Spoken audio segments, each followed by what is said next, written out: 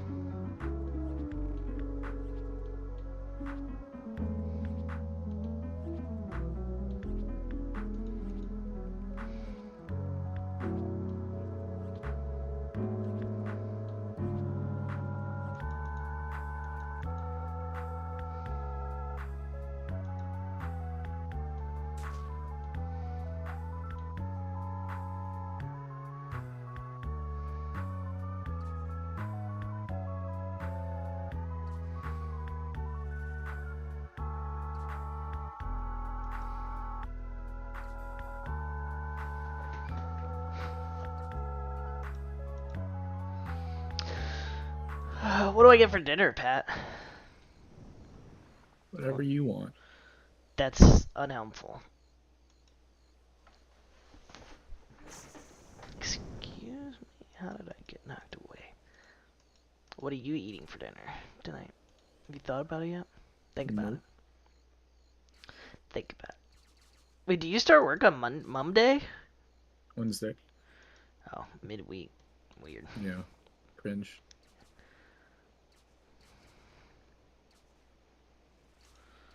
Well, I hope that goes well. I feel like my week's effort will end on Wednesday. My plan is to do 3 days of, like, probably pretty hard work catching up from missing last week, and then spend Thursday and Friday doing all the freaking reviews. Bleh. Mm. See, that's one advantage to you just starting. You're not going to have to write up a self-eval based off of 1 day of work. Think about that.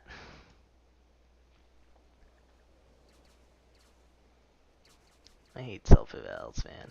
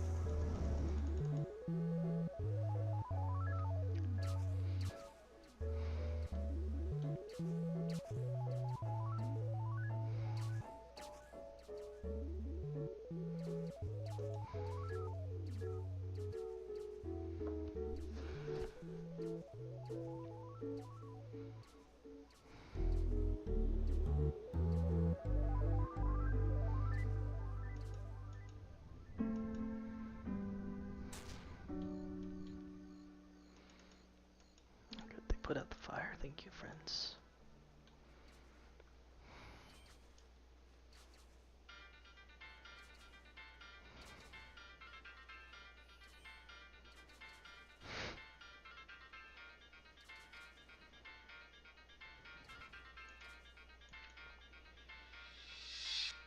I messaged somebody over Tumblr last night. She said, Roar is three, so it's true love at first sight. Throw out my candy bracelets, now I'm headed to class. I'm still 20%, so get your head out your ass. I'm the antonym of the internet, still cleaning up the viruses that you have left. I think I've fallen in love again. Don't stop until you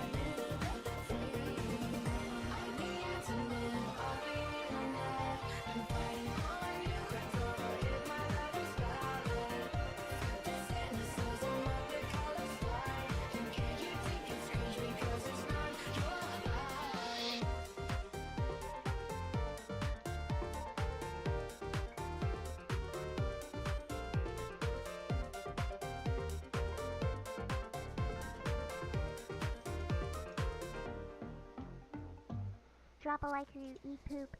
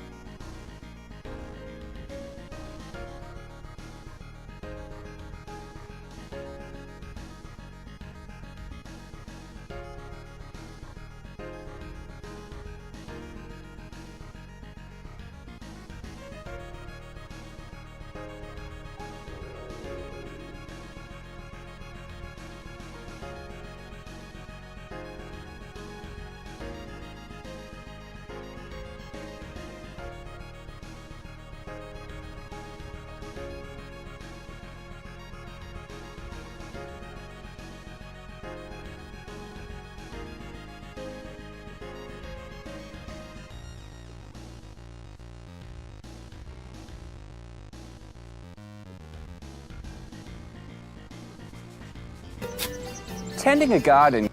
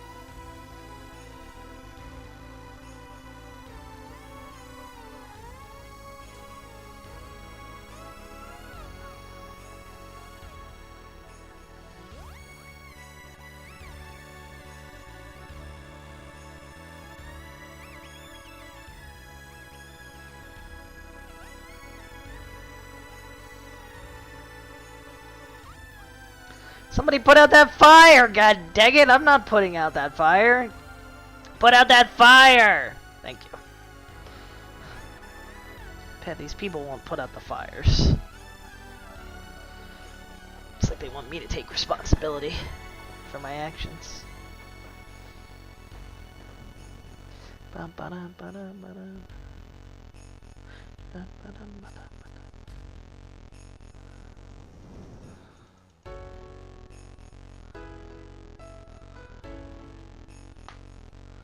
How the fuck did I lose this shit? Ugh.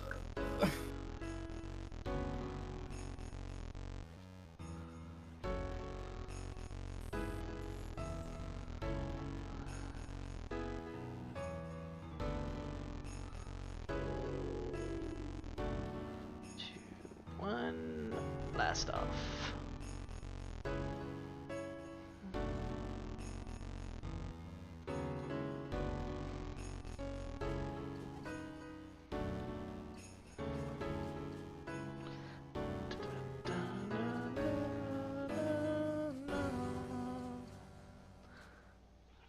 Boom, boom, boom, boom.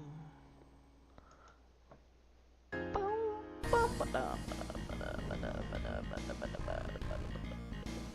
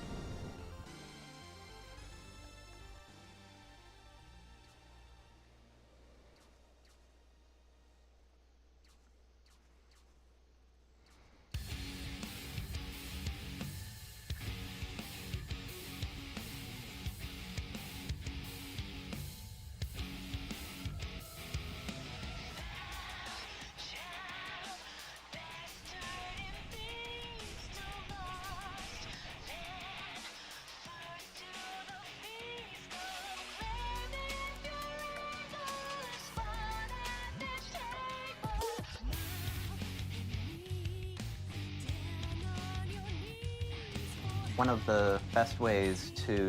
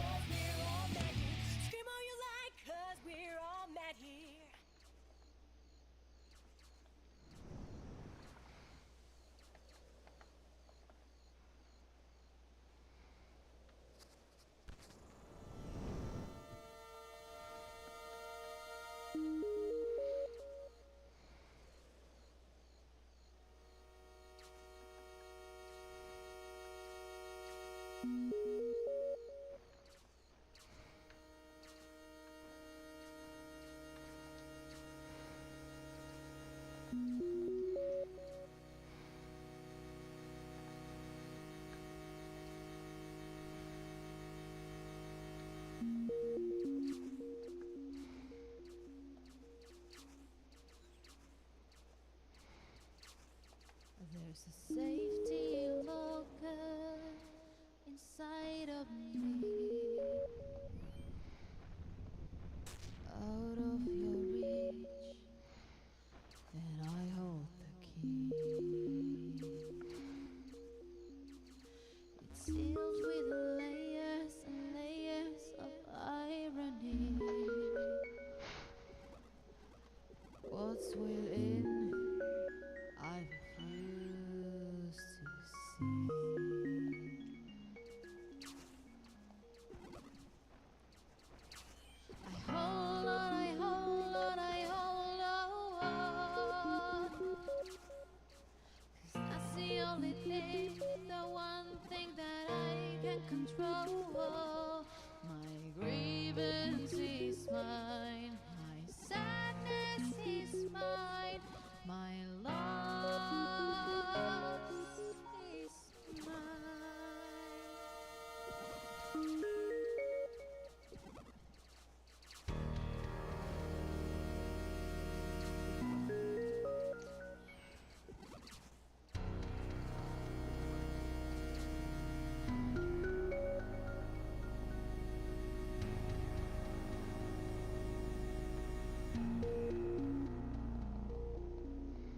Wait a minute, what?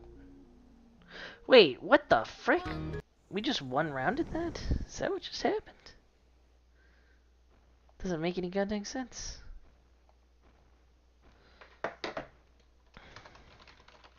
Doesn't it?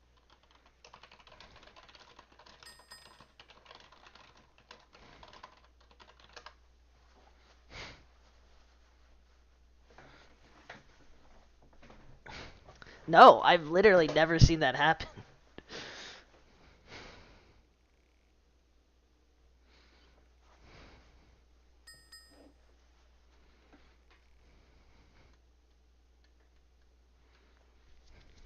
Glad I streamed it. I have video evidence. Freaking bizarre mass world.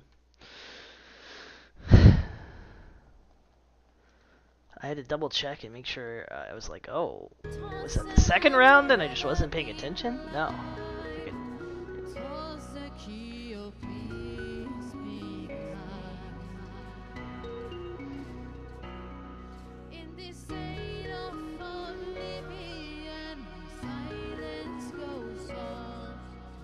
My bearing stays still, my walls stay strong.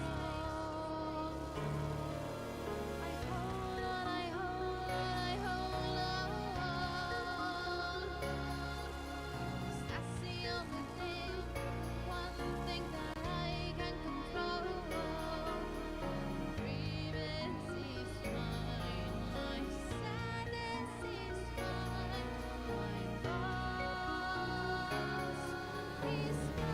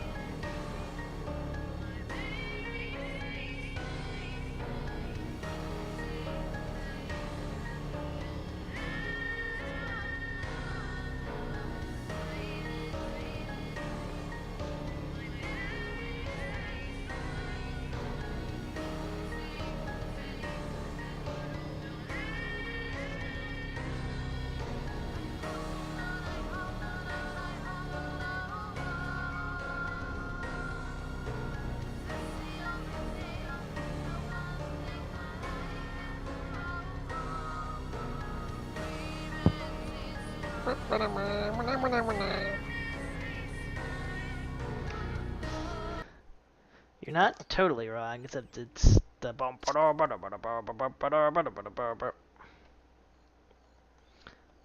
except I'm listening to Void Stranger OST instead.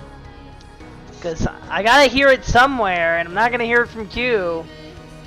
Yeah, especially when he said, "Oh, I'll stream tomorrow. Also, I've got a dinner tomorrow, but I should be back in time for Unreal." Yeah, it's like, well, he's not playing tonight. Because he's gonna literally immediately say, "Ooh, I'm tired," after we finish Unreal. Yeah, he is. Let's see that.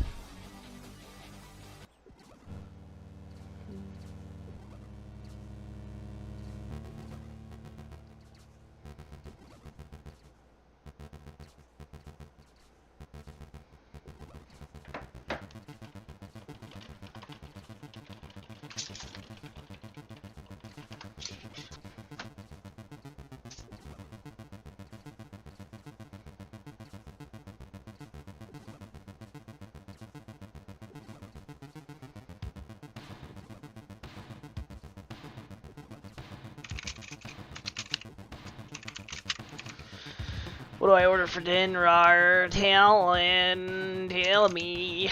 Pat wouldn't help. It's Philly cheesesteak. Mm.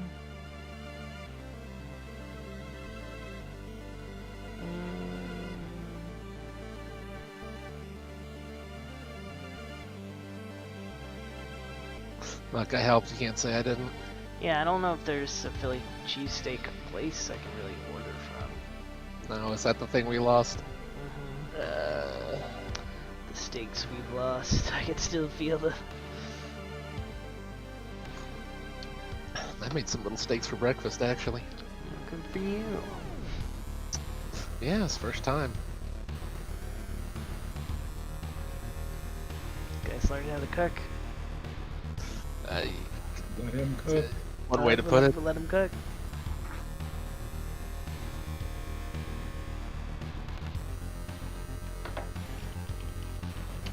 You can watch me cook at this game. What game? What do you think? Is it Minecraft? No, I Okay. literally told you I wasn't playing. Oh, it's TFT. Yikes, it's worse than Minecraft. I don't know. It runs instead of crashing. Ah! Yeah, that's true. That's another reason why I didn't play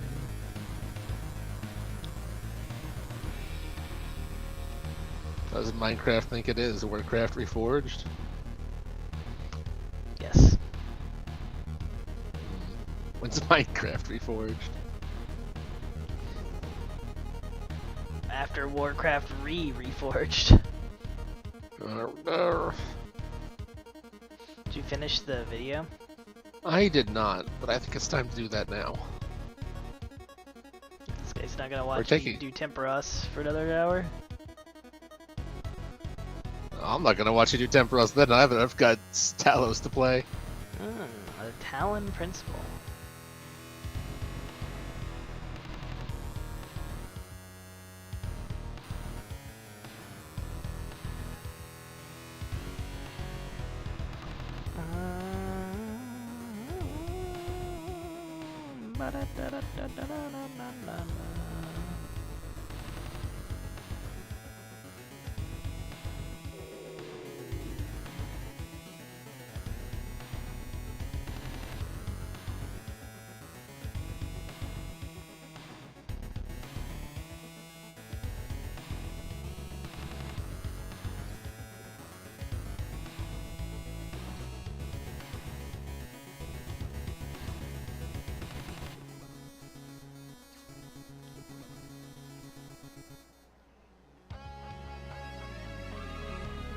Or some of them, actually.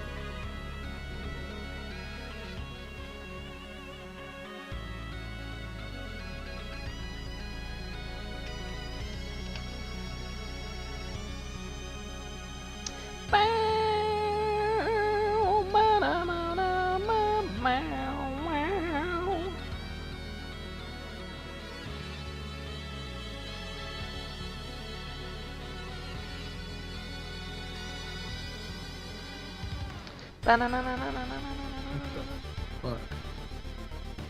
This guy's 0 gold. He's really trying to reroll on I mean, I could get sandwich from Macados. Sandwich sounds good. Could get a sub for today and tomorrow at other place, so maybe if it's open. I think it would be open. Sandwiches. Show me your sandwiches.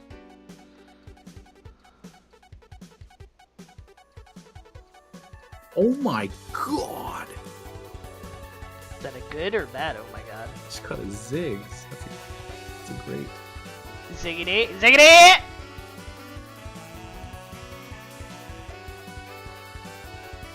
Let's put in for this.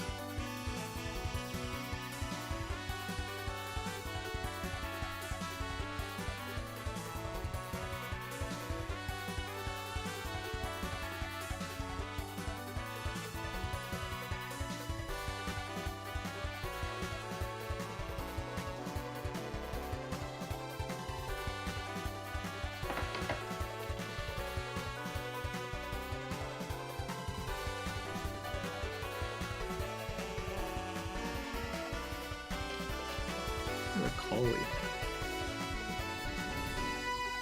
It's not cool. Fucking lost.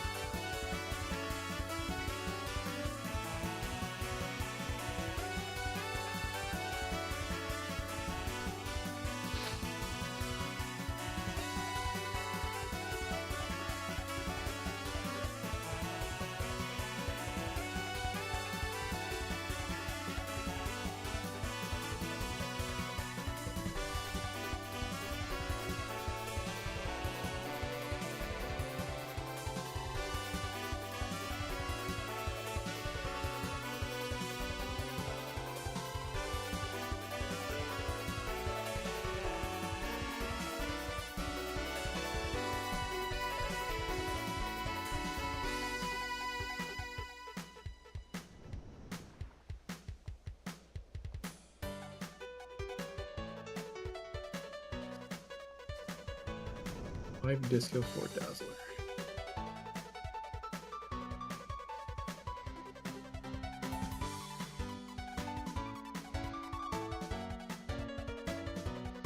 God bless the ability to juggle codes and free trials across 3 different delivery apps.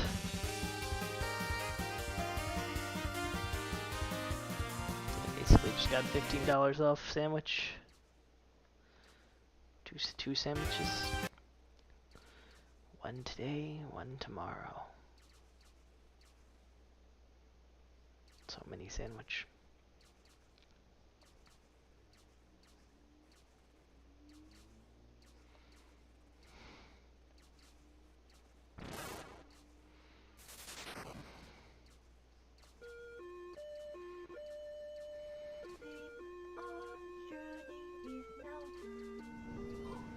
All of these are so good.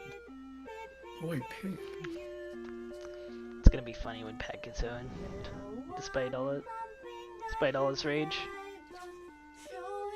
I need more items, as. Just get up, Link. Fuck it. God, I got Lucian. Skies have been forever blue. Two friends Caroline is kind of sus. that is why to say this I need a blitz. will take time. Ever since the day we met, a puzzle of my mind's lost to you.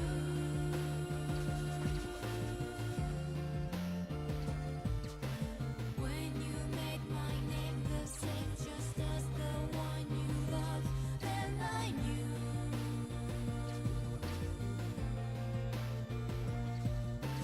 Maybe to your view, I'm just a faintly colored hue. That's alright.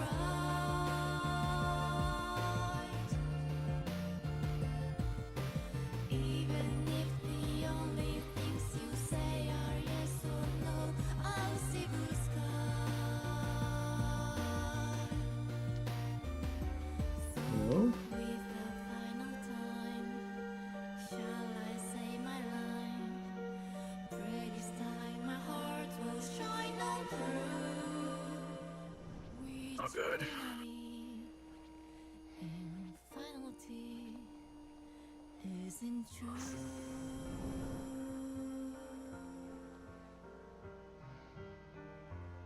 My mind is so bad right now. I couldn't find anything.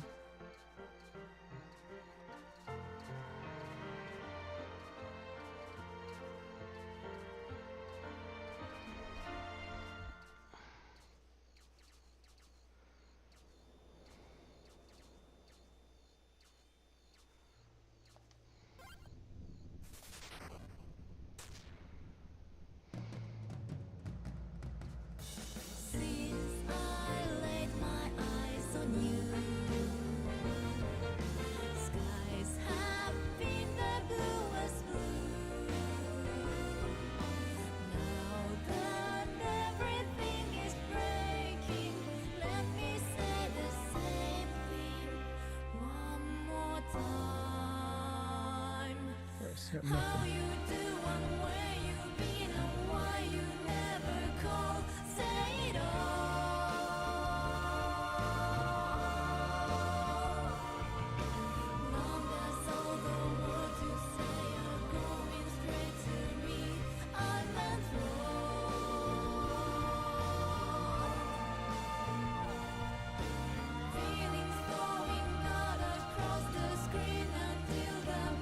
by one blitz.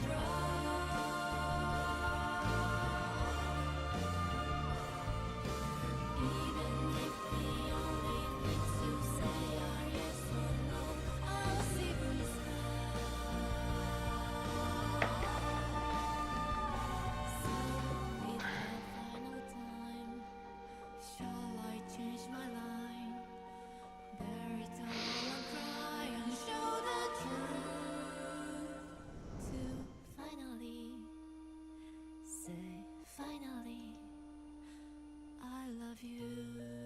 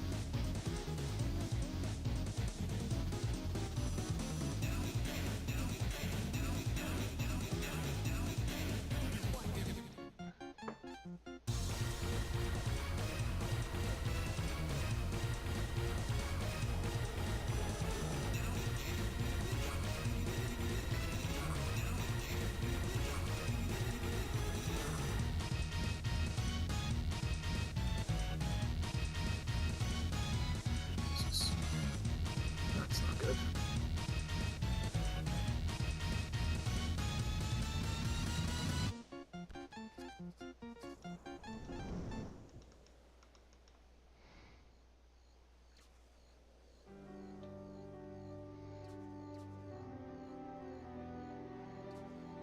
Fucking one.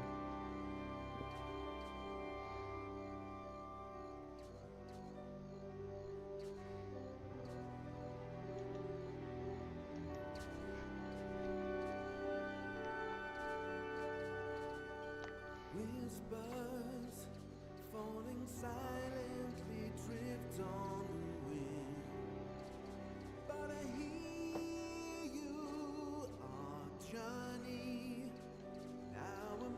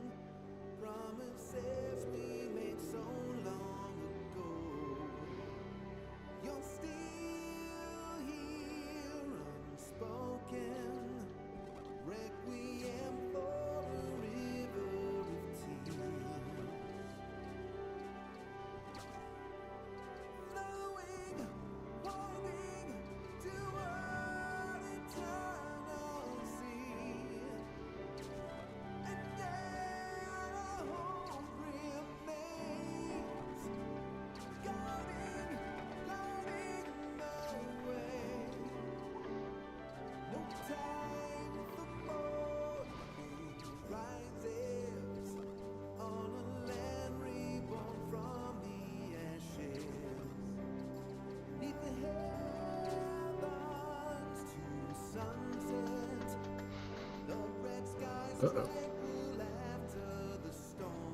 I think we're dead here. I'm F3. Great.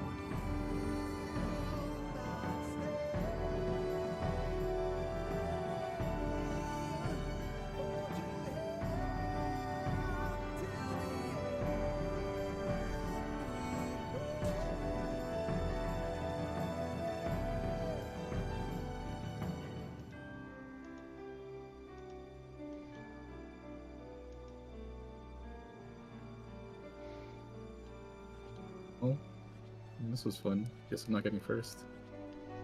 Just hit S3. I knew it. I knew Pat would get wrecked. Ah! Gah, gah, gah, gah, gah, gah.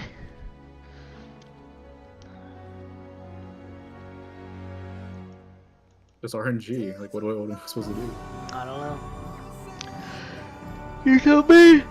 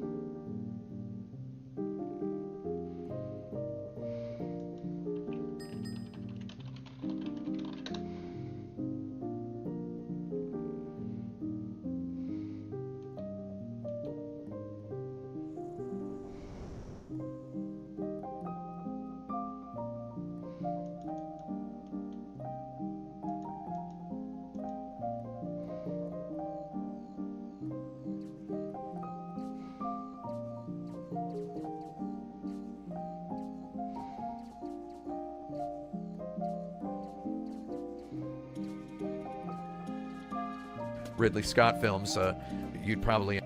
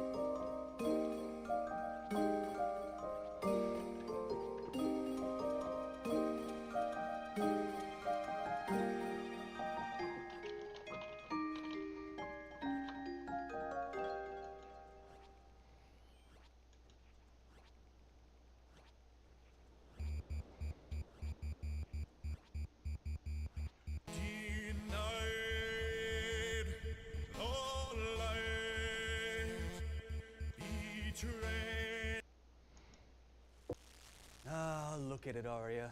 The star field. Isn't it beautiful? Ooh, can we go anywhere? Not really. You have to kind of like fast travel. It's kind of like having like hyperlinks in the whatever. Jean, I ready. You're a space fighter. Arya, you know we don't have small space fighters on the facility starship. That's a holdover from old science fiction that doesn't make sense in today's harder world. You're about to start an episode, aren't you? Of course we're gonna do an episode, Arya. At least it will be more exciting than fast traveling. Now entering the facility.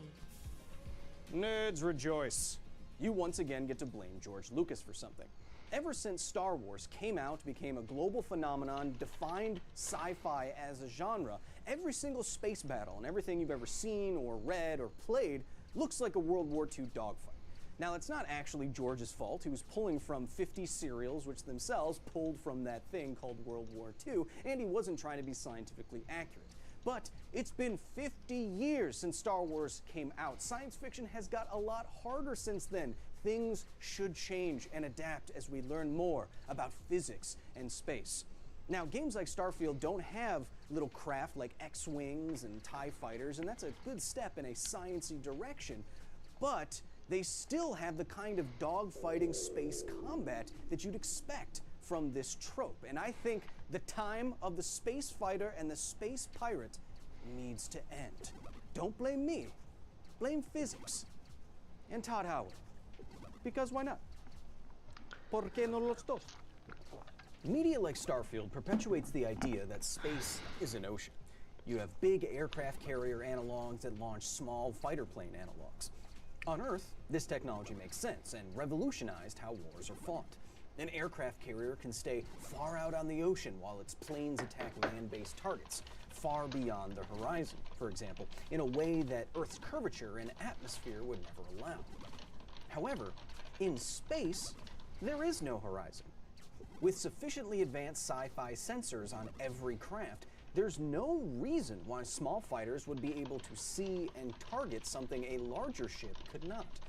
Furthermore, with no horizon, any target will see any blonde-banged rogue squadron coming from literally millions of kilometers away and fire at them accordingly.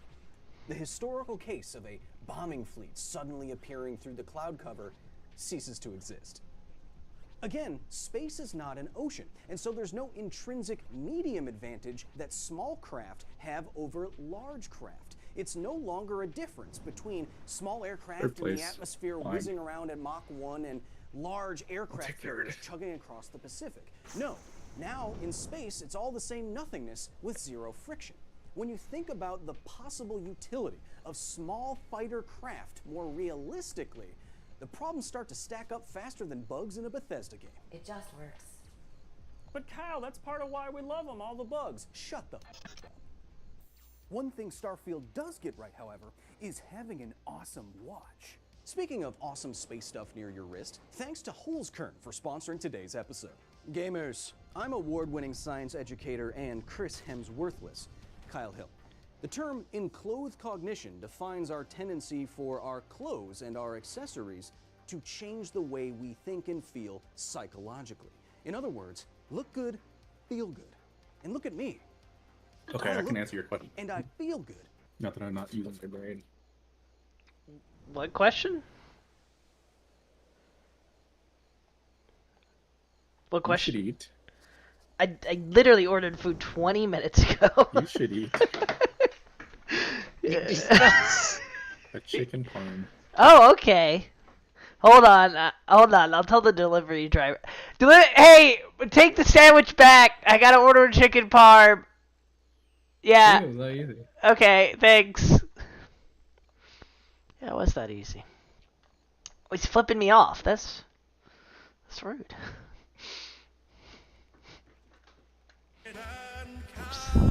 Now I want to. Because I'm using Go ahead. today's sponsor, Nature Conscious. Not early. It's not late enough. Meaning wood core. What do you mean in it's not German. late enough? It's It's dinner too time, early. bro. It's dinner time, bro. 5:44 is not Dinner time, bro. It's dinner time, bro. I mean, if you order it now, it's gonna get there at 7. No. Yeah? No. We'll never get there. You'll never get that chicken parm. Kern is an accessory company that started in Austria with the goal of including wood, stone, mother of pearl, even meteorite, nature in all of their products. Not only do they look amazing, like my space-inspired Starblaze watch and my Professor glasses, but they are also doing real good in the world. I bought from Holzkern specifically because they donate to charities like the Jane Goodall Foundation, which is currently planting fruit trees in Uganda. If you want to look good, do good, and therefore feel good, like me, go to the link down in the description or the comments and So what fishing level do I need again? I think I want 83, not 82. But let's double check-a-roo. 82 would do it, but it would be annoying. 83 would be better. Would be better.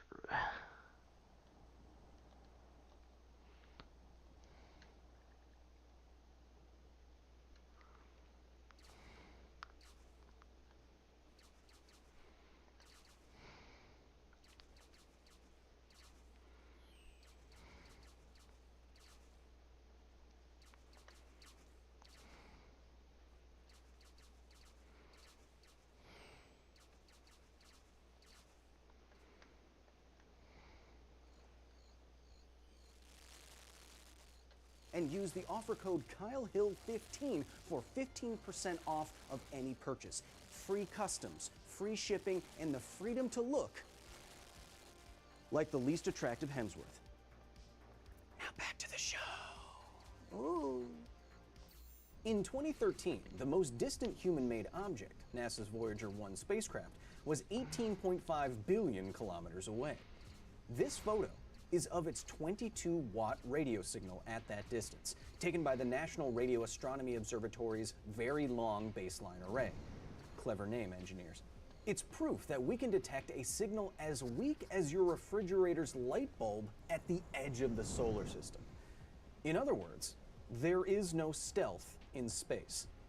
At any distance where attacking makes sense, everyone will see everyone else, even with today's sensor capabilities. Know everyone's mass and velocity, being able to infer their weapons and defense capabilities, and be able to predict destinations and arrival times. With no stealth, the engagement distance in a more realistic cosmic skirmish goes from this to this, further reducing the utility of a small fighter that needs fuel, life support, and constant affirmation from a rogue with a heart of gold about their haircut. Oh hey, look, a tiny ship coming at us with puny lasers from 100 million kilometers away. Nuke it and go about our day. If there were an advantage to a smaller combat craft, it would be maneuverability. Bigger ships would Bring it have back bigger with the skill. engines, and that would presumably make them faster in the long run, but with much more mass, they wouldn't be able to change their velocity, their delta V, as quickly. However, again, we run into a problem. You are a very fragile sack of meat with innumerable flesh pipes filled with mostly water that evolved under a specific gravity of 9.81 meters per second. Because of this, when you change your velocity very quickly, your acceleration, your body fails very quickly. And in a small combat spacecraft, you would be forced to do this.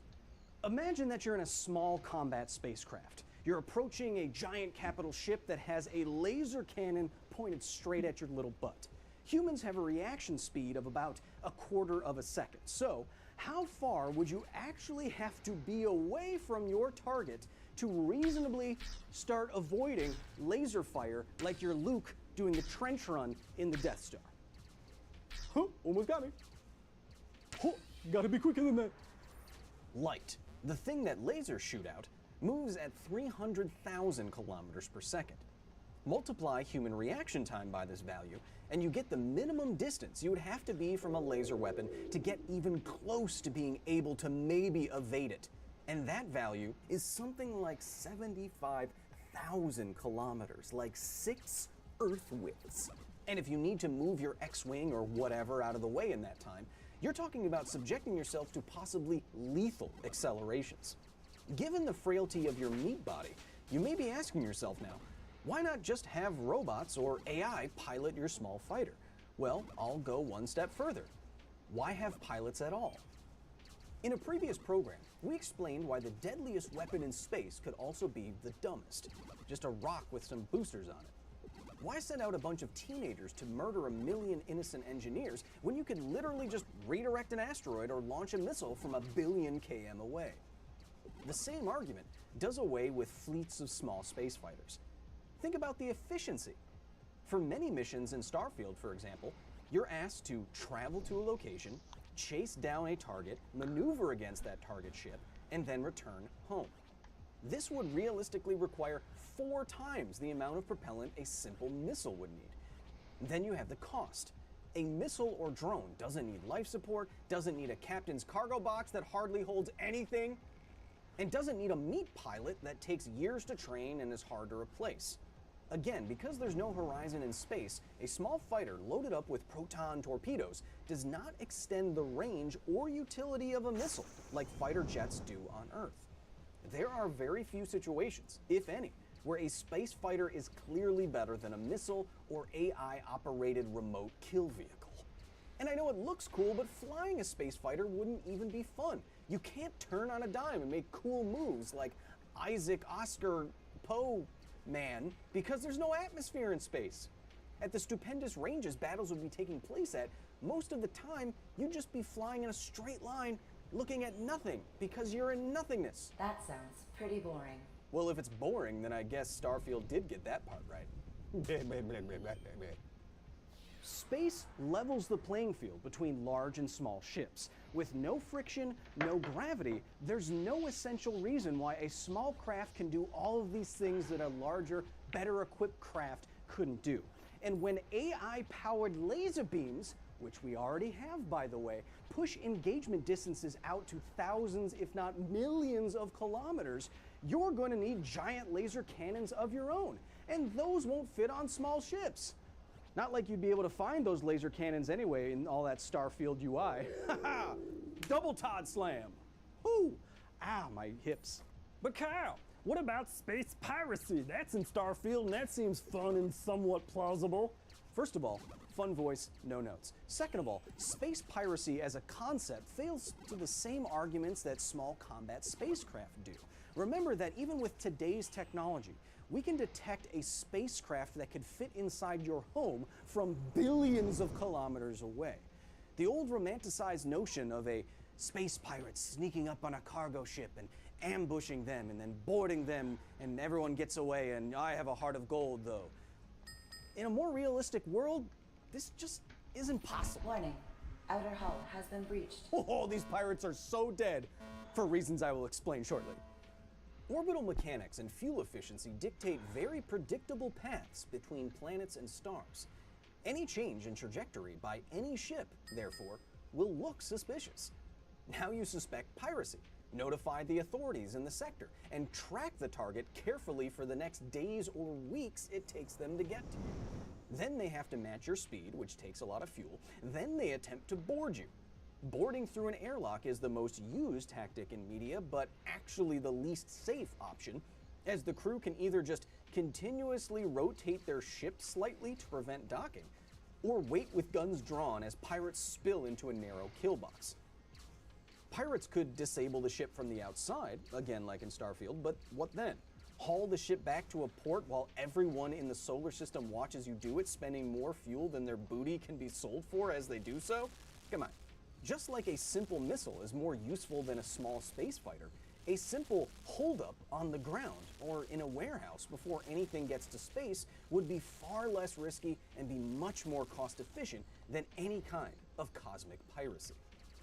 They walked right into my automated rifles, that's crazy. Look, if we're being sciencey, and we always are here on this program, there are very few good reasons for the trope of the small space fighter and space pirate to continue. I know that these themes in media are exciting and sexy, and not so sexy, but it's time for something else. Here, let me paint you a picture. I'm gonna paint you a picture, okay? Just a second. I'll think of something off the top of my head. You're on the combat deck of a large generation ship. Everyone else is asleep. Everything is dark.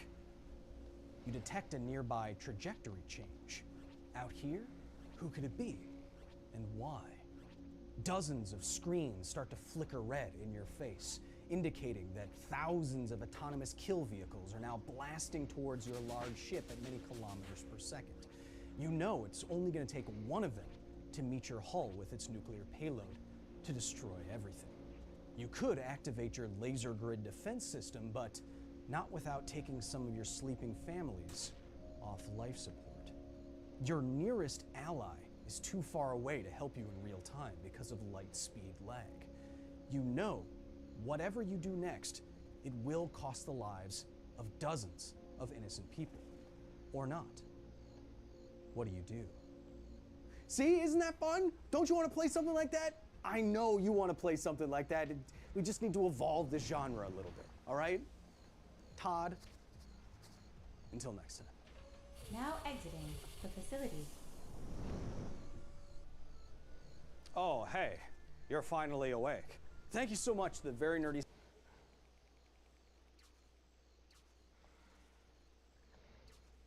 This is the Watergate Complex in Washington, D.C., one of the most famous addresses in recent American history. Early on the morning of June 17, 1972, in the office portion of this complex, it's this building here, a security guard named Frank Wills was doing his rounds when he noticed a door leading into one of the garages had a piece of tape across the door latch mechanism, keeping it open. Wills had noticed a piece of tape on this same door a little bit earlier and removed it, but now it was back. Knowing that someone was in the building, Wills called the DC police. 3 undercover officers, their names were Leeper, Barrett, and Schofler, responded. They were in plain clothes, in fact dressed as hippies. They went into the complex with guns drawn. In a 6th floor office, they found 5 men dressed in suits and ties and wearing surgical gloves, caught red-handed, burglarizing the place. Creepers were carrying sophisticated electronic surveillance equipment and a lot of $100 bills, presumably for bribes. The office they'd been caught in belonged to the Democratic National Committee, the administrative head of the Democratic Party in the U.S. The men themselves were a strange bunch of characters. Frank Sturgis, Bernard Barker, Virgilio Gonzalez, Eugenio Martinez, and James McCord didn't look like run-of-the-mill burglars. There wasn't much of obvious monetary value in the DNC offices to steal, and what kind of burglars go around in suits and ties in the middle of the night? Of course, the burglary was political. The 5 guys the DC police bagged that night at the Watergate complex turned out to be members of a group of clandestine spies, nicknamed the Plumbers, run principally by 2 men. Howard Hunt, the author of spy novels and a former CIA agent, and G. Gordon Liddy, a former patent attorney, FBI agent, and sometime employee of the Treasury Department, who had a strange obsession with Hitler and Nazi Germany. Both Hunt and Liddy, it would be revealed later, as well as Barker and others, had significant ties to the White House of President Richard Milhouse Nixon, who was running for re-election in 1972. 6 days after the break-in, on June 23, 1972, a Friday, President Nixon had a conversation in the Oval Office. What you're seeing on the screen is not the real Oval Office, but a replica of it at Nixon's library in California. Anyway, Nixon discussed the burglary with H.R. Bob Haldeman, his chief of staff and longtime political aide. During this conversation, Haldeman told Nixon that the FBI, which was investigating the burglary, was heading into, quote, productive areas. And, quote, it goes some directions we don't want it to go. Haldeman suggested, these are his actual words, so the audio quality isn't good. The way to handle this now is for us to have Walters call Pat Gray and just say, stay the hell out of this. This is here, we don't want you going any further. Here was President Nixon's reply. Say, look, the problem is that this is the whole bad thing, and the president just feels that without going into the details, don't lie to them, that he can't say that they're going to fall in love. You say, this is sort of a comedy of errors, bizarre, and without getting into it. The president believes that there's a whole bad thing to happen again. And because these people are fighting for peace, and that they should call in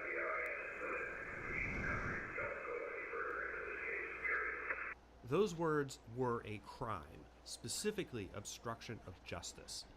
When the transcript of this conversation was made public in July 1974, a bit more than 2 years later, it proved beyond all shadow of doubt that Nixon was deeply involved in the cover-up of the Watergate burglary. By the time this transcript came out, he'd been fighting political and legal battles related to Watergate for more than a year, but this was the last straw.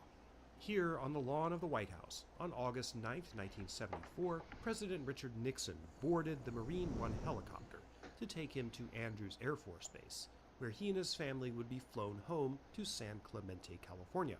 He had resigned the presidency.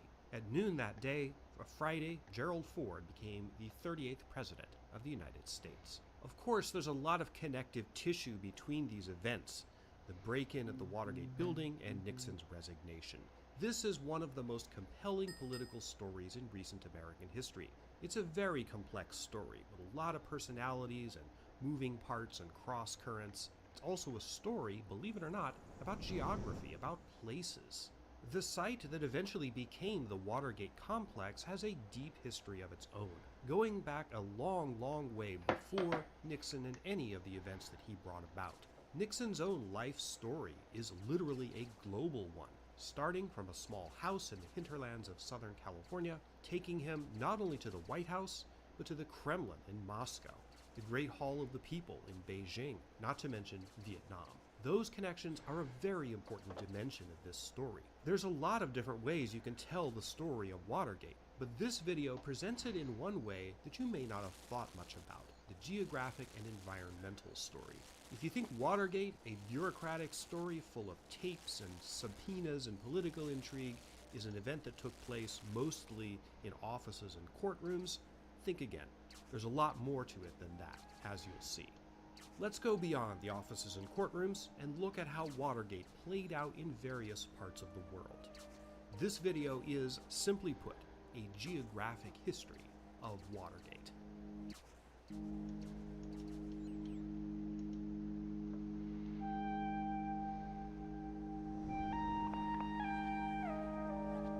Hi, I'm Sean Munger. I'm a historian, and my niche here on YouTube is doing very long, detailed, in-depth, deep dive videos on various historical topics, heavy on context and meaning. My background is in environmental history, how the physical environment shapes and is shaped by the human past. This video on Watergate is most similar to a video that I did in September 2023 called Manson, A Geographic History. In that video, I went through numerous places connected in some way with the Charles Manson murders of 1969, not just the places where they occurred, but a lot of other places that were in the mix or part of the deep historical context. We're going to do something very similar in this video. Yes, there are offices and courtrooms. We can't avoid that, but if there's one thing I want to impress upon you, it's that the story of Watergate is not just men talking to each other in offices and courtrooms or on tape. It's much broader, much richer a story than that. With that said, and with as much context as we're going to go into, I do not intend this video as a comprehensive soup to nuts breakdown of every possible aspect of the Watergate story. There's no possible way I could do that. There's a lot of stuff I have to leave out. For example, the later part of the story involving the investigations by Congress and the special prosecutors, the fights over the tapes, that sort of thing. That part of the story is not going to get as much attention as the origins and context. So just keep this in mind. There is a lot of stuff I'm not doing. I have to make choices about what to include here and what to leave alone. Our first location is the obvious one. What actually is a Watergate? What is its history? And how did it get that name? That's the subject of the next chapter. For the last 2 years, news media consumption has been a major problem for me. It's great to keep informed about what's going on in the world, but it's so easy to cross the line into doom scrolling. I was recently introduced to a really great service called Ground News. Ground News is an app and a website that helps you weed through the chaff, the bias, the disinformation that's out there to read about if you don't want to doom scroll. But the info on the stories and the bias filters keep me balanced, and I'm not going to go down a rabbit hole. Cool, not just for keeping informed, but for my mental health. Obviously, they didn't have anything like ground news in 1971, but if Nixon had it, he might not have been quite as triggered by the stuff he saw in the New York Times or the Washington Post. So, if you go to groundnews.com/Munger, you Almost can level subscribe to 82 Ground News through my link fishing. for as little as $1 a month or 40% off unlimited access to the Vantage subscription. That's the one I'm using. And by subscribing to them through my link, you'll be helping to support my channel in the meantime. Now, let's get back to the historical story.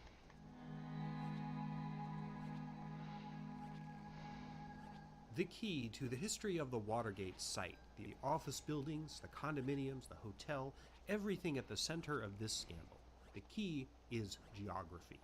The modern buildings face a little notch in the Potomac River just opposite a small island, now called Theodore Roosevelt Island, which is just to the west of Watergate. To the south is the John F. Kennedy Center for the Performing Arts.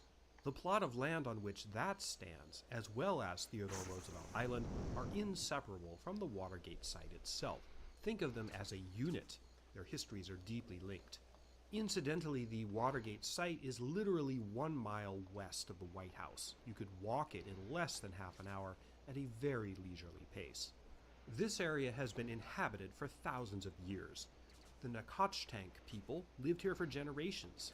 Like most Native Americans, the Nacotchtank were hit hard by diseases brought by Europeans, who began foraying up the Potomac as early as 1608, right after the founding of Jamestown. The Native Americans also fell into conflict with English settlers. In 1668, only 60 years after first contact, the survivors among the Nacotchtank decamped onto the island, which Europeans named Anacostine Island. Eventually, what was left of those people merged into the Piscataway tribe. Artifacts that are believed to have come from the Nacotchtank, including arrowheads and bits of pottery, were found on the grounds of the White House in 1976. Anacostine Island soon came into the family of George Mason, father of the George Mason who was a delegate to the 1787 Constitutional Convention. When the city of Washington, D.C. was founded in 1790, much to the financial benefit of the man for whom it was named, who had lots of real estate in the area, the little notch across from Anacostine Island was destined to be tied up in the political and economic affairs of the new republic.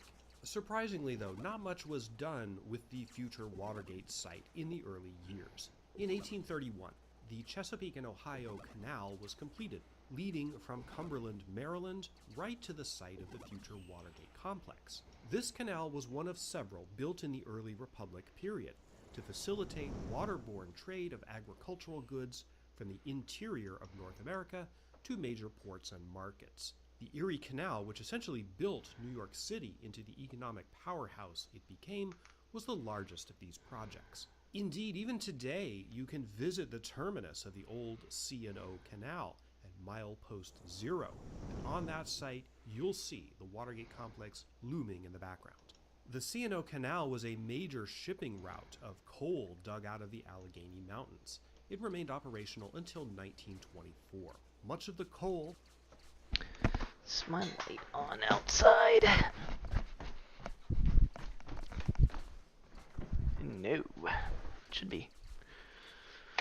Now it is.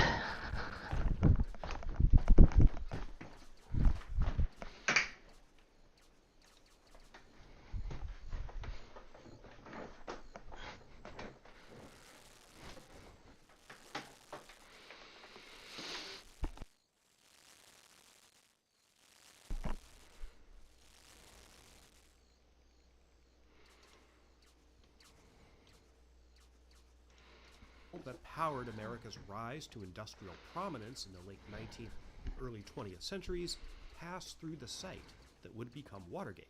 About that same time, late 19th, early 20th century, the islands and the Watergate site were owned by the Washington Gas Light Company, which manufactured coal gas for use in lighting and heating. The famous 1944 film Gaslight takes place in London, but if one were to visit the parlors or hotels of Washington or even the White House, In the same era the film depicts, by night the scenes would have been lit with the soft orange glow of product manufactured at the Watergate site, specifically at the facility that came to be known as the Foggy Bottom plant, which operated until the late 1940s. The World War II era was critical for this location. In 1941, a restaurateur named Marjorie Hendricks, originally from Seattle, who had made it big in Rockville, Maryland with an eatery called the Normandy Farm, bought an old riding academy located right next door to the Foggy Bottom plant, on the site of where the Kennedy Center would eventually be constructed. Hendricks is said to have been encouraged to open a DC area restaurant. Okay, my food should be outside shortly. Totally.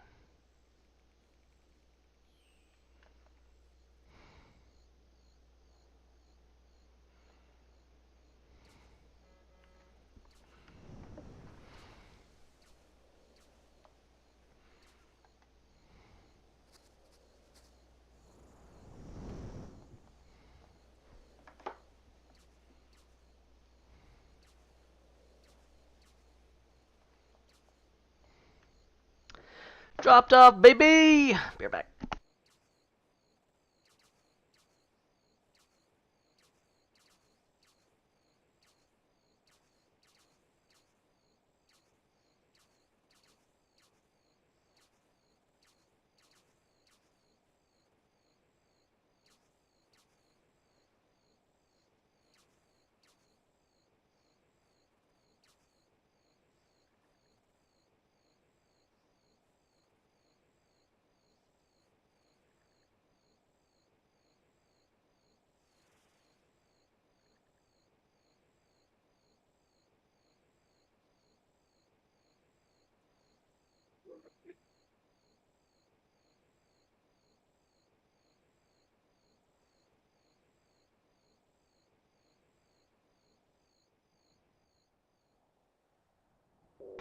Got food, baby! I'm also dying for some reason. It's new.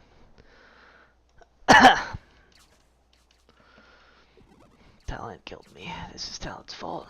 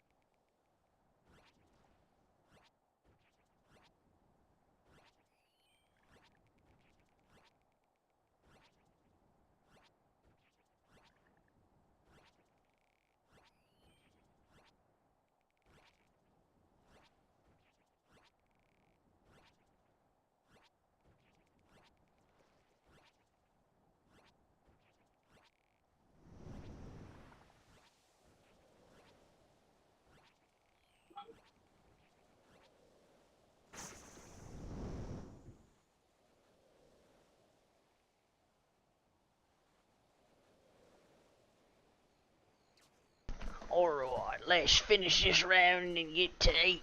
Aye.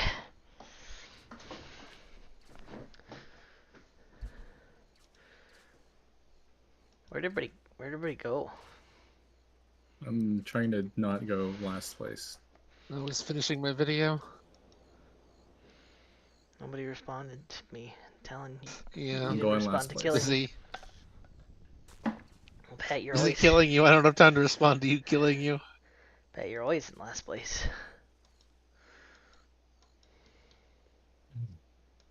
Now he's top 7. Out of 7? 8. Hmm. God, this is so fucking hard. Everyone. Hmm. I don't even know what went wrong that game. RNG. Right. You didn't Oh roll. right, I didn't hit my MF. That's what happened. I would simply roll better. Just kidding. I wouldn't roll better, but anyway. Right back sec.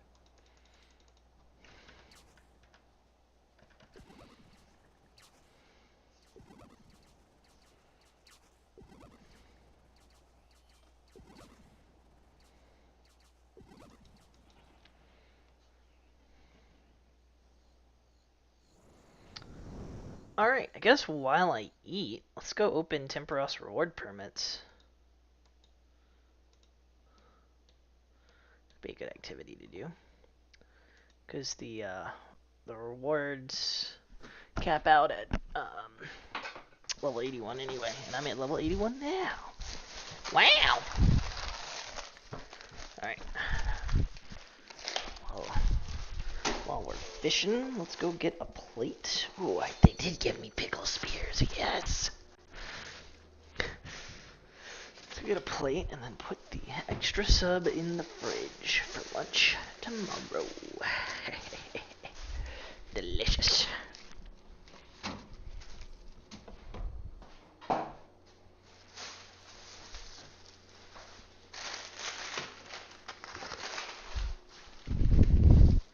Alright. Yeah, I assumed it was soaked pages, and it was.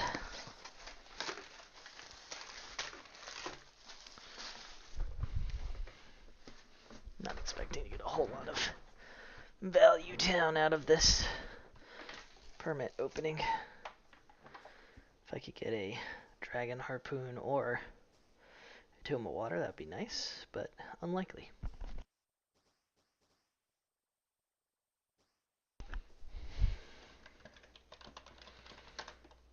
Oh my god.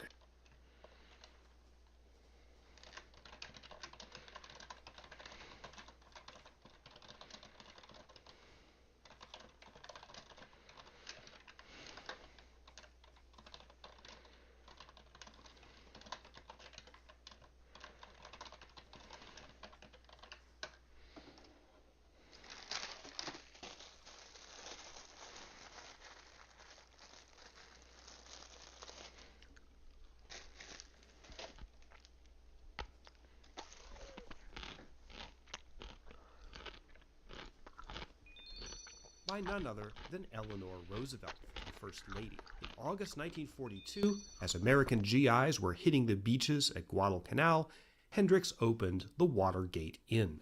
This was a good time to open a restaurant in the area. Because of the war, D.C. was flooded with newcomers from all over the place, military and civilian, drawn to the area for administrative, military, and industrial jobs related to the war effort. At the time, Marjorie Hendricks was serving her first meals at the Watergate Inn. Just down a ways from on the other side of the river, the Pentagon was under construction. Incidentally, the term Watergate, 2 words originally, has an English derivation.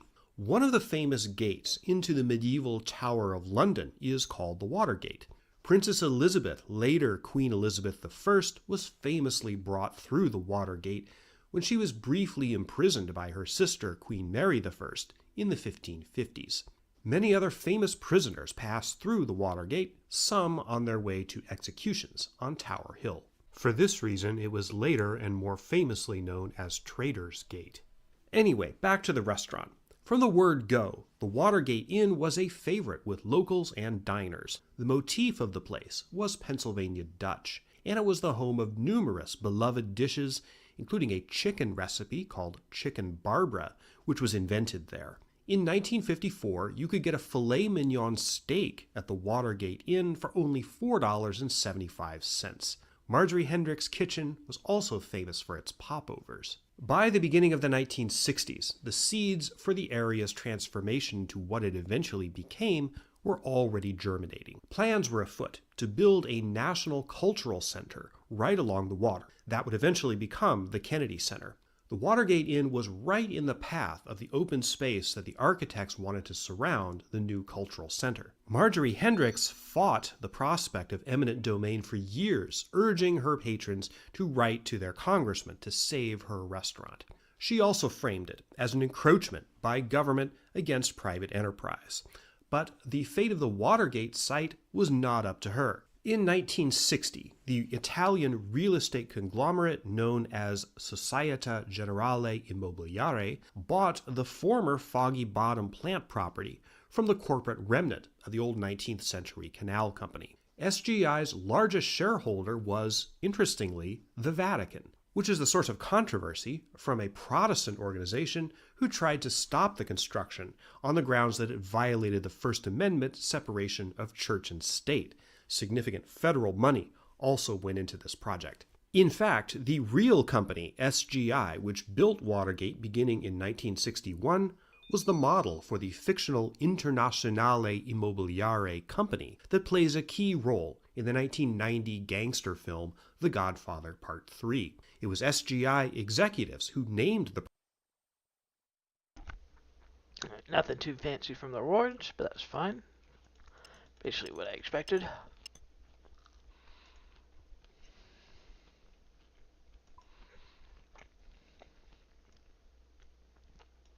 Cool to see some romance raised, though. Project Watergate, now one word, after Marjorie Eat. Hendrix's restaurant. Finding herself pressed in by construction on all sides, Hendrix gave up the ghost and signed a deal to turn over her property to the government for $650,000, apparently much less than she thought it was worth. The Watergate Inn served its last popover in 1966. By then, the strange, bulbous, curved, and striped buildings of the Watergate complex, designed by Italian architect Luigi Moretti, who had once been Mussolini's favorite architect, had begun to take shape. The first office and residential tenants of Watergate arrived in October 1965, before the rest of the complex was finished. From the get-go, Watergate was a highly fashionable address for DC's elite. An incredible coincidence, unrecognizable at the time, occurred early in the history of the residential side of the Watergate complex. In March 1969, one of the early tenants reported to the Washington police that her apartment had been burglarized. The thieves took some jewelry and some other personal items. The complainant in this case was none other than Rosemary Woods, private secretary to U.S. President Richard Nixon.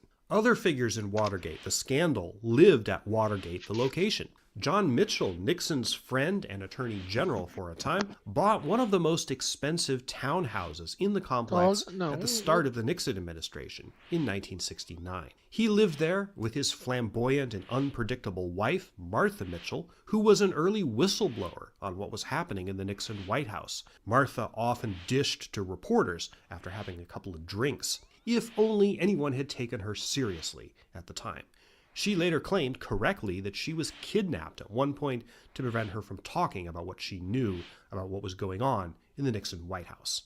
The Watergate is not only linked to the scandal that it gave its name to. In 1998, Monica Lewinsky, then targeted by a Republican-led investigation to find impeachable offenses in President Bill Clinton's sordid personal life, briefly stayed at the Watergate apartment of her mother, Marcia Lewis, while she was deciding whether to cooperate with pushy investigators. Caspar Weinberger, U.S. Secretary of Defense, who was implicated in the Iran-Contra scandal of the 1980s, also lived here. Among the non-political notables who have lived at the Watergate are Placido Domingo, the classic opera tenor, actress Elizabeth Taylor, who admittedly was married to a politician at the time, and Alfred Bloomingdale, the department store magnate credited, pun intended, with the invention of the credit card. So you see, this little notch on the Potomac River and the island across from it are intimately connected through numerous threads of recent and more distant American history. Not just the scandals of the 90s, 80s, and 70s, but World War II, the Industrial Revolution, the internal expansion era of the early 19th century, even the earliest colonial history, and the long, long history of Native American habitation for centuries before that. Watergate isn't just an office where a thing happened one time in 1972. It's a crossroads of American history. We had to start with Watergate itself. There was no other jumping off point for this story. Now, let's get back to another origin story that eventually intersects with this site, in the person of the Watergate scandal's main character, Richard Nixon.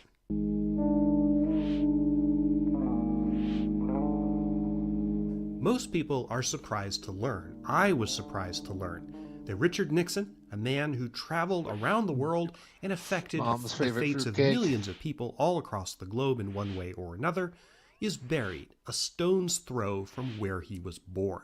This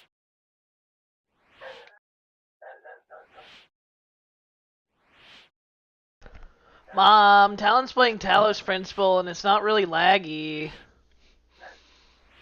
I have some doubts. It's not. It looks fine. You probably just needed to restart the Discord stream yesterday. No, that's not possible. Alright, so my It idea looks for fine. solving this puzzle is actually completely wrong now that I'm here. Well, Have you tried clipping through the floor? you know, I haven't actually. Would that help? Do a BLJ.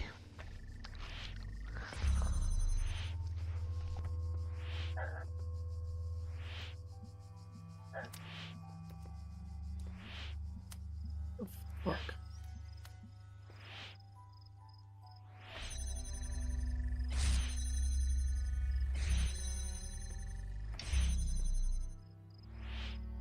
It's fine, game. I don't need to reset.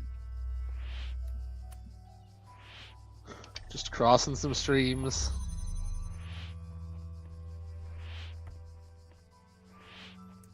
So, where is my other connector then? My super suit. Or through what machination do they want me to get this over there? Wouldn't you like to know? I would, actually. Oh. It would let me solve the puzzle. But if I had already solved it? I would believe that because you've already played the game before. Yep. You can't go through All true. grades.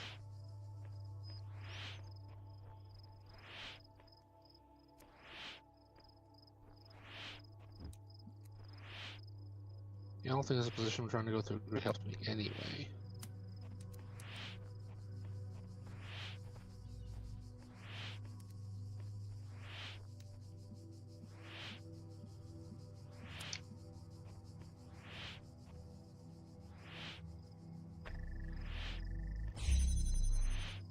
So what am I missing?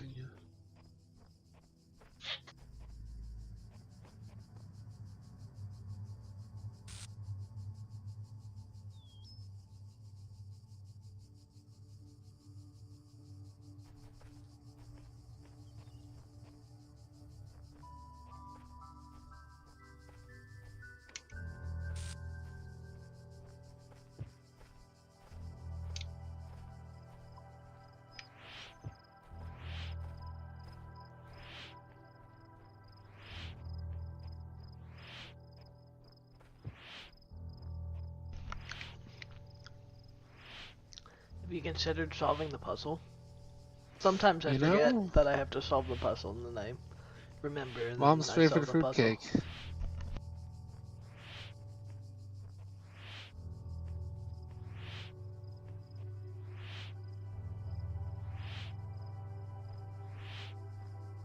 Maybe my idea does work. Can I get the positioning right though? No, I think it's just out of...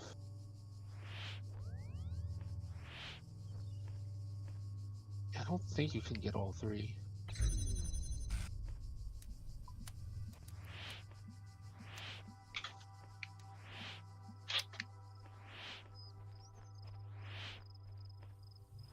Yeah, that one's never going to.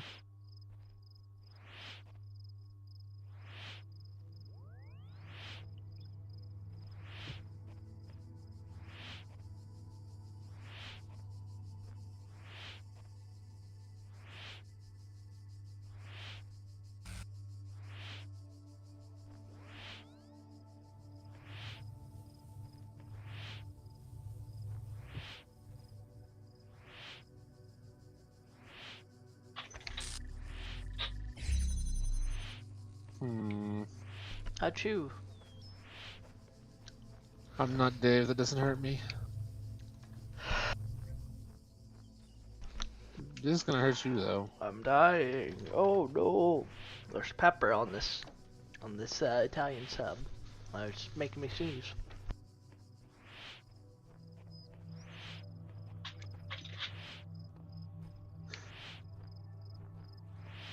Yeah, it can't be an angle thing unless I can get up high somehow.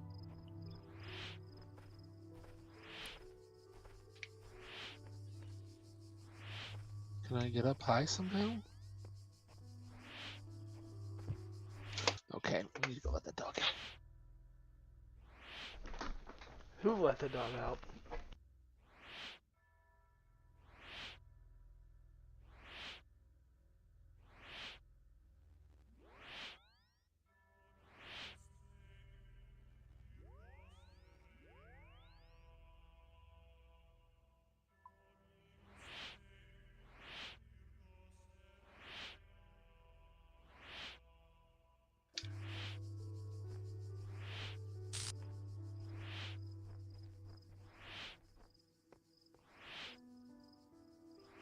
Like the solution to that one star was there was a thing on a pillar like that, but there isn't one here.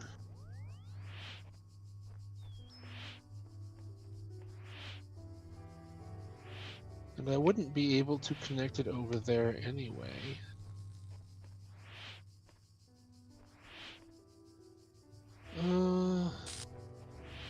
Unless there was a central high point I could connect everything to, thus freeing up a thing. I don't see one though.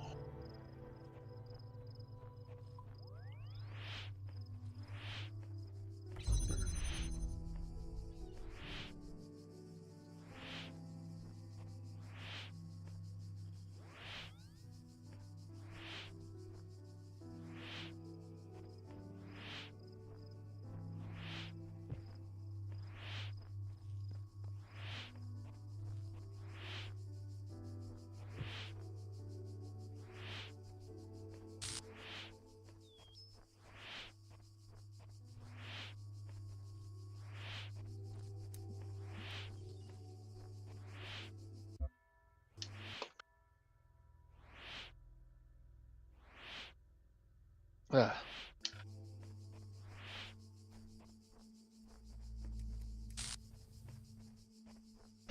Discord.gg/easygold.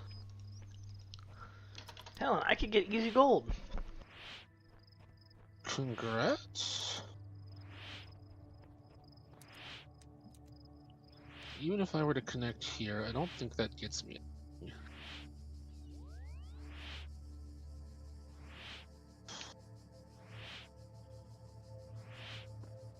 I would need a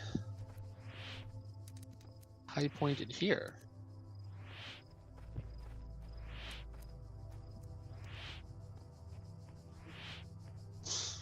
Wait. I don't have a box though.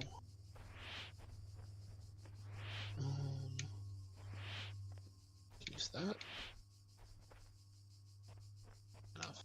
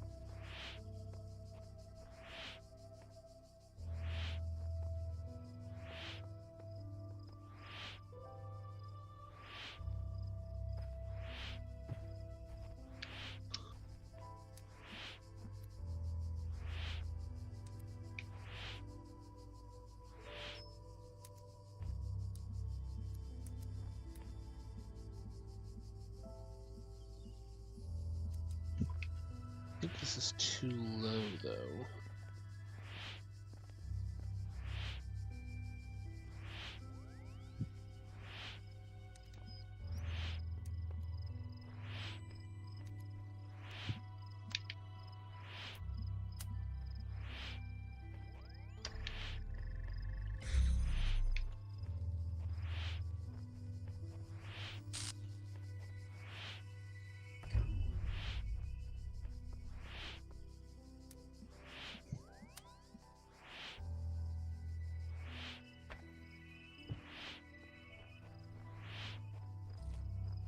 Oh, right.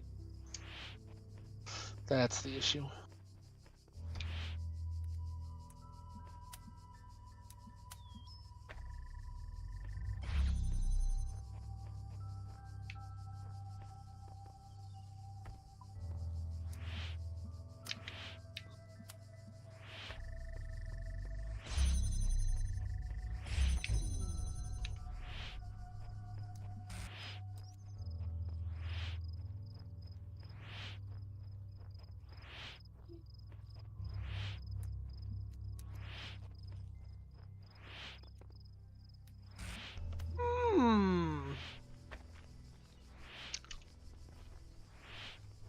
Let's try starting from here.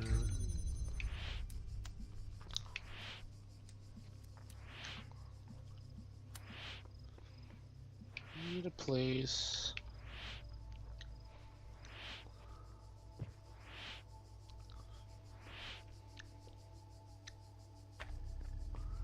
I think that's still gonna get stopped by the gate, though.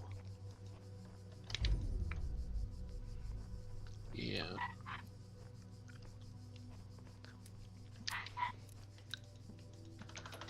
Just need to think 13 dimensionally.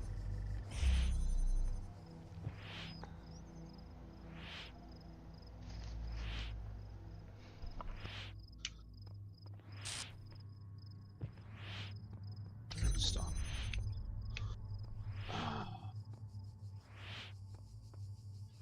There is no 13th dimension. It's my nuts. Wrong. That's one-dimensional.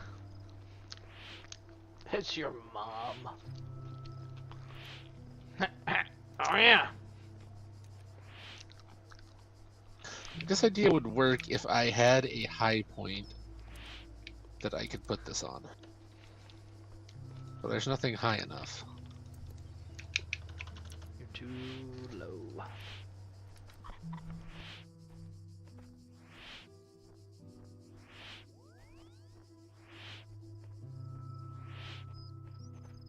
Either that or I need to get outside the puzzle. And I don't think I need to get outside the puzzle.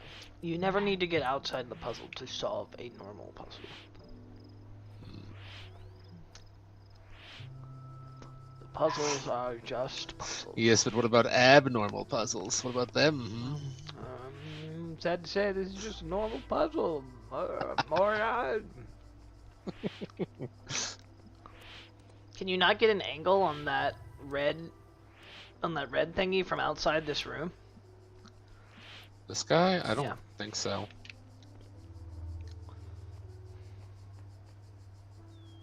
Well,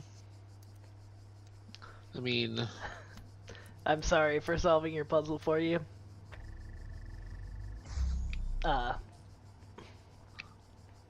yeah, but yeah, it's supposed to go through the door. Talon, you're not using your brain. You can attach to more than two things. You know that, right? Oh, well, yeah. Think about it. Alright, I'm glad I didn't cheat too much for you then. You're pulling a cube. Oh, I mean, you could... I see. Alright, no more backseating. Angles. I like angles. I mean, I kind of figured it had to be something of this nature anyway.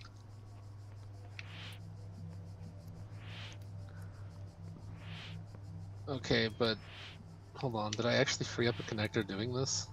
I don't think I did. Like, I don't think that actually solved it. Solved it. I guess I'm sure it's the idea of how I need to solve it. I just... Oh, yeah.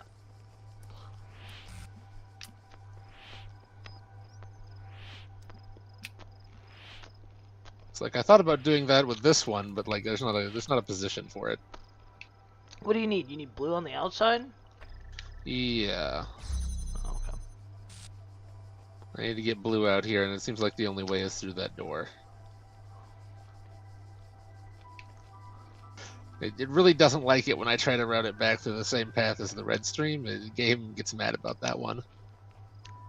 But if I'm using one to open both that door and that... Oh, that's right, but there's a connector up there, that's why. That's why I'm still short one.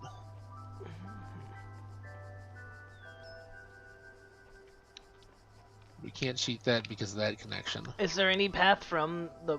Okay, no, there's a wall in the way. Yeah. So you can't go straight from the blue connector either way. Allegedly. Wait. Can... Okay, no. The angles do not line up through some shenanigans. Okay, Yeah, I think I there. see the answer. Actually, now. I think it's simple. Once you figure it out. Sure, I'll get there. So I figure it's something like this. I just have to figure out what spot it wants me to do it in. You know. I mean, I've looked around for a hidden connector. That ain't it. No, there's no hidden connector. I think I'm gonna give my prediction. I think you'll end up with a blue one on that high hill. On the middle hill? Oh no, on the back hill. Where you have a red connector now. Oh. I think that's where instead of trying to go through the doors? Yeah. That's what I think. Because then you don't need the red connector to open up this door at all. You could call it a red connector herring. Okay. Yeah, I see what you're saying.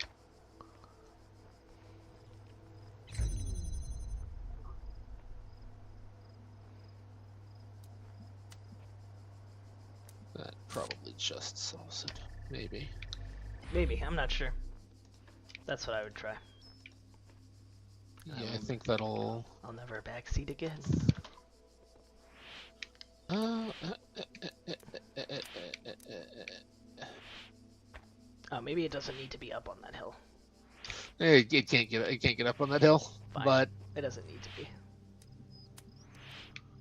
I mean, it did end up being routed back through here. Yeah. Why did I think that wouldn't work? You got tricked by the red herring? I guess, yeah, I just got tricked by the red herring. It's not a red herring, because the connector was originally on the other side of that That's gate. also true. It's a way you just have to unlock. The red herring is the blue switch inside here.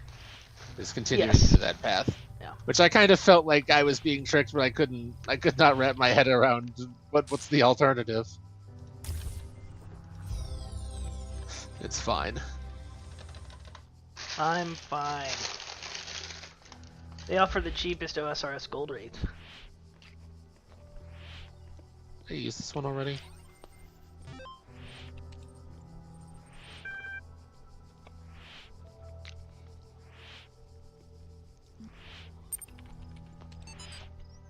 I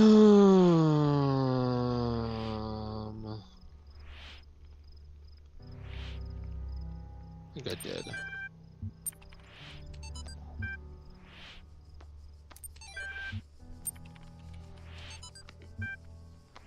Yes, I did. I can't parse if I about all the philosophy that I read, but I do remember the stupid chat messages. Good job, game dev. I remember your stupid fake chat more than your philosophy. Bichromatic entanglement. This looks like a fun one.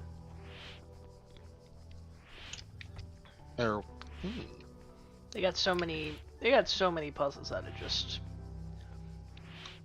wires and thingies. Thingers.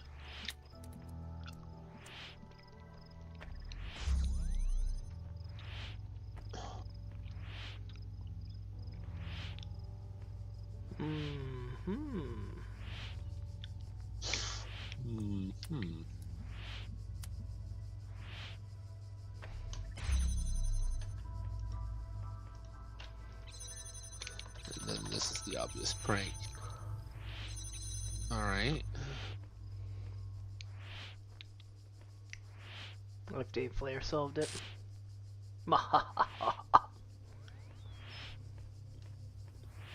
What opening this door even do, though? It'd be like here. Okay. I get it. I actually had this idea with the last one. This guy's solving the mystery Scooby-Doo couldn't solve. You can select thingies through walls. It just won't shoot them. That's weird. It doesn't or rather, it's weird that it doesn't remember your connections in this game. In Talos it does. It does. You can choose to forgo.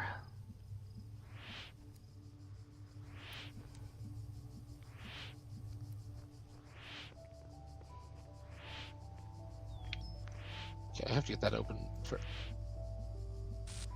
I have to get that open without this closing in the way.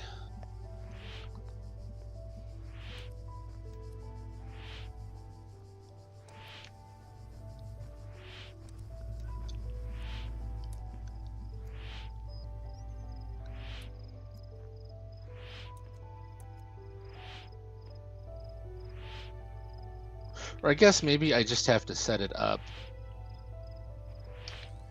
Yeah, that's probably it. I just have to set it up and then... Wait. No.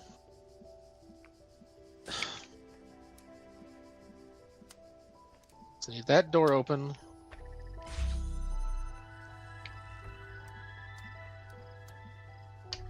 That door open.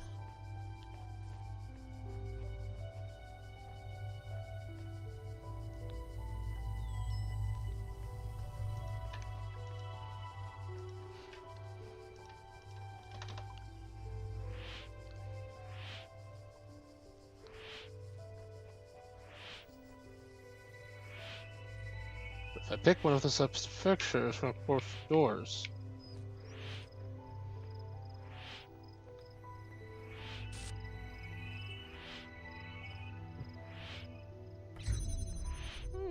Yeah, that is trickier than I initially thought, but only a little.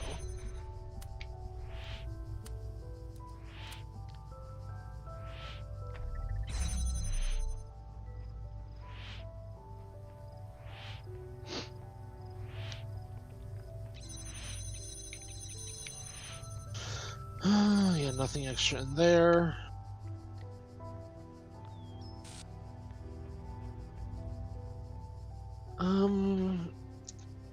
Might actually remember this puzzle exactly. Or maybe there was one in Talos 2 that was a riff on this.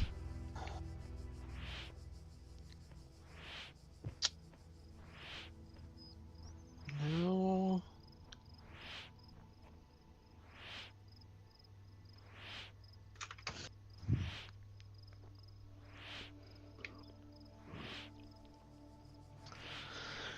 Alright. Good evening. It's Jaunts time, sadly. With soothing Talos music to get me through this struggle. This is obviously the answer here. But I need that door to stay open while I do it.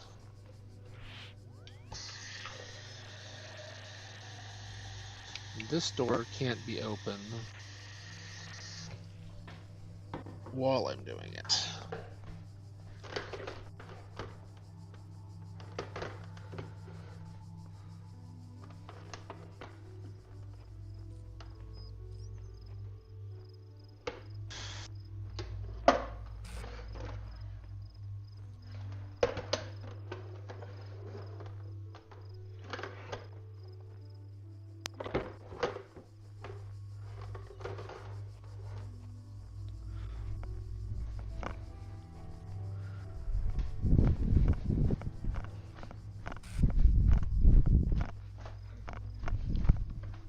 of this is to free a connector so that I can slap it on the Switch. Yep. That's the end goal.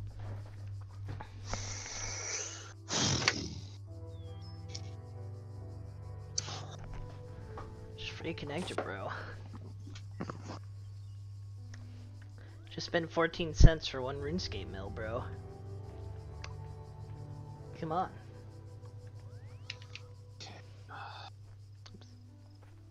Ooh.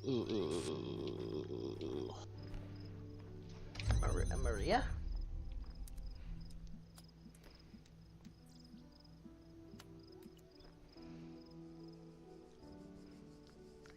Oh, right, it's not going to show me.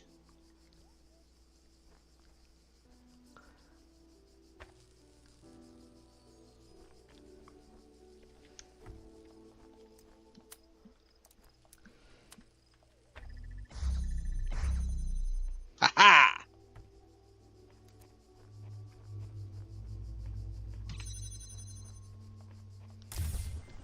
This guy pressed the Whopper button.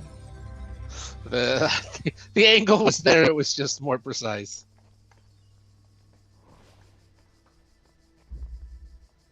Press the Whopper button.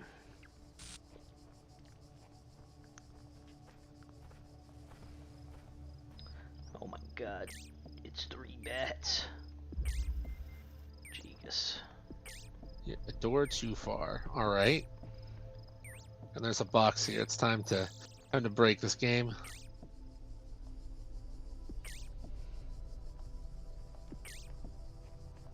Alright, we've got a red light, we've got a spinny boy, we need to connect.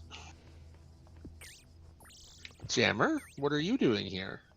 Jamming. You weren't listed as part of the puzzle. It's not a jammer. No, Jammer's over here. Jammer-kun is here. He's in jail.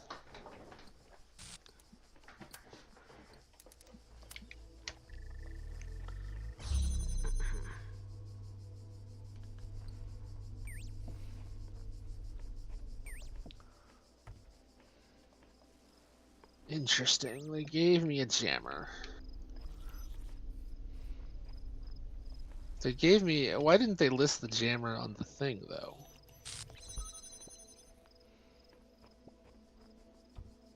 They forgot. Doth verily seem like they forgot.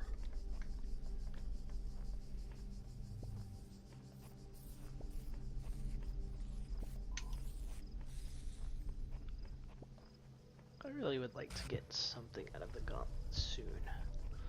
If I could be permitted. And maybe if I may be so bold.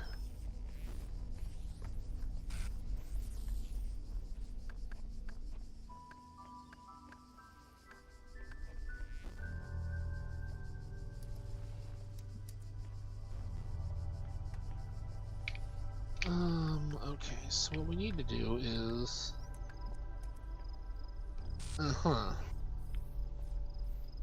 I see.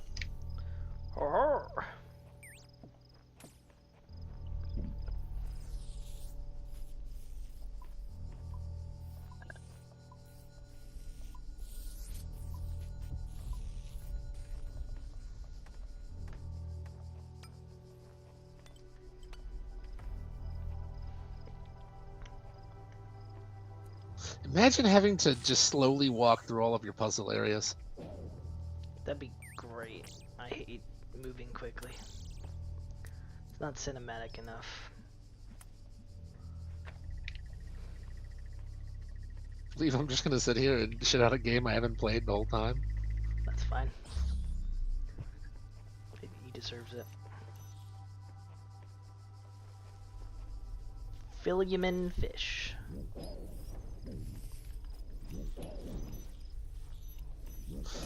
Why is there a red connector here? I mean, I guess you could. Let's open this and find out. Okay, I need... Why does it have a red... You can't get a red light in here. I guess just to mess with me. Kingdom Hearts is red. Okay. So what we want to do then is take this, jam this from this side, grab this.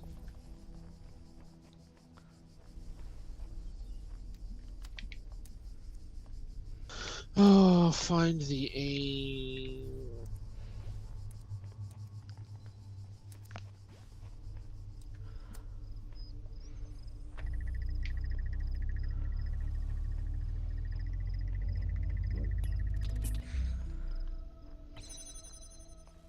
These doors slow charging, they all take like 5 minutes.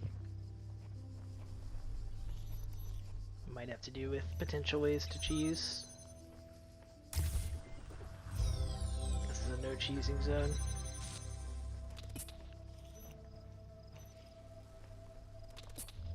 Ooh, and we opened a back door. Noish.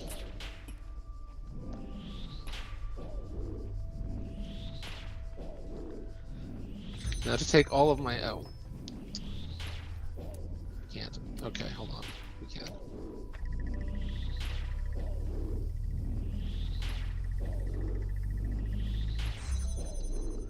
Please wait for charging to complete.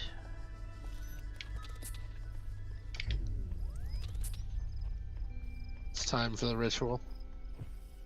Take all of the puzzle pieces out of the main part of the puzzle and see what I can do. The answer is probably nothing.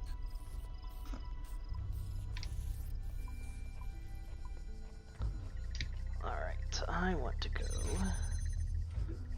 this way to get me some more fish. Box. Box, you have one purpose in life.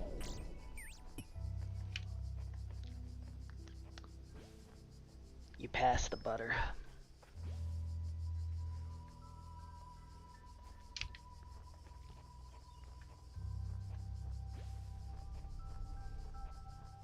Of course, this is the one room without any Oops. things to jump on.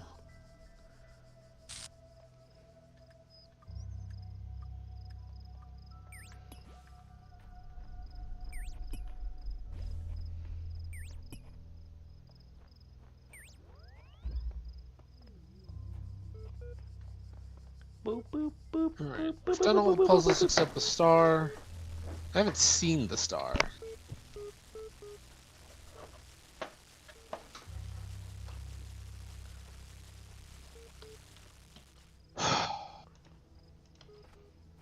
I don't know what to do about these stars that I just haven't seen.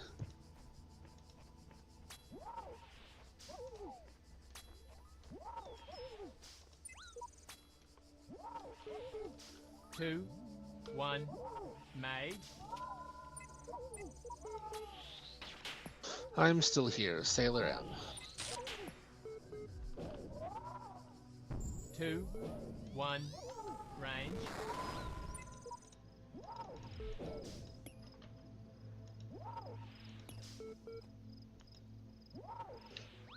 Two, 1, made.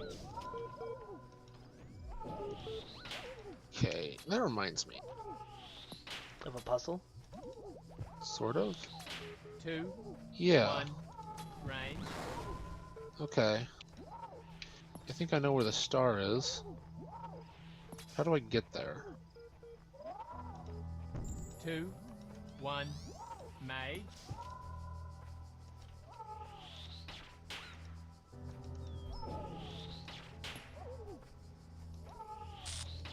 Two, 1, range.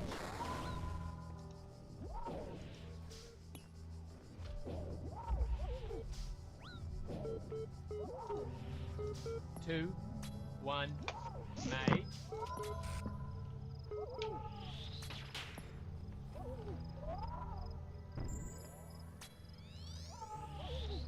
Two, 1, range.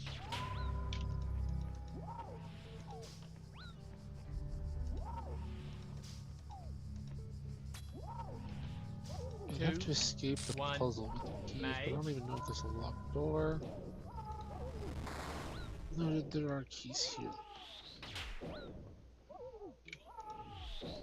2, 1, range.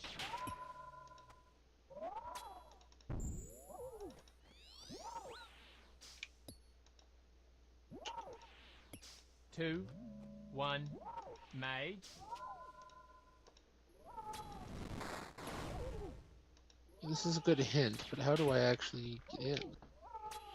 If I could get the 2, box here, I think 1, I could do it. range. But I don't know how I'd get the box here.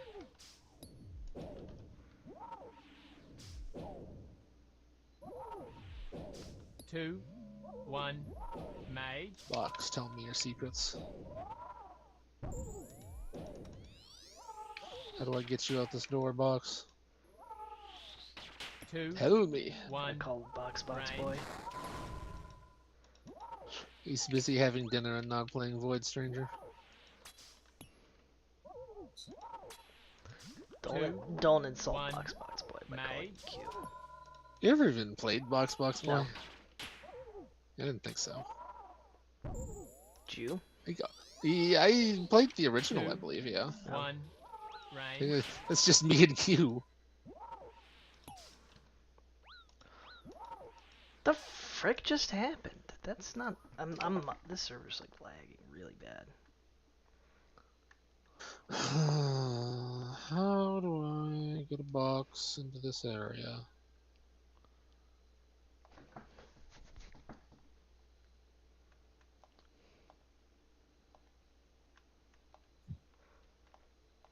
This is his grave, together with his wife Pat.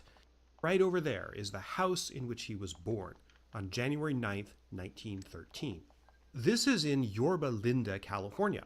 The Nixon birthplace and graves are located on the site of the Richard Nixon Presidential Library, which incredibly was built around this little house. In 1912, Francis Nixon, Richard's father, built this house from a kit on ranch land that he had recently acquired. In those days, you could literally order a house from the Sears Roebuck catalog and have it delivered in prefabricated pieces. Now, I'm not sure this house was from Sears specifically. It might have been, but it was one of those kinds of arrangements. The house has been restored to its 1913 appearance. Richard Nixon learned to play music on that piano right there. Yorba Linda was not a community of long standing before Nixon was born here.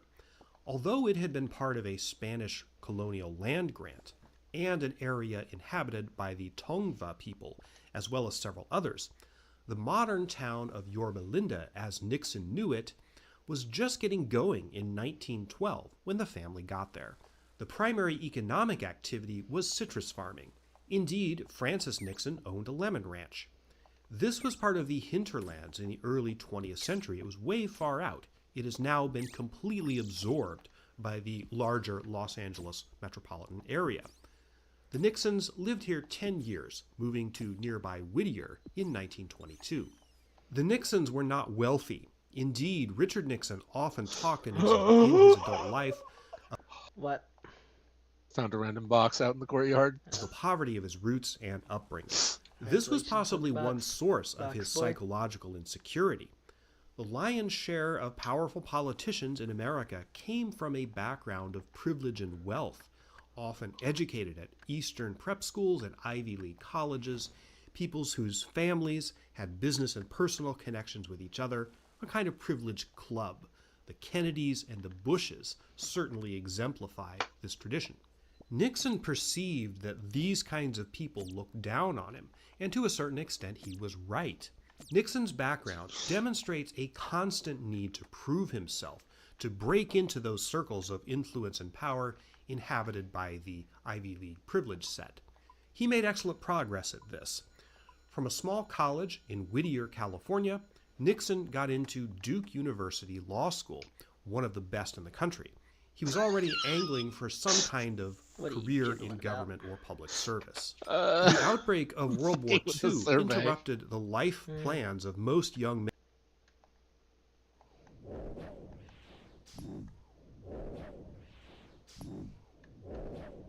men of that era, Nixon's included. He served with distinction in the U.S. Navy, deployed to the Pacific Theater. What you're looking at on screen is Bougainville Island in the nation of Papua New Guinea, one of the places where Nixon saw action in the Pacific War.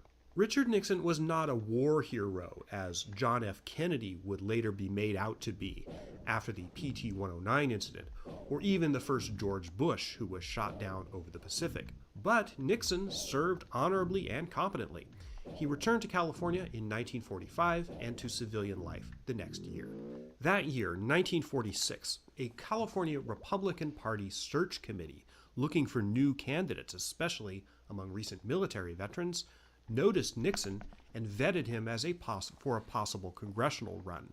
He defeated the popular Democratic incumbent, Jerry Voorhees, and entered the House of Representatives in the same class as John F. Kennedy. If JFK made little mark on Congress in his early years, Nixon certainly did the opposite. From the get-go, he was a ferocious anti-communist and advanced his political career by suggesting that his opponents, including Voorhees and later Helen Gahagan Douglas, were somehow sympathetic to communism. Nixon became a nationally known personality by leading the charge against former State Department diplomat Alger Hiss, accused by a leading media figure of having spied for the Soviet Union back in the 1930s. Whether Hiss actually was a Soviet spy became somewhat irrelevant. He was eventually convicted of perjury, not of espionage. But the main result of the Hiss affair was the election of Nixon to the U.S. Senate in 1950, and his growing popularity among anti-communist crusaders. Senator Joseph McCarthy, who began hunting commies in all walks of American life that same year, 1950, proved a huge boom to Nixon's career. Seen as the conservative, anti-communist trench fighter that the stately and moderate Dwight Eisenhower was not, Nixon was politically attractive as a potential vice presidential candidate on Eisenhower's Republican ticket in 1952. But this decision backfired when the press reported that Nixon had a secret fund of cash derived from fat cat donors. Not illegal, but not a good look either. Eisenhower, who'd already had public relations problems caused in part by McCarthy, was ready to kick Nixon to the curb and find somebody else to run with. All right. The famous speech that Nixon gave on television to defend himself was known as the Checkers speech, so named for the dog that Nixon cited as one of the gifts from his campaign donors. It was a little Cocker Spaniel dog in a crate that he'd sent all the way from Texas. Black and white. 1 star. And our little girl Tricia, the 6-year-old, named it Checkers. Conservatives rallied in Nixon's favor. Eisenhower kept him. In January 1953, Richard Nixon, only 40, was inaugurated Vice President of the United States. Nixon's time as Vice President in the 1950s saw the beginnings of his relationship with intelligence, espionage, and political intrigue with an international as opposed to just a domestic dimension. The Eisenhower administration presided over numerous covert operations and sub-rosa activities that were some of the principal means post-World War II administrations conducted the Cold War. There was the Mossadegh thing in Iran, for example, a CIA operation to overthrow the government of that country. And the U.S. intelligence and foreign policy establishments pretty much lost their minds when Fidel Castro, the revolutionary leader of Cuba, tilted sharply toward the Soviet bloc shortly after he came to power in 1959. Eisenhower delegated a lot of authority to Nixon, much more so than most vice presidents had enjoyed up until that time. This would stand him in good stead once he took the top job himself. This is 810 Fifth Avenue in New York City. In the 1960s, this building was a rabbit hutch of those same sorts of Ivy League privilege type. It's Hunleffen time.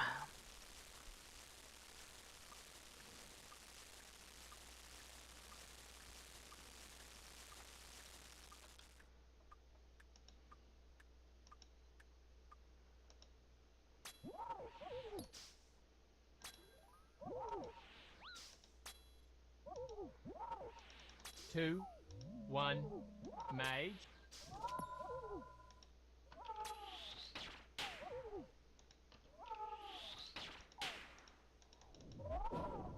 Two, one, range. What the frick? No.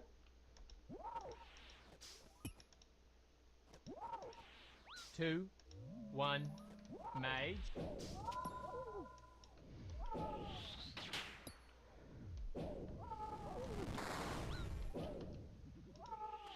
2, 1, range.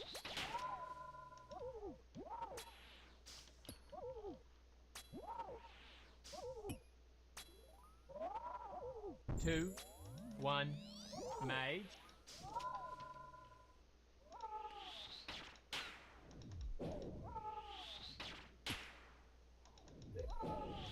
2, 1, range.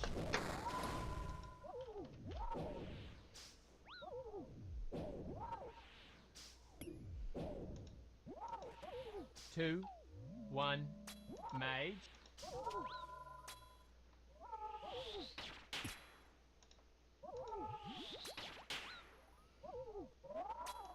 2, 1, range.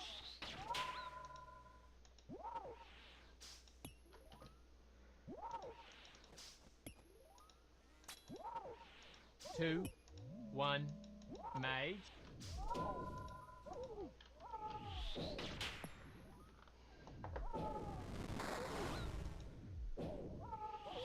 2, 1, range.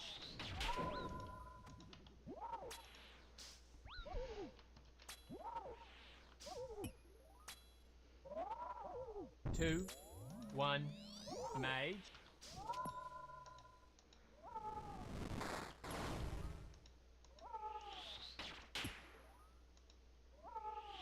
2, 1, range.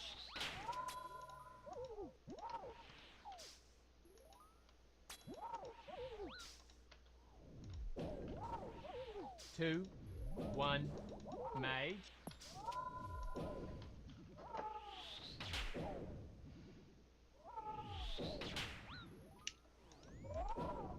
2, 1, range.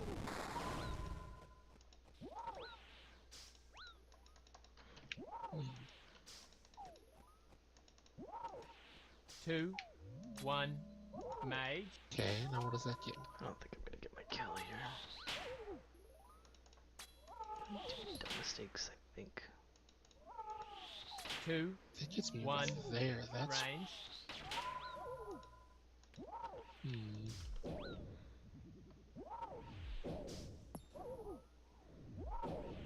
2, 1, mage. There's a window here.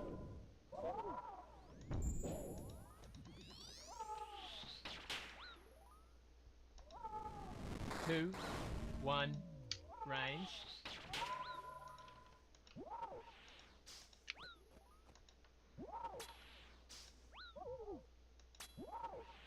2, 1, mage.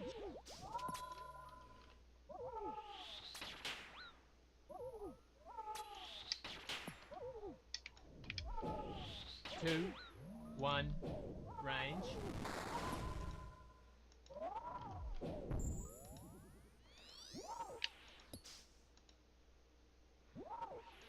2, 1, mage. Oh, no block.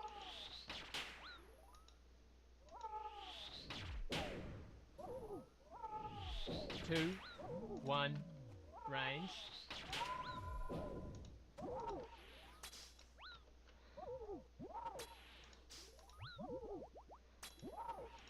2, 1, mage.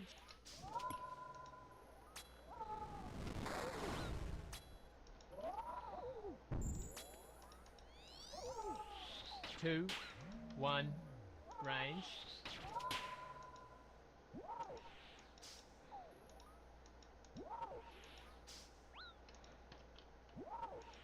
2, 1, mage.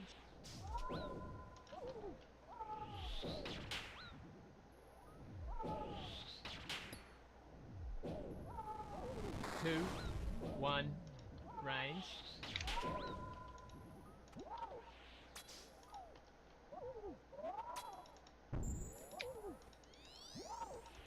2, 1, mage.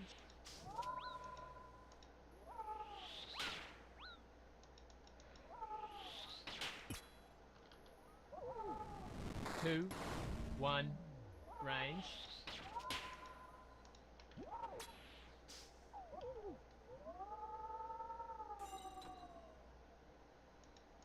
Two, 1. Wait, what? That Nixon had been trying to get into for much of his career.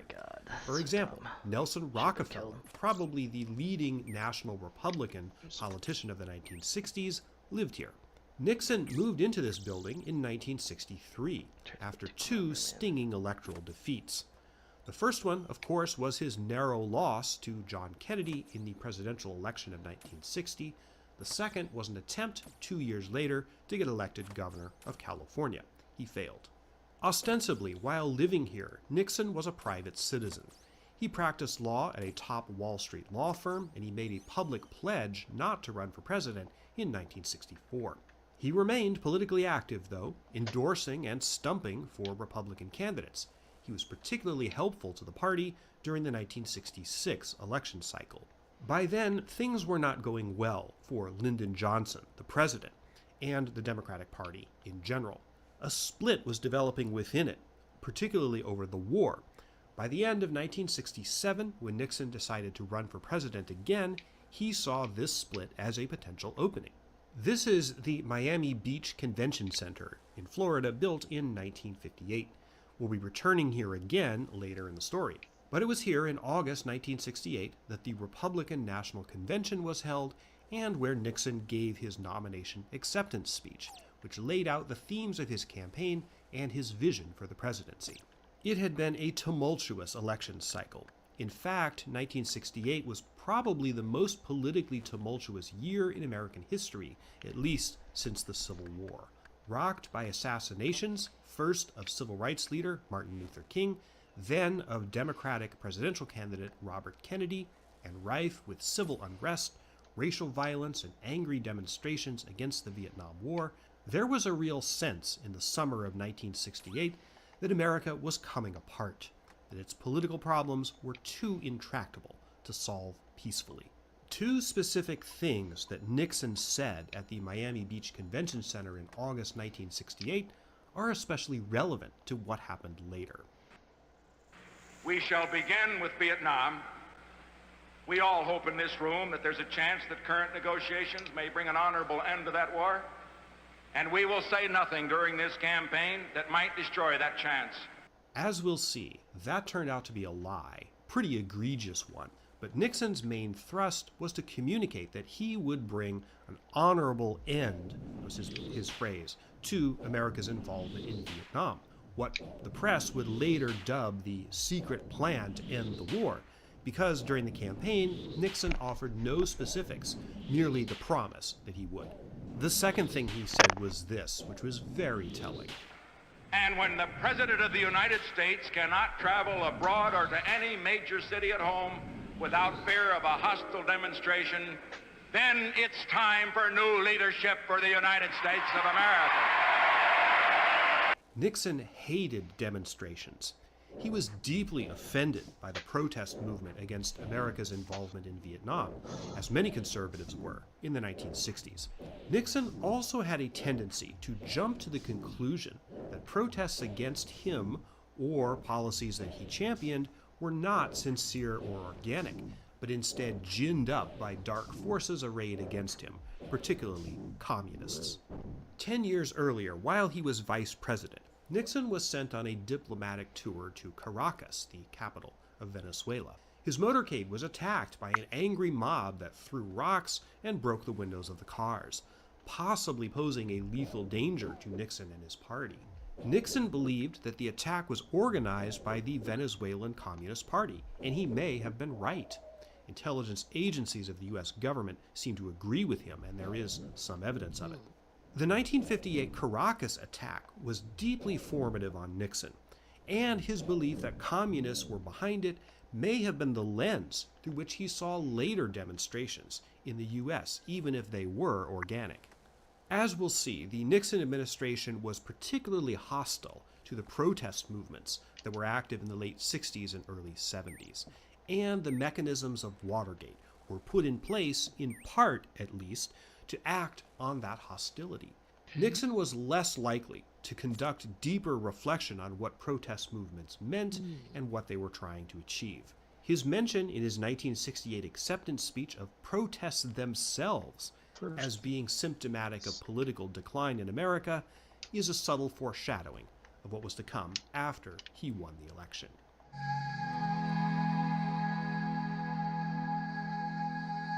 This house, located in the village of Kim Lien, Vietnam, is a tourist attraction in that country.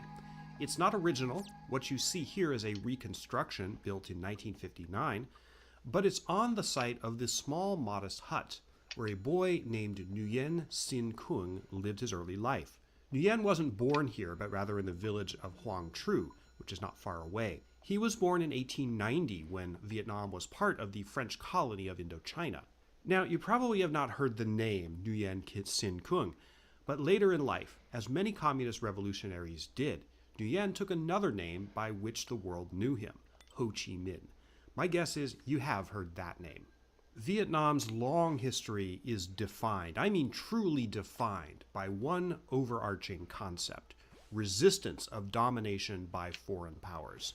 China first conquered Vietnam in 111 BCE, more than 2,000 years ago. The Vietnamese threw off Chinese rule in 939 CE, but that was hardly the end of their problems with the Chinese. One lesson that emerges from a study of Vietnam's deep history, that Americans, or French for that matter, never learned, is this one. The Vietnamese really, really hate to be ruled or controlled by anyone else. They will spend decades or centuries trying to rid themselves of foreign domination, and they are quite single-minded at pursuing that objective. Ho Chi Minh was just one in a long series of resistance figures in Vietnamese history. The country, together with other parts of Southeast Asia, was ruled by the French beginning in the 1860s, and then occupied by the Japanese during World War II. When they were defeated, Ho proclaimed an independent Vietnam in 1945, but it didn't take. The French wanted their Southeast Asian possessions back.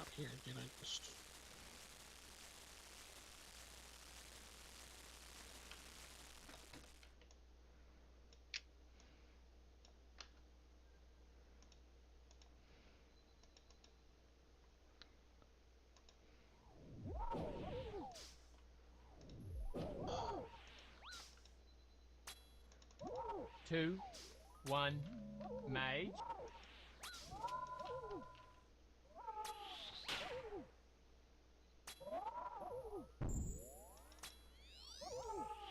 Two, one, range.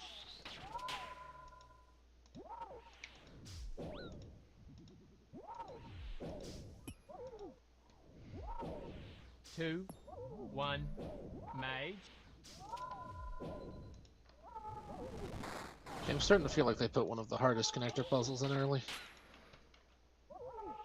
I don't think so. One, range. I might run into. I'm sure I'll run into harder here somewhere. It's just in this world, all of them have seemed much easier now. Mage. Well, the difficulty's kind of subjective in this game too. That's fair. Two, one, range.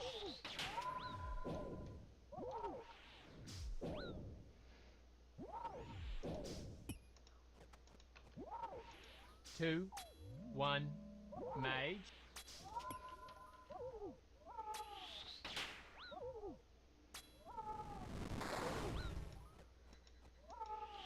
Two, one, range. Where's the blue light?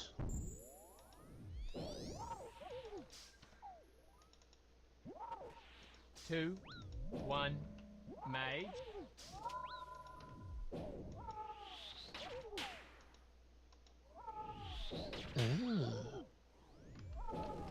Two, one, range.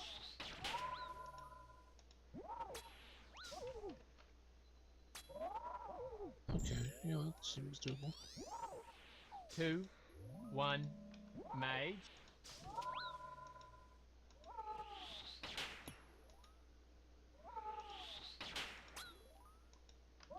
2, 1, range. Ooh, interesting.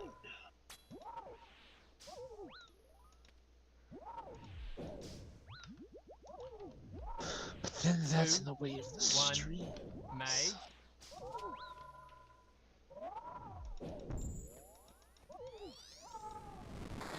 Okay.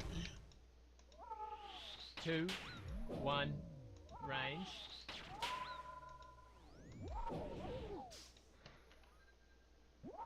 There's no like. 2, 1, mage.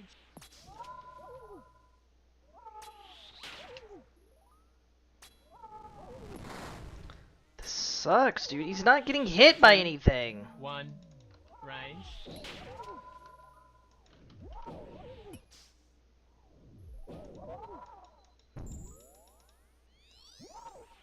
Two, 1, mage.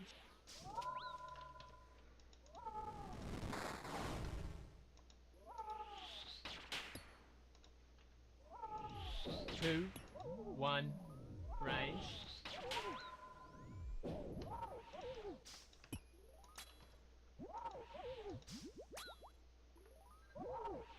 Two, 1, mage.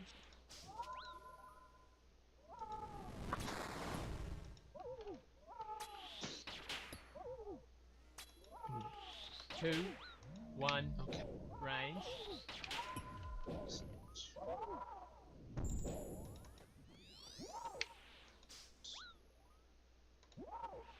Two, 1, mage.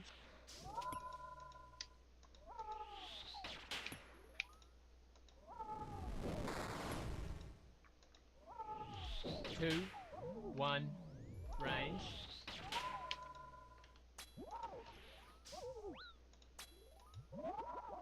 If I do that.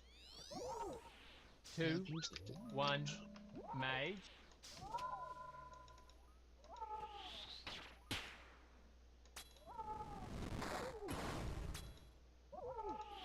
Two, 1, range. Okay.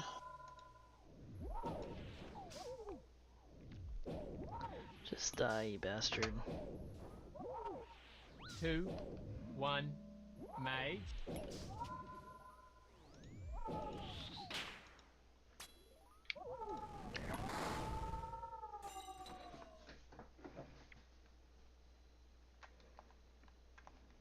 From 1946 to 1954, they fought a bloody war to keep this as a colony.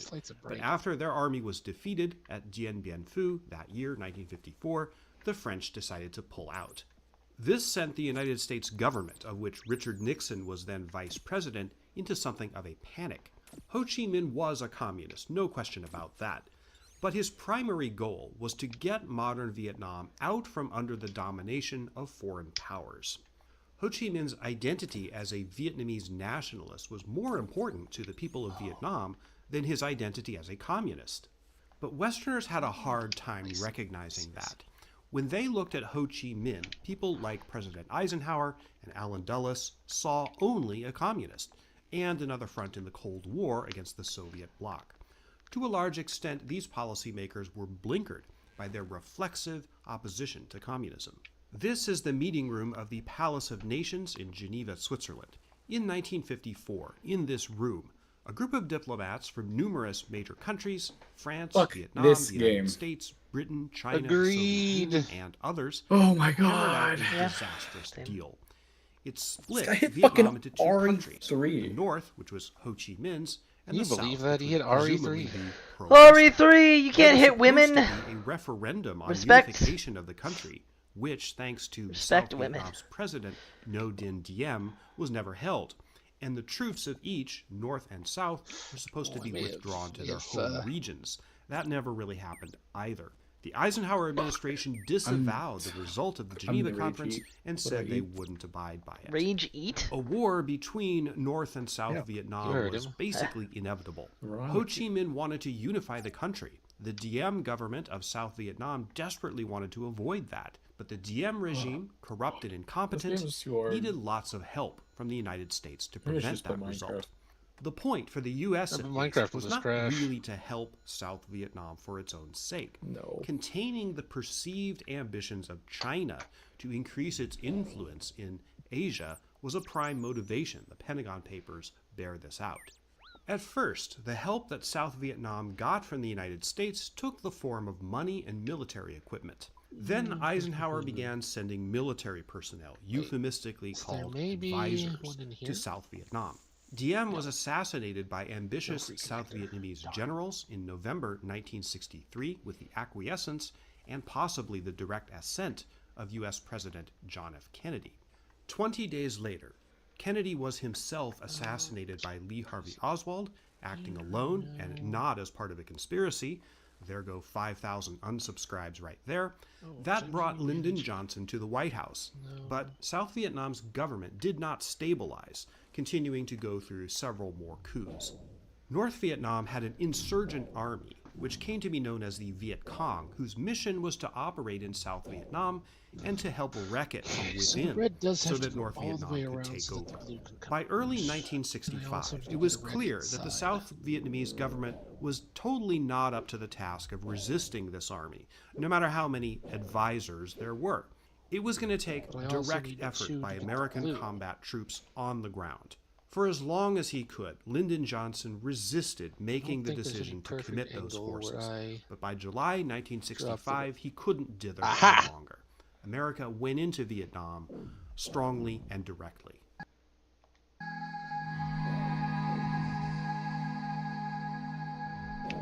I anticipate objections, or at least questions, to what I just said, and most of them will contain the words Gulf of Tonkin.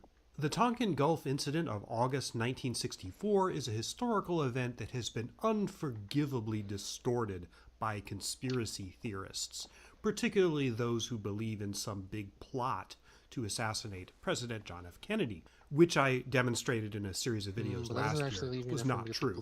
Conspiracy theorists often accuse Lyndon Johnson of being behind the assassination, or at least that the conspirators, whoever they are supposed to have been, whacked Kennedy because he wanted to get the U.S. out of Vietnam, and Johnson, by contrast, would somehow be expected to do the opposite.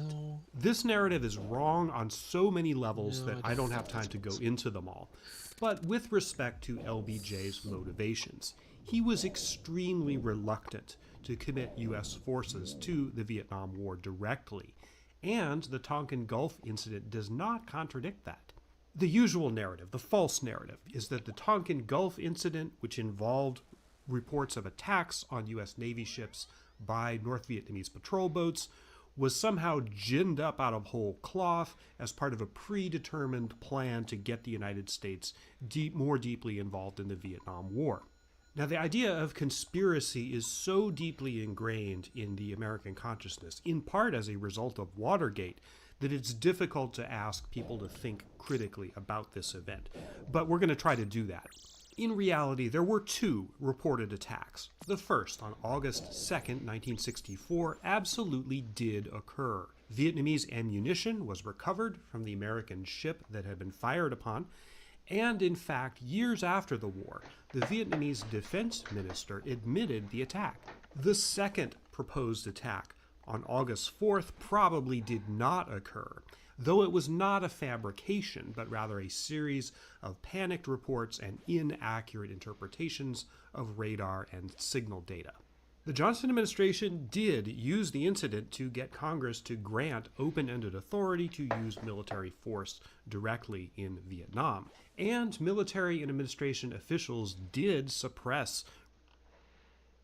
All right, it's time for another Hun Leffy. Monkey D. Hun Leffy. How I hate him. Give me my Bofa. Give me Bofa these nuts. Okay, but where's the graphics options to make these lights not so bright? Oh, it's next to the Bofa. I guess we're never freaking getting that then. Yeah. Oh god, that's worse, yeah.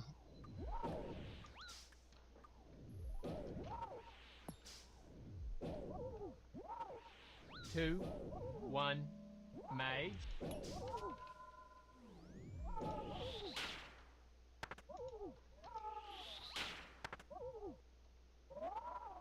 2, 1, range.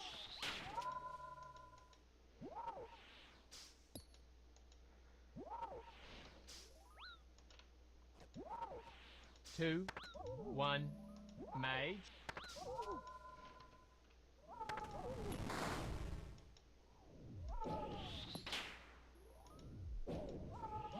Two, 1, range.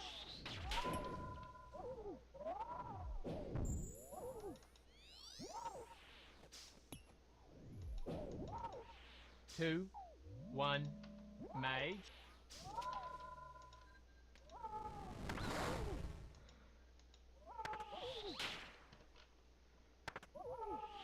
Two, 1, range.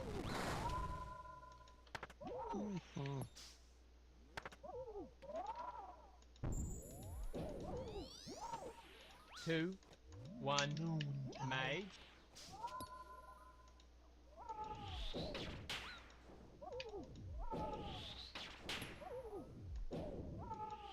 Two, 1, range.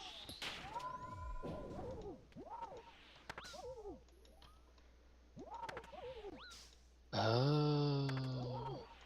Two, Okay. 1, mage.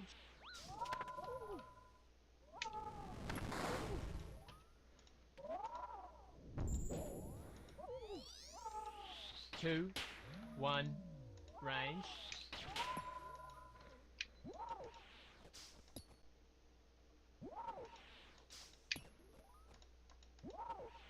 Two, 1, mage.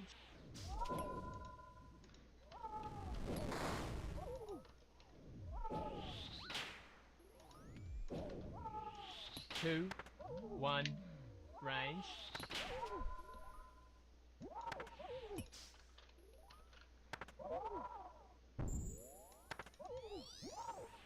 Two, 1, Gotcha. mage.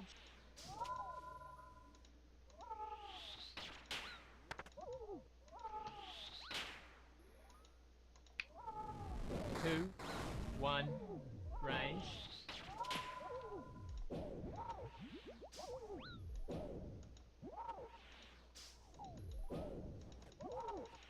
Two, 1, mage. What if you were an Uminako? I would not be. Ooh, leave a Two, terminal. 1, Hello? range.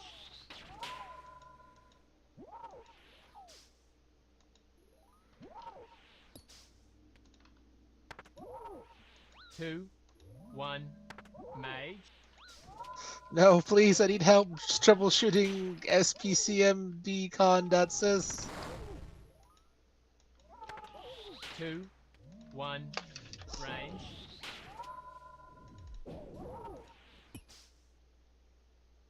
Oh, shut up. Two, 1, F off, mage. Elahim. My child. Suck it. My child, you've strayed one step too close to the edge of that beach. I'm gonna need you to calm down. Just like. Two pesky little buzzers. Two, 1, mage. I guess those are the buzzers.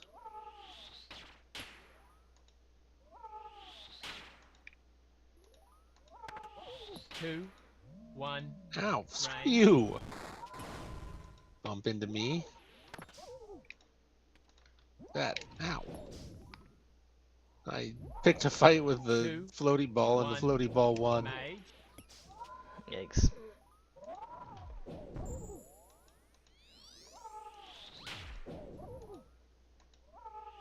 Two, 1, range.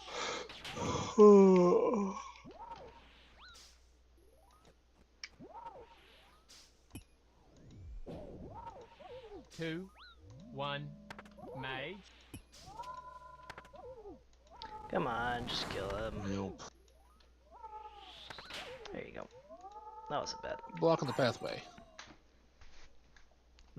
Stop it!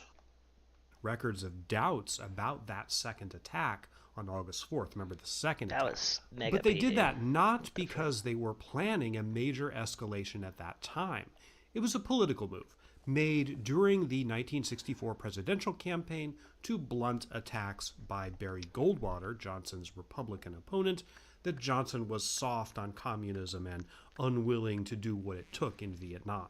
Having gotten the resolution, again largely for domestic political reasons, Johnson deliberately resisted using that congressional authority for quite some time. He didn't authorize major U.S. air campaigns against North Vietnam until February 1965, 6 months after the Tonkin Gulf incident, and Johnson did not escalate boots on the ground until July, 11 months later, after an agonizing series of strategy meetings at Camp David and the White House. A more detailed discussion of this issue is beyond the scope of this video, but I thought I would address the obvious objections briefly here. So now let's get back to the main narrative. This is Con Tum province in southern Vietnam, the site of a major American campaign in 1969. You can see from this how beautiful Vietnam is, and also how forbidding the terrain is for a traditional Western army. There were not a lot of set-piece battles in Vietnam, not a lot of front lines or traditional arrows on maps type of stuff that you see in military history books. There are some, but not generally. One of America's primary strategies was to drop troops into a location, usually by helicopter, fight short, close-quarters battles with Viet Cong or North Vietnamese army units, kill as many of them as possible, and then get the hell out of there. This strategy is why helicopters were used so heavily. The Huey helicopter in particular is a visual icon of the conflict. It's also part of why it was so long, so bloody, and so heartbreaking. How much territory American and Allied forces controlled in Vietnam often didn't matter. Fighting a war against a guerrilla army in mountainous or rainforest terrain was draining and exhausting, especially tens of thousands of miles from the United States. Other nations participated in the war, South Korea and Australia, for instance, but the lion's share of the burden fell on Americans. And by 1968, prospects of victory, whatever that meant, seemed pretty remote. This was the situation when Richard Nixon made his second run at the presidency. U.S. forces were reeling from the Tet Offensive. The protest movement had swept college campuses across America. President Johnson had opened up peace negotiations with the North Vietnamese in Paris, which I'll talk about in the next chapter, but it seemed increasingly unlikely that barring some big breakthrough, the thing would be over in time for the 1968 presidential election. Johnson was eligible to serve another term under the 22nd Amendment, but at the end of March 1968, he bowed out, saying he would not stand for re-election. That seemed to leave Robert Kennedy, JFK's brother, as the presumptive frontrunner for the Democratic nomination. Kennedy's assassination in Los Angeles in June 1968 put an abrupt end to that. Hubert Humphrey, LBJ's vice president, eventually clinched the Democratic nomination, but there wasn't very much enthusiasm for his candidacy. The Democratic Party leadership in 1968 was a very closed universe, with little chance for a truly anti-war candidate to break through. Humphrey wanted to endorse a strategy of troop withdrawals and laying off the bombing of North Vietnam in the hopes that it would jumpstart the peace talks in Paris. Johnson refused to let him. Eventually, late in the campaign, Humphrey defied him. The Democratic National Convention in Chicago in August, a few weeks after Nixon's nomination, was utterly disastrous. It was dominated by protests and controversies, not just against the war, but against the unrepresentative nature of the party nominating system, which had given Humphrey, essentially a minority candidate, the nomination. Protesters outside the convention hall and all over Chicago clashed with police, and the central city was a war zone filled with riot cops and tear gas. Still, as crippled as the Democrats were, especially over the war, the 1968 election was going to be close, especially after Humphrey's poll numbers started going up when he broke with LBJ and said that he would stop the bombing. Adding still more fuel to the dumpster fire of the 1968 election was racist former Alabama Governor George Wallace. running as a third-party candidate on a platform Was that that the last sought puzzle? to leverage white backlash against the civil rights gains of the 1960s. Yep. No one was sure what Right, effect well. he was going to have on the race. As a result, the outcome of the election was totally up in the air. I've spent all this time on the Vietnam War because No, I the haven't. roots of the Watergate scandal are deeply in. planted there. No. Something else Give happened me an in the axe. Let fall me of invest this. 1968, I see this. involving the war and the peace negotiations, that was vitally important to how and why I'll do the with you scandal as I developed. will. That's the story I'm going to tell in the next chapter. Cal, you just need to get going fast enough that between the time steps of the This game is, of simulation, course, the Pentagon, you just the phase Department through of it. Defense headquarters across Clearly. the river from D.C. in Virginia, very close to I mean, the that's Watergate how site, as we quantum saw tunneling earlier. works. One of the largest office buildings in the world, the vast majority of the Pentagon is a labyrinth of windowless, linoleum-floored Okay, I have to get corridors 4 more and dingy stars. offices crammed with filing cabinets. In June Got 4 more stars in 1967, this area. Secretary of Defense Robert to solve all the McNamara, star one of the puzzles. chief architects of the 1, Vietnam War, commissioned a comprehensive 2, secret study of what had happened, how the U.S. got pulled in, 3. and how things went after it did. This was a story he hoped to learn from thousands of government documents. Many of them There is stored in if this there's building. one in that 8 Exactly door that what I the can't purpose get of into. this study was has been disputed. Was it to inform future policymakers about how I not don't to even know where make to the start same on those, mistakes? though. Was it a project designed to deflect or project blame for the war off or onto various people for political benefit? Was it, as McNamara claimed, guess supposed to let's be go a look at gift to Area future B. historians? If it was, really, Bob, you shouldn't have. Whatever the motivation, the study, which was classified and secret, ended up causing a lot more trouble than its instigators would probably have thought it was worth. The study, running to some 7,000 pages in 47 volumes, was completed in January 1969, just before Nixon replaced Johnson as U.S. President. McNamara was already long gone by then. This building on Connecticut Avenue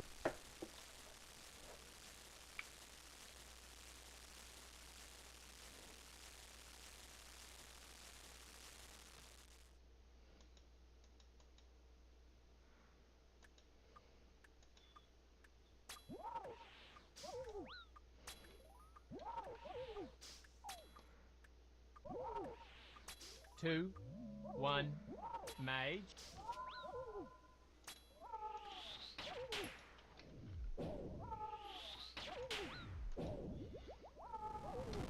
Two, one, range.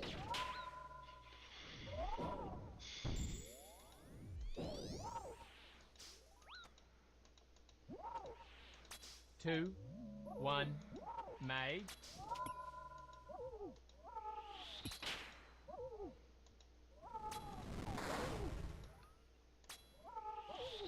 Two, one, range.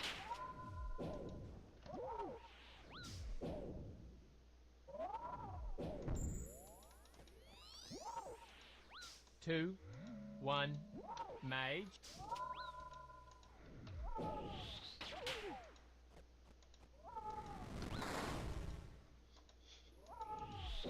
one, range.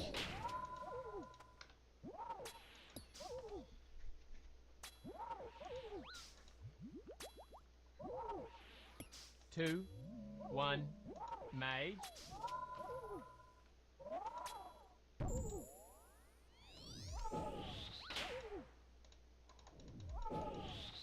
Two, one, range.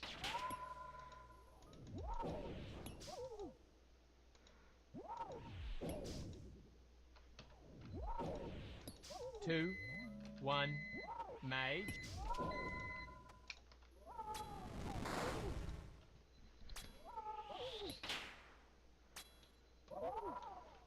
Two, one, range.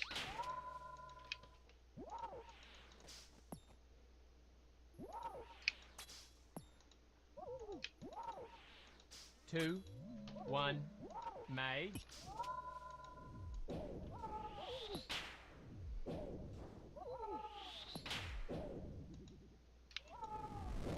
Two, one, range.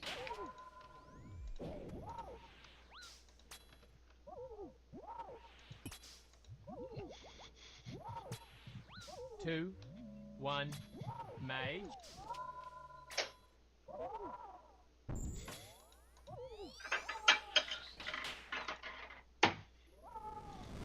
Two, I think one, we found the desert. range.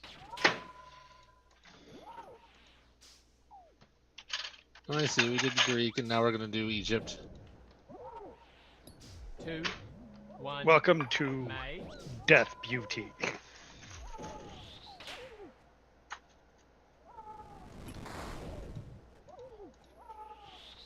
Two, 1, range. Alright. This is a good place, now that Dave's here, to pause the game and go get some food. God damn it! 2, Wait. 1, No. mage. Well, look, I have to eat before Unreal, Prinny.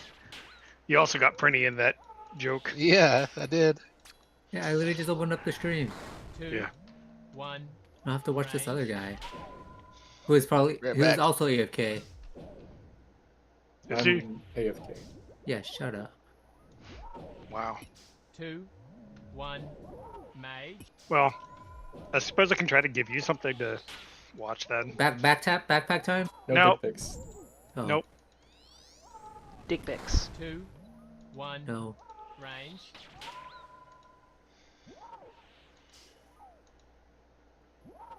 No. 2, 1. Have you played any of the new boss downfall characters?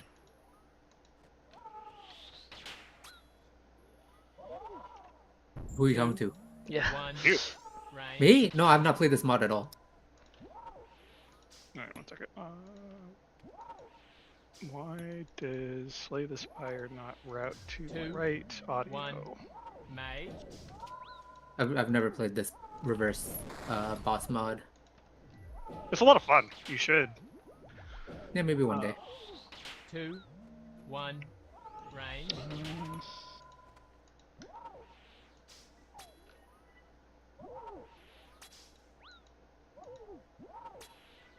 2, 1, mage.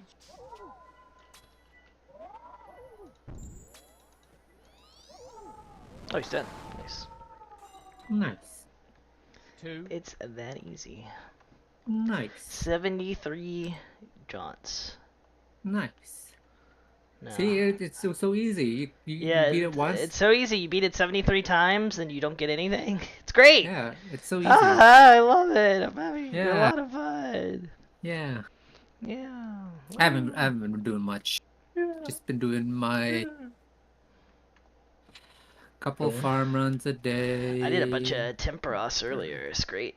I need to do that. I'm running out of food again. I want to get to 83 so I can not fight Zora and get it scales anyway, so I can make the pool in my house. Yeah.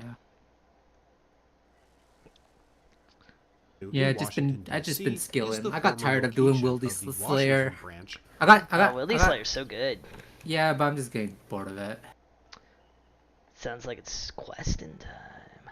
Yeah, honestly, it might be. Might be back to quest in time, honestly. I think I have like proper stats now. Anything good from Wildy Slayer? No. I mean, I think I have like 9 or 10 keys total. What the I just heck? haven't- Cash I- them in, baby! Yeah, I just haven't cashed them in yet. Maybe you get a cool mage piece. Yeah, maybe. Yeah, I've just been skilling. 84 mining, 80 farming, did a little bit of crafting, almost 70 hunter, almost done with that. I'm in MLM right now because I need to full send some smithing. This guy's ML cringe. Yeah, but I need the ore for smithing, so. And then I need the gold ore for crafting too, honestly. So it's kind of I double. feel like bosses just drop a ton of gold ore. Yeah, okay, what bosses am I killing? Willy. Okay, I'll do that later. Go to when you get the skeleton task, you just go kill some Calvarians. Oh, I have a spider task at the moment actually. I think that's why I stopped. I have a spider task. But I don't know if I can kill a spindle effectively. I like tried Depends on what your researching stats it. are. Yeah, my stats aren't great. It's just like base 70 for melee. 70, 74, 70. Yeah, that's probably a little low. Yeah, it's low, yeah. I think so. Also, I realized I didn't get any good Slayer tasks because all of them, I'm just low Slayer level. All of them are like 70 plus. I think I just unlocked, what's the 65 one? Probably Dust Devils. Dust Devils, yeah. Yeah, Those, that's the one I... Yeah, and you have to turn on I will Wildy more Slayer to get Dust Devils in the Yeah, wilderness. yeah. That one's auto on, I think. I don't think it's so. free. It's Yeah, free. it's free. It's Yeah, free, but I think you have to turn it on. Oh. I see. Yeah, anyways, all the good ones are 65 plus. So I've been just doing some shit ones. Jellies is good. Okay, how come I haven't gotten jellies? Explain that. I don't know. Jellies are very got good. Bloodveld ones. Blood Velds suck. Yeah. Yeah, that was interesting. Wilderness Blood Velds are bad. Yeah, I had to save spot in the corner. Yeah. Yeah, whenever I've gotten Blood Velds, I've skipped them. Yeah, it was the first time I did it. Yeah, I'd say like really good tasks so far are like Jellies, Dust Devils, Lesser Demons is pretty good, surprisingly. Yeah, I got Lesser Demons one, and I got so many adamant plate bodies, and I'm like, hell yeah. That's going into the foundry. Black Dragons weren't too bad, because there weren't many of them. Oh, a Lava Dragon? I got a Lava Dragon task? That was pretty good. Yeah, I saw that. You just smack them around a little bit. I've just been getting the same garbage over and over again. The points are nice. For sure. Yeah. Other than Wildy Slayer... Yeah, I mean, normal Slayer is probably a little bit better at your level until you get the really good tasks. Yeah. Because the weird thing about, like, Wildy Slayer is it has all these weird tasks, but like, all the best normal Slayer monsters are also there. So once you have the levels, it's like... I'll get like I'll get like 2 or 3 barrage tests back to back, and that would like never happen with normal Slayer. Does using the ice blight sack use the ice blight sack to barrage, right? Yeah. Does using the sack give you the magic XP? Yeah. Is that like the same? Okay. It just saves runes. It just saves runes. That's like it. But yeah, I mean that's pretty nice. I think that's what I need. I need like 1 burst task to like fucking full send my magic level too. Yeah, burst task gives you mega XP. I do now that I'm like at a decent level, I do defensive casting. Yeah, that makes sense. There's my dragon. Dragon D's nuts.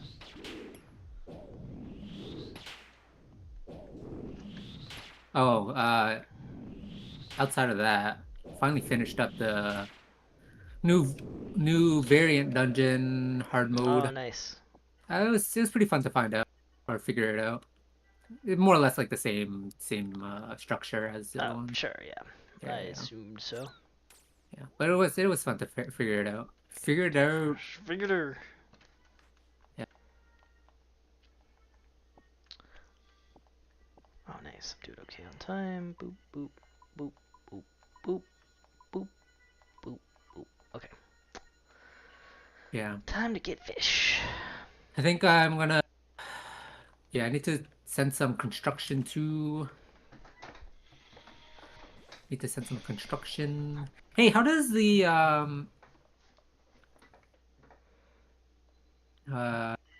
the fuck am I thinking about? Patrick? Thinking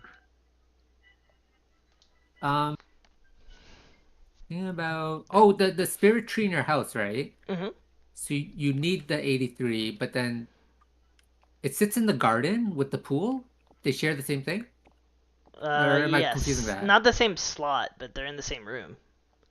Yeah. There's a pool slot and a like teleport slot. It shares the spot with the fairy ring. That's what it shares. Can I use the crystal saw to boost for it? Is that a thing? Not for the tree. No, not for the tree. You can only use stews for the tree. Okay. I think that's what I was getting confused about.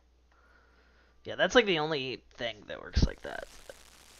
Because you're not literally making a tree with the saw, I guess? Is that like the RP? Yeah. You have to bring a watering can. You have to? Yeah. Oh, that's funny. Alright, sound left time again.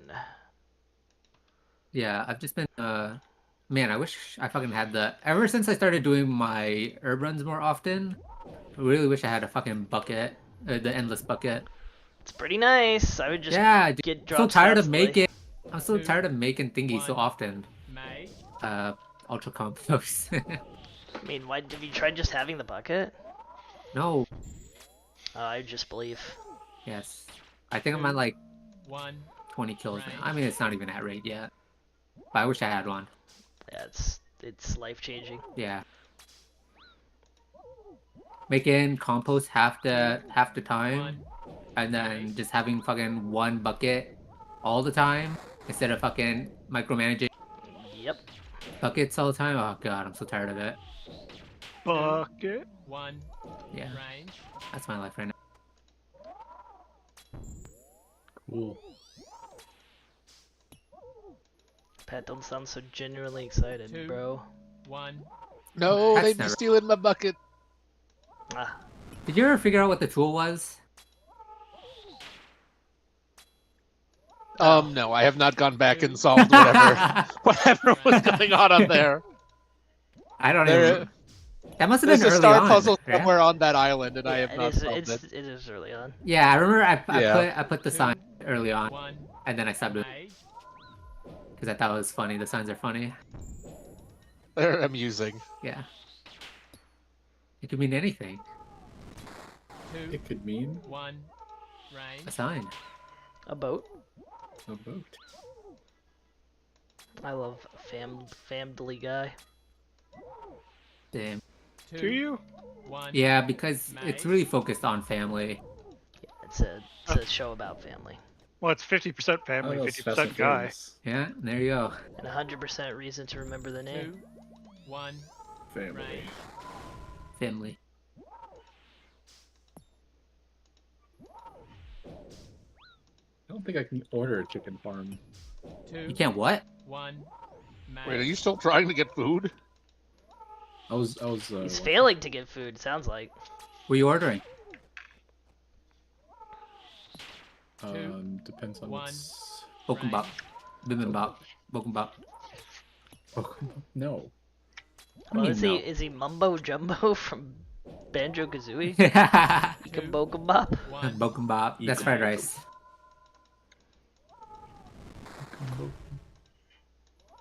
You played Banjo Kazooie games, Pat? What the heck? No, it's from Corona. 2. 1. Well, she was playing Banjo Kazooie. You're cringe. No. You are. Nope. He knows Corone, but he's never played Banjo Kazooie games. 1. Yeah, have you ever heard of Doog? He called me cringe.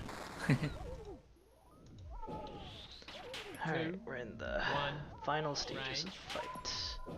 Don't screw it up, Ivan. Don't screw it up, you freaking moron. Send in some smithing and construction. I can't wait for the pretty Jauntlet grind. Yeah, I'm gonna fucking own it. Yeah. It's gonna be so easy. He's gonna get it freaking immediately, dude. It's gonna be so cringe. 2. Gonna be One. mad. For you. Yeah, Range. that's exactly what I mean. Yeah. Man, I changed my mind. I'm gonna get some Korean tacos. Nice. That's racist. What makes it Korean? It's with Korean. Made by meat and- Korean people. It's made of Korean people. Oh shit. My god. Range. Okay, go away. Okay, cool. There was a turf war, and these are the spoils. 2. 1. The people May. themselves. My god. Stop it. Die, boy. 2. 1. Range.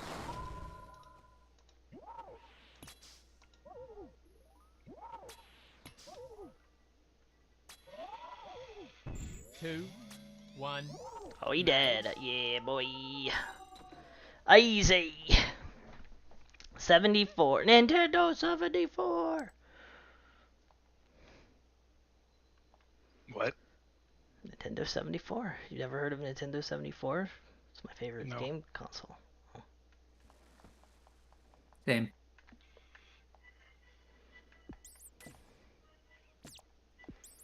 And then Mario starring in You're Mr. Gay. The best Mario game.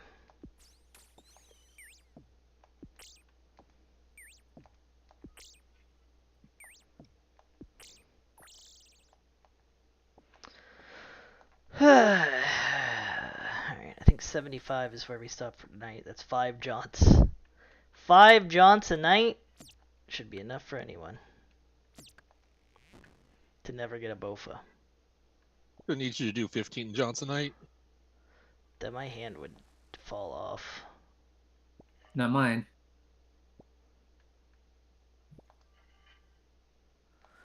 I swear, Prinny, if you get the bofa before I do, like now, like in absolute time, if you get the bofa before I have a bofa, we're gonna need to talk. We're gonna need to have a chat about luck.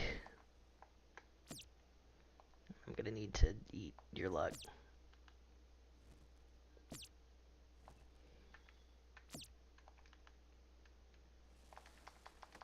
The fact that I get to play the game and you don't. Yeah. I think that's like the stupidest thing about the game. Well, actually. I'm just saying, like, if you get it, you know, before I, like, you would have to get to Gauntlet, get the stats, learn it, do it enough times to get the bofa. If I still don't have it by the time all that takes place, that'd be awful. I think I'm like, if I hard focused it right now, I could be there in like a couple weeks. Well, you could unlock it faster than that. I think you're pretty much. I mean, getting the stats and getting ready to do it like, legitimately. Yeah. Oh. What yeah, like probably. because you need magic and range, right? Yeah. Yeah, my stats are really low. My magic, my range is not like low. 40 or Okay, sorry, yeah, my well. range. No. My range is 74, Oh. but my magic is 72. So it's not very high stats. I don't think you need that long to prepare. Range is pretty easy. Yeah. So.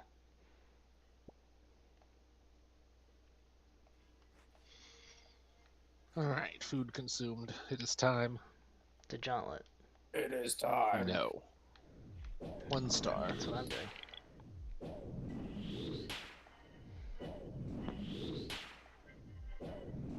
Go away. Rand Corporation, a major policy. I'm almost at I'm getting rather close to 1-to-1 kill death ratio. Like I think by That's 90 good. I'll be at like 90 kills, 90 wins.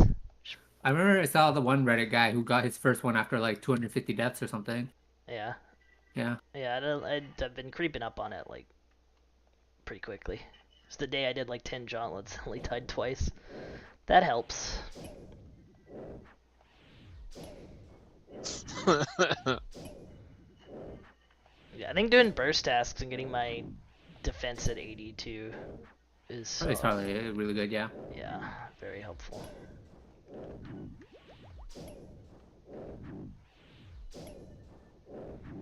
It turns out when you have to eat less, you can do more damage. Who knew? Mm-hmm. I need to, I forgot, I need to fucking full send Prayer as well. I need to go fucking grind Y'all some are, dragons. Doing the thing, right? Unreal? Wait, what the fuck? What? In an hour, yeah. In an hour, yeah. Or whenever Q gets home. Q probably won't even show up. Let's be real. For a minute, let's get I've been real. so mad at Q. Dude, he's been saying he's gonna play, and every day he has an excuse. So mad. If he doesn't want to play, then just quit. Just quit the game. What if he actually is busy every time he said so? Then don't say you're gonna play it. It's not like it's not really that he's not playing it. It's that he just keeps saying he's going to, and then he just keeps lying. Why you? He did say he was always going to play it lying? yesterday and then just didn't come back. Yeah, we played Pokemon instead. For 30 Just play minutes. Slay the Spire. Dave. Me. Okay. Why you always lying? Well, I think he said he was going to do it like after Pokemon. And then he said he'd do it today, and then but he's got dinner at like 5:30. And then he'll hopefully be back in time for Unreal. So it's like, yeah, he's probably not going to play it today either. Yeah, he's gonna be. Oh, I'm And he's so going to be gone for tired." the whole week again. Stop fucking lying. All he Anyone has like to that do. song? All he has to do Yes. is find an arrow. I know that song That's pretty. all he needs Yeah, to thank you.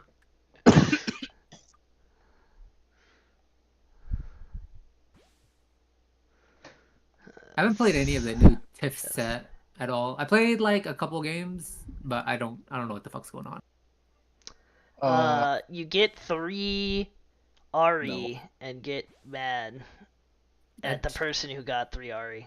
That's what I've heard. It's 9 Aries. First of all. What? Yeah, You said it's 3. Ari, 3 star, 3 star, So 3 star. Ari You said 3 3 is star, 9 3 star. Aries. Well, I said you get Ari to 3 Ari. Ari. You said 3 Aries. Yeah. It's the same thing. That's RE2. You're RE2. RE2 is Ari as well. Johnny 5 is alive. Shut up, Johnny 5. You're not generalized AI. My grandma had to ask me what AI was. And I was like, that's a great question. Stands for Someday we'll know. She asked, like, why is it so dangerous? And I'm like, that's a good question. Someday we'll know. 1 mage. Alright, I'm not reading right now. I don't feel like reading. No, don't reopen that. Stop. Hello, read the whole Talos Principle right now. 2 No. 1 I want to solve puzzles. It's unbelievable that you don't want to read philosophy in your puzzle game. Yeah. Are you even Jonathan Blow? Have you even blown? Nah. I have tried crossing the laser beams, Twig. It doesn't do anything. Maybe it will do something later. 2 1 range. Also, Jonathan Blow wouldn't put philosophy in. He'd put in quotes from Albert Einstein and himself. What was Albert Einstein if not a philosopher of the atom? 2 1 Jonathan Blow mage. D's. Exactly. No, he's Jonathan wants to blow himself. 2 1 range. Jonathan Blow, the kind of guy, if he could reach his own dick, he would blow it. Are you playing controller? Yes. You judging? No judging. 1 mage. There's a question. This is a judge-free zone. I've never judged anyone in my life. God. 2 1 range. You found the hole, Talon. Congrats. I did find the hole. Yeah, you think I'm judgmental though? I'm a vast improvement over the 2 previous model. 1 mage. What Well- happened to the previous model? It got corrupted by right-wing extremism. He reads Instagram all day. 2 And he judges people range. not even by appearance. He judges them literally before he even can see them or hear them or 1 anything. mage. So what you're saying is he's clairvoyant. Yes. And his judgments are always correct. 2 1 range.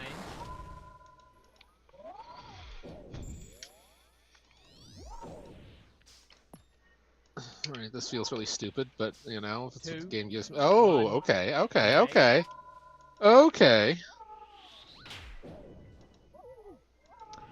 You dirty rat. 2 1 Huh. range. The frick? I'm already in phase 3 already? Why is this flying? I'm freaking Oh, I know. bopping this guy for free. 2 I 1 think you know what to do too. mage. What? Why attach it through? Whoops, no, stop. Could I though? 2 1 I don't think I can keep this range. open while.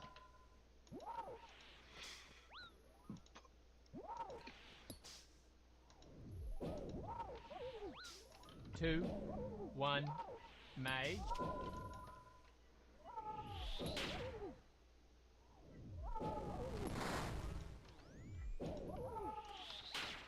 2 1 range.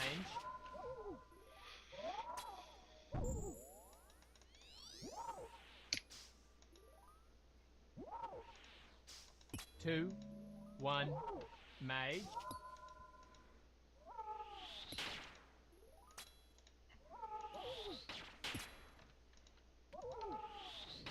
Dude, 2, sometimes 1, range. sometimes this guy is literally just free. Always has been. Is that my fastest skill? Because that felt really fast. Yeah, 2, it was. All right. 1. 10:29, including prep time. That does work.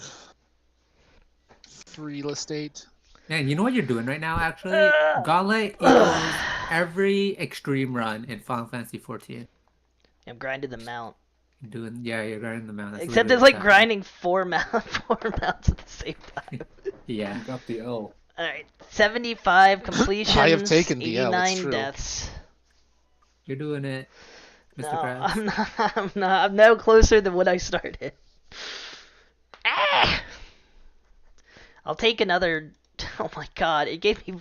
Those 5 rounds gave me 500k in raw cash and 10 rune plate legs and a bunch of other garbage. Worth it. It's money. It pays the. It pays. It certainly pays for miscellanea. That's a goddamn for sure. Somebody gratzed my PB. Someone crashed your PB. Oh, because it shows up in the CCs. Yeah. What's my previous? I think it was like 1040. So it was. I mean, it wasn't that much faster. And 1029's not good because like, if you have high stats, you're supposed to not make the tier 2 armor. But I still do that because he chunk. Sometime he chunk. Chunky. All right, but that's today's 5. So. We good. I guess big I do 5. these clue scrolls. Yo, speaking of PBs, Brittany, I did a one of the Temprosses earlier. I'm just doing Mass Worlds, and it completed in one cycle. round. I'd never seen that before. Yeah. It's like a 2-minute round or something. It's insane. Yeah, because I had like a full. I'm just fishing. I'm not like cooking. So I had a full inventory of food ready for the second round, and then it's just like over, and I'm staring at my inventory, and I'm like, did I for the longest time I thought like, oh, I must have not realized it was the second round, and then it was like, no, PB 3 minutes. Like, what the frick is going on? Yeah, that's actually that's weird. I had one night of that only ever. And that's why it actually made me go learn the solo run. Oh, you've learned it now? No, you should. Yeah. You get like you get way more permits. Yeah, for the time spent. Yeah. It's just that it's weird. I like kind of like the AFK of Mass World sometimes though. Yeah, I mean if you're just fishing, if you're not cooking, if you're just like going for fishing XP, it's harder to solo because you have to do. Your things are a lot more time sensitive because you're doing less damage to them. Yeah. Okay, alright, Crandor Island. Where is Kramja? I guess I teleport to Kramja. Jaw warrior. Yeah.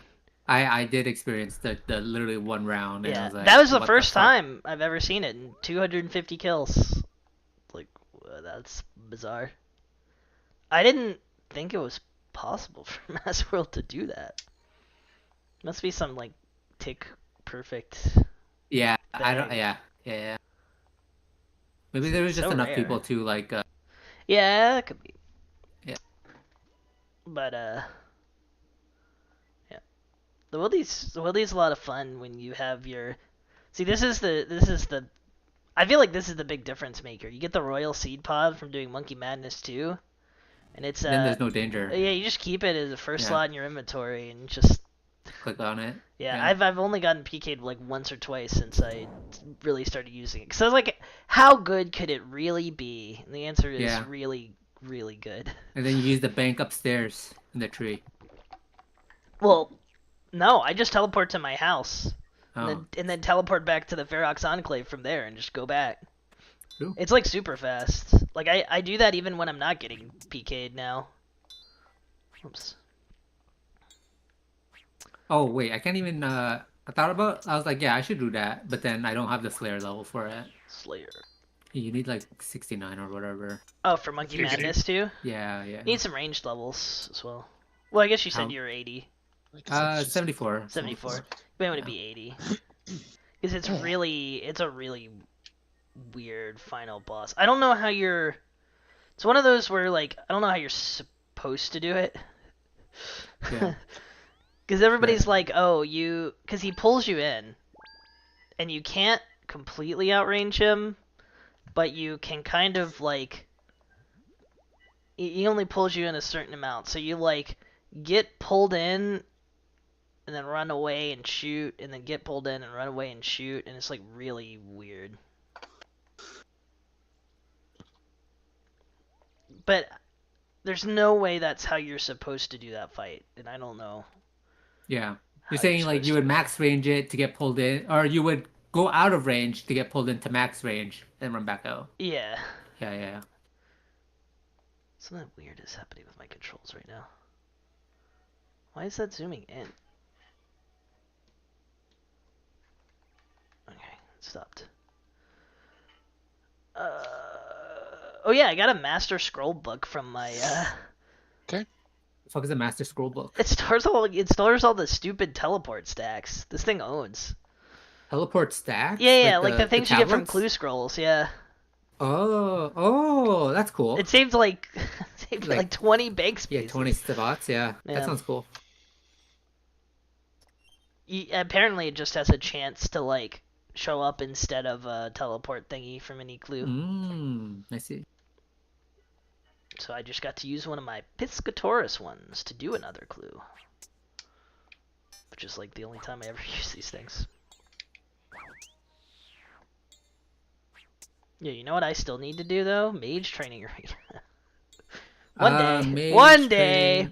Arena. Yeah, same. For actually. Hard Diary. Hey, that's magic XP. Yeah, that is that. Yeah, I was actually considering. Gotta do it sometime. But I fucking hate the pole one, man. The pole one is I so bad. I have not stepped Holy foot fuck! in there It's at all. it's actually so AIDS. Yeah, I've heard it is, and from just like the little I've looked into it, it's like that's just you just sit there for a couple hours and be miserable. Yeah, it's not fun. Yeah, I think if I do it, I'm not going for the boots. I'm just going for Mage to Peaches, at least at first. Go for boots. I mean, boots are good though. Yeah, the good thing about it, I guess, is that there's no RNG. It's just it is. Right, you're given what the time you spent. Right? Yeah, exactly. The time you spend is the time you spend, and that's. Which is in a sense okay. It's okay enough. Eventually, I'll get mad enough at Gauntlet to be like, okay, well, let's just spend some time and get some progress. Yeah. That's the way Slayer is felt as a break from Gauntlet. It's like I'm on my way to 87. When I hit 87, then it'll be RNG again to get a Kraken task. But until then, I see bar goes up and it can't go down.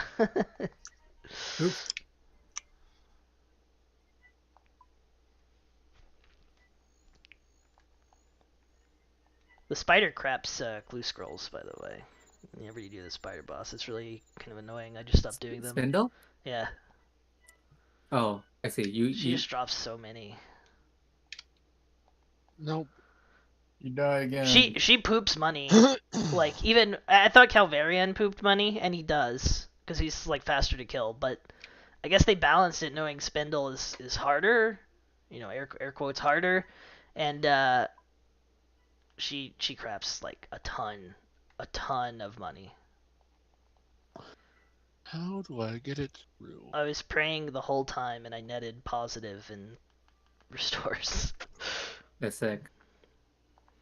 And she poops out spider eggs, so like now I'm good for making more restores later.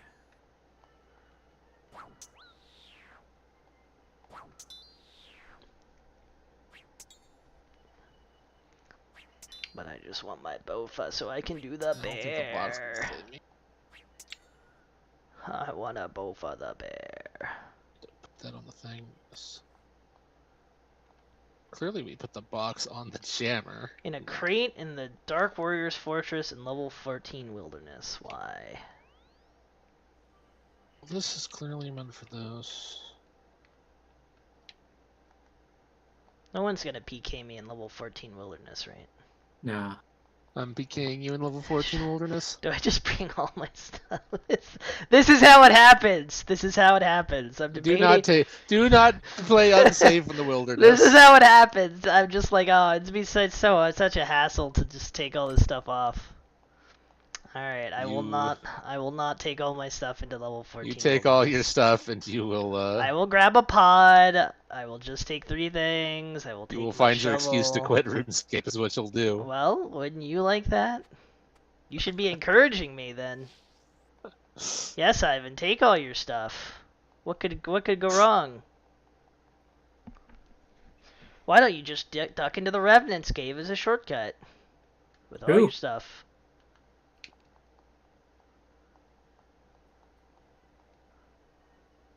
Apparently that might have been bugged. I think the numbers I might have been...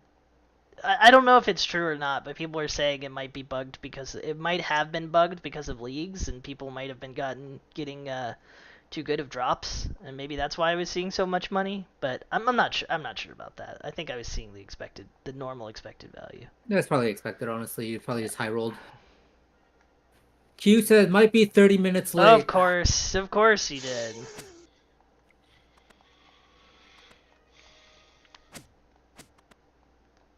Of course he did.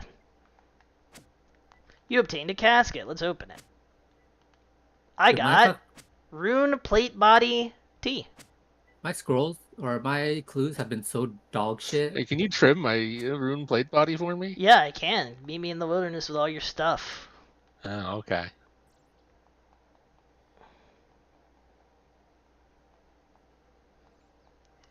Yeah, my clues have been, I would say average lately. I mean, I got a Rune Plate Body T. How can I be mad at that? I also got an enchanted top. I don't know if that's good. I don't think so. Are the 2 over there closer together than the 2 over here? The dead zone between these 2? The dead zone is a movie from Dragon Balls. Oh, good news. I get to go back to the wilderness again. If I solved the mystery of the druids? Alright, I need everybody to guess how many rune axes I have right now. Rune axes? I don't know, like 17. Alright, 17. That's a guess. Everybody guess. Tell and guess. 30. 54. Okay, those are guesses. Dave, guess. 7. Okay, the answer was 114. That's close. Everything just drops rune. I think I have even more rune pickaxes. I think I have like 150. Everything just drops these. I don't know why. That's money, baby. I guess. Why haven't you high health them all yet? I don't know. It's a hassle. One day I'll go back to rooftops, I guess. It is a little bit of a hassle, yeah. Yeah, I just haven't needed to do any agility.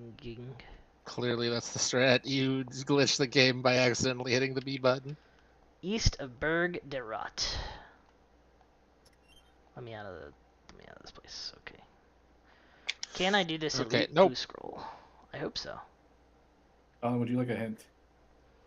I guess I can open Talon's stream again. No, now that I'm not getting the jaunt. Alright. Yeah, I accidentally solved one of Talon's puzzles from earlier. You just kind of helped me to talk through the I basically gave him a solution I'd already thought of. Yeah, whatever. Prinny. That's me. Got me back on the right track. That's me! MB said to tell Prinny he's a chobo. No, he is. The fuck's a chobo? Noob. What language is that noob in? Bokum Bop. Excuse me. Oh, racial. This guy's laughing about it's racial. This guy called me a noob. He's not even. What's that me doing? Is he playing Tift? No. No. He just logged on, typed that, and then logged off. Oh yeah, that's what I do to him. Prinny, when are you convincing somebody else to play RuneScape with us? I don't think I know anyone that would ever play RuneScape. The frick? Yeah. Shut up, Elahim. And I will do no such thing. Yeah. Unless I'm supposed to unlock Talon's fans right first, here. in which case.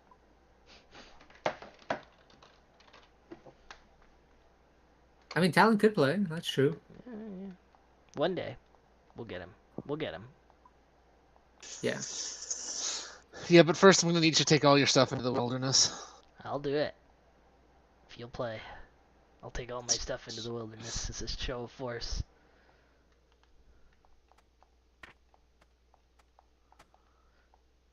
Dude, I'm so swag. I have a full set of frickin' D'hide, or Blessed D'hide. I look like a frickin' chump, actually.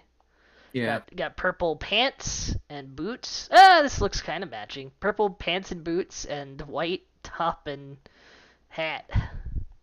Sick. I look like a clown. I look like I'm in Outland. Alright, I need to go. I do need to dig.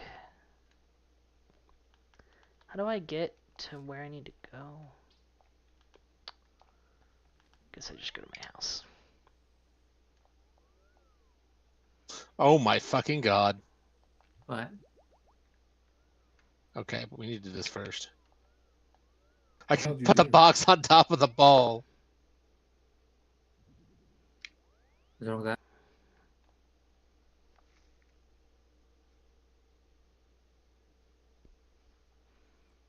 I forgot how violent the first game is. Nobody shoots. Exploders, Yeah. guns. Nobody shoots at you in Talos 2. No, there's no. Oh. There's no robots. No. It's kind of weird that there are so many guns. I'm like, there aren't that many guns. How did you balance the box on that ball? That's crazy.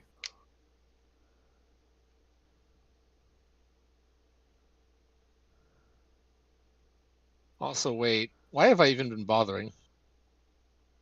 What I do you had the jammer up there already. I could have just put that on the Switch. Maybe you need it. Maybe I do need it. This is fair. Who doesn't need a jammer? Oh, Who couldn't use God. $20? Talos God. No, I could have just jammered. I could have jammered the door. I could have put the jammer on the Switch. I think that's the I solved this entire puzzle for no reason. That's the beauty of the game, though. There's multiple ways. Yeah, no, that's fine. I just overthought the puzzle and did not even think to put this on the Switch. Life finds a way. Yes, that's what the game told me. Yeah, remember, speaking of life, remember when Talon killed all my plants? Yeah. I didn't kill all your plants. I saved your onions. And by saved, I mean remembered to water.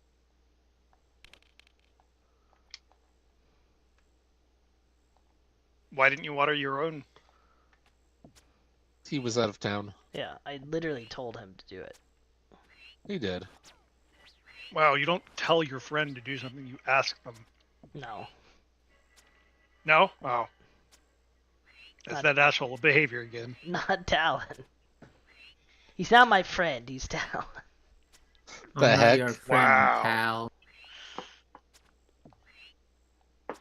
Okay, that was freaky because I thought somebody was playing a sound clip over Discord, but I guess that was happening in game.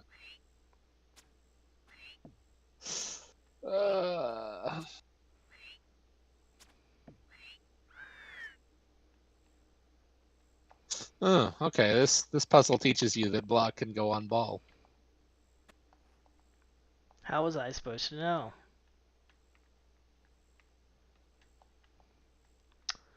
Necropolis Mine. What the frick is it talking about? Did he kill my box? Mm-hmm. Oh, no. Oh yeah. The Necropolis Mine. I've never been here in my life. Oh, AKP. I got sent to Slippy. Oh yeah. I was like, what the fuck is this area? Yeah, there's a boss. There's a boss there. Oh, really? I've never, like, yeah, I didn't even know. No one does it, so you probably wouldn't have even heard of it anyway. It's called the the nightmare of murmur. Nope. Yeah, and it's a boss. I guess somebody does it, probably. And psychopath. It doesn't drop anything good.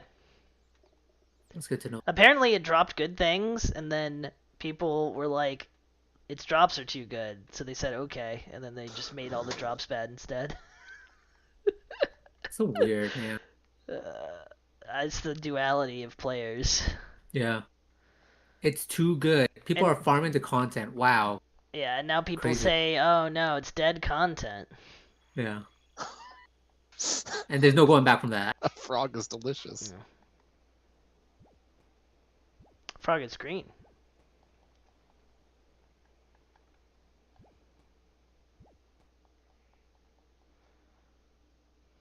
It ain't easy being green.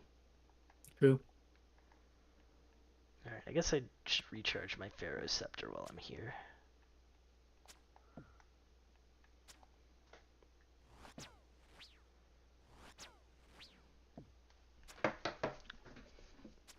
Oh, food's here.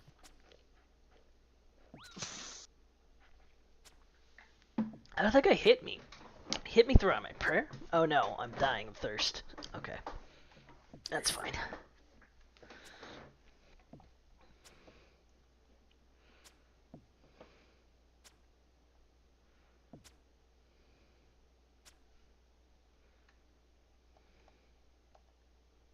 I feel like I forgot everything. From Talos 1? From work. For work. Oh. I haven't worked. It's been 2 months. I think you'll be fine, Pat. My brain is just filled with Minecraft and Minecraft. That's what you're Minecraft. working on, right? Minecraft mod packs? Pat! Get a job making actually good new Minecraft mod packs. If you pay me. Well, get some venture capital funding or something. Uh-huh. Yep. I'll just say, we're gonna use machine learning. Okay, yeah, you're halfway there. We're gonna use machine learning and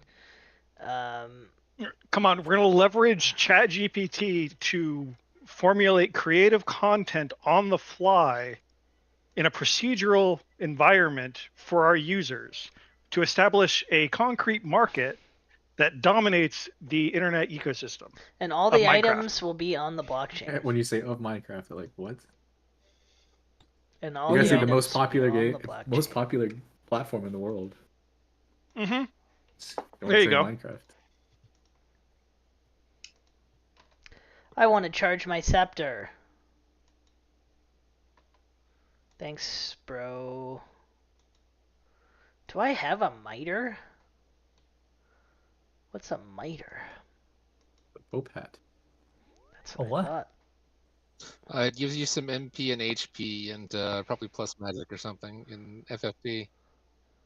The real question is, what is a miter in RuneScape? What tier is it? Whatever is it? I don't know if I have a miter. Is it medium? What is a miter actually in RuneScape? I'm sure I it gives prayer. Having is it an easy clue scroll thing? Let's see. There's berets. There's Bob the Cat shirts. Monk Oh, it's a robes. slow charge, Oh isn't yeah, it? vestments. Yeah, ancient miter. Okay, there's miters here. I don't have any of them. This elite clue scroll is a bust. Suck my balls. Elite clue scroll, you suck. Alright, I think we go on a farm run. Because I'm farming. my dick. Why do I have a crozier in my inventory now? This is annoying. I apparently Jeweled grabbed it out. gear.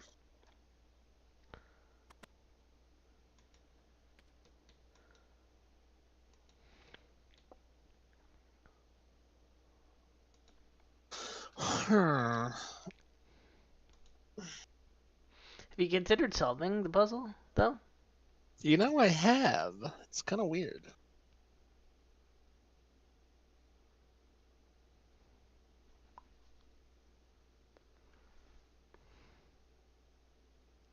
you tried speaking to that ball and having him become your friend? You know, I didn't. Should I put it on his head? No. I just want to. We're gonna put things on the ball's heads now.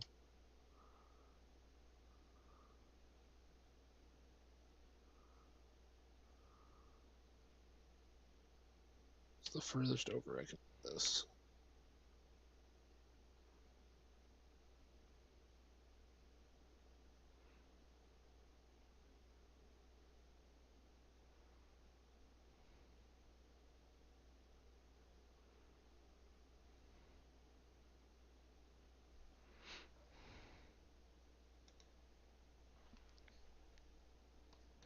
I guess I'll do those jelly tasks after, or that jelly task after raid. I like jellies.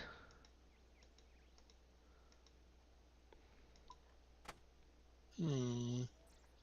Huh. Hmm. Huh. Is it time for me to do another Hespori? Oh, I need to do one today. Time for another bucket. Oh, no. I need one. It's not I time. need it.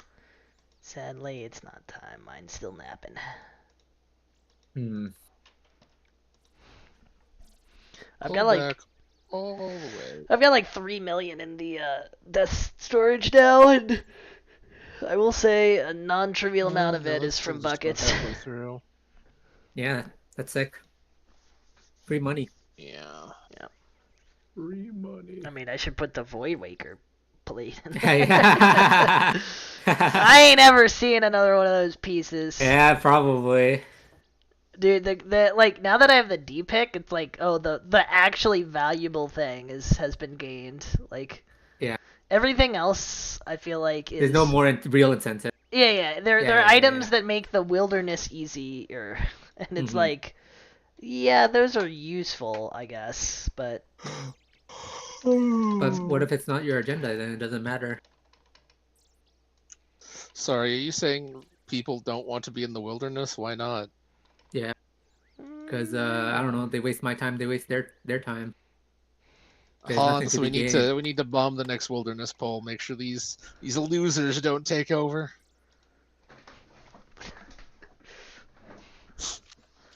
Hans and I will keep the wilderness pure. Yeah, we'll PK pretty at the Magic Axe Hut. Yeah.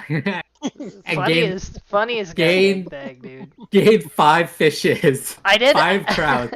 I did a Magic Axe task yesterday, and I was thinking of you. I was like, yeah. Why would anyone come in this hut? I've never seen anyone anywhere near it. Yeah. I've seen when I was in there, I had it twice, and I've seen people walk back and forth. To do like other wieldy tasks, like yeah, they're on that side, right, or whatever, right? But yeah, none of them have ever bothered me except for the one mage in full mage gear. And I'm like, thanks. Yeah, that reminds me of when I was doing like the mage arena quest. Is like I actually got PK'd there, and I'm like, why? What is the like? Why would anyone PK somebody there? They got 100 chaos runes or death runes or something. They got like yeah. Makes no sense. No, I don't understand PKers in this game. They're either like they must be really old or really young. It's like they're one extreme or the other. They're 10-year-olds or 40-year-olds saying, "I remember back in the day, everyone brought their trimmed golden rune plate bodies to the deep willy." These newbies need to be ganked. We didn't have them Trailblazer leagues. We PK'd at the Magic Axe. We liked it. Dude, I still have 84 toad I feel like I've solved the star Yeah, puzzle man. before the main puzzle. Well, you haven't solved either. Well, the star puzzle should be easy. I put the thing here, I run over there and go get a red light somehow. Curious. But you haven't solved you haven't solved it. Well, it's because I would have solved the other puzzle now that I'm here. You ever solved anything in your life? Yeah. In fact, here. Oops. Dang it. No, stupid B. Why is the B button open the freaking log? Human.log. Why am I out of run energy? That doesn't happen to me anymore. I am the run. It's not supposed to happen. I need to retreat back to my house. Yeah, I'm at 91 I hit died points. several times. Yeah, so much health. Yeah, I'm almost at 92. There's a spare connector there. I should only need 2. Bursting gives you a billion. Oh, you even need 2? Yeah. I'm so upset though, because No. hit points is now my highest. There you go.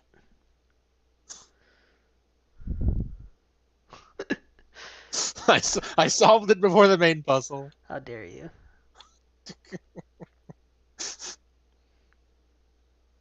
Wait, why is the star in the name? I think it's because the star is obvious. Like, that might be the first star people will actually find. I think there's an earlier one that's really obvious, but I don't know. This might be the first one that teaches you this because of just how easily it is set up. Anyway, how about you solve the puzzle? I'd like to. This is some angle nonsense. This game says I can be your angle and your devil at the same time. I don't think it can be angle nonsense. But it's a slow charge, so like I need the beam to not go through the balls. Yes. Problem, the balls are blocking the angle no matter what. Well, I know how I would solve it, but this is another one where I'll just give away the answer by accident. You jump out of bounds, that's what you do.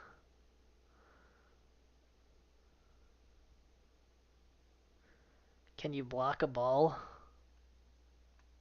You can, but I don't think I can set this in a spot where... Can you block a ball?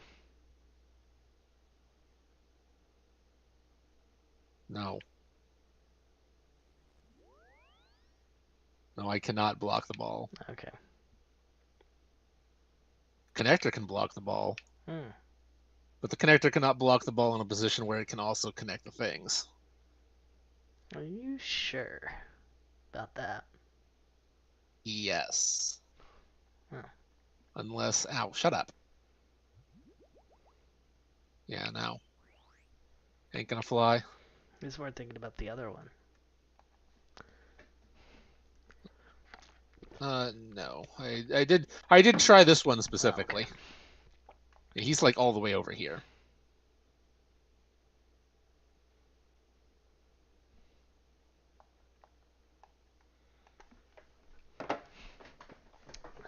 I'm constructed out of toad flax. Discuss. Yep.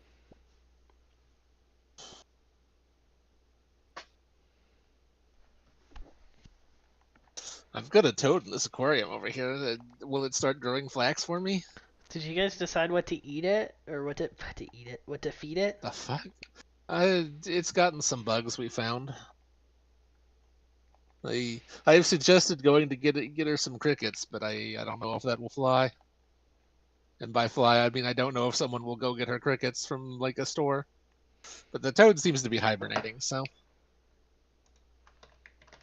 How much do toads need to eat? It seems pretty hungry, from what I saw. 2 to 3 times a week.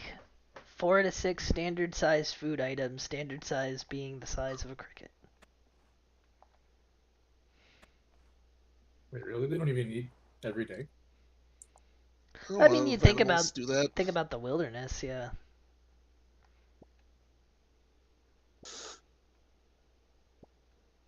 How much do they eat while they're hibernating? I think is the actual question. They tend to dig. It says they dig themselves under the dirt, and then they don't eat. No, they just don't eat at all. As the weather cools, the toad metabolism slows and it stops eating as it prepares itself for hibernation. Once it digs below the freeze line and hibernates, its metabolism becomes so slow that it no longer needs food to survive. But I don't know if it's not actually under the line. Well, she's got some dirt she's buried herself in, but I don't she know if has it's going to buried. count. She has buried herself. Yeah, mother did get the toad some dirt to hide in.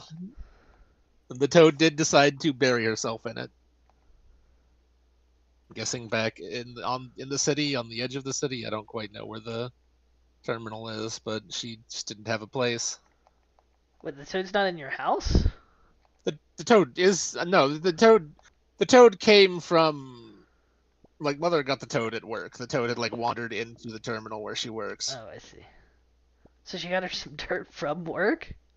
No, she brought the toad home. We found it. We got like pulled out an old aquarium. She got dirt from outside, leaves. Well, clearly you put the aquarium in the refrigerator. Everything will be fine. What could go wrong? Nothing could possibly go wrong. Oh man, this bottomless bucket is so good. I just have one inventory right now. Uh-huh. Okay, but does your bottomless bucket let you connect lights to receptors or whatever? No, I'm just gonna taunt Prinny some more. Prinny, this He's is... gonna taunt you when he gets that bofa first. Yeah, he is. I'm just preemptively preparing for it. Prinny, you may not like it, but this is what peak farm run inventory looks Farm like. running, it sounds like. There's Dude, one look bucket at in it. one hand. One bucket, baby!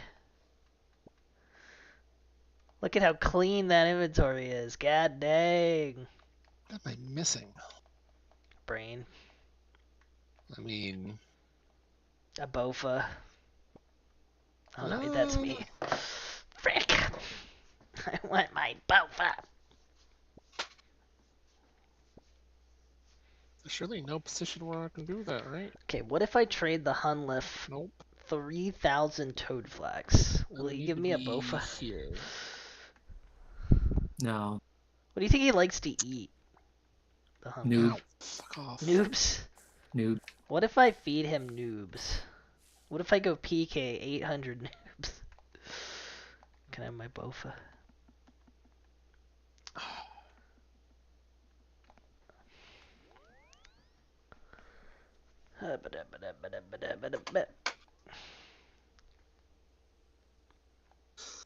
Well, maybe with Q being late half an hour, I'll have time to solve this puzzle. Frick, I clicked the wrong... Teleported to the same place twice. I'm too old to play RuneScape. Better go gank at the magic axe hut. Yeah. Why am I at the magic axe hut? I don't even remember where we're going here. Why do I have an extra lockpick? Ah, there's somebody I should go say hi. Die!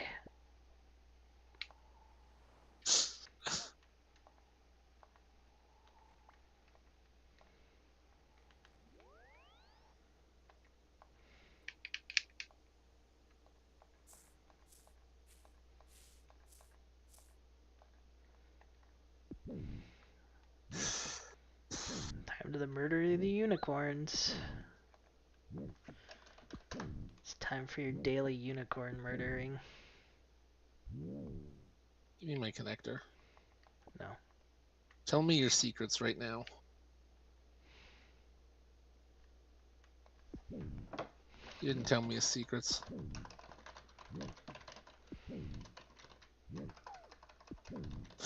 I've been busy Googling just how dumb I am. What's the name of the puzzle? Something about a star. Let's make the star, bro, with lasers. What's it called? Tell me Something about, I think it's like actually something about a star. Yeah. Yeah, something about a star. Something about a star.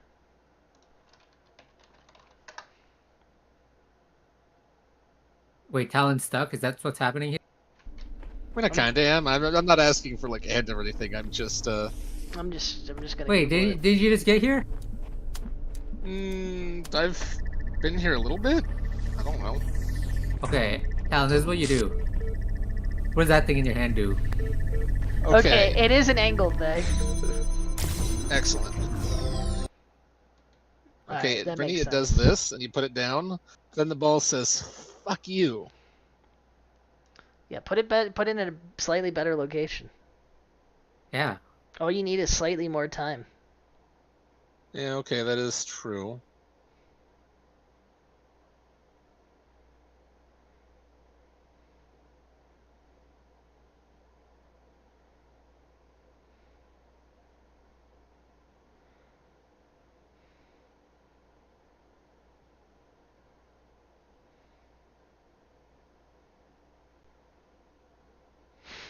Oh my gosh, it was just another stupid timing one. Now you'll never escape. Oh my god, you fool. You've played not only the game, but yourself. And I already got the star, so... Just done here.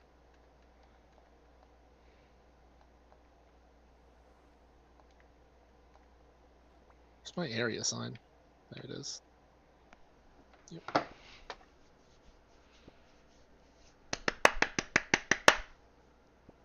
So how many levels are there in a world? There's like 1 billion levels in these worlds.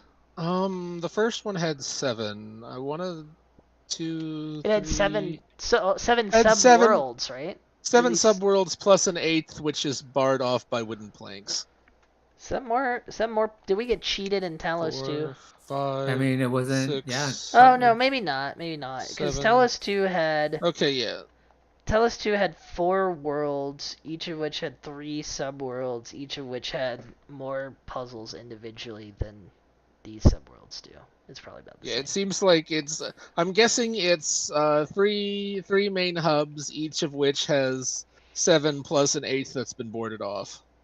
And part of the trick will be figuring out how to get in. Wait, what do you mean it requires more? You only had 4. Oh, I'm at the wrong terminal. You'll I never. don't think that terminal was there earlier. You'll never figure out how to use fans. It's not possible.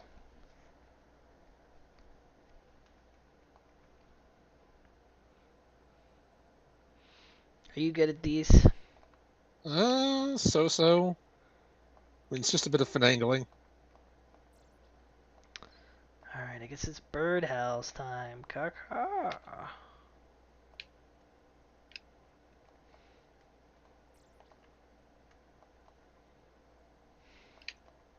At least I don't have to do seaweed ever again.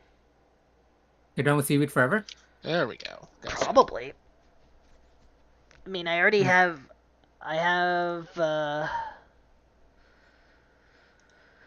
How much crafting do I have banked in glass, like active glass? I have 93 crafting banked, which I think is all I will ever need. Gimme. No. Yeah, because 98 is the C9 amulet. No. Yeah. No. Yeah. You need the cape. For what? What do you mean for what? For what? To teleport to the crafting guild. Oh wow, I love the crafting guild. What a useful location. Everybody loves the crafting guild. Yeah, you don't need to carry the brown apron anymore. Oh, thank God. Yeah. What a burden that would be off my mind. I'm always just thinking about clicking the brown apron. Bank. I think I deleted it, actually. Probably. Daddy needs bank space, and he's too cheap to buy the 40 extra slots.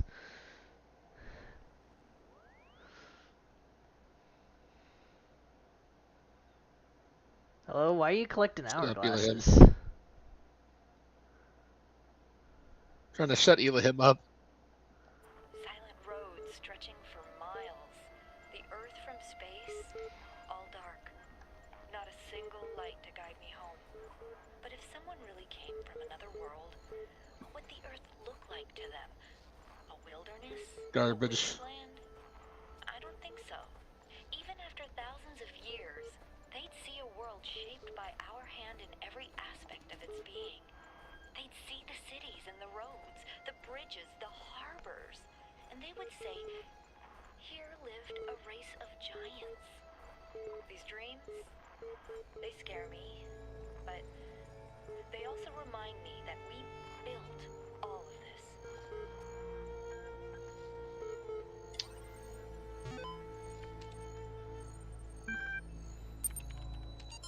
It's a nice .html file you have there. It'd be a shame if I were to not actually read. This guy, he isn't reading the lore, legit? I was, but I decided I wanted to break and I just want to solve puzzles, so I'll get them added to the journal and then move on. Down to brainlet. I respect that.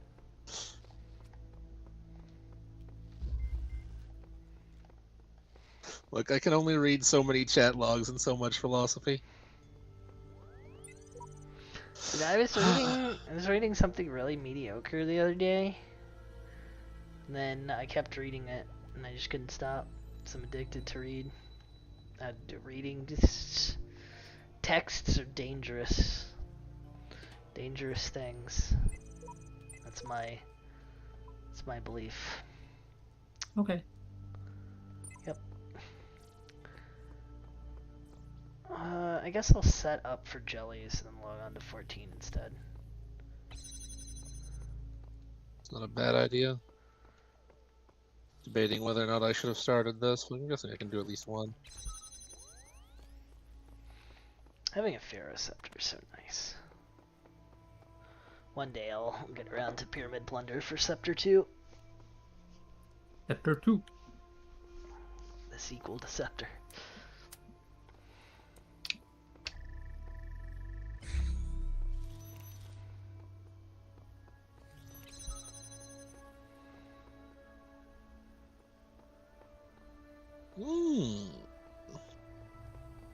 More blue milk? Yes, more blue milk I require. Pray at altar. Send me to Edgeville. How convenient.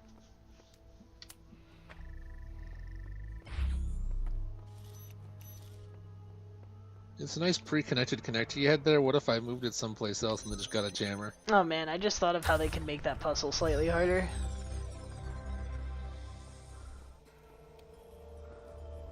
Is that so? Yeah. What if there was a button at the end? Past that thing that you needed to hit? Then you just press the button? No, button with another gate. Oh, I see. You have to place something on it.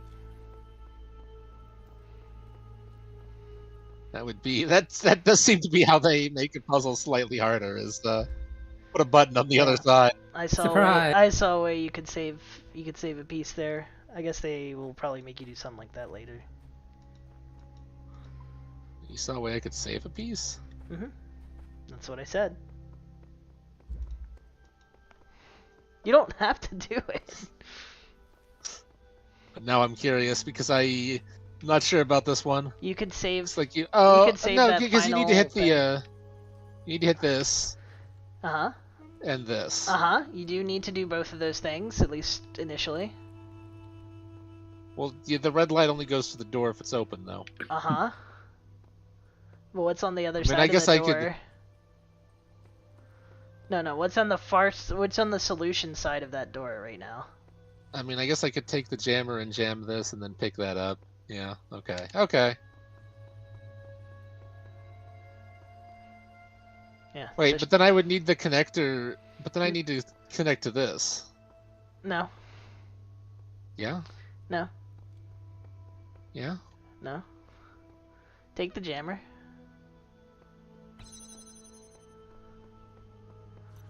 Jam backwards. Just jam this. Well, that's Pick him no, up. no, that's not what I meant. I said you can take one piece out, not two. It's real. I took one piece. What do you? You took the wrong piece out. Because this is not going... You're right, this is not going to work.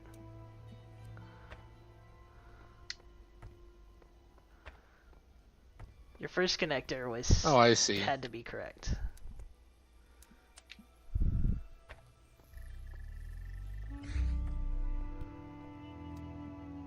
I see, I see. The idea is you do this.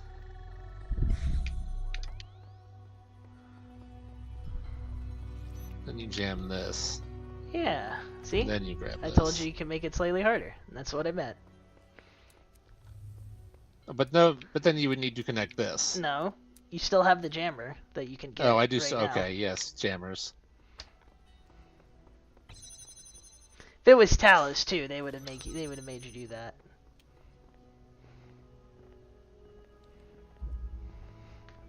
It's been all the times I've done it. I forgot you can pick a jammer up like that on the whatever. Fan time, fan time, fan time. Do you wanna fan time?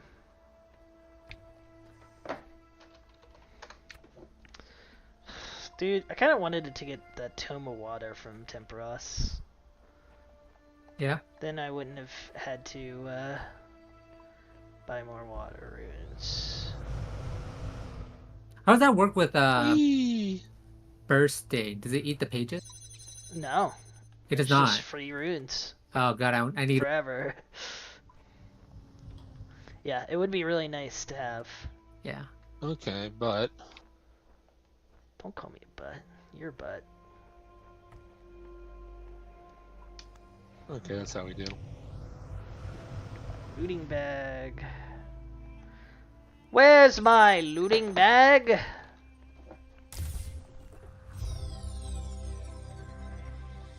Why do I need to know? Just tell me where my looting bag is.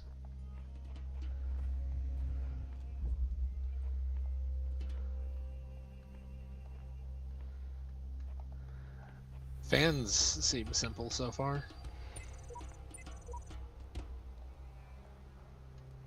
The important thing to Hey, Gucci. realize is that they'll never get more complicated. Definitely. I don't know why I just loaded up my inventory if during raid I'm gonna have to blow There's a glass purple anyway. ball inside this. Curious. Very. Ah.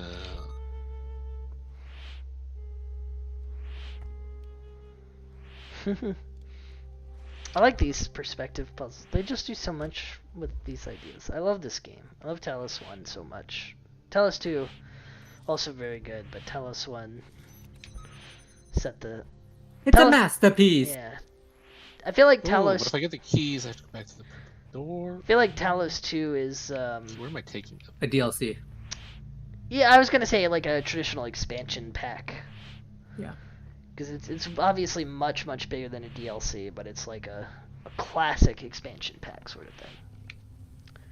Because I would say, Pat, would you say maybe like a third of the Talos 2 puzzles could have totally just happened with Talos 1 pieces, probably?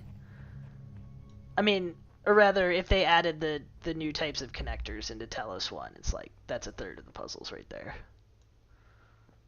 Yeah, I mean, they didn't add too many things. I would say they added quite a bit, but a lot of the pieces are like natural extensions of Talos 1 things. Yeah. Like I think the bodies are a natural extension of... I can't remember how the mechanic worked in Talos 1 exactly, but there was something vaguely similar. I think it was like replay instead. Yeah, there's definitely a replay thing. I've found some like wild replays. I've got play symbol on my next unlock.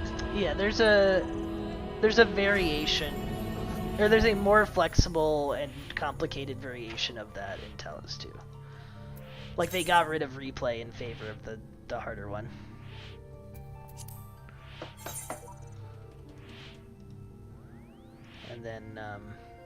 And then it added the, like I would say the light splitter, the third color, and the whatever the other freaking thing was, the inverter are all like pretty natural extensions of the default connector. Which one of these is the right one? No, that's not the right one. My favorite puzzle game is still Baba Is You. You're cringe. Mm-hmm. This guy's... How is that one serving? This guy's a programmer or something.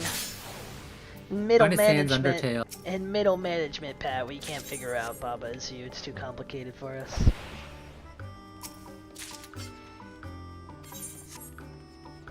Don't ever speak to me like that again. True.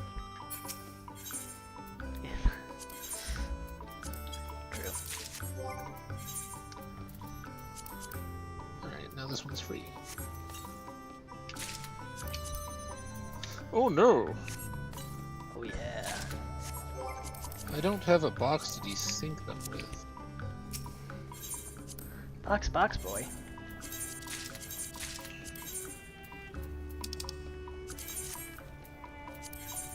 Oh, I see. Okay, and that's why I need that room? ICC is another game. Yes. Okay. Gotcha. I gotcha. Dude, if I had one criticism of Talos 2, though, I feel like jammers were so common in Talos 1, and maybe some people don't like that, or they're like, oh, okay, we did everything we can do with jammers. I love jammers, but Talos 2, it didn't have as many jammers. I want more jammers. I just want to jam in every puzzle.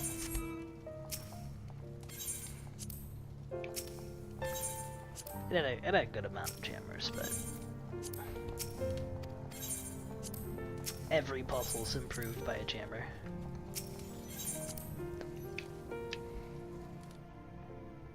There's so many different things.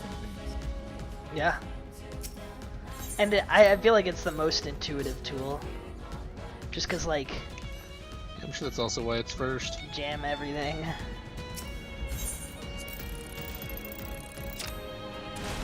It's the perfect mix of, like, a surprising amount of depth and an amazing amount of intuitiveness.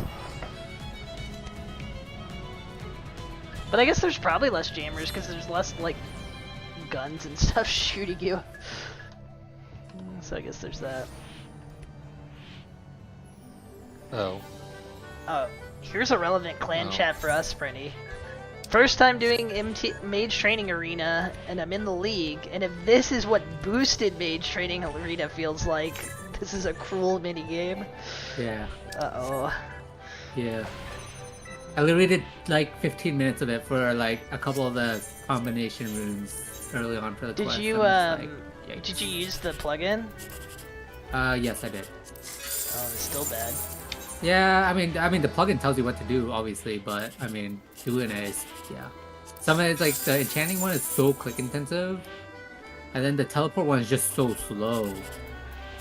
And then the bone one, the bones to whatever. Hashtag bone mom.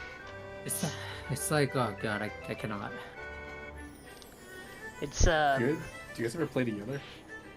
Us? We No. haven't really yet. We did some Goddard. Yeah, we were in the same instance, yeah. One day, Prinny will get strong enough to do raids with me. Soon. I'm ready. Whenever you are ready to go into Tombs of Masket, I am ready. Okay, I see. Is that the first easiest? Is that the easiest one? The first one? Yeah, I would Like say the Tombs of a Masket is the easiest The raid to entry, get yeah. into. Okay. I mean, I'm down. I just don't know if I have like the stats and like proper gear. Yeah, really, I mean, I don't know either. Yeah. I haven't done the research. Yeah. Like, I'm just expecting to go in with the Rune Crossbow. And like, Tombs of Masket is pretty soloable, but I think duos are easier.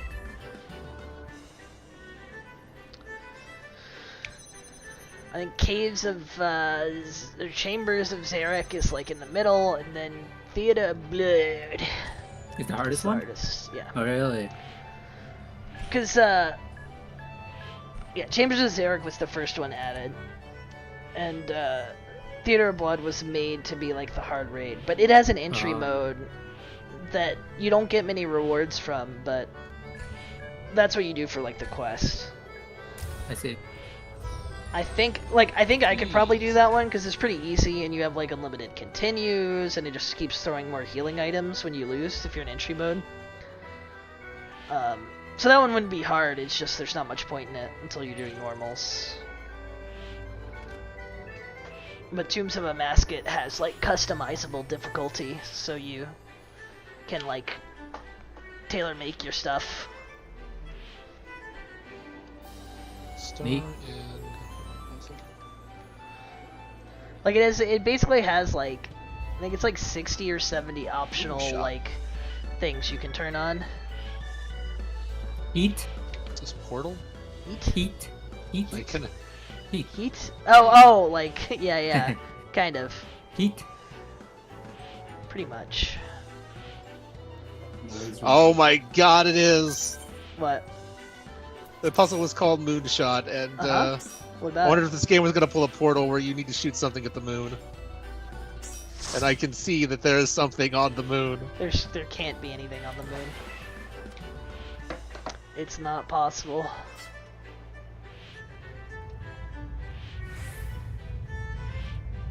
That's cute. I was gonna say, oh, it's not a thing, but then I noticed there's like a little thing on the side of it. What is it doing? I have no idea. Moon's rotating?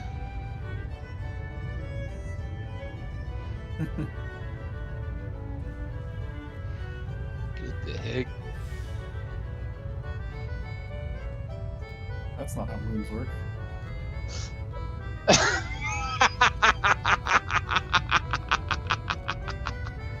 Okay, that's cute.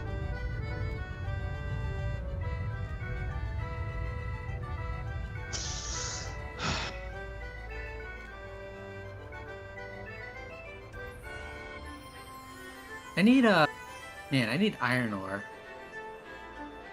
I need That's steel very bars. cute. Steel. Yeah, I open wonder your if it- Laren's keys then. You can get like 300 steel bars Oh for shit. a single Laren's key. I cannot connect it. maybe I'll I do that cannot later. use the signal as a big blue receiver. Or you can get a bunch of iron ore and a bunch of coal and achieve the same result Same thing, as well. yeah. I got yeah. Cause I have all this ore now, but just need the steel to supplement it.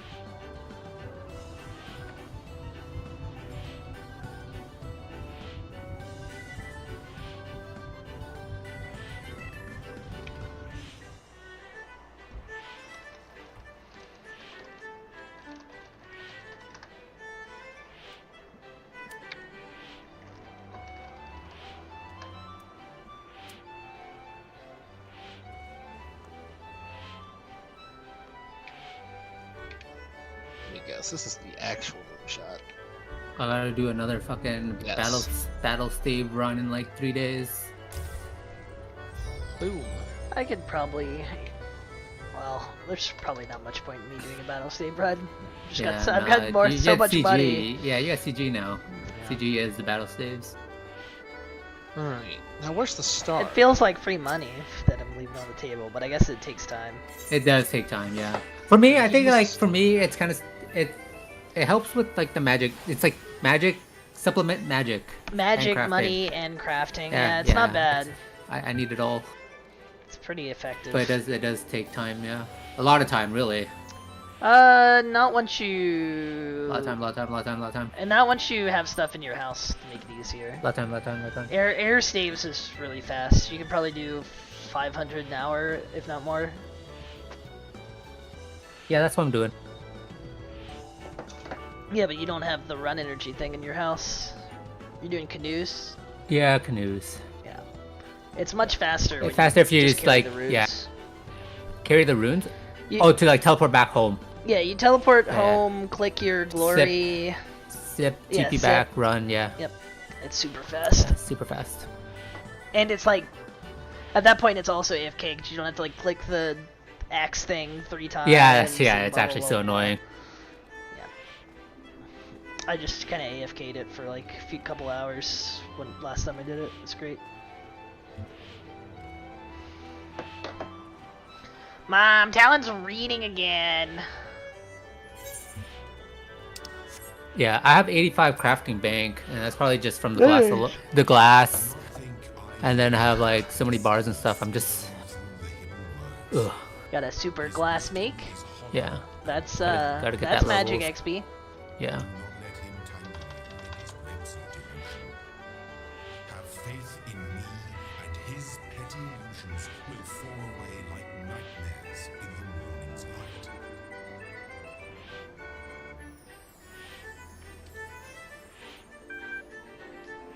Slice is right.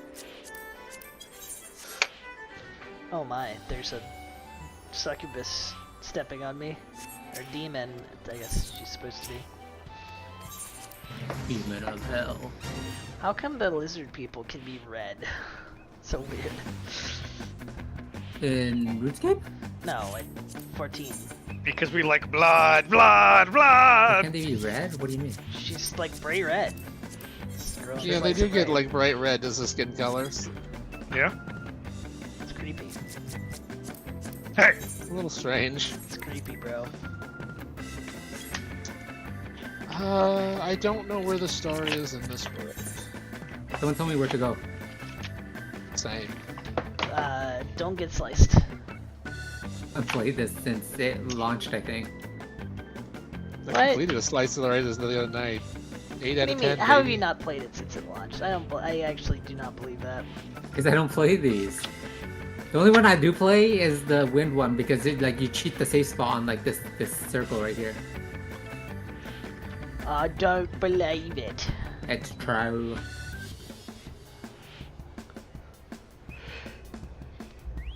Damn, this place is popping off. Look at all these people. This is normal. Everybody loves slices, right?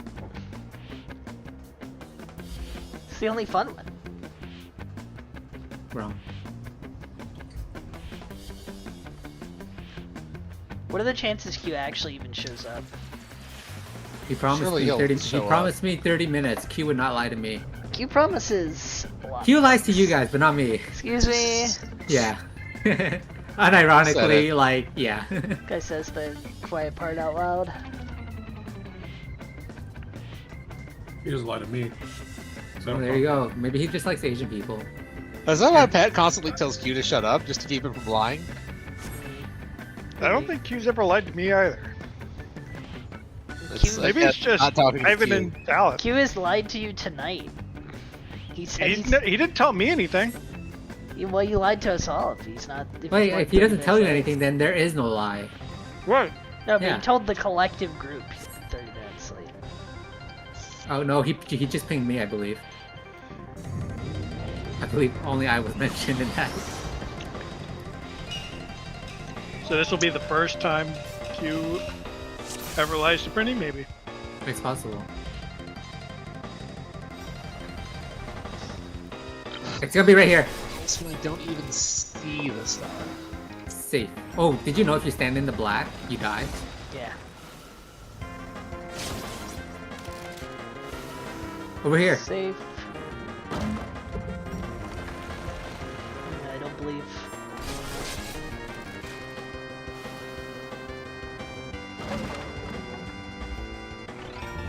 Alright. Stall during this animation, blow some more glass. Click a rock. Click a rock. Alright. This is the run where I'm gonna get 2 of these. No, probably not. I'm out of here. No, I'm not getting 2. That guy's giga dead. That guy's giga dead. That guy not died.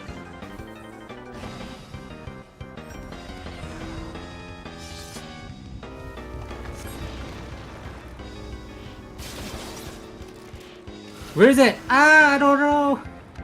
Boom.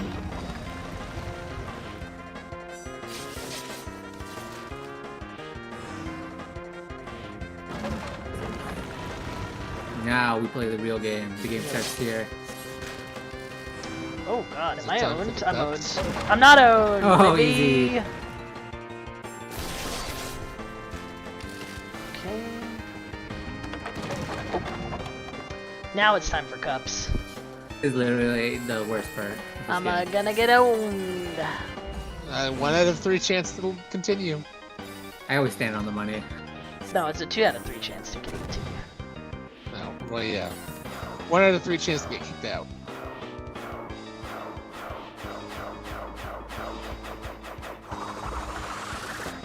This isn't it. This I was think not it's safe. this. This was I not think safe. it's This one's not safe. It's definitely over here. This one's not safe. The money was not safe. Reminds me, Dave got me the money one night during the week. The what now? The money from the cup game. Dude, I was the only one in the money Nice. slot. Oh yeah. Nobody believed. Wait, I died. Did you really? I wasn't looking. I was clicking a rock. I was clicking a rock. Okay, now let's finish it.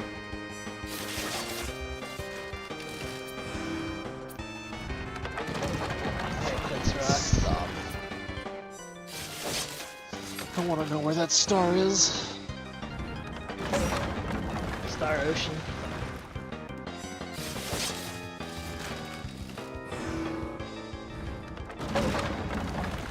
Alright, last one, I think.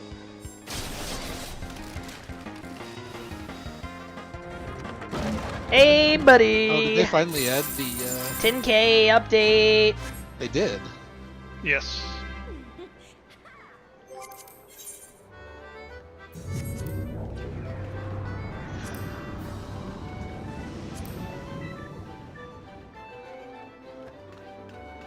Are we only missing Q at the moment? Everyone else is here, yeah?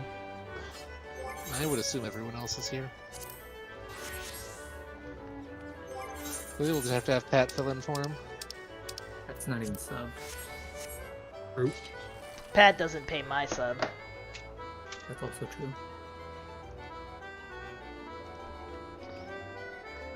Nice. Just ask you for his login information and I can play. Nice 10K update, baby. Also true. Man, I got the Are double. you a skilled bard, Pat? The double GP. What? I can play Skilled anything. bard, Pat? I've never played Bard actually. He doesn't have to be a skilled bard to replace Q. Just press the Peloton key. Yeah. When it says special relic, do you know what that pulls from, Talon? He gives you Loth always gives you a relic that like ups your rare card chance, I think.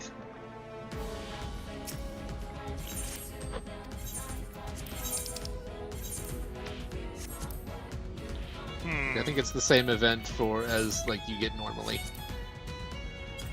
Oi. Hey, I Well- told you. I told you he was gonna show up. Yeah. you Yeah, didn't I lie. told you. I told all of you.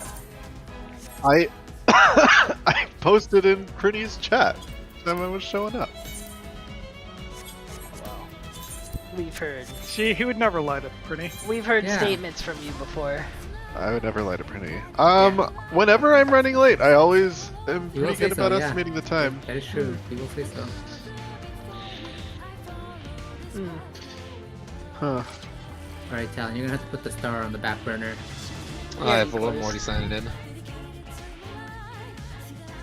Alright, one shot, one clear, right?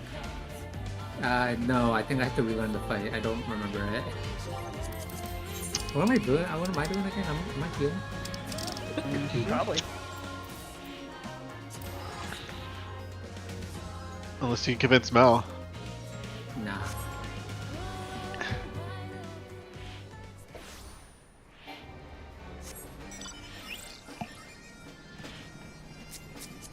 Lysiana Tribal.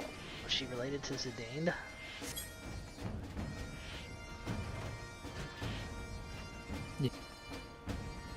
Same.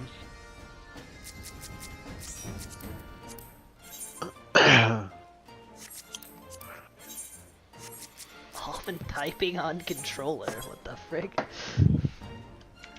What's that even mean? Oh, you know. Oh yeah, we do need to go to Italy Shire. Can't type on controller. That's illegal. Controllers Actually, even move like this? Check, make sure. Q, you got The COVID spreadsheet again, brah? open. No. Nope. No. He's got the vid. He's got the No, I vid. was drinking something cold. He's drinking some booze. He's drinking some cold. Cold vid. Drinking a milkshake. You could say he was drinking a cold one I am. with vodka. That's what Yes. made him cough. This fancy outfit. Who? Ooh. You mean like Rocky? That's the Eureka. Culia Foodie? Oh.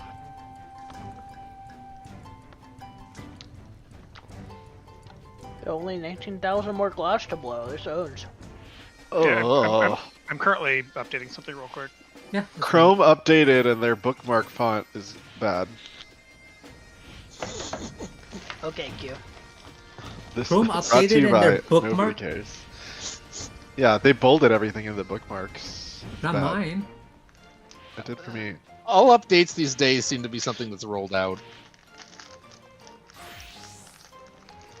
So I'm guessing we'll see bolded font soon, Prinny. What's wrong with bolded font? Looks bad. Oh, I'll ask you. Looks fine. Looks bad. Look, are you the one who read about the history of transportation fonts? I don't think so. Sure. Yeah, most of us aren't that cringe. Would someone who's cringe look like this? Yes. That is the cool, like have cool shorts on. I looked in the definition of cringe, and your picture was there. Like that Simpsons episode. I only burst Abbey demons in the wildy. Same.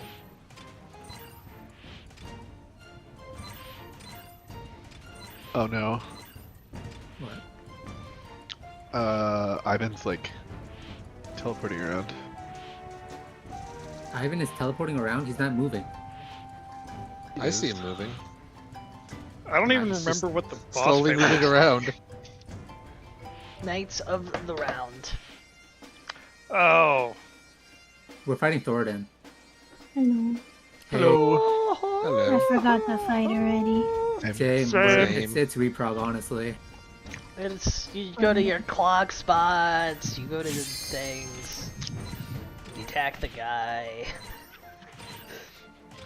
I sure hope attacking the guy is part of it. You drop. Otherwise, I don't know what I do.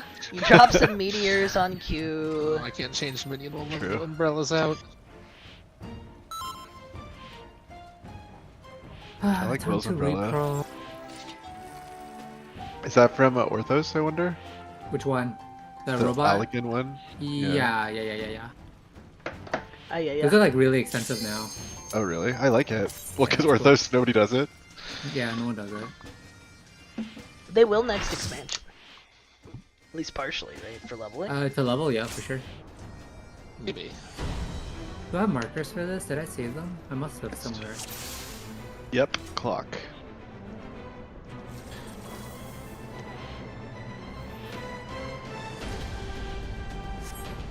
Sounds scary. Yep.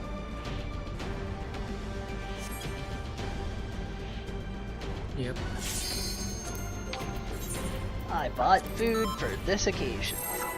Good luck, everybody, Good remembering this fight. Good luck, have fun, don't die. No rush, 20 minutes.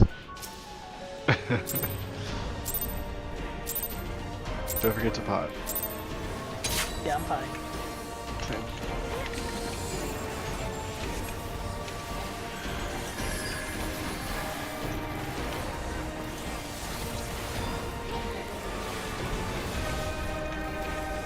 Oh!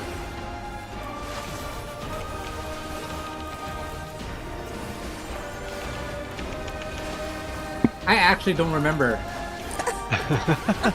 This is gonna be the lightning, I believe? Yeah. Lightning? This is lightning? What's like? Plus a spread? cleave. Spread? Yeah, spread plus a cleave on tank. Oh, look away. Where? I didn't agree.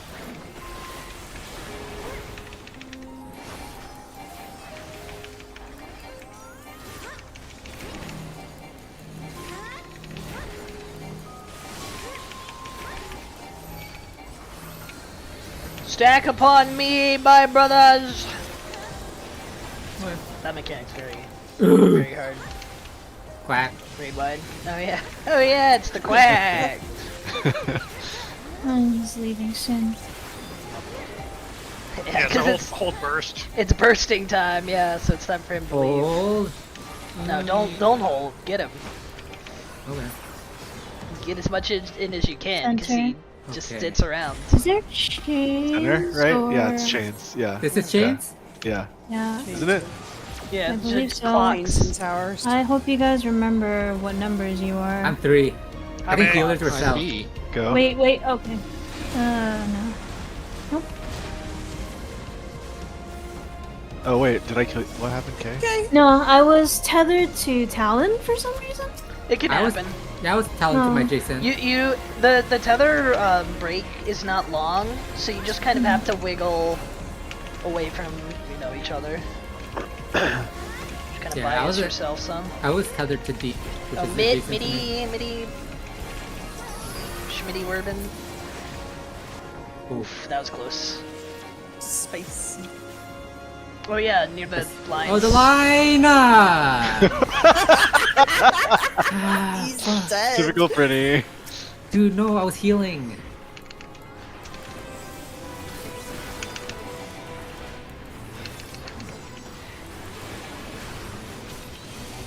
Game. Of course, mine's the shield. Why wouldn't it be? Oh, it is. What is I'm this? facing south.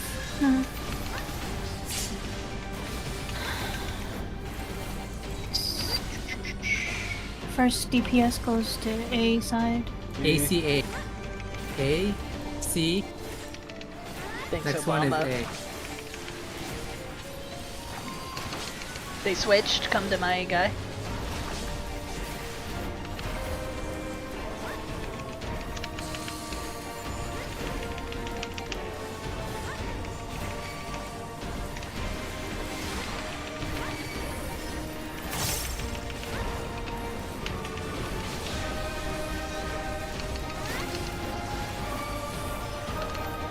They're gonna swap.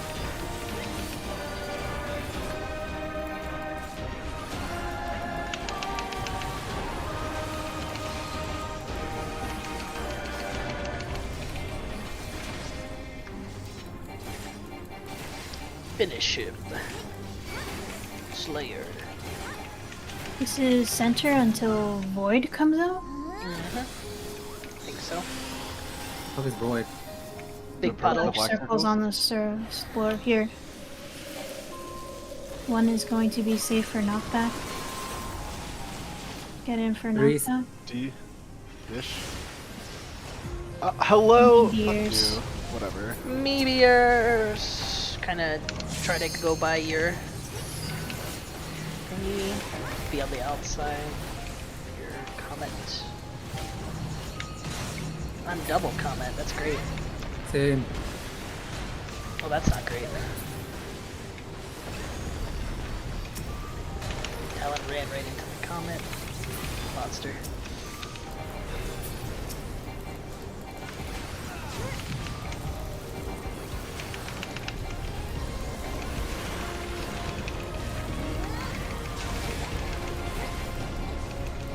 Yeah.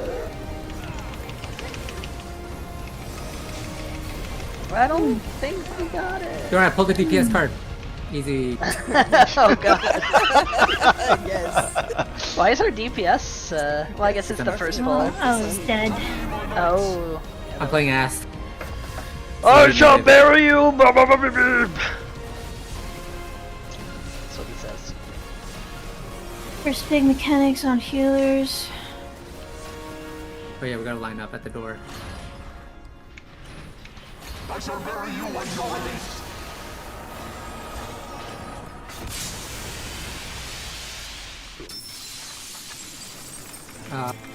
Is it tank to I? Is that what it was? Yeah, but the first die is always For the first north. two, right? Yes. I think. Does he do Yeah. the second one? Yeah. I thought the But second not one. the third. The third. For the first two, first two. Isn't this a pot window? Yes. I guess. I'm not potting. Not for this side. It's me.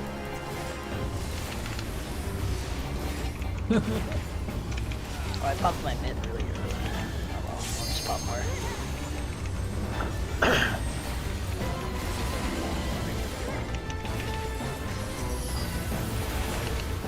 Look away. Look away!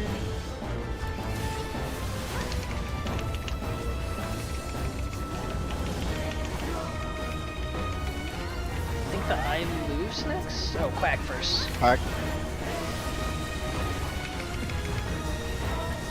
The eye's moving. Hours as well. It's near That's it, 3.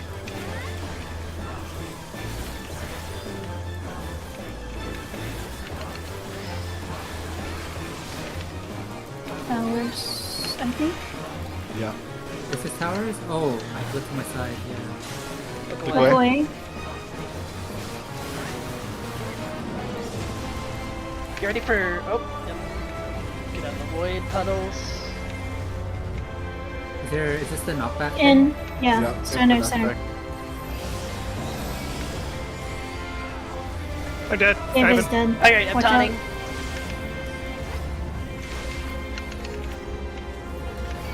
This one we can ignore the eye.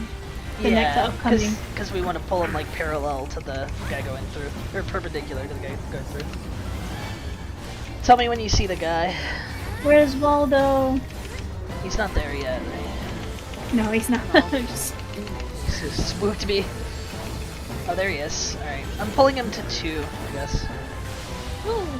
Whoa! Ow! Oh, people overlapped, yeah, I guess. we did not spread Oh, her. sorry. I didn't do that. Alright, I'm gonna provoke. Whoa! I got Will. Shirking.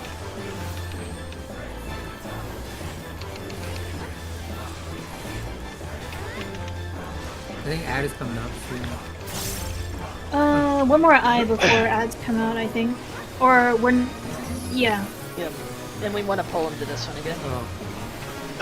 Oh, how convenient. Oh. Yeah, that is convenient. I knew. I calculated it.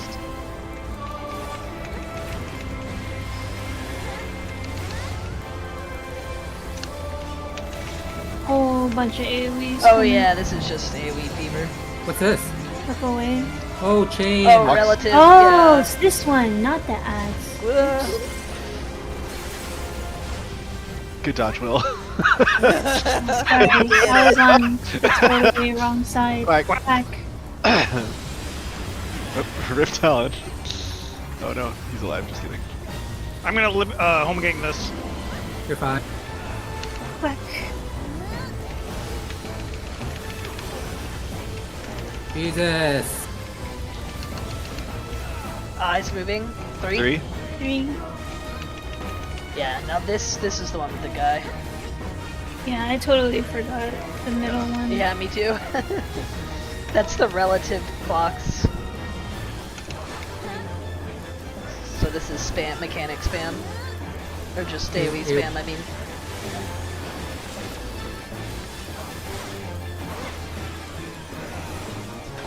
When's the next 2 minute?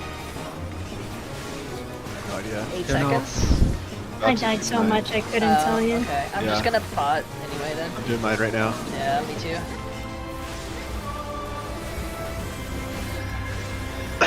Heaven's word. He said Oh, that. kill him, kill a guy. Heads up.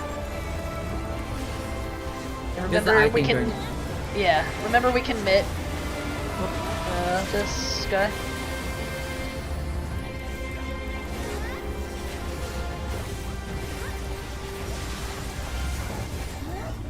Mitty.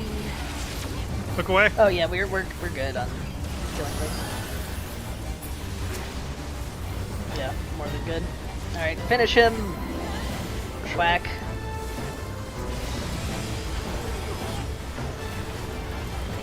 I guess we can LB whenever it's convenient. He does 5 like slashes or something, right? Lots of tank hits. 2, 3, 4. That's not too bad for a first Oh, roll, even if we God. don't get him. Heal yourself! Taunting. was up, cooldown. Quack, quack. I think this is hard in range. Oh, this isn't range. Yeah. This Yeah, is a I very didn't hard. make it. Sad. Not too bad, honestly. Not too bad for a first after rest. Wait, I killed you, Kay, because I Ma didn't has spread for chicken pizza. electric, right? You guys overlapped, probably, yeah. Yeah, I wouldn't say you killed me. We killed each other. I don't think I moved either. And that was for the second eye, right? It was after towers? That was after. It was the third. It's yeah, after the line. eye after line. Yes. Fucking. The first eye is the healer mechanic. The second one is towers. The third one is Waldo. The fourth one is that. Is And relative then relative the clocks. fifth one, yeah. Can't count. That one's a crappy one where it starts with lightning and then you gotta collapse in and do chains along with fire and ice at the same time. Gotcha. Okay, that's what I was. Okay, that makes sense. I'm back. WB. Yeah, I have to just make my safe spot for the voids be closer to the center because I don't have enough time to go from the outer edge to the inside and not get knocked back into the wall. You can just forego the stat, Dave. Just arm's length it or something. Can it be arm's length? I don't know, man. Sure. Alright. Okay, for you, since you're tanking, just don't worry about the stat. We've lived without you, so it's not a big deal. Well, if you're it's not. I know. It's more of the knockback into the wall killing me is what I care about. So at that point, you just kind of have to figure out what the proper distance is if you can't arm's length it. But you don't have to like aim for us, you know. Okay. Yeah. That's all I'm saying.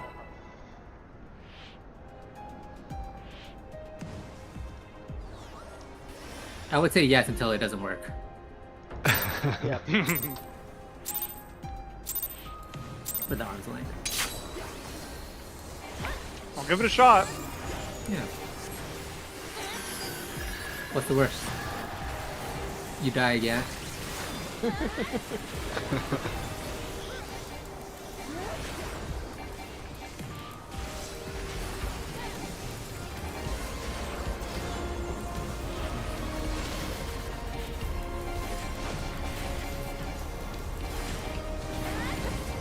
Oh, Ascalon. You rascal. Rascalon. Play. Is he not talking? For me, I have no. He's No. not talking. He just had a little text box. It wasn't actually a voice line. Is there no voice line for this? Nope. I guess not. They didn't really start doing that until Shadowbringers, to be honest. The only voice line he has is when he goes like. My favorite quote. Yeah, it's a very Quack. memorable line. Quack. Farewell, my son. Have these confettis before you leave, though.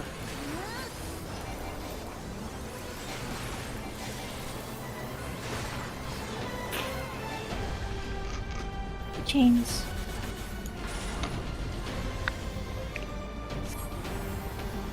These chains bind us. Shackles. Go. Hey. That was Wait, what really. the- That was actually really convenient. Me and Dave were bound together. What the fuck? What? I had a fire on my. I think you ran too fast. Did ran you too sprint? fast. Oh yeah, maybe. Yeah, I think you might have.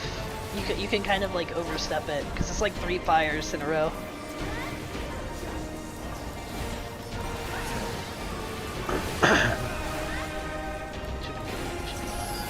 Oh yeah, the guys. Shot guy.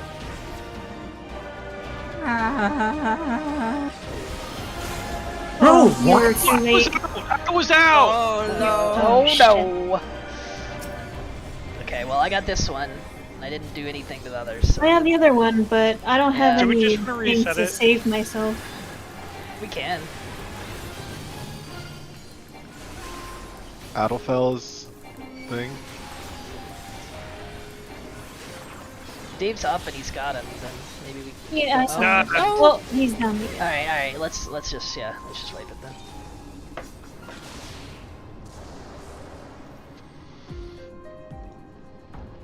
Remember to hold your DPS until the shield and sword go out. Yeah. Not your DPS, your burst. Yeah, so my 2-minute window is weird. I've been saving my song until I can add, because then I don't know, whatever, it doesn't matter. Yeah, you can do whatever. She's just saying like the one that gets the sword gets extra damage taken. So Yeah. Oh, okay. anything big, you know, that you can save. Yeah. Don't throw yourself too far out of whack about it. Yep.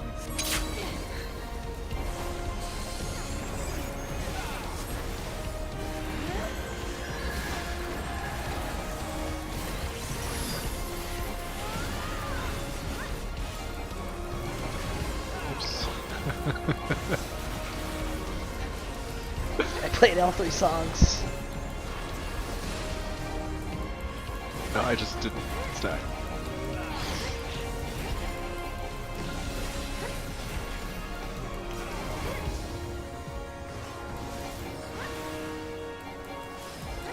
Go away.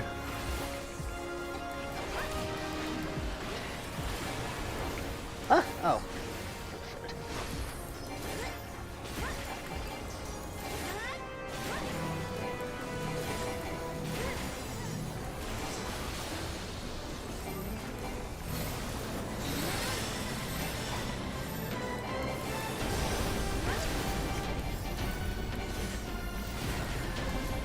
Back. I think auto covered both the stack and crack. Yep. Stack and crack. Yeah.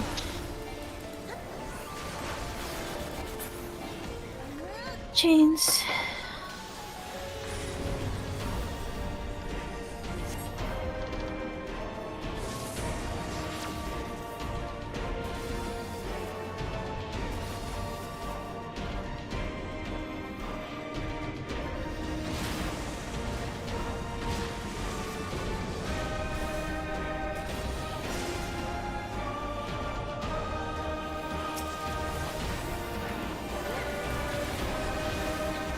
Sir Zephyrin.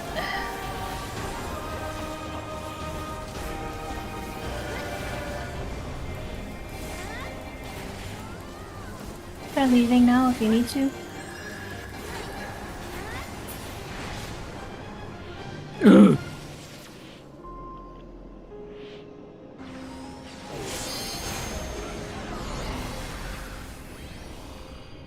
Oh.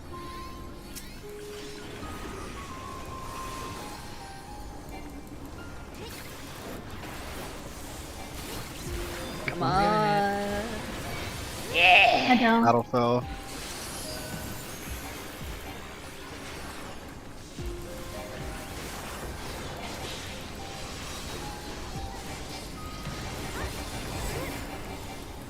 DPS, watch your head. Mal. I think we got him. Yeah. Alright.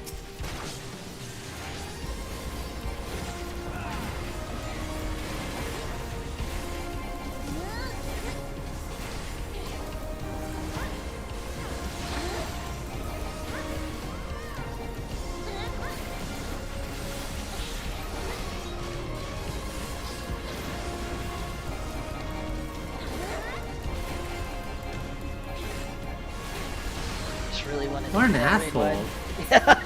Like, actually. Bro, just leave. Wait. Go. Go. 3 safe. Do you save? 3 sounds good to me. Oh, that whole quadrant.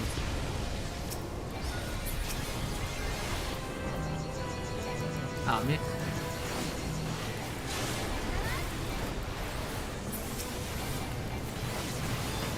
Got it again!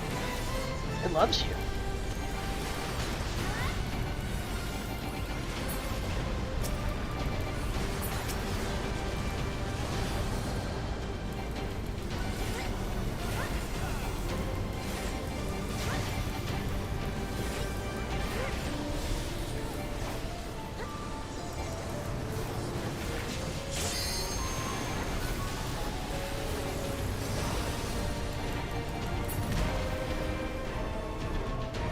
Alright, take a nap. Do your taxes. There are no taxes in Ishgard. Oh. I feel like Ishgard is a place with a lot of taxes, Yeah, I feel like they actually. would have lots of taxes. Or maybe they just call it tithes instead. No, yeah. They just arbitrarily take money from the poor people. Well, might not even be money. They might just take their stuff. Just take their stuff, yeah. You know, Edmund de Fortem did not pay any taxes. Or Tom.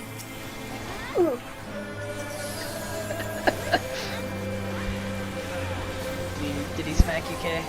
No. It's just scary looking at it.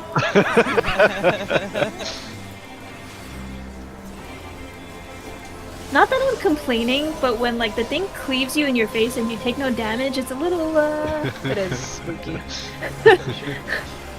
Will has it.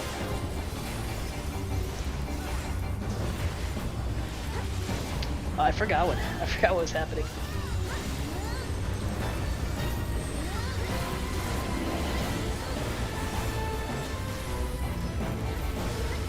Look away.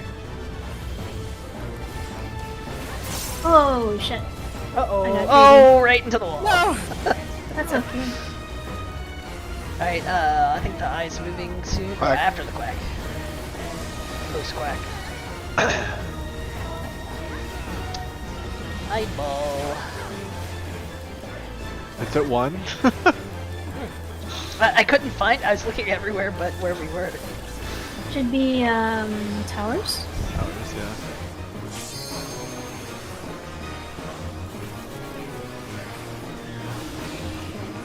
Look away.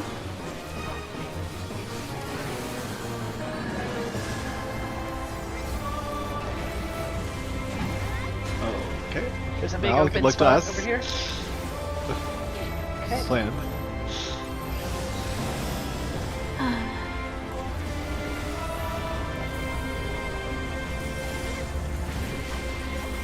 The next one is Waldo.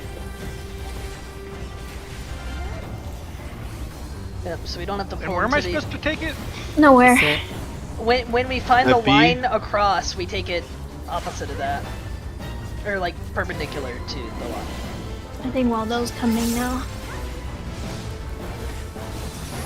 Waldo's at D. D is not safe. Oh, spread? So you just pull it towards Sorry, you. Will. We this kept one. running in the same direction. Yeah.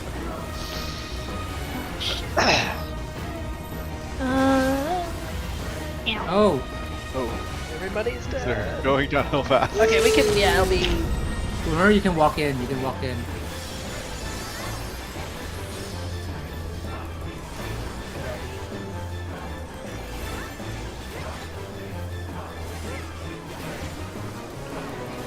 Eye is moving. Okay. This is the one with chains? Yes, this Back is them- gonna back be everybody relative. together for void, and then Yeah, go to your everybody clock. together and then relative.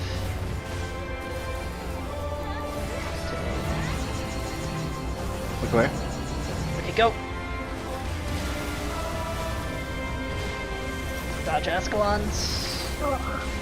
Ow. And eat him. Ah, got fucked over. Okay, Sorry. fine. That might have fucked K too. Back. No. I couldn't see the fucking floor with all the crap that was going off. Yeah, there was a lot of. It's bright a very lights. Phoenix floor.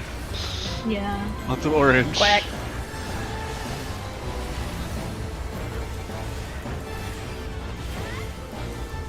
I'm gonna promote. Okay. Hi at D for dog.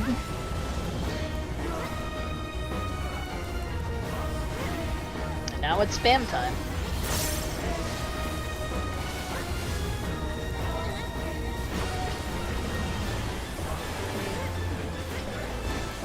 How did spam become a verb? Because of the food, and the Monty Python skit. Oh, that's so.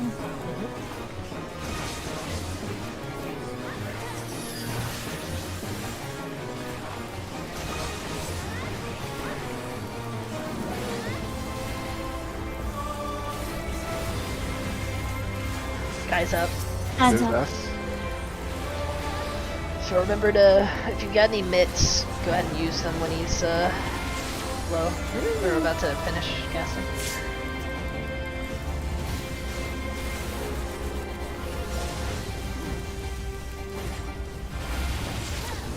Look away. I must have looked away from the ad towards the boss. Quack.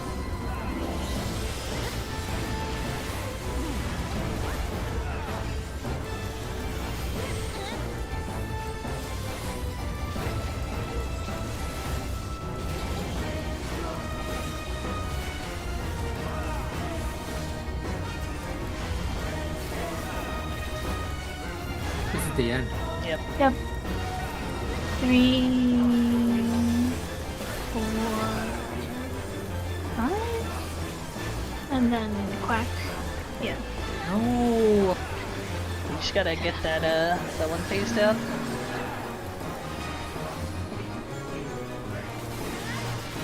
Great heart, no! Yeah, that was a lot my fault. My bad. I got greedy. So yeah, as soon as the fire goes down, you know, just get to your clocks as far out as you can, but you don't have to be all the way at the edge.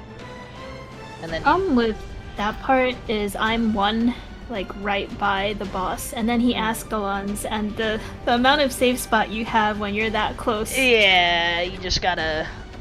Yeah. You just gotta wiggle as much as you can, I guess. Wiggle, wiggle, wiggle. So the lightning happens after the tower one, not the. Yeah. Okay.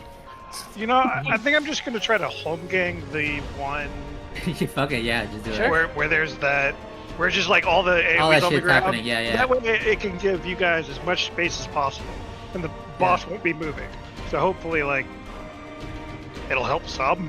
I don't know. Maybe. Yeah, just do it. It's not like you ever use it anywhere else. Well, I kind of used it somewhere else, but I think it's better if it was shifted to this.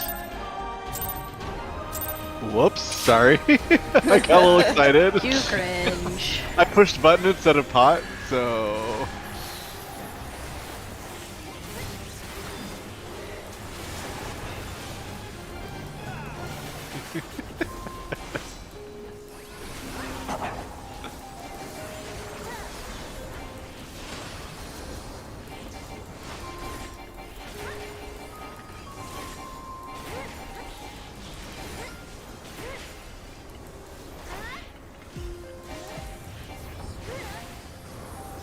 Look away.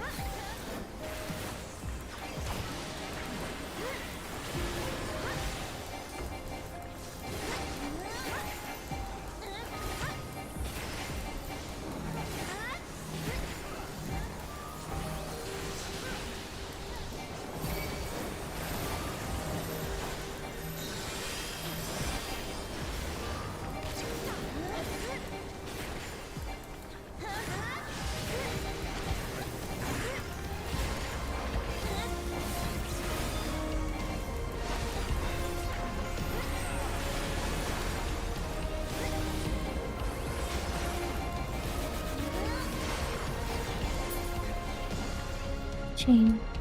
I always think I can get one more GCD off there, but I never can.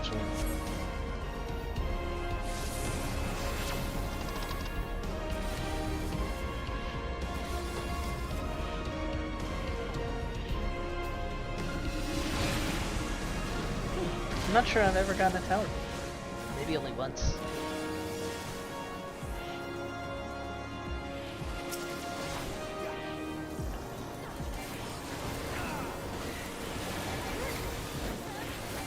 No, I used my thing by accident.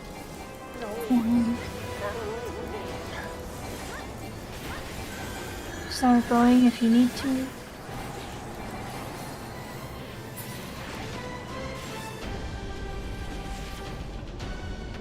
Cool kids are at the 3C. Oh.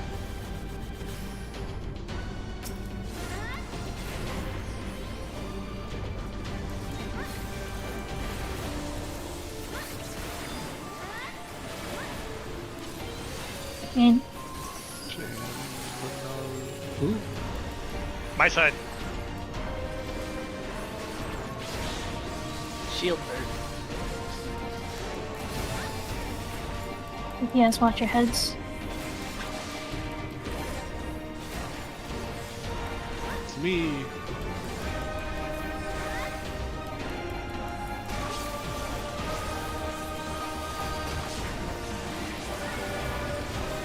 Ivan.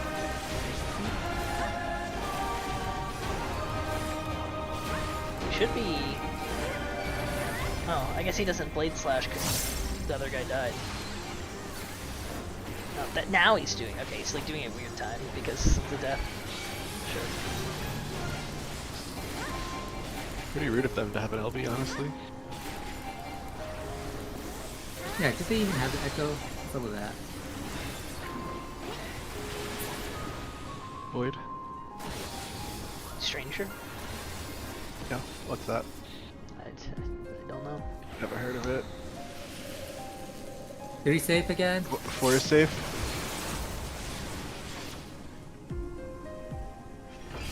Why am I dead? What's happened? I don't know. Bye, bro. I'm a little meteor.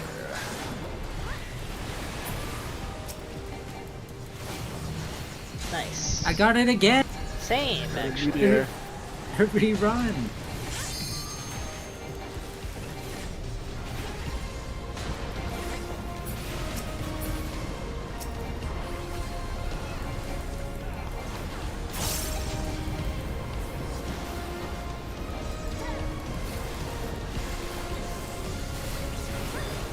Ooh, my Burstus. Nice.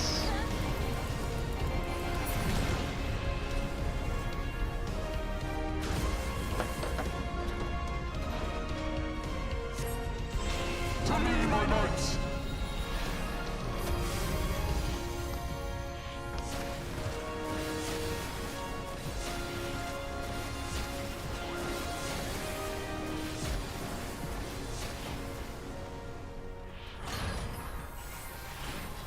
I shall bury you when you're released!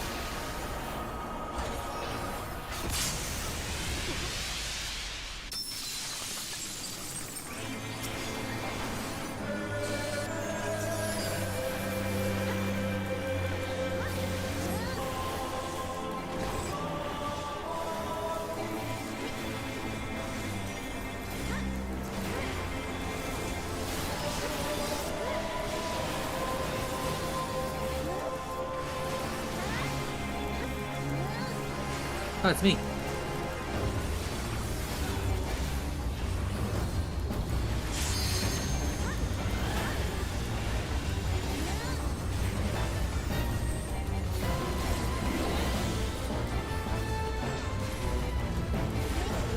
Oh boy. Boy. I'll be good this time. What? Said I'll be good this time.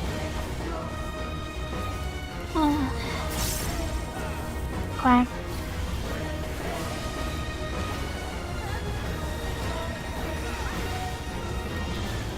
Schmovin'. 2. He's going so far! Towers. He's too fast. Towers.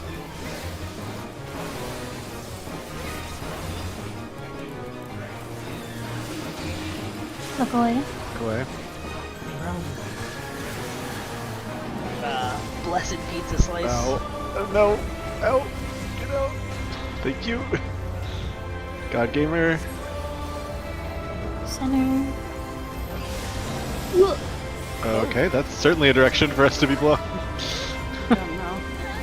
I remembered not liking that because I got cleaved in the face after.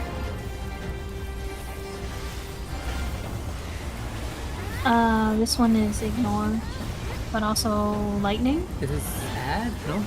This isn't that? Is this lightning? This Lightning is, and Waldo. Lightning yeah, and then Waldo. Yeah, so loose spread. He's at 2 for Nazi. What the fuck is this? I got the dive bomb. Okay, Where do I go? So go away. Away. Wait, what the fuck? I got one shot. I think you're too close. I've never been dive bombed before.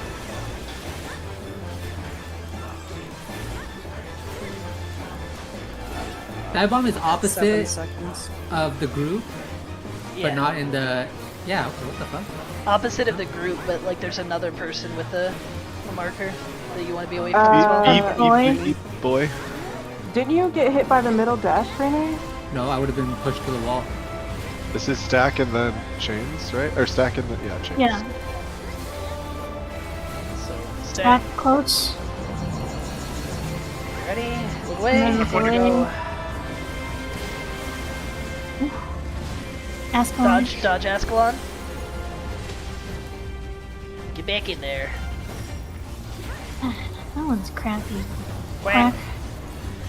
Oh, I feel bored to save my quack. I mean my paddle for the ad. Double quack.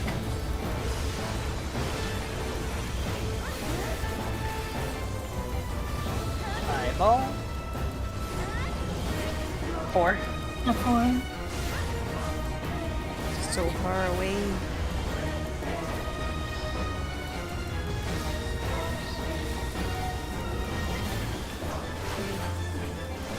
Whoa!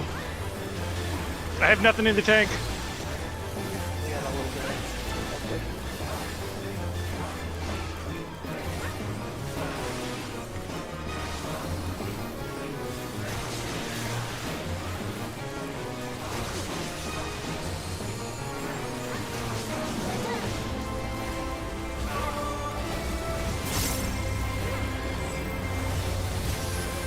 And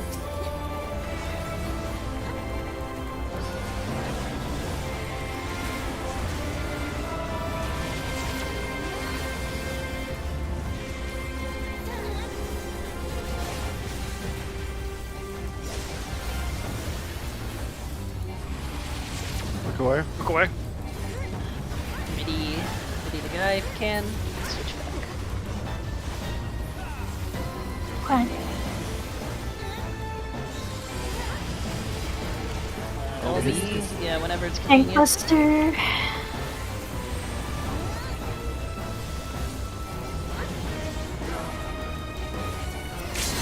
And then 5 more slashes. 1. This is looking pretty good. Pretty good. Watch! I have nothing. Okay, counting. Watch out. Where's Ivan? Oh, okay. Oh, that Yeah. jerk! Yep. Okay, we He got got it. his ass. Yeah, you guys be careful of that.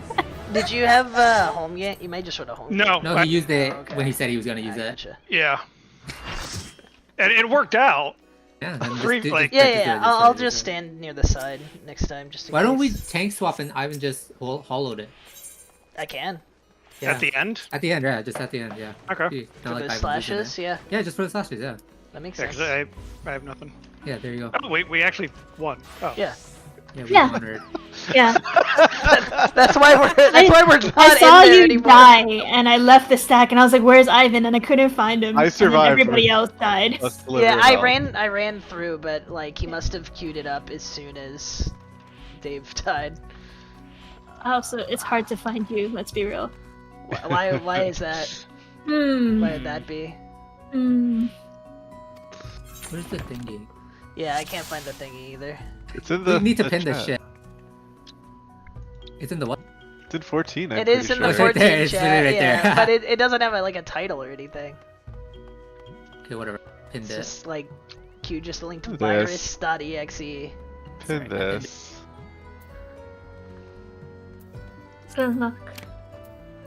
No fox! Boo! Wait, where is it? 14? Yeah, it's pinned. But it's also right there, the second last message.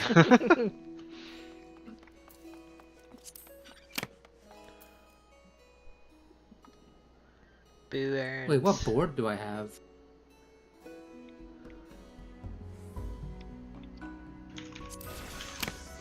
Alright, I'm just going for the present. You're right. Because my foxes could be in a million locations. There was a fox. Ah, but it was the pattern I wasn't going to guess, so I do not feel bad.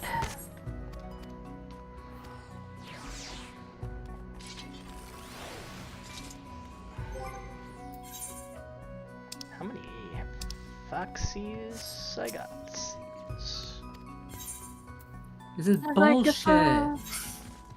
Oh, I got 600! It's time to buy Moon Loon!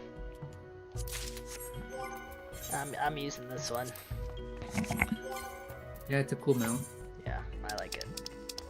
I like the way it looks. If I could find it. Where'd it go? There it is. you. Summon yours. How much bigger is yours? Mine's the size. Mine's the size of a normal character. Oh my god, it's so big. You're no taller than us, really. Jesus. How do you do, fellow normal-sized characters? This could be an S rank on. Don't speak to me or moon. my son ever again. Awkward. How much is the chimp on the market board? 1 second, I can check. I feel like you're probably... I'd be surprised if you weren't better off selling the tender and buying the monkey. The chimp? It says last sold was 13 mil. Oof. Hmm.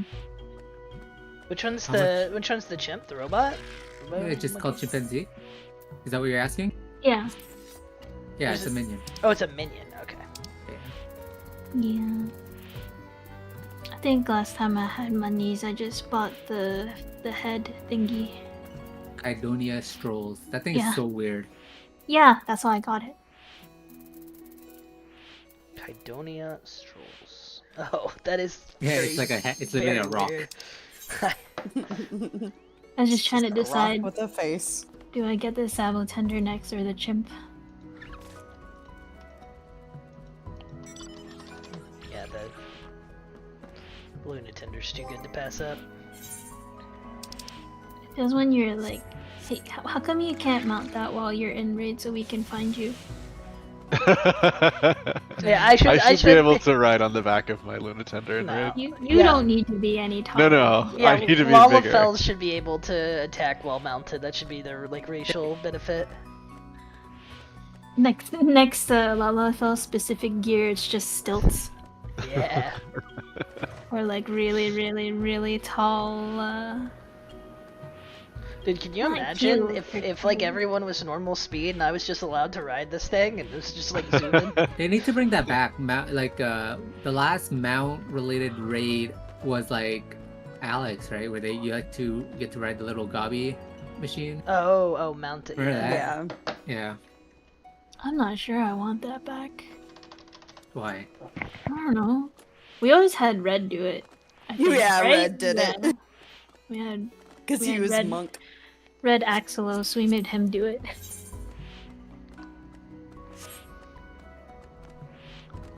Did we make him do it because he was monk or because no one else wanted to get in the damn thing? Get in the No, robot, Shinji. I mean, I would have, but I was healing. Yeah, no, you weren't an option. None of the other DPS were like, no, we're good. We'll just hit it ourselves. Healing's pretty optional, if we're being honest. True. Wow.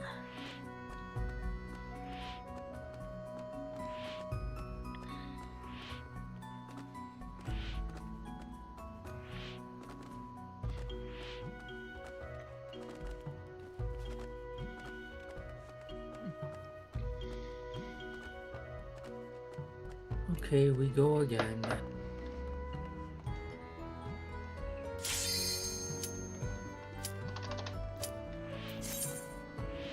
It's so funny.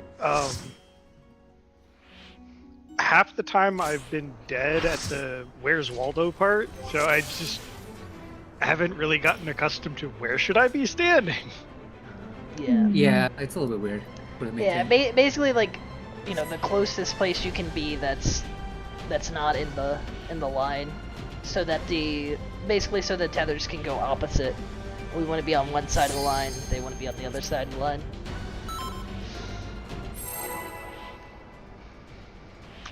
Markers? That would be that'd be good. I don't know. I don't have them.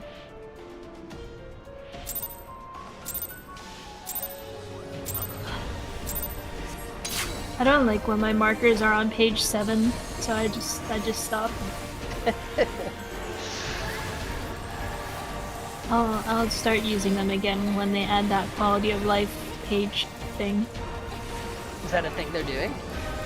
I assume they will. It seems kind of unnecessary to have to continually click to the next page to get to your 24th marker.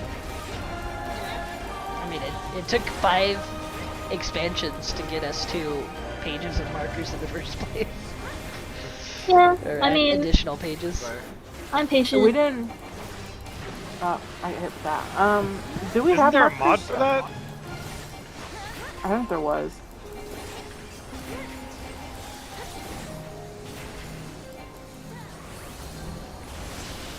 I mean, a totally legitimate tool.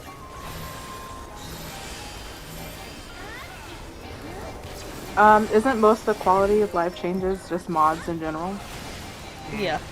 Eventually they add them into the game, maybe. I wouldn't say most of them are.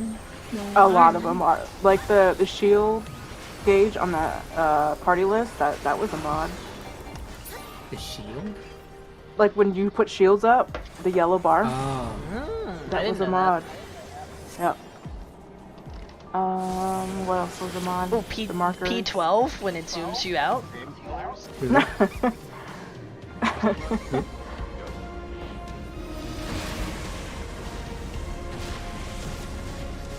Where's safe? Dude, you're really quiet, by the way. Where's safe? Or safe for what? Oh, just kidding. I thought this was ice. I mean, it is technically not wrong. Yeah, it is safe. Okay, it's safe. Alright, everybody, safe. Trust me, Deal it's with it. safe. Trust me. It always has been safe. They're heading out if you need to. Except for right now, 4 is not safe.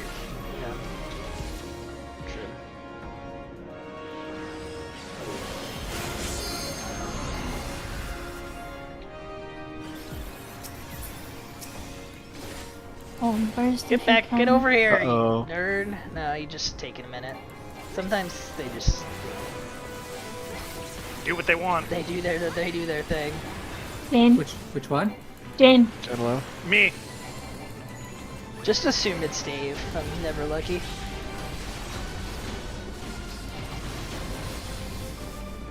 I'll shout in celebration. Yes, when watch it's your mine. heads.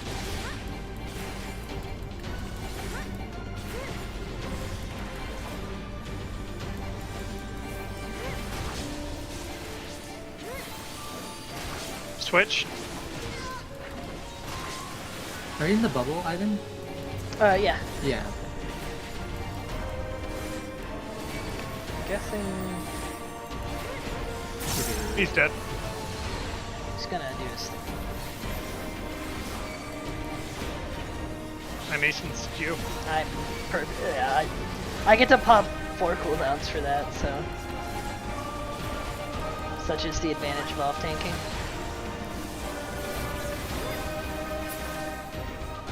Probably shouldn't have entered my This is burst ice. there. This is ice. This is the Yeah. ice one, yeah. Wait for Void. Go.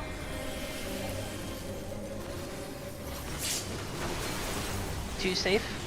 A safe? B safe as well. That'd be better. Big space over there.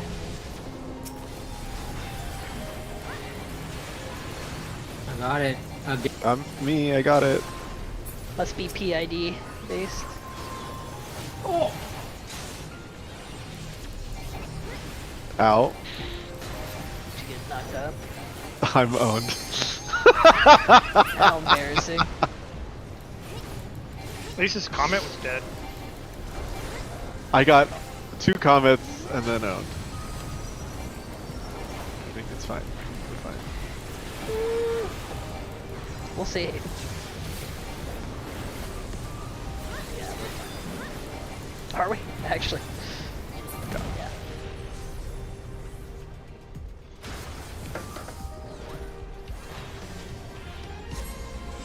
To me, my knights!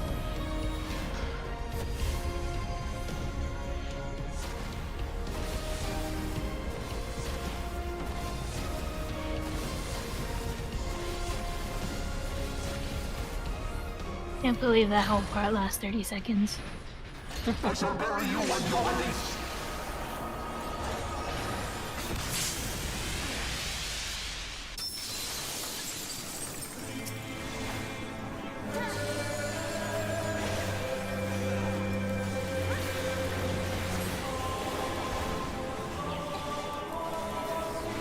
Guys, I found the eye. It's north. Oh.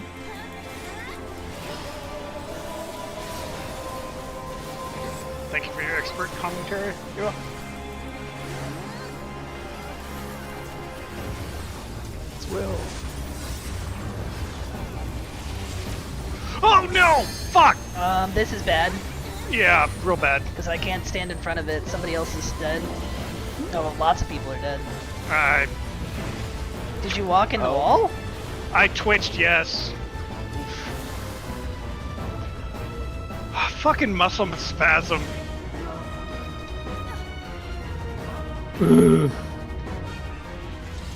Sorry, I had to delete that. Sorry about that, guys. Very delayed. No worries. We've all walked off the wall amongst other things. It's just like my finger twitched and caused so I'm like pressing the left mouse button, right, like normal to do stuff, and then like my ring finger twitched and then caused me to press both of them at the same time. Yeah, I've done that. Wait. What would have happened if we just tanked it there and then Ivan invuln? I think. Oh, I don't. First of all, I don't have my invuln there because I used it on the ad. What the fuck? And second of all, I think you would just cleave everybody. Because it's like maybe we should 10 have just seconds. sacked. You have to. We should have just sacked Will. Well, I think. Oh yeah, maybe yeah. Just everybody. No, we can't sack there. We can't sack If healer there. dies, if healer dies, we all die. Wait. Oh, because Yeah. it's poor Hoshafont. Mm-hmm. Forgot the game ended when he died. True. Good job, Prinny. Yeah.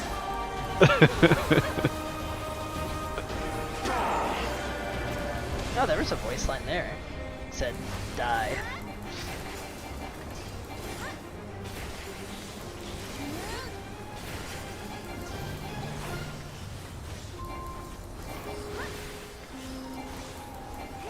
Go away.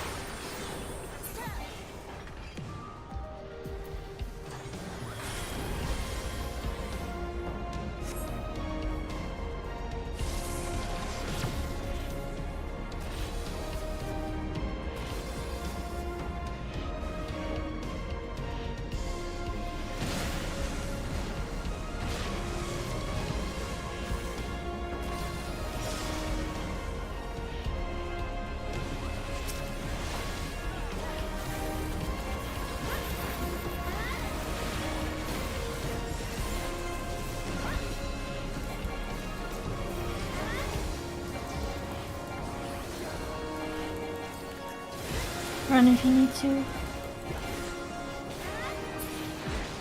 Ugh.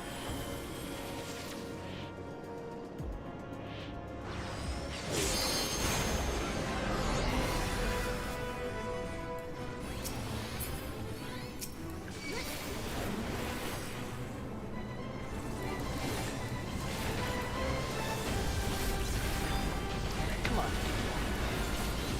It's mine! D.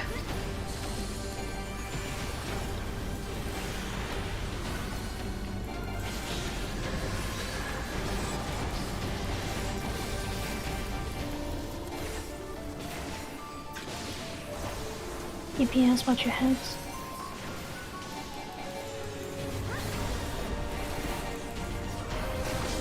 Alright, you can switch to the other one. This guy's dead.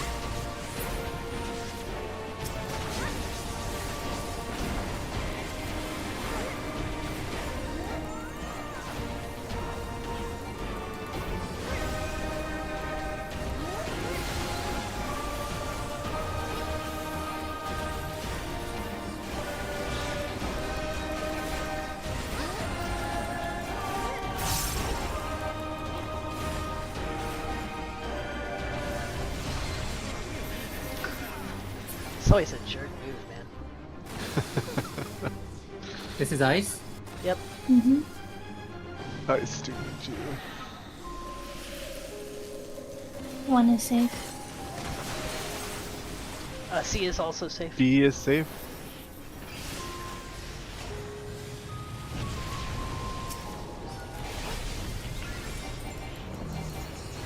Nice. I love being meteors because I don't take damage.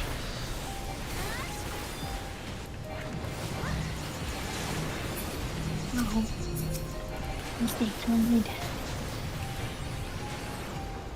Oh, someone's right beside. Yeah, I was Jesus. moving away. I was moving away from you. I just had to dodge the Earth Shaker.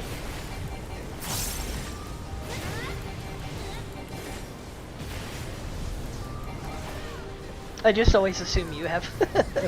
Yeah, I just keep getting it. I feel like I get it half the time, but you're constant. I'm the backup option. To me, my knights!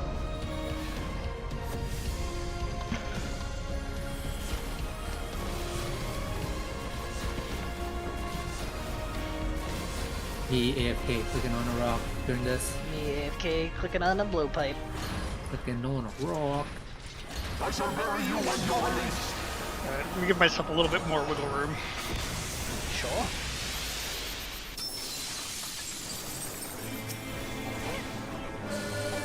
Spooky.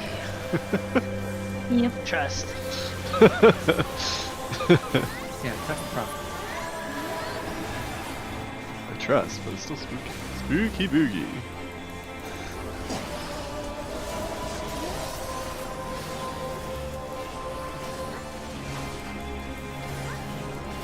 It's me.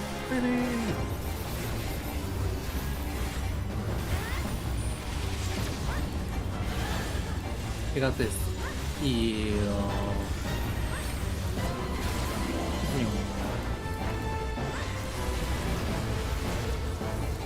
Look away. Oh, that's bullshit. Uh-oh. Oh, nice Nice. rescue. Nice rescue. Yeah, that's a good one. Hi.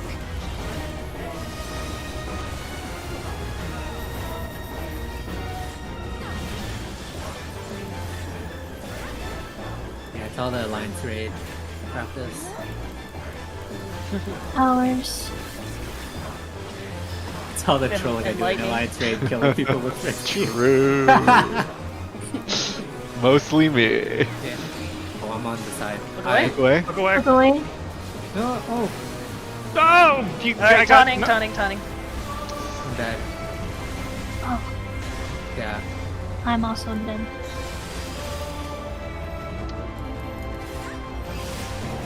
Oh, I forgot about. Yeah, well, you were supposed to be the middle one, but I saw you grab that one first, so I just ran dead. Oh, did I grab the wrong?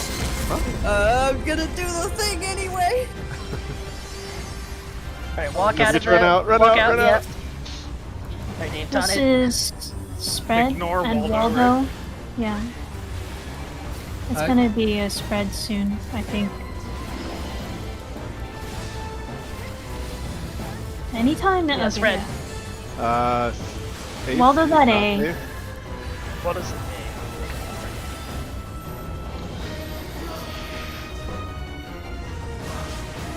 Nice. That worked out. Okay. As good as could be hoped.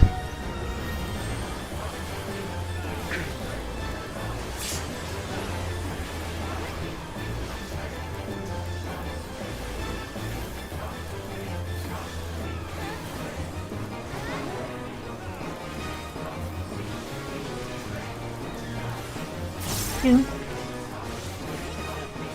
Stack Watch. close for chains.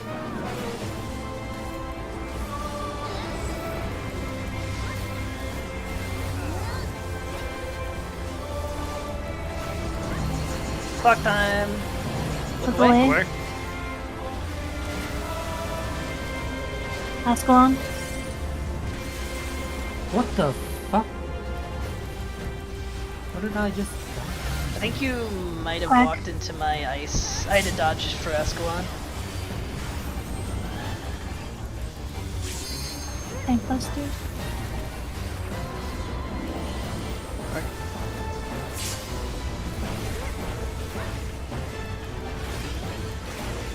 Eyeball. Three. 3.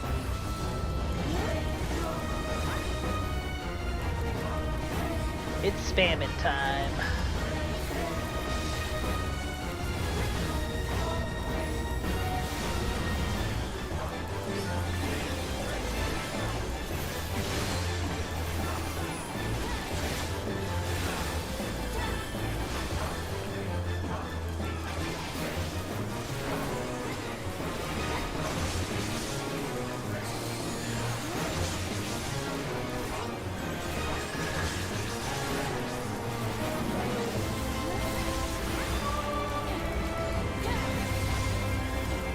Middle guy.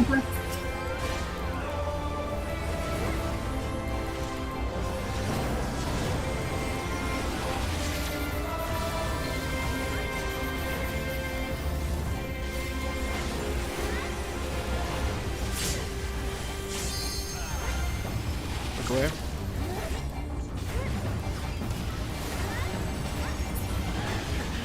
Get him. Back coming.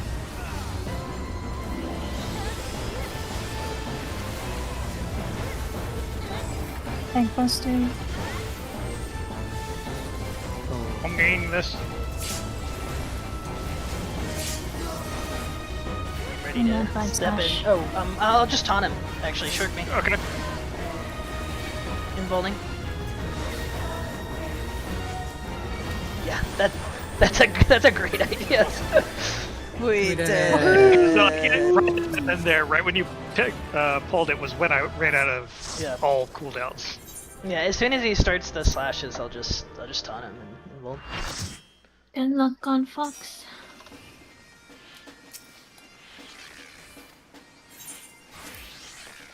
Not too bad for some rust.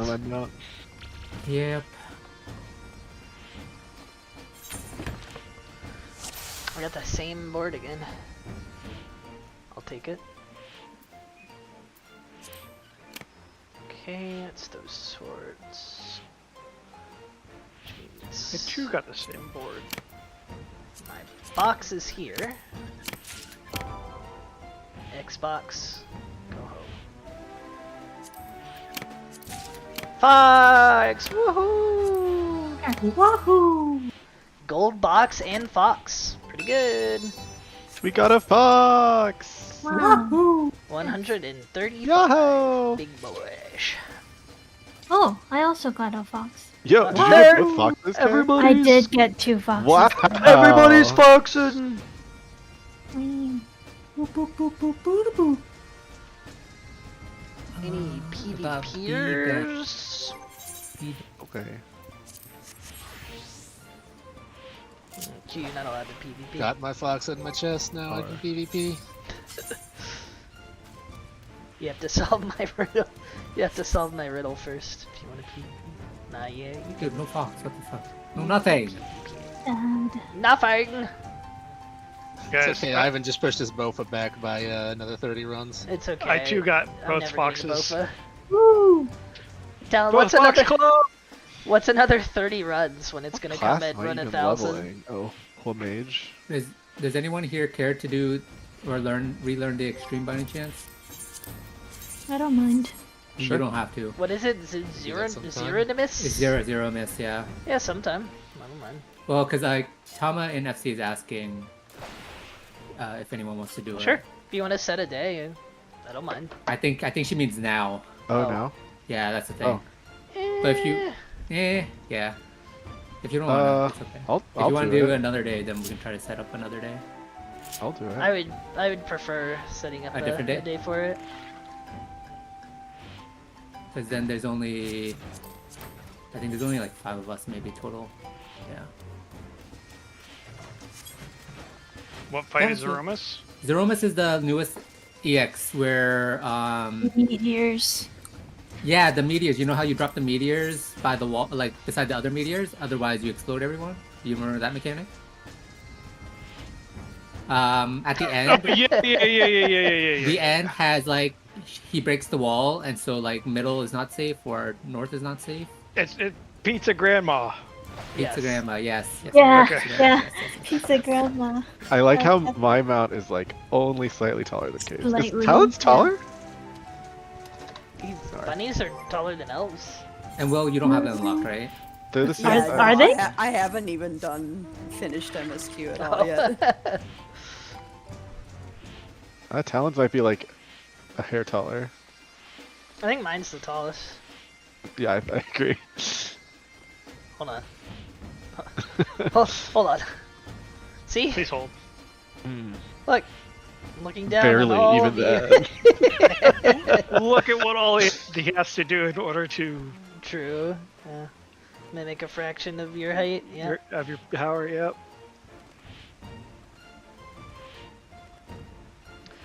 Alright, who wants to PvP? Gotta get Sure. my 2 levels, 2 more series levels. Alright, everyone out of my party. Wayo, me. Alright, Talon, start the party. 1,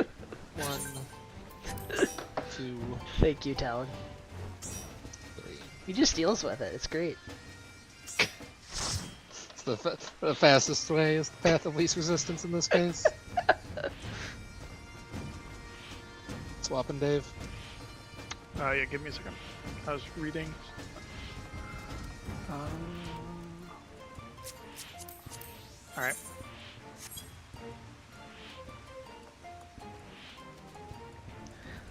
I will say, it looks really uncomfortable to hold on to this mount for any extended period of time. This would like murder your arms. You don't even have like a good grip. Your thighs. But aren't we It the doesn't look warrior like of light?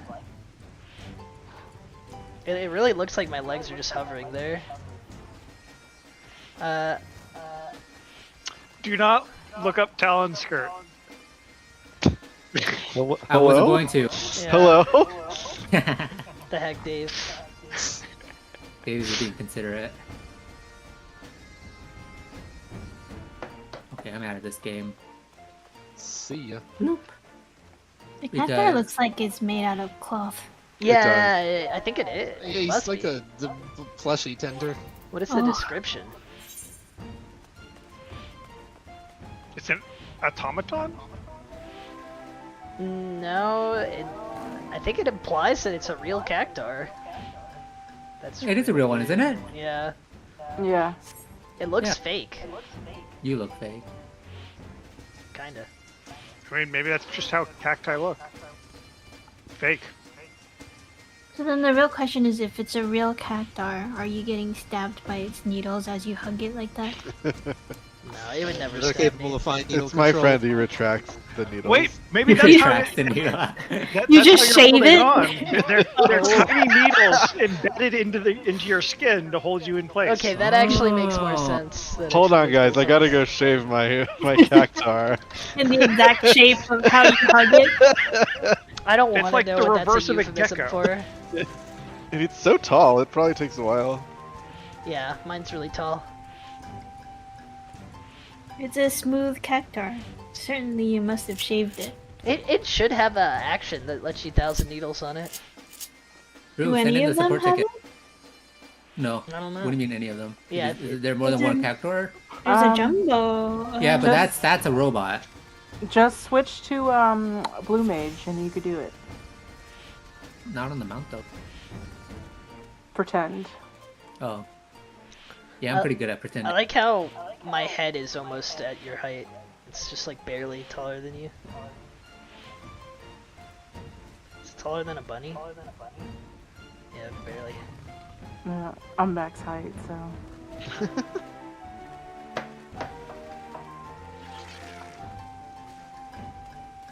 This just proves that Lalafell should be able to ride pillion on other players. Jump on their shoulders. My head is just barely under Ivan on the ground. Wait, elves, Wasn't elves are that taller a than description? bunnies. They Yeah. are. I didn't know that. What? That elves were taller than bunnies. I thought the bunnies were taller. Mine's No. max height. The males are at least. I don't know about female elves. Yeah, that's probably why I haven't seen it. No one plays male elves. Q's the first me. on the server. I used to. I know. I see a lot of male Illizin. I don't know what you're talking about. What clubs are you going to? Nowhere. It's because I venture out of just one map. Yeah, I only live in a house. That's why I bought real estate. I just want to live there. Dendrophiles Anonymous? What's the word for giraffophiles? Zoophile? That's not specific enough. Oh, the leaf. I want the leaf. I just keep forgetting about Island. The leaf? The island? The leaf umbrella. That comes from the loot boxes? Leaf umbrella comes from the variant boxes. Variant boxes. Oh. Yeah. I think it's pretty expensive. Island. I found a gnome. Why'd they add an island dungeon to confuse us with the other island? True. I think it's less confusing than Eureka. Eureka. Which yeah. now refers to several. Well, usually I hear Orthos for the deep dungeon, and then Eureka. Yeah, but that doesn't change that there's Eureka, Pyros, That's when you Pagos, say Orthos. Yeah, you just say Animos, Pyros, Pagos, and Hydatos. Right? I did at least. Was I the only one who did Bald that? arse. Nope. You just say Eureka time, and then you would just have to know which one they were talking about. Dude, I love this. These pajamas are so great. Yeah, you're welcome. Yeah, good idea, Prinny. What are they from? They're good. They're maps, but the mats are pretty cheap. They're super cheap. I think they're great for my summoner who just wants to tell you a bedtime story. Yeah. Good RP. But the book has a face on it, so it might not be the nicest one. This paladin made a bad decision.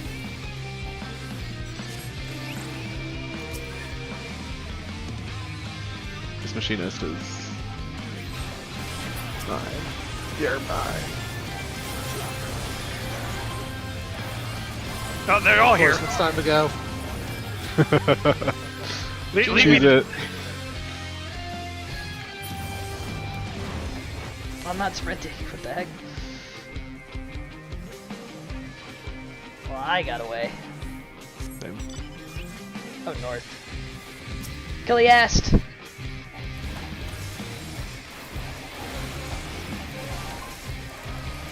Swing wide. Yeah, we got the Ast. Oh gosh, there's a lot of them now. Black Mage, maybe?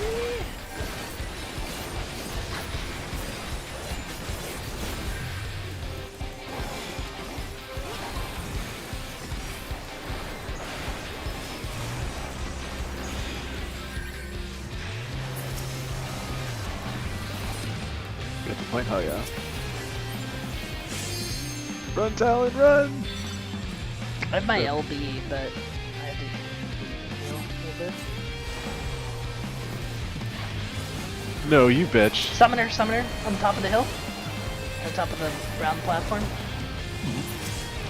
Right. Getting chased. Bard on top of the small platform. Right.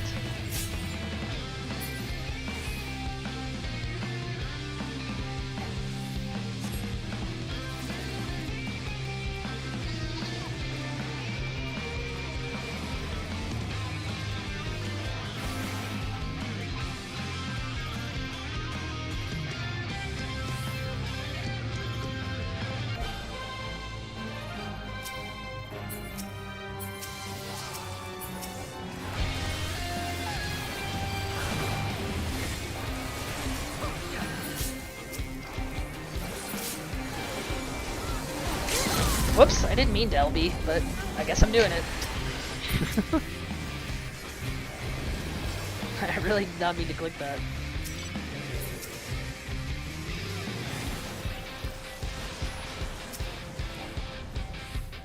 Till I get it. No. Okay, let's leave. Careful. I'm always careful. No. Yeah, you're not careful. I couldn't sneak past fast enough. Oh, there's a lot of I should have red. just gone after the black There's a mage. lot of yellows up there.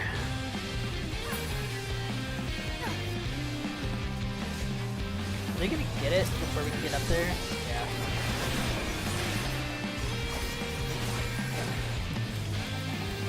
Samurai? Can't tell if he's about to own us. Okay, no.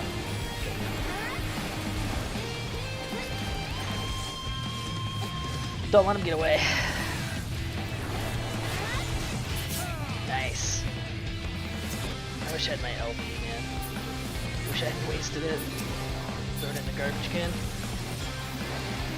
Same.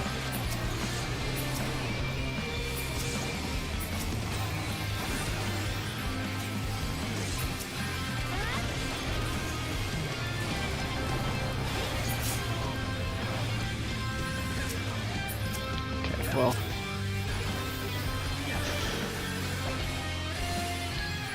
They tried to macrocosmos me. Nice try.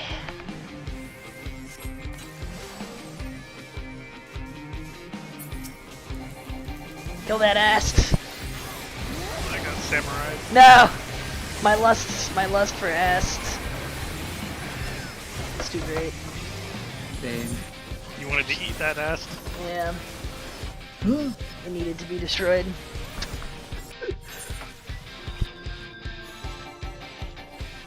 I'm not helping the mechanisms. Finally, I got my help.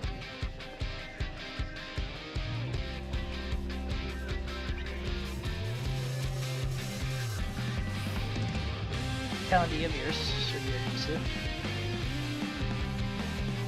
You did. You're saying anything. It will be a little bit. Not too long, but. I might just drop on the back lines then. I ended up behind the ramp somehow.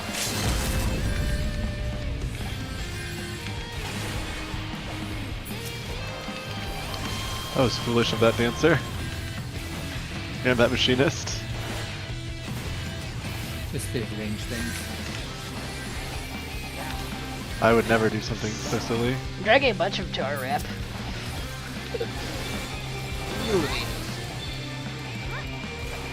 Paladin's trying to snipe all of us who are Elin. No, he was trying to get me. I don't know why he came all the way here. I wasn't even that damaged.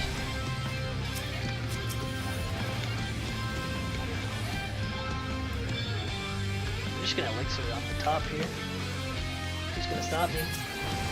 Alright, let's go on the loose ramp, I guess.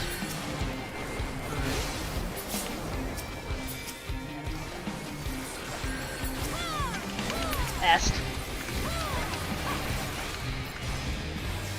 Okay, let's just back up and get the point. Aw, oh, man. Y'all ended up here. Kill this ass.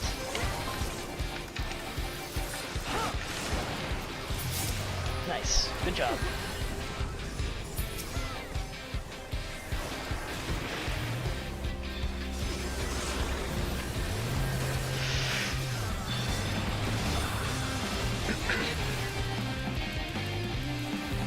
Oh, am I dead?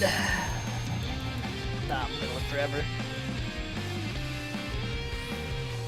Yellow's kicking our butts.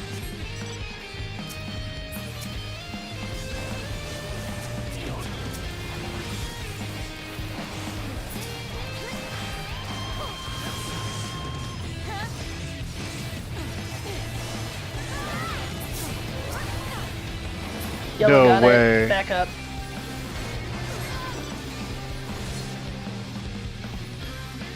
North. We need to How did fight I Yellow for this die? North point. Damn. Yellow's crushing it. I think they got this map pretty easily. They took a lot of advantage of that north or the middle skirmish somehow. Machinist. switch to Gunbreaker until this shield goes away. Back to Machinist. On LB.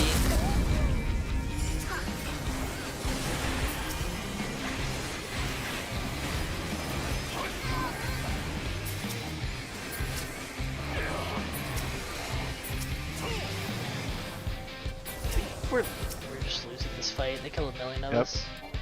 Do they have an ass stack? I haven't seen one from them. No, I think it was their black mage. I don't know. They got like a million bunch kills. of people. I think it's that black mage. Yeah.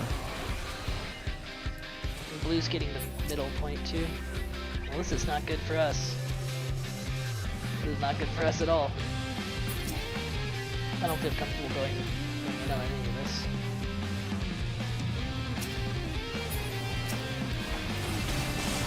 Let's just snipe kills. Yeah, guys, just snipe one. Snipe two.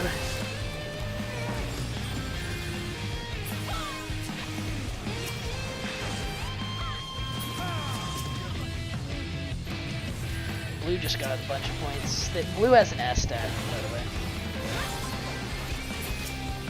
Just be wary. There's a dancer off to the side. Anybody wants to kill it? Machinist off to the side.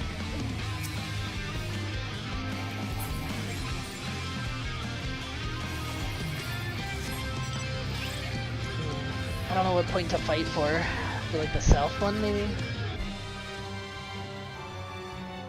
Might just get We could pinch blue. Nope, yeah. Yeah, we could. Try at least. I'm going after this bard. Oh, back to that red. Or the 4 point. We don't need everyone for that.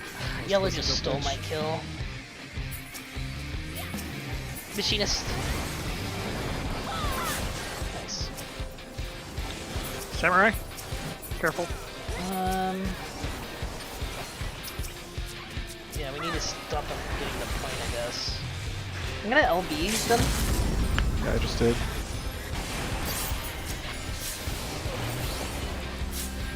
Okay, that was good. That was good. I don't want to die for it. Ooh. You don't have to back up too far to heal. I'm gonna hop out of here too. Alright, I see ya. Thanks, man. Alright, GG's. Good and real. Bye, everybody. I'm playing Fall Guys. Wow.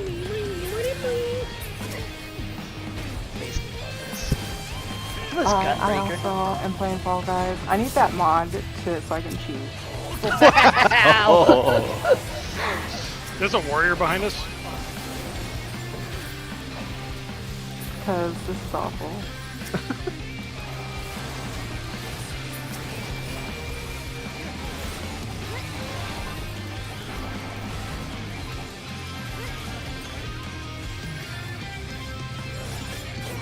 Oh, I'm at it. Literally 0 MP. North? North, north, north? We need that north point.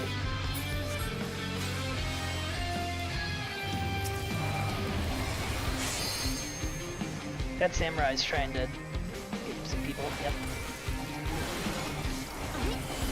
Got him. Back. Dark Knight's coming in to Dark Knight at us. I think we're gonna get this north point with no contest. Yeah, we should. They're all going through middle for some reason. Ora isn't doing it. I guess I'll do it. Just click the point. I did. Yeah, their Dark Knights are just like waiting to LB. Machinist! In front for no reason. Yeah, die! Die, you son of a gun! No, he didn't die. We need to go after blue. Forget red. Forget yellow. We go after the blue point.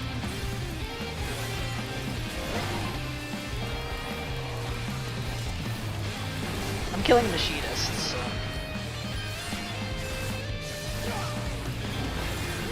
Oh, we're not gonna stop him in time, I don't think. Yeah, we are. Alright, I'll be. Alright, I'm gonna try to LD them back, but I don't even know who I'm gonna hit.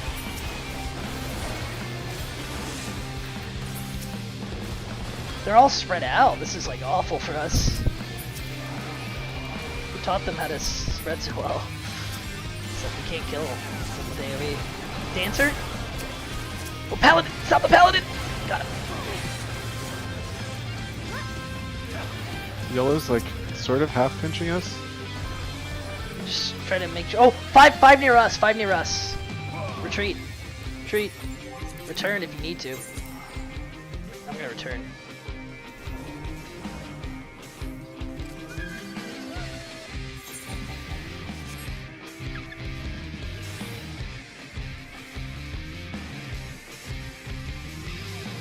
Man, even with this 5, we're not gonna be that close to winning.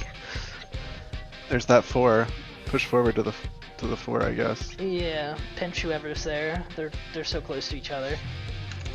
This will at least put us in like contention. Alright, go ahead and start killing.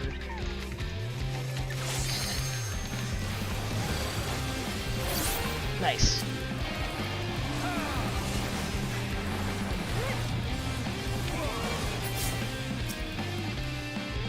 Keep going towards the point. Oh, they got it. Frick. That's not good. Just trying to disrupt. 5 center. Well, that's not gonna matter though. Yeah, 4 just got a thing handed to them in their base. No, yellow. Just Yeah. gotta go after him. It's probably not gonna matter, but I'm gonna try. Up. Not even gonna make it there. I think our team was Serious level really up. bad. Yep. Like no one did anything particularly underhanded. Yeah, our team's super low on damage. What the heck? The Talon and Q are highest by quite a bit. Yeah, we just had a bunch of do-nothings. I took a decent amount of damage. The bottom 4 in damage dealt are all on our team, and they're bottom by a lot.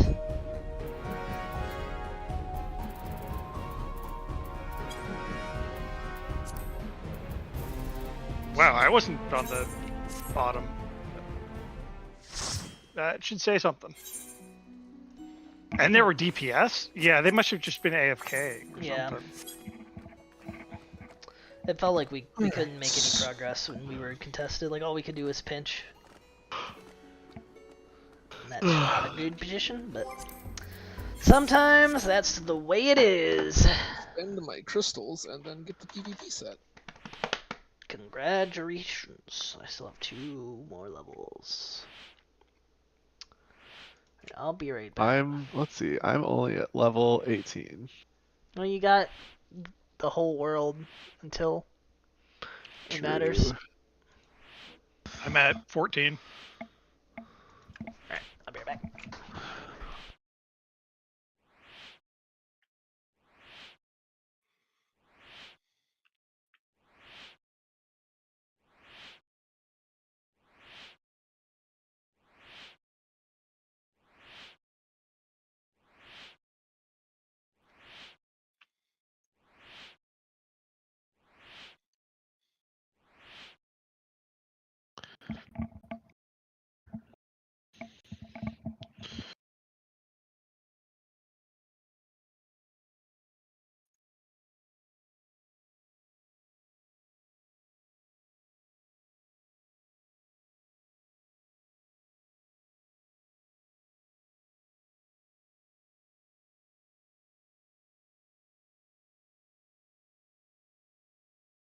Alright, good news, I'm going to bed. Bye. See ya. See ya.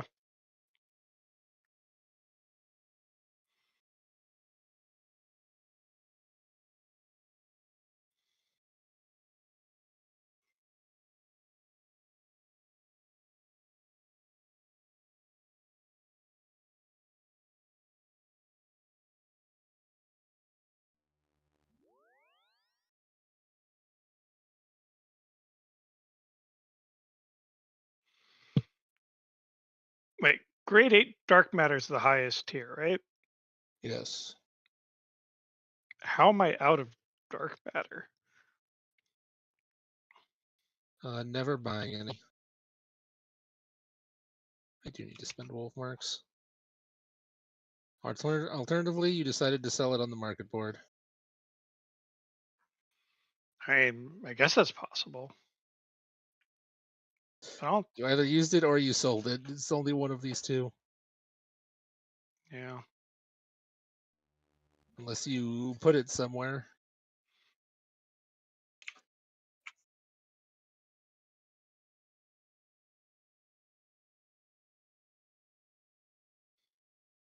So these I did not put it anywhere, it turns out.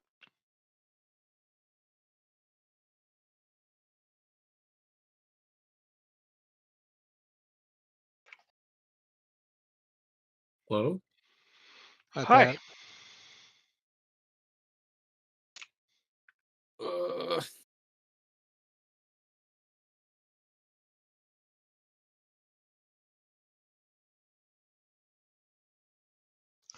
Let's go to Ulda and bank our new goods.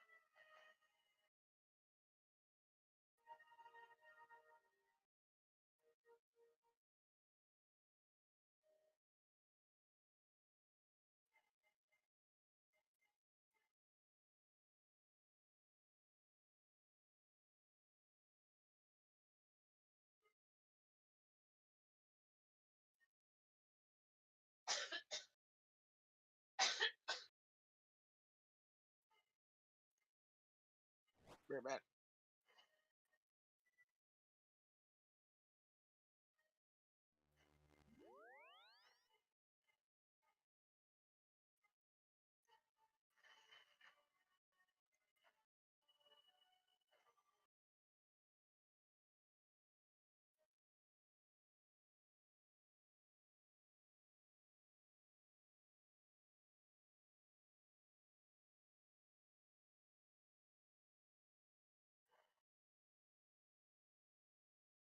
Oh, damn it.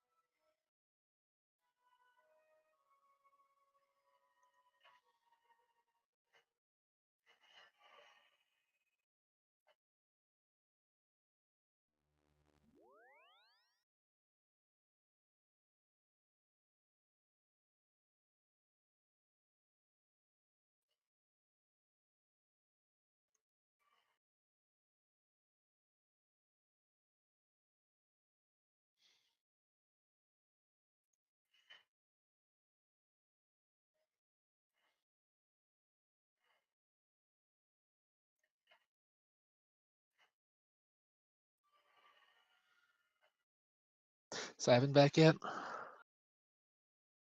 No.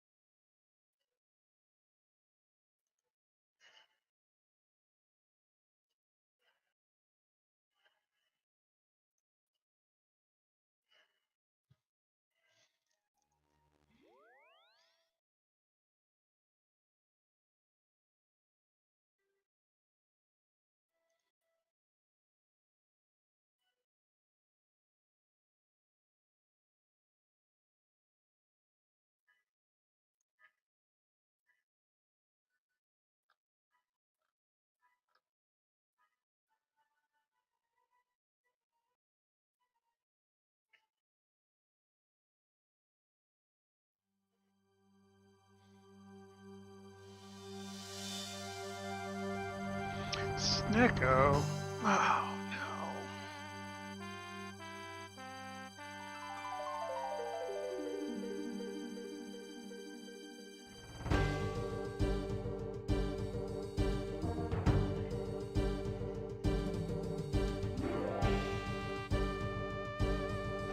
Gee, what a surprise. Q's not here. Guys, I'm feeling kind of tired, so I can't play Mortalis Principle tonight. Well, I'm sure that's what he said. He wasn't even questioned. Yeah, I can't play for the rest of the night. You think I'm just gonna remove it off my hard drive? I mean, might as well. Frickin' Cucifer. Do you think he's the secret maker of backpack paddles? Cucifer? Furcifer? Yes. He changed a letter just to hide Dude, He's himself? not a furry, guys. The building Yeah, you see that's here why. is new. I'm not The a original one furry. was I torn just down changed a in letter. It's the 2007 first or thing that 2008. worked. And Rand Corporation isn't here anymore. True. But this location is where one of the copies of the secret Vietnam document study Where's ended up, Talos, stashed huh? in a couple of filing cabinets. Well, I couldn't start it before you got back, or else I couldn't even like start my lie there. So I was browsing the internet.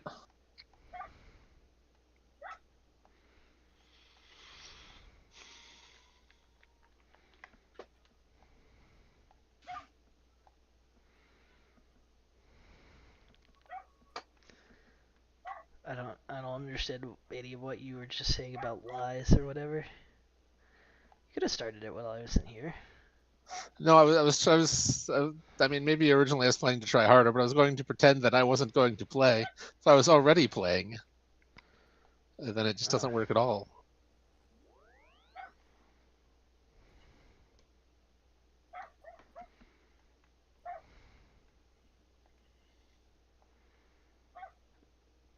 I vaguely understand, but only vaguely. I was selling my joke. Hawking your wares? I ain't buying. Yes.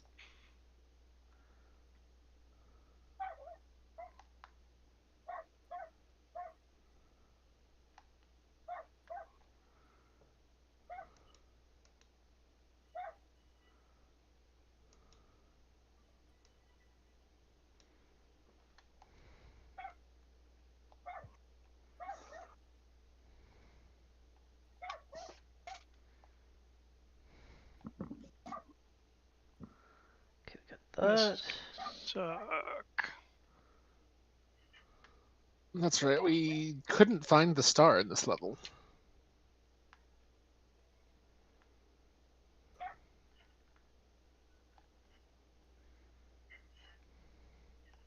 I may have to put it on hold. 'Cause I don't even know where to look.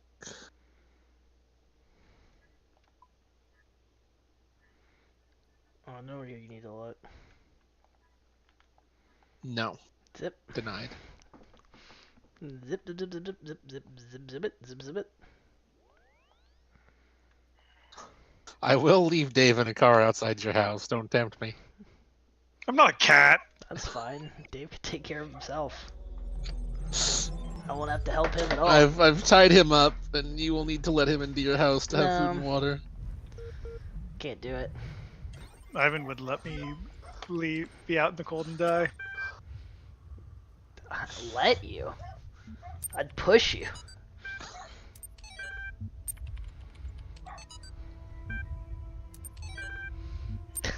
Freaking down.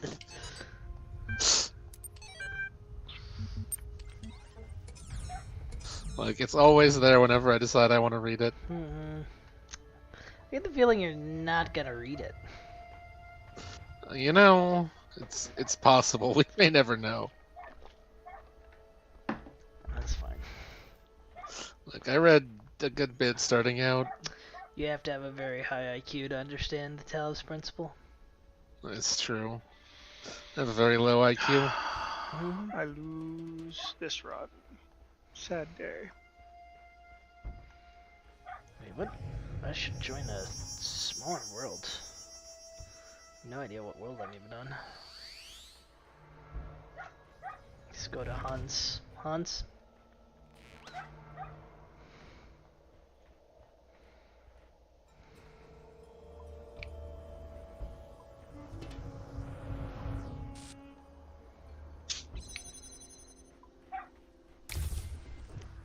That was fast. This one puzzle? Yeah, I don't know. It was easy.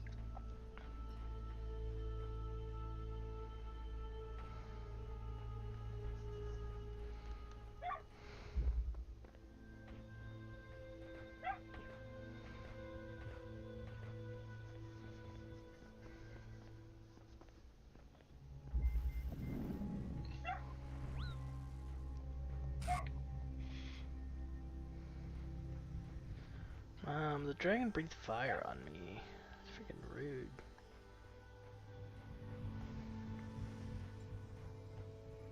I see. I'm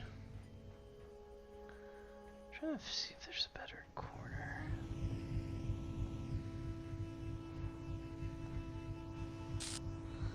I guess this corner might be better.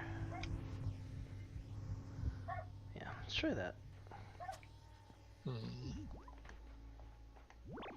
So then how do I block the lights?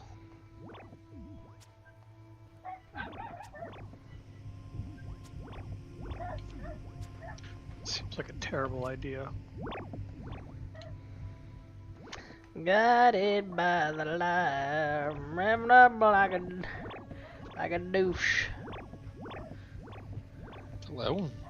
That's what he says. It's another runner in the night. Okay, this is how we start the puzzle. Kind of.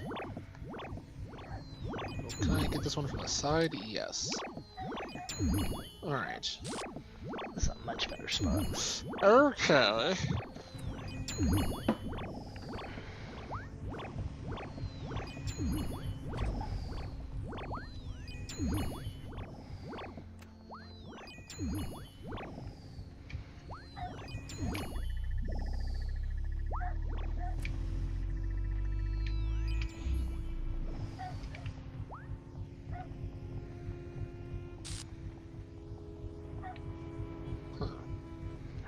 Huh. Oh, I see. Okay.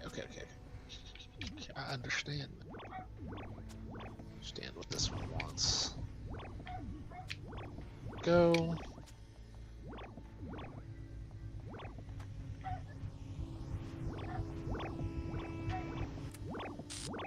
I think the red pieces are also all designed to be harder too. What? Red pieces? Yes, whatever the red pieces are. Oh. Maybe. Probably.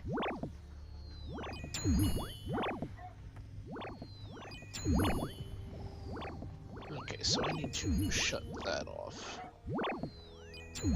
Where do I do that?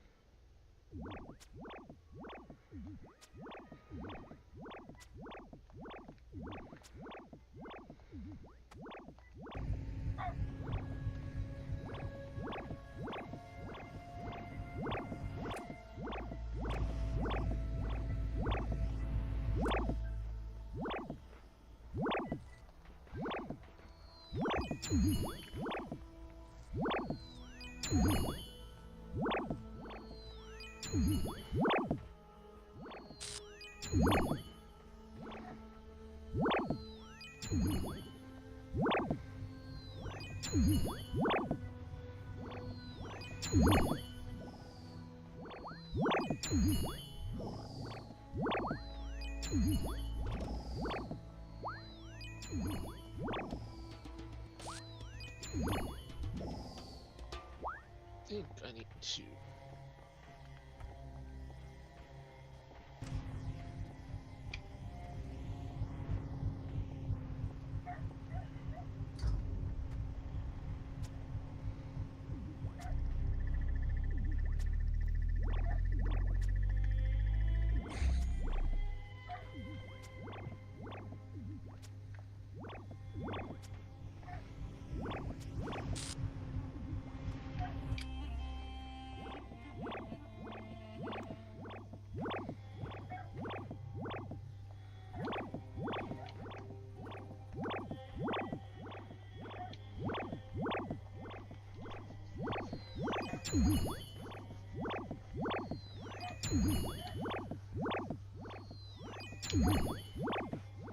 I can't stack a fan grate on top of a block for extra height. No. Why the hell not? Because it's 2 inches tall. Well, no, it just causes you to slide off. It's very slippery. It's well lubed. Well lubed, my friend. Oh, will not let me do it the other way either. Well, that's funny.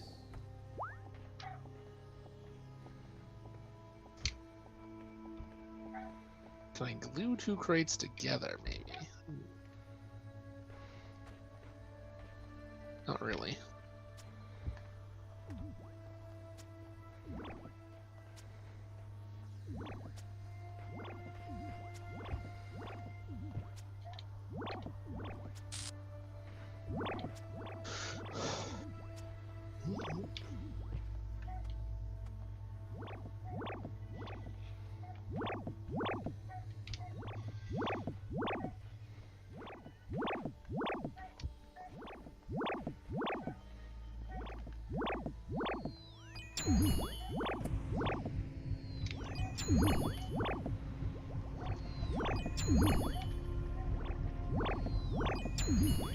Okay.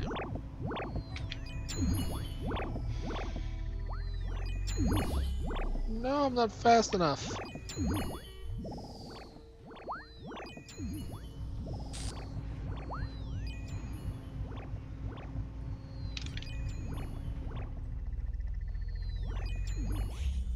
Oh,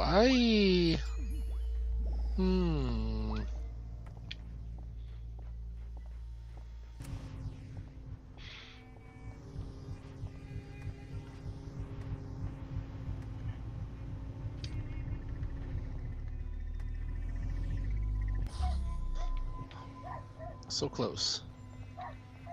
But no cigars. It's true.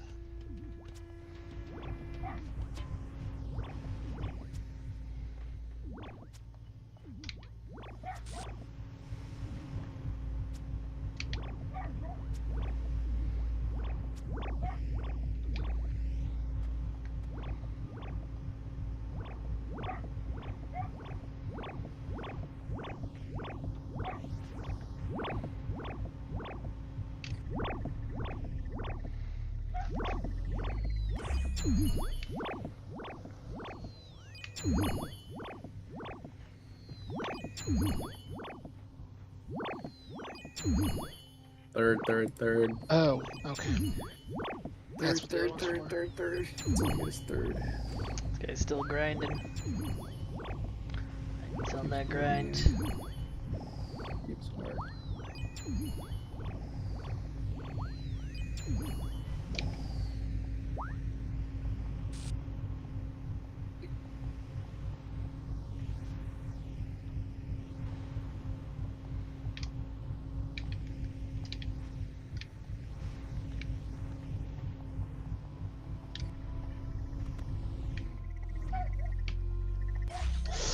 Okay. Can't believe your stream just works, TM. I don't believe it either.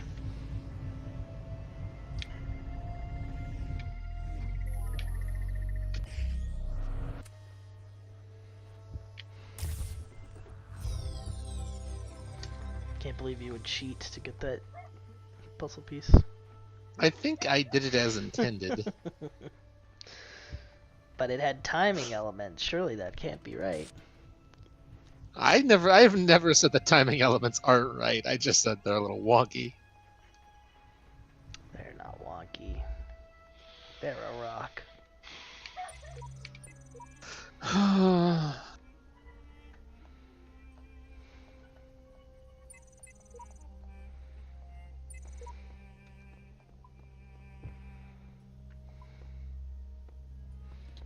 let's get ready to put those away later. Do we need to grab more runes? Sure.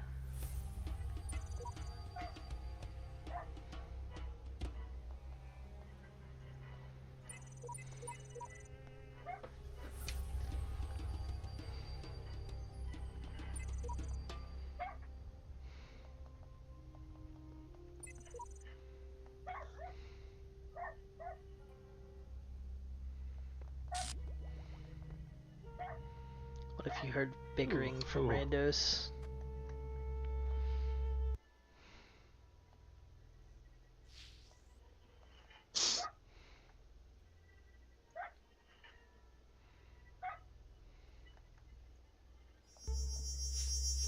I would add my own message to the end.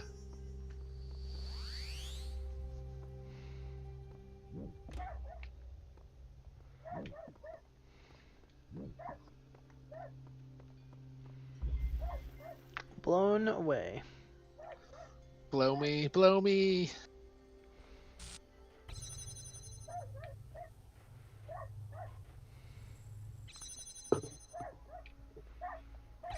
Man, I love good puzzle games. I hate puzzles. And yet, there you are.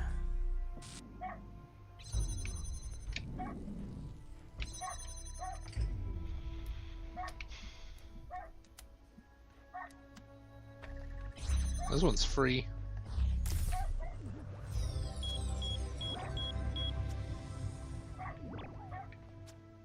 Ah, yes, star. I own my precious. Alright, needs a red laser. What's... interesting.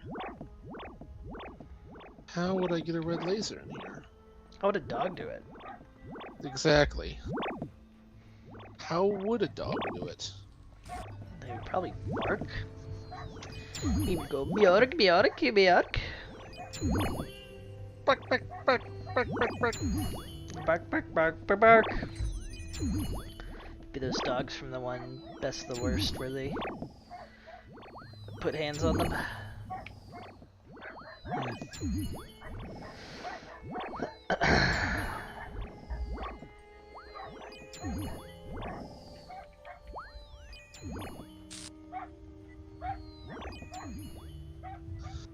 I don't have a moon to point lasers at. It doesn't have a moon to point lasers at.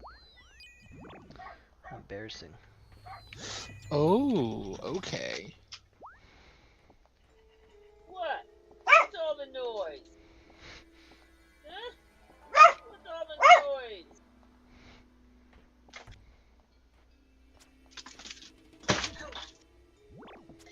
Ouch! Don't mess around with that. Nixon. No, now. You're hurting. Okay.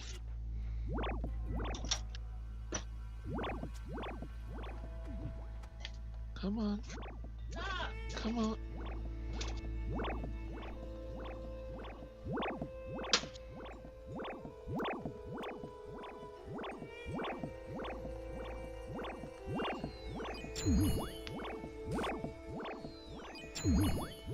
No. Don't need to dig my pants. No, down. What are you looking for? Okay, so I need to get the star, I need to connect to a red laser here, right? Uh-huh. I'm trying to figure out how to get my red laser, because usually there's like a puzzle across from it that you can link up to, but there's not one in this case, but I can see the red laser connector from that puzzle over there.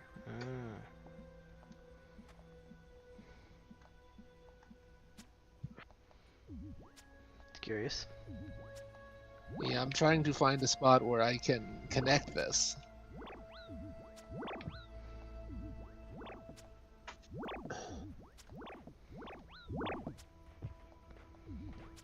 I mean, I don't know, but you might not be able to connect it directly. You might have to go through more hoops or something. Maybe, but then I would have to figure out how to move connectors in the past puzzle, and that was kind of part of like the thing, is you couldn't.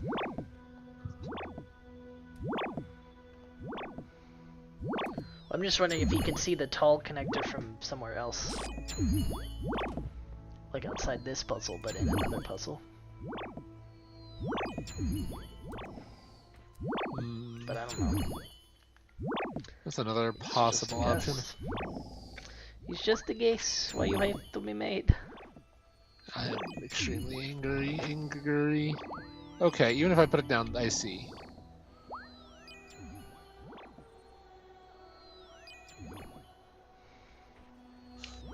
Okay.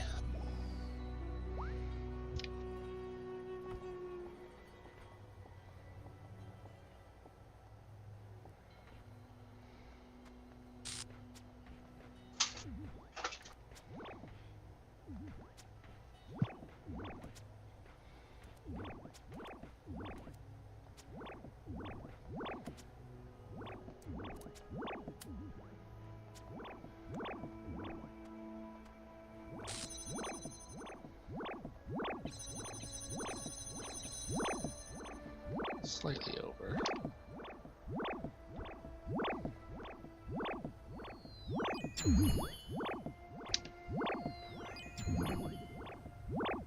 Okay, yeah, and here I can actually see to do this.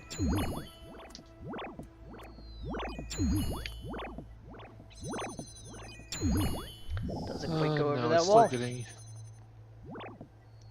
Looks like. Yeah, it might be the wall that's blocking it, just barely there. Alright, so it can't get high enough, so let's keep going then. 420 blaze it.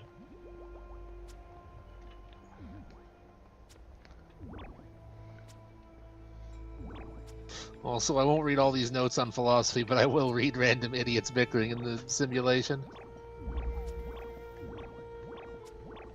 I hate to bring it to you, Talon. That's all I'm you're one reading. of them. Yeah.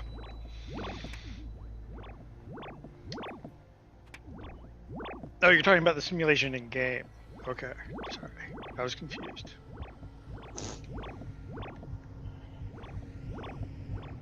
Let's take a look. Oh, okay, that's back to start.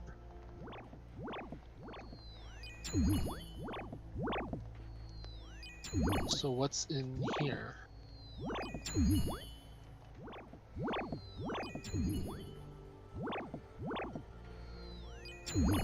It connects that. Turns on that fan.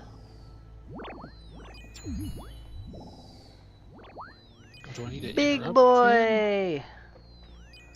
I love Big Boy. Big Boy, you're my favorite customer. Okay, but you do have to get off the sacks of the other jellies so I can get their stuff.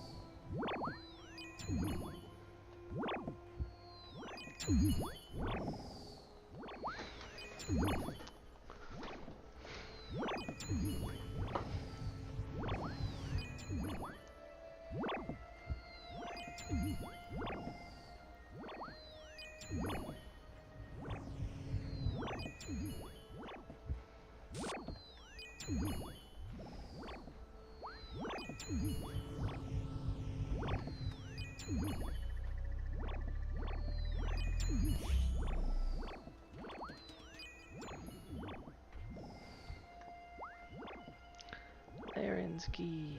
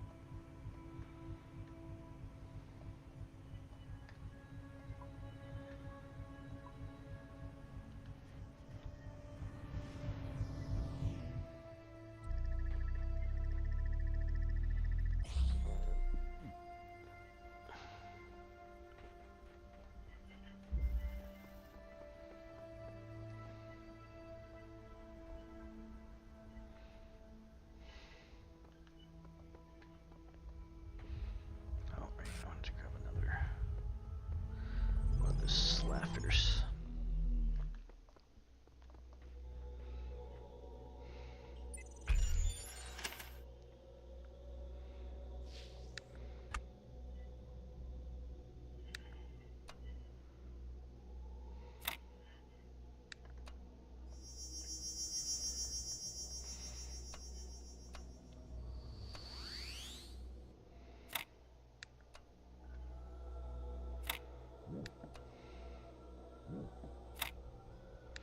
You wouldn't just solve a Tetris puzzle.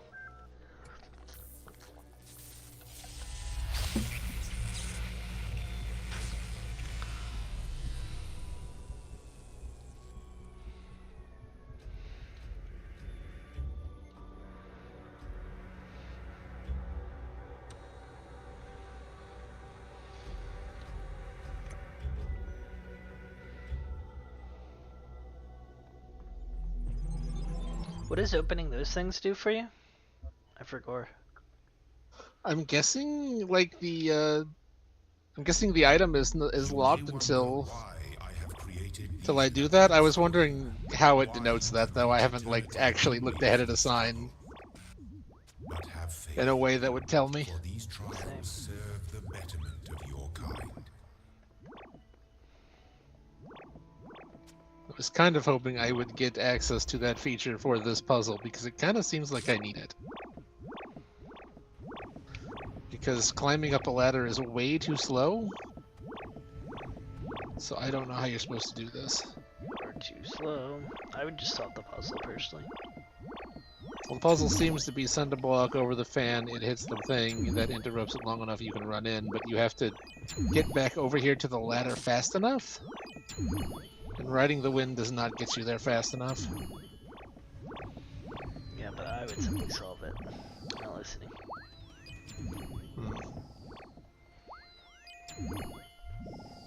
How about you solve these? Too small. Incorrect. That is you. But you have tiny hands. Too small.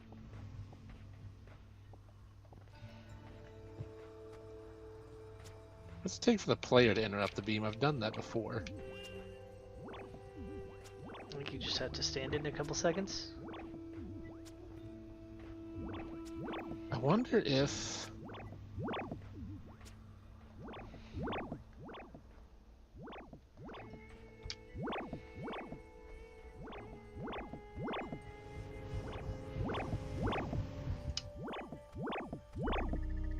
Oops. I wasn't expecting that to work the way I figured it's intended to. Did you solve it? No, I'm trying to trek a box into the pit again. No, did it again, but I wasn't ready. Yeah, but now you have 2 box. I've had 2 bucks. Oh. There we go.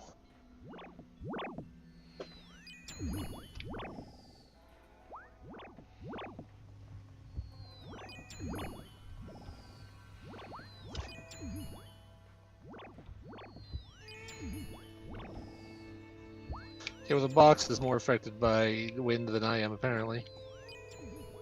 Yeah, pretty much. It's getting pushed along before we're even there.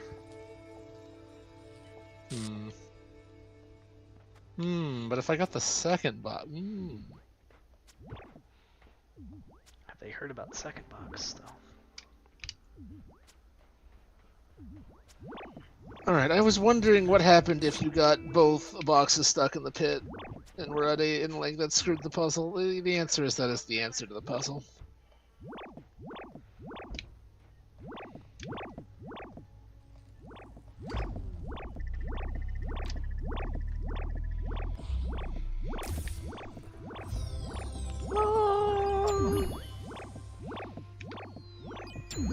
Yeah, I would have just simply solved it. Eventually. I did solve it. Yeah, but I would have simply solved it. Now let's see.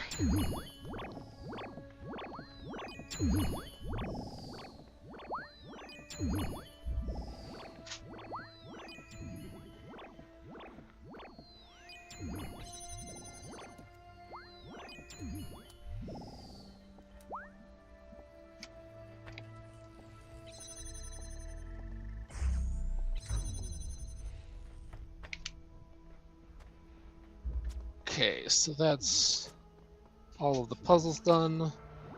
Let's go back and see what I can learn about this one.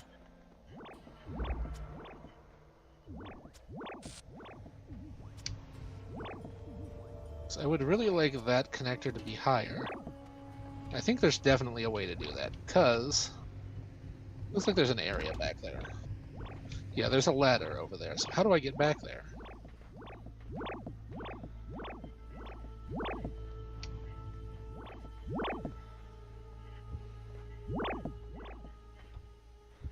What kind of ladder? What kind of candy?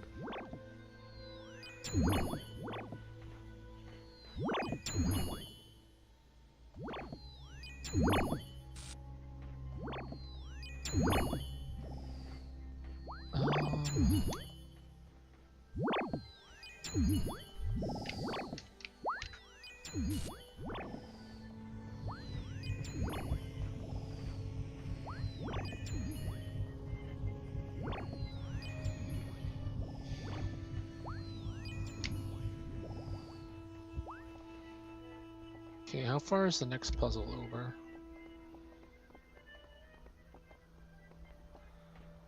Pretty far.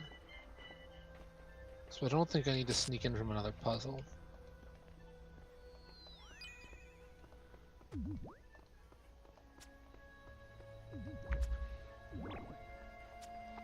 But does it remind you of a puzzle? Kind of.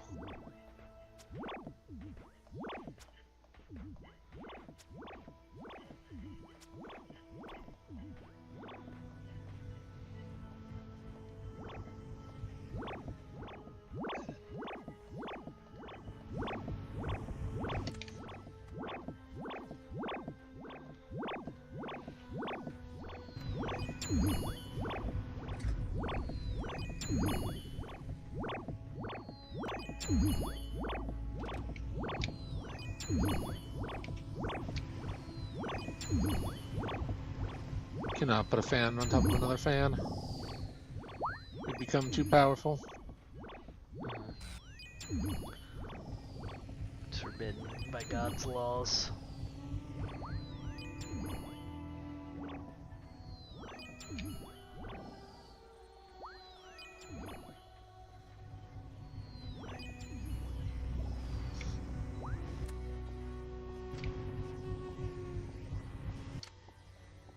Hold on, there's one in there, like you can get in there. How would you get in there? Drop these. Because we just need like some more jellies. One more load. One more jelly load of jellies. How would you get in there? That don't make no sense, really.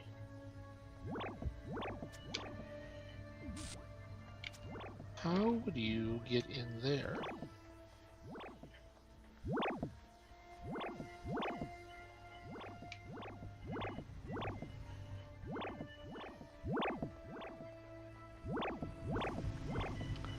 I apologize for calling me a Mack truck. I'll do no such thing.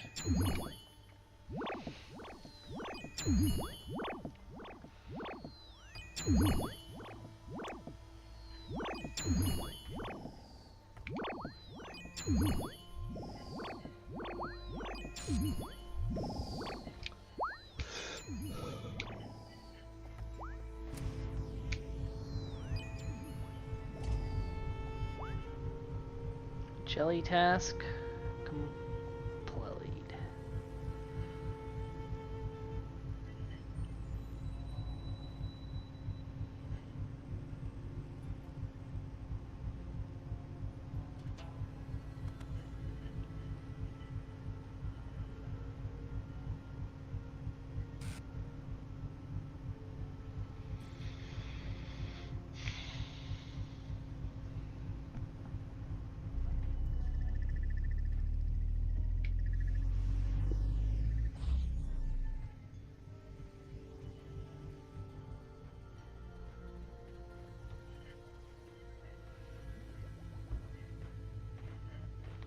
That is how many Slayer tasks? 40. 40 Wildy Slayer tasky. Syntype. Let's see. Kill 250 Dust Devils. Oh my god. We get to just stay in our Hans. He's going for the Dust Devils, Hans. Hans, he's about Steal to get his burst gear. wealthy beyond his wildest dreams, Hans. Gank this man, Hans. Can't let him do this thing. Oh, they'll let me.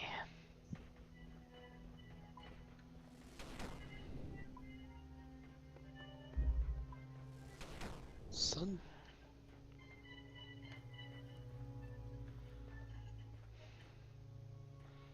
Okay, but first, I want to do this clue scroll.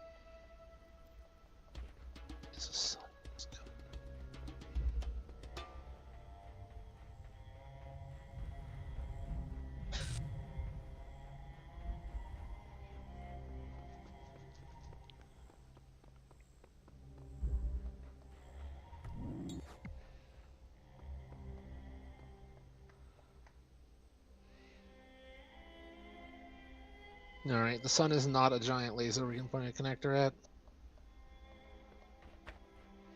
Sad. Agreed.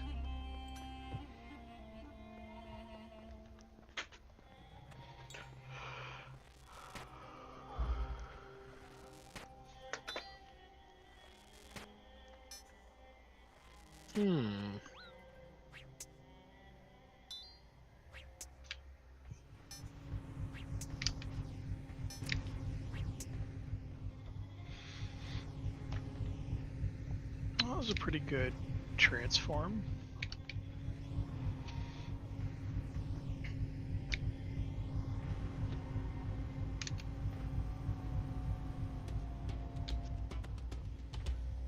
We're in.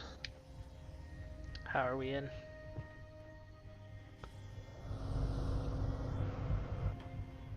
Oh. Okay.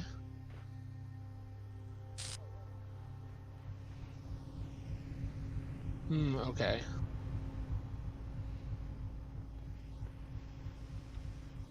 Hello? Take one with me. That's stealing. You're violating the law. Fine. You're gonna say violate this? I almost said something like that. Oh, there's the gnome coach.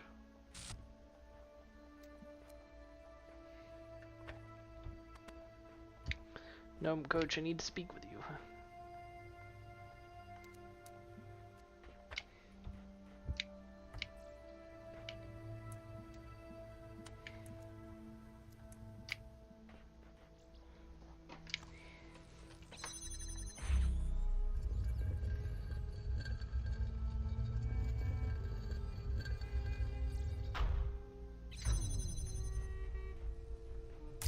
Gold star.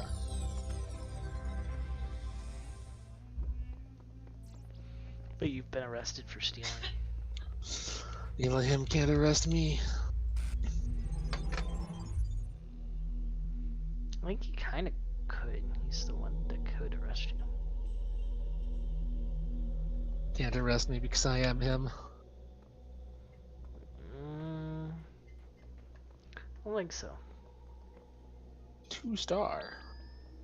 I mean, Talon does hate himself a lot, so it kind of fits.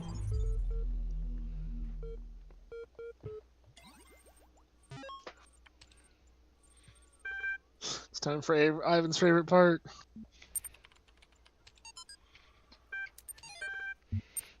Oops. It burns. This guy really wants me to read the in-depth chat logs.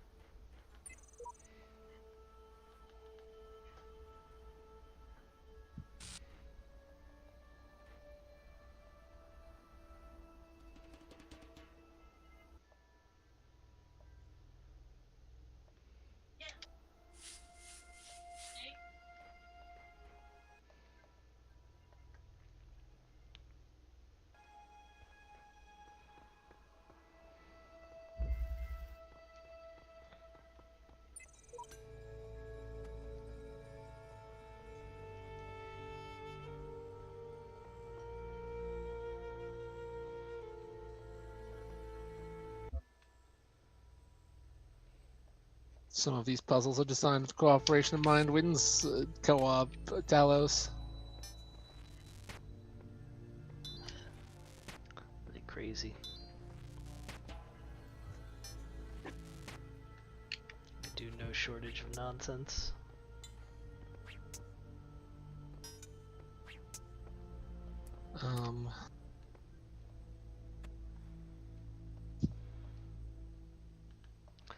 BLP. Blip.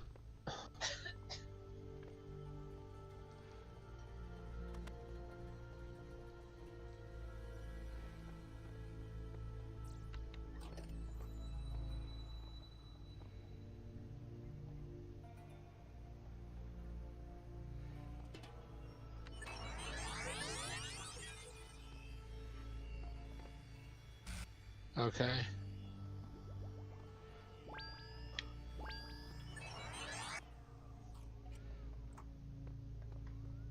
Ah, yes, you've got a crazy feature.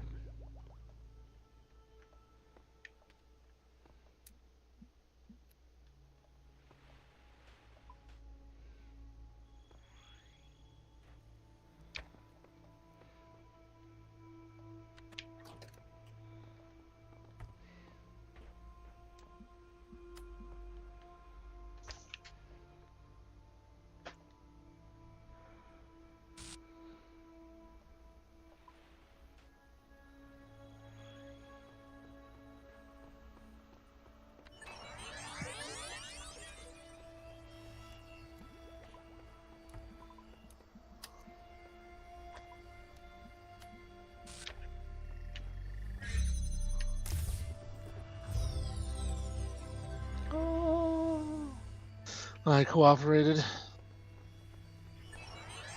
With yourself. Basically masturbation. Mm-hmm. You say that as if that's a bad thing.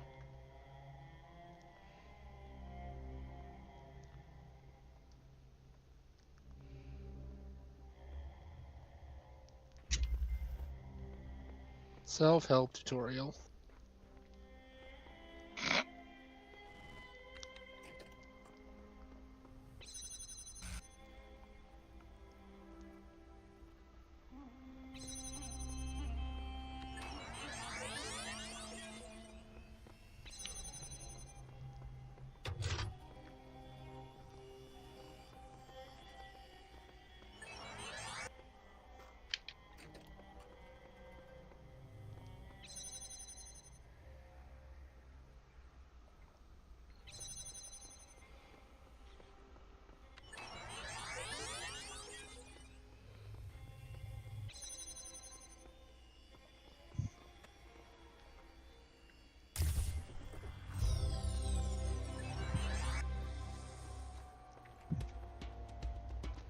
I got it first. Woo! Great, Pat. That's not what I thought you were gonna say. What? I got a fur.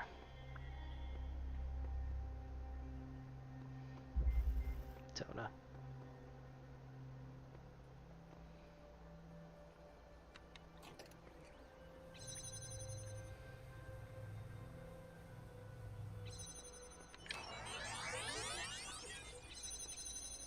Again. Ugh. That took all my concentration. Is it that real time intensive?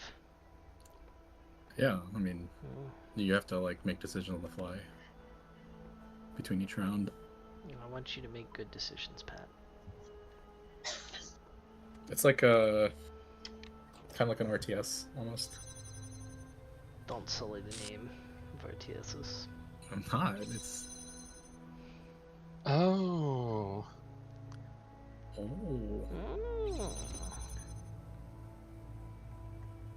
Who said you can film in here?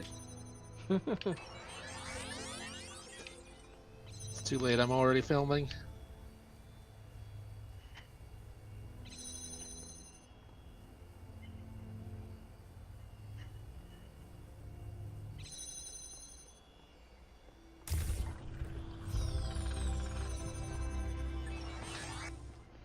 This guy didn't even high five his robo self. Somehow I don't think that's a feature. How'd you know you didn't even try? What? How would he know he didn't even try? What did you say before that? He didn't even high five his robo self. Oh, I thought you. What did you think you said? Nothing. Repeat it. I don't know. That's why I asked what you said.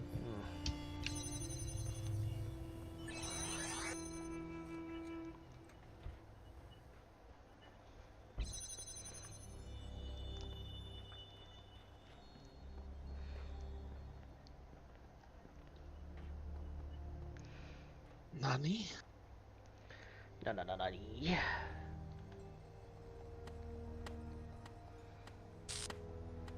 I don't want to click all these water rune packs.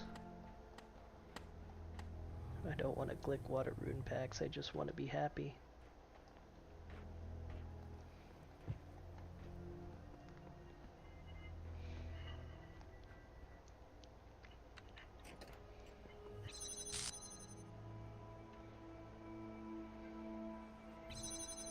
Freeze, Zephyr, give me all your water roots.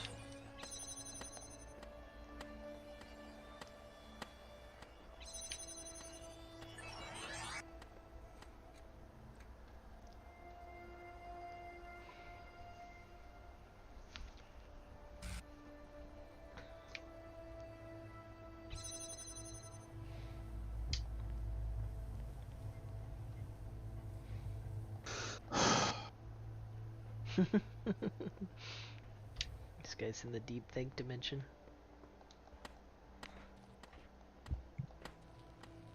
Okay, so if you do this, it'll block the You power poop, hear me. supply.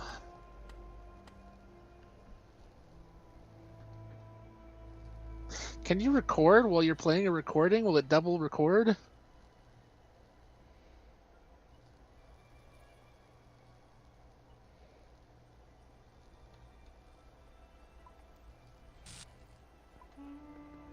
I'm about to find out.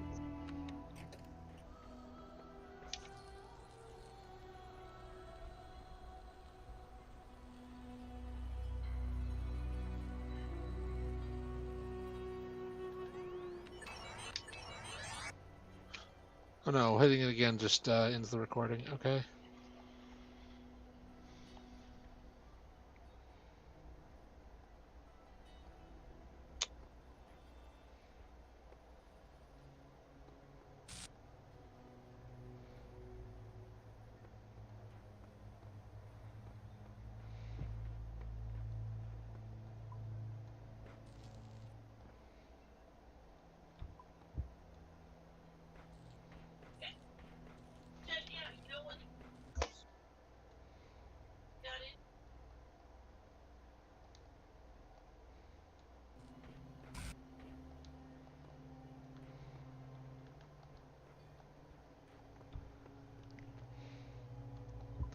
So freaking slow.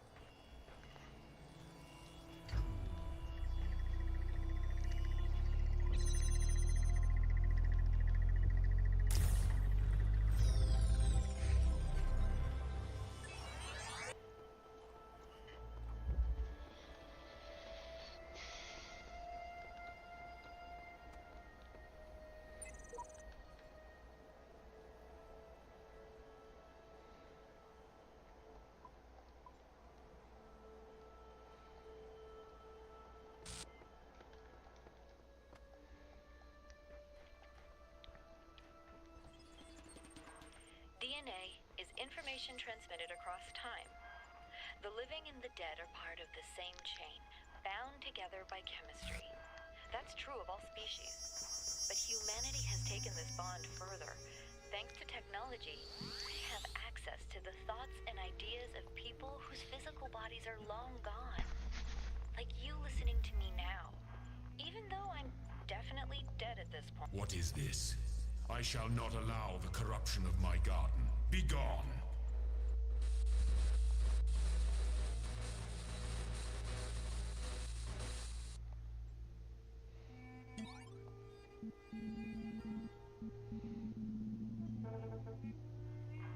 DNA is information transmitted across time. The living and the dead are part of the same chain, bound together by chemistry. That's true of all species. But humanity has taken this bond further. Thanks to technology, we have access to the thoughts and ideas of people whose physical bodies are long gone. Like you listening to me now. Even though I'm definitely dead at this point, you're part of that chain. You have the capacity to remember.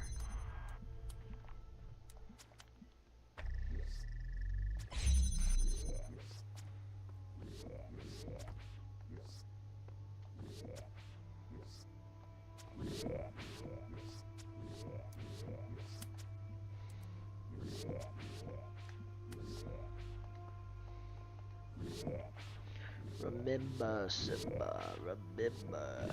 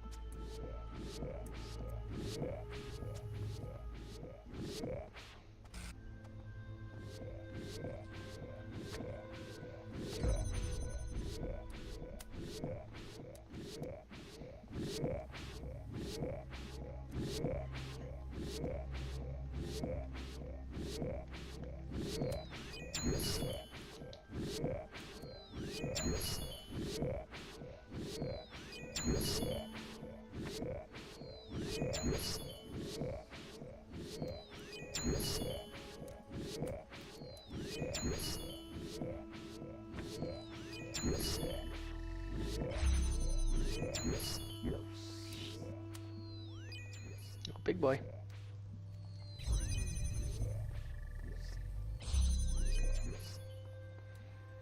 A fan of big boy.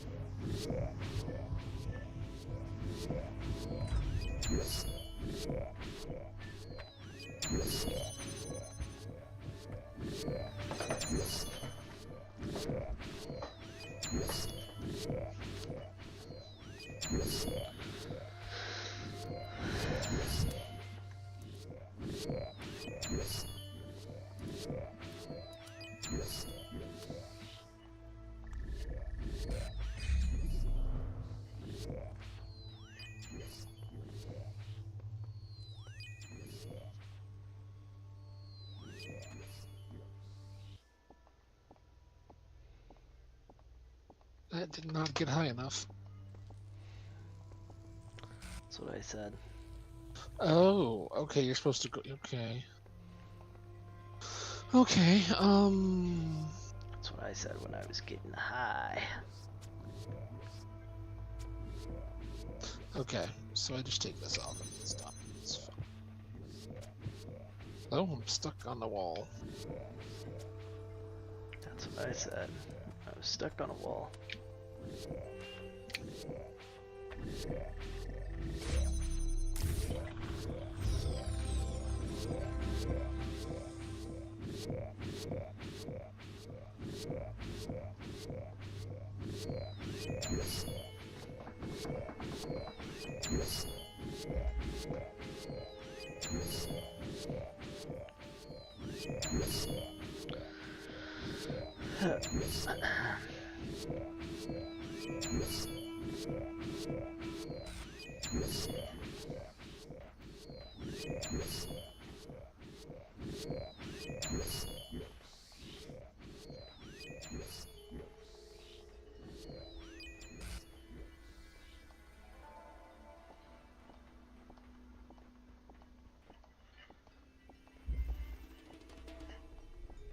The right angle.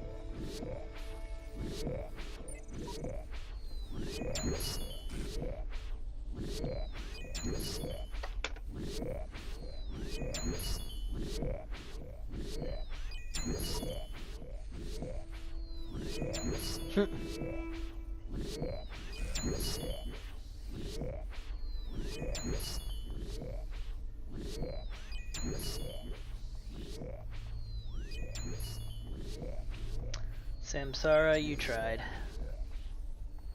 And then he was a new Samsara.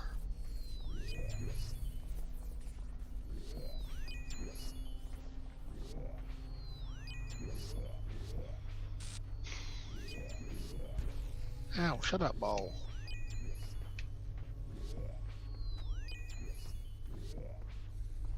Here's an interesting question. Why is there a fan back there? Because there's a star.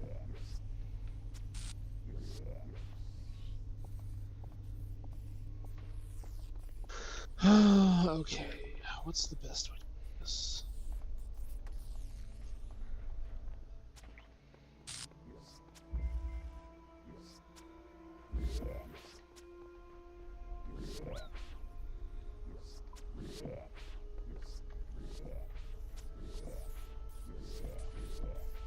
Did anyone ever use the hint feature? Is there a hint feature? You seek counsel and talk to like this altar thing. I've never needed a hint in my life. Same. Especially not from Ivan. Well, Ivan just gives him unsolicited because he's a backseater. Who are you, Pat? Teaching me to play Mahjong? What? Just commenting you on teaching me to play Mahjong? Yeah. Complimenting you? What is that? Mahjong? It's a game you love, Pat, don't lie. Oh, compliment. I don't know what that is. No. Never. You suck, Pat. Does that work better for you? So sure. No. Alright, let's go again. Who's all our LP that we gained? This guy's addicted. He's addicted. Find me a better game. Don't answer that. I mean, don't respond to that. Why do you ask?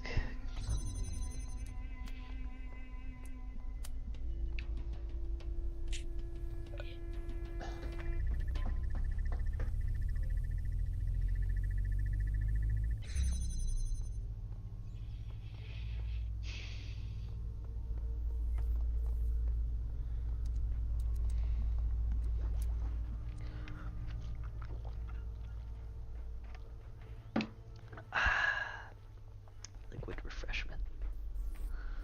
Mango juice? Mango wango.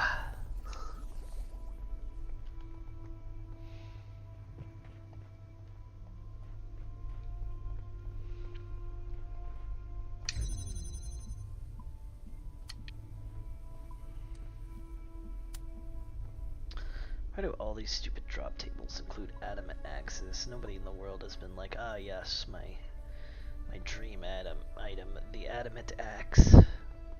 I say that, Get that's the me. frick out of my sight. You filthy animal.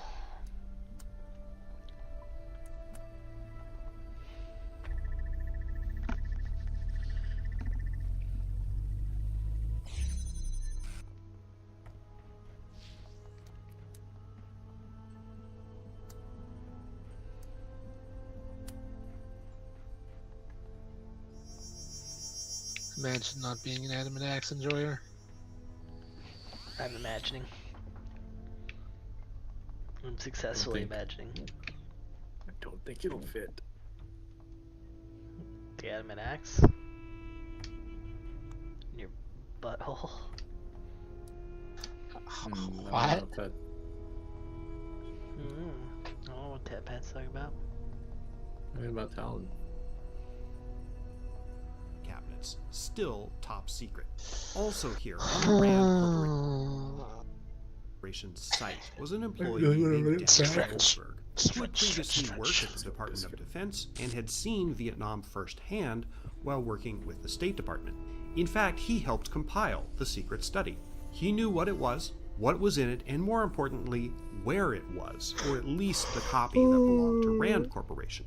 Remember that, it becomes important later. This is the Peninsula Hotel in Paris.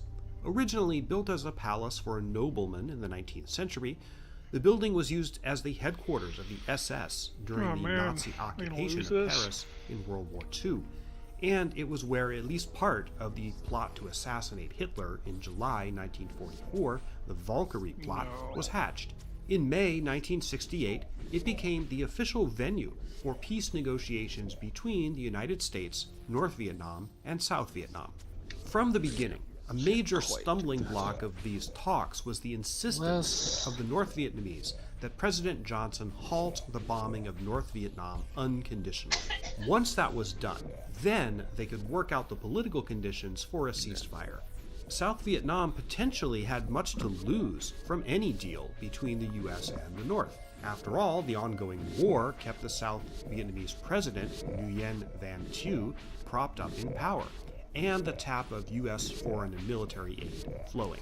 But as its participation was necessary in any peace deal, South Vietnam held significant leverage in the Paris talks. After Humphrey broke with LBJ on the issue of a potential bombing halt, and especially after it started to appear in October 1968 that the North Vietnamese were softening on their insistence that a bombing halt be announced before significant gains could be made at the peace table, the Nixon campaign had reason to worry that whether they would win or lose the presidential election depended on what happened here, in this location, in Paris. The campaign already had two secret levers that they could use to influence negotiations. One of them was a connection to the American negotiator in Paris, veteran diplomat Averell Harriman. That connection was none other than Henry Kissinger, who was an academic expert on Vietnam, but not well known in the political community yet, and who was secretly channeling information to Nixon. The second secret lever was a woman named Anna Chennault.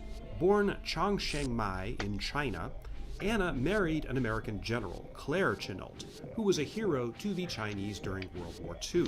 He died in 1958, but Anna continued the work she'd begun with him, lobbying for humanitarian aid and eventually political support to anti-communist Chinese.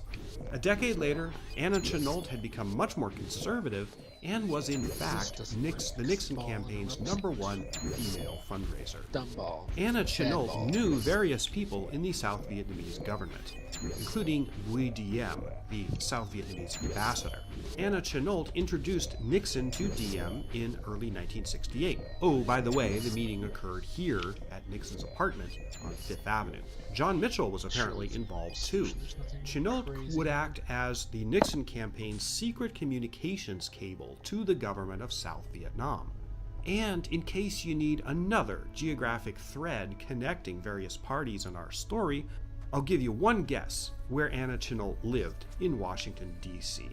Yep, it was right here at the Watergate complex, where she lived in a $250,000 penthouse with a roof garden on the top floor. I'm certain that whatever apartment was Anna Chennault's is in frame right now, I just don't know which one it is. You see where this is going.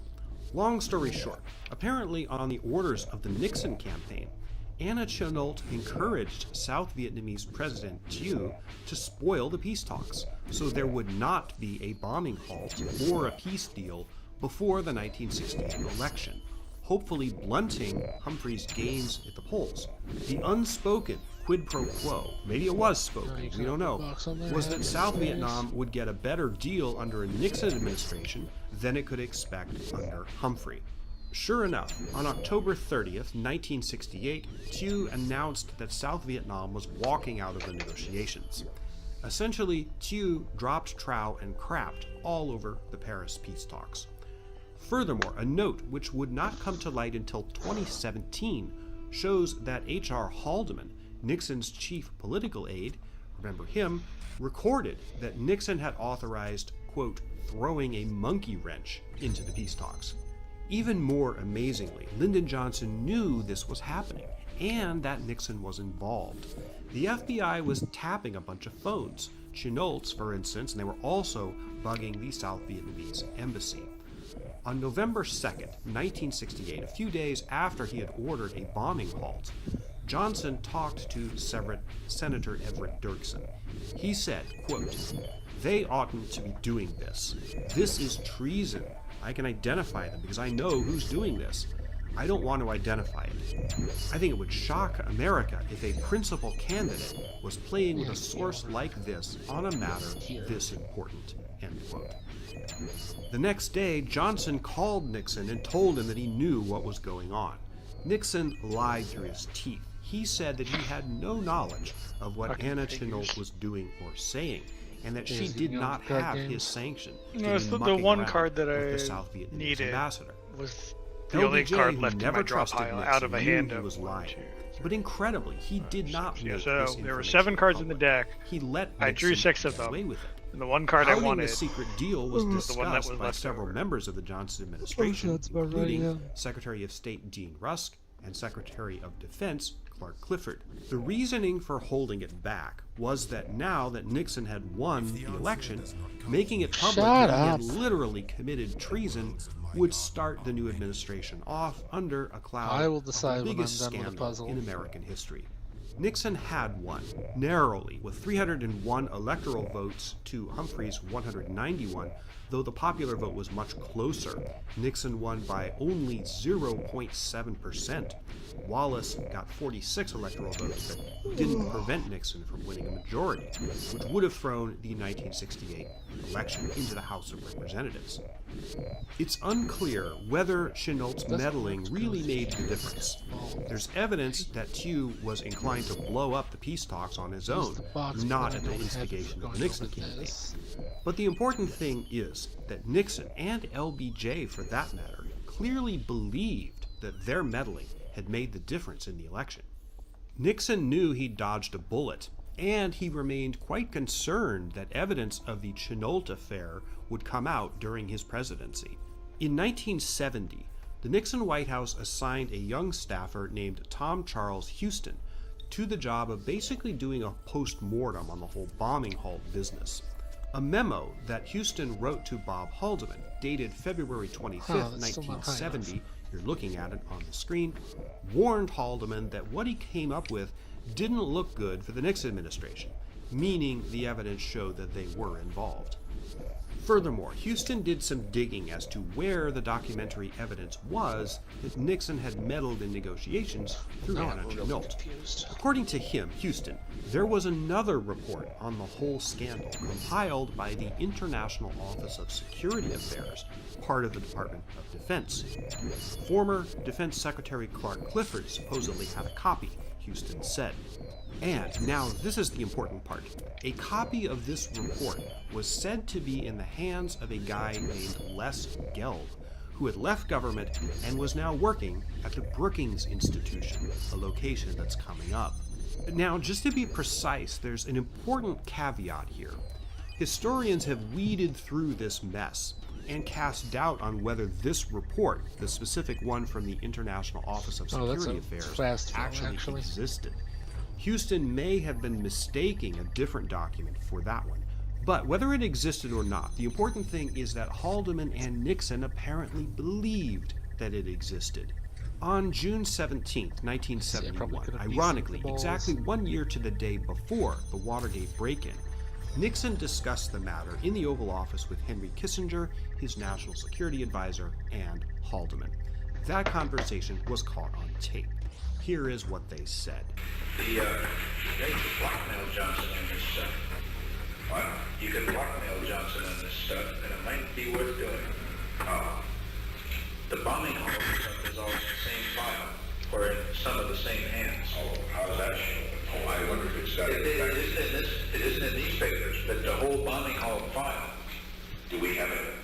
I've asked for it. You said you didn't have it. We have nothing here, Mr. President. I asked for that because I need but Bob and I have I've been trying to put the damn thing together for 3 We years. have a basic history of it constructed our own, but there is a file on it. Houston swears to God, there's a file on it at Brookings.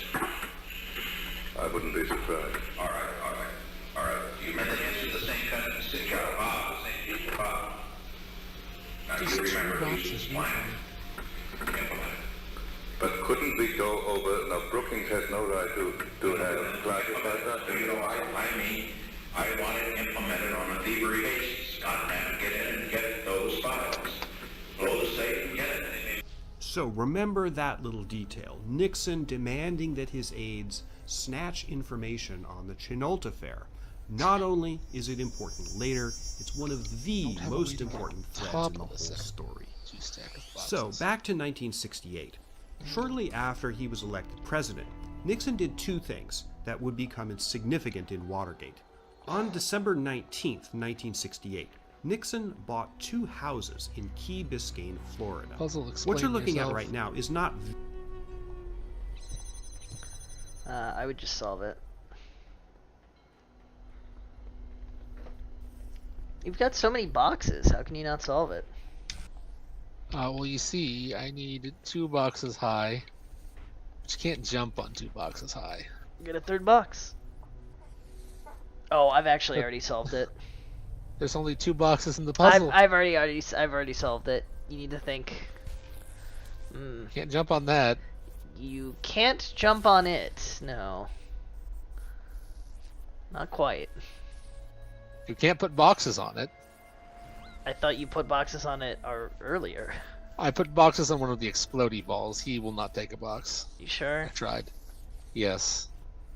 Watch and be amazed at his not taking a box. Have you tried putting a box on him from a little bit higher?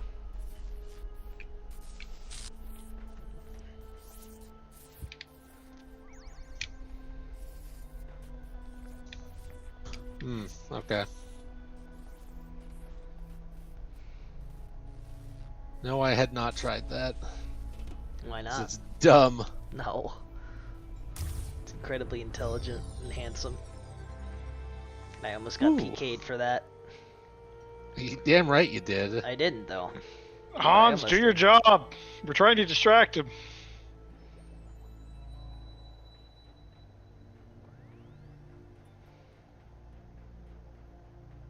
If I had fumbled a bit longer, Hans would have had you. Take it to the bear club. Oh no. What, am I gonna see Jay there? Oh no. Alright, so I think...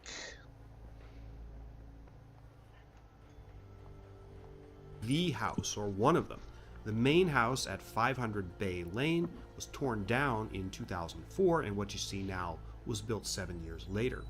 But what you can see, especially in the aerial imagery, is that big square slab right there. For whatever the that is a helicopter pad. That was constructed for Nixon at government expense.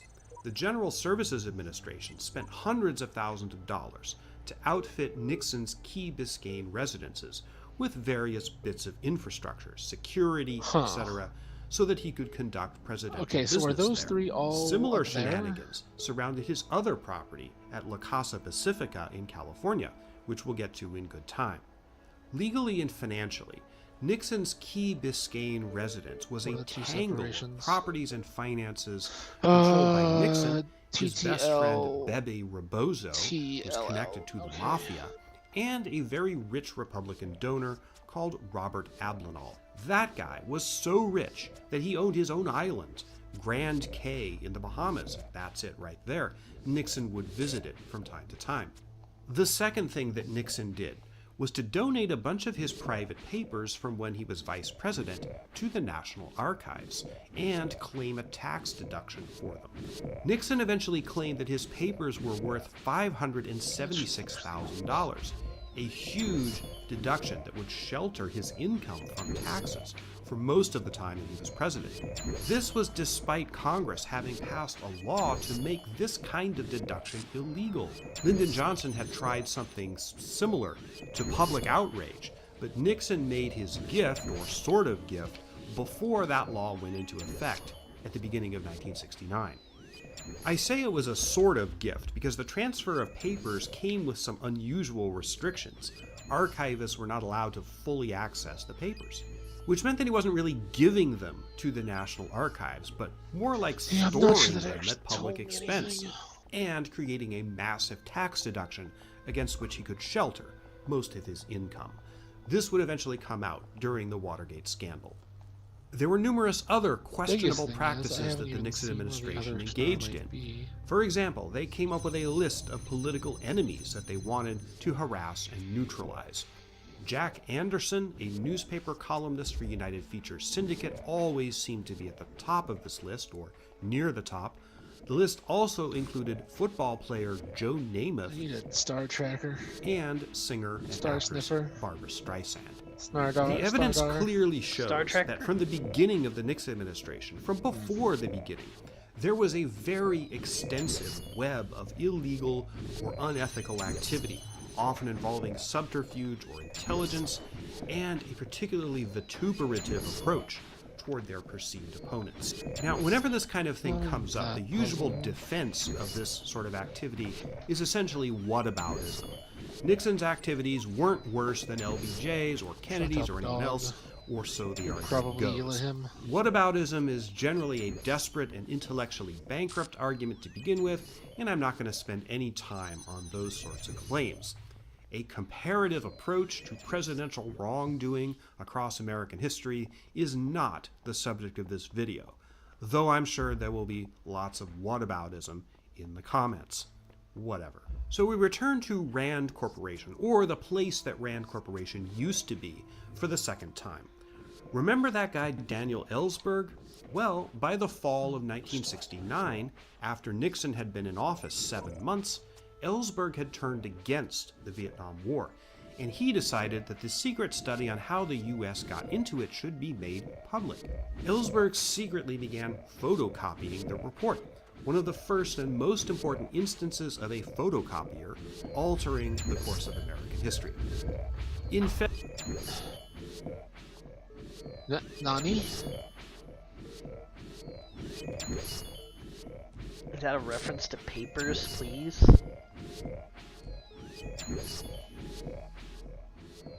I don't know, but I can't use it. I think it's just an Easter egg, probably. It's probably? I don't know why there's a use command. I don't know, Google it.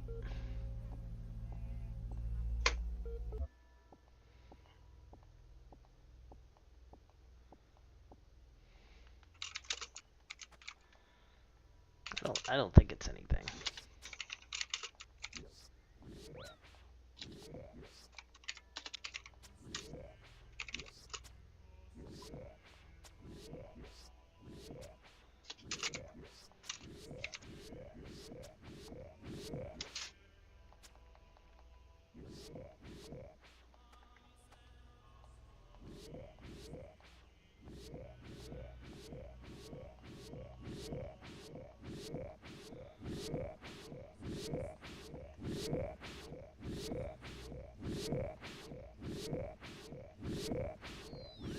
February 1971, Ellsberg gave those papers to a New York Times reporter. There's apparently more to the it, journalistic story of whether and how to publish the document it is just an is beyond the but scope there's of this apparently video. something else to On it. June 12, Let 1971, me see if I can find it.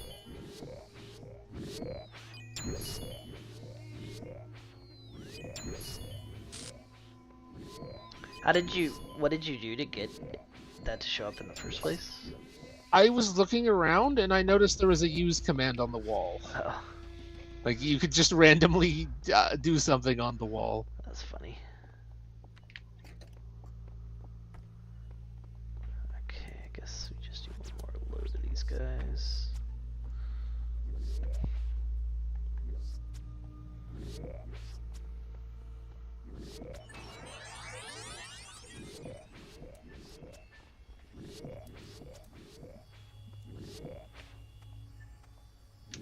I'm an idiot. What? What do I need to do here? Probably solve the puzzle. Okay, On a Saturday, double Nixon's daughter Tricia married Edward Cox in a ceremony in the White House believe I did Rose things Gardens, right. I a just famous forgot event. what actually The next morning, the New York Times began publishing the documents, which came to be known as the Pentagon Papers. Nixon and his people were outraged and terrified at the leak. This was the final step on the road to Watergate, but there had been a lot of factors leading up to it. The Pentagon Papers were the catalyst, but as we've seen in this chapter, what became Watergate was brewing for a long time.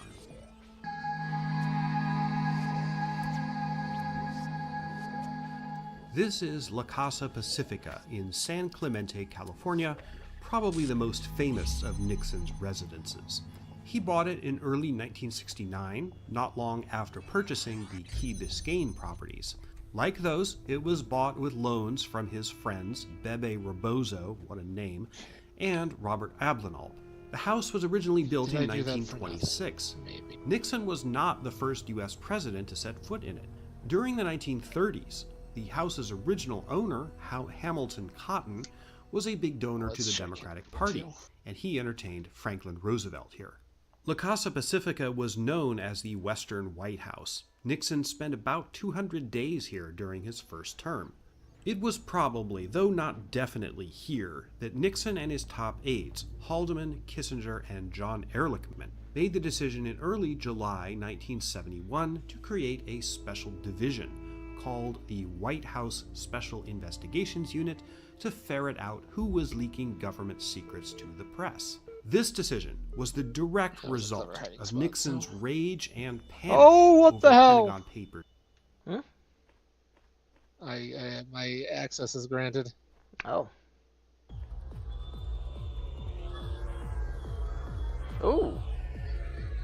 Who's in a movie theater with some computer people?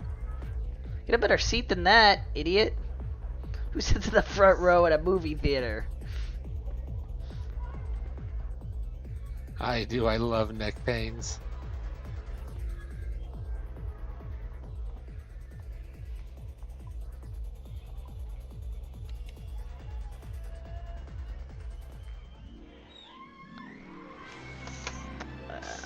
I do not think I found whatever the frick this is.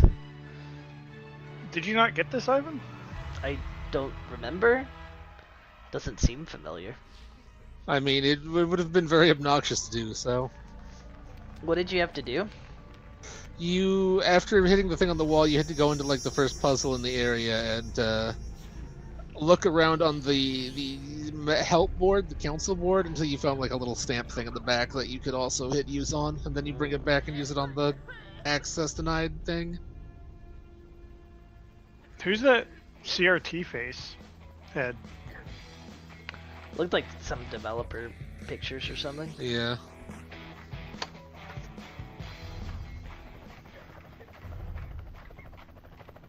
Look at this random coughing. Yeah.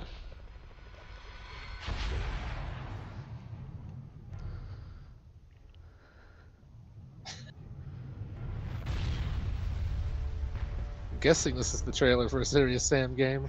I think so. Serious Stone. Hello. Did you guys not read the scrolling text? I can't read. I'm illiterate. Haven't you seen me just hitting exit on all the messages in the game, Dave? I can't read anything. Why she cried? What's so upsetting? I don't know. I guess Serious Sam is freaking dead. God dang PKers, go away. Leave me alone. You're not gonna get me at the Dust Devils. I'm gonna get that Dust Devil farmer and steal his Dust Devils. They keep showing up just like not during my trips, just when I'm on the way there, and it's like that's annoying because I just walked a bunch, and now I have to walk a bunch more.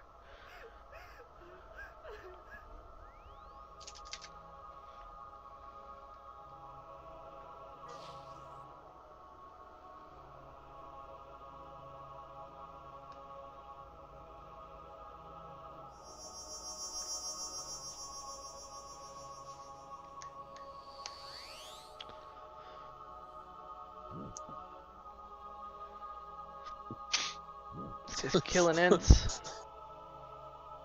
What am I watching? I don't fucking know. I mean, it's clearly a Serious Sam trailer or something like that. I mean, it is, but... So happy. Yeah, he's so serious. He's so hard-boiled. Pooey.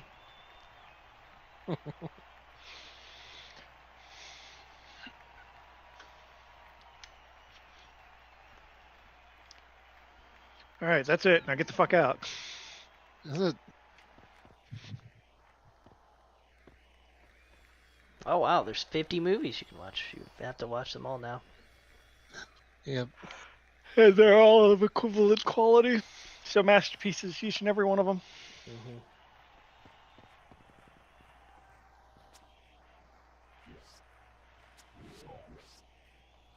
What's to the thing to the right? Or is that where you entered from? No. Oh, this is where I entered from, down here. And the door to the left doesn't do anything? We're going to check that now. Guessing that's the way back out. Yeah.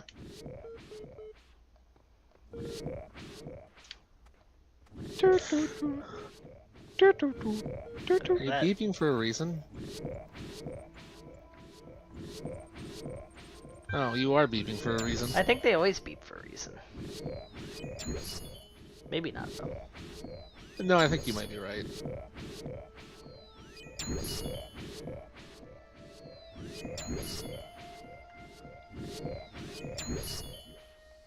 Good old Milton. Friedman? Just Milton. It's Milton. Says it's Milton time. Then he melts all over the place. This one does.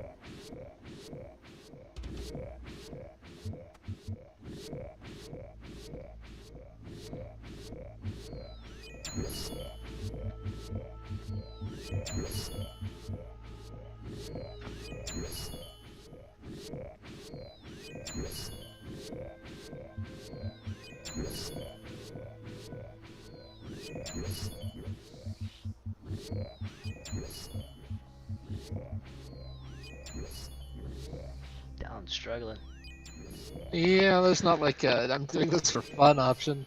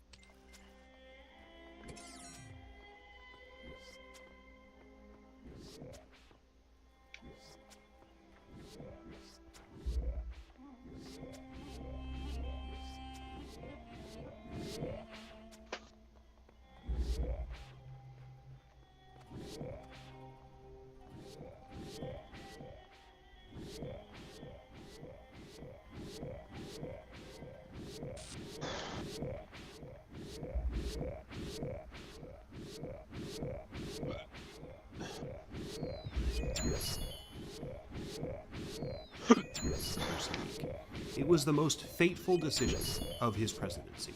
Given marching orders, Ehrlichman gave the task of running this unit to a staffer named Egil Krogh, known as Bud, who had previously worked on drug policy. But Krogh also had two other co-leaders of the group, David Young, who worked for Henry Kissinger, and a former CIA agent and spy novelist, Howard Hunt. They set up the office of this secret group in room 16 of the Executive Office Building, the ornate Gilded Age era building next door to the White House. Nixon also had a private office in this building. This location, also in Washington, D.C., is the headquarters of the Brookings Institution, which came up before.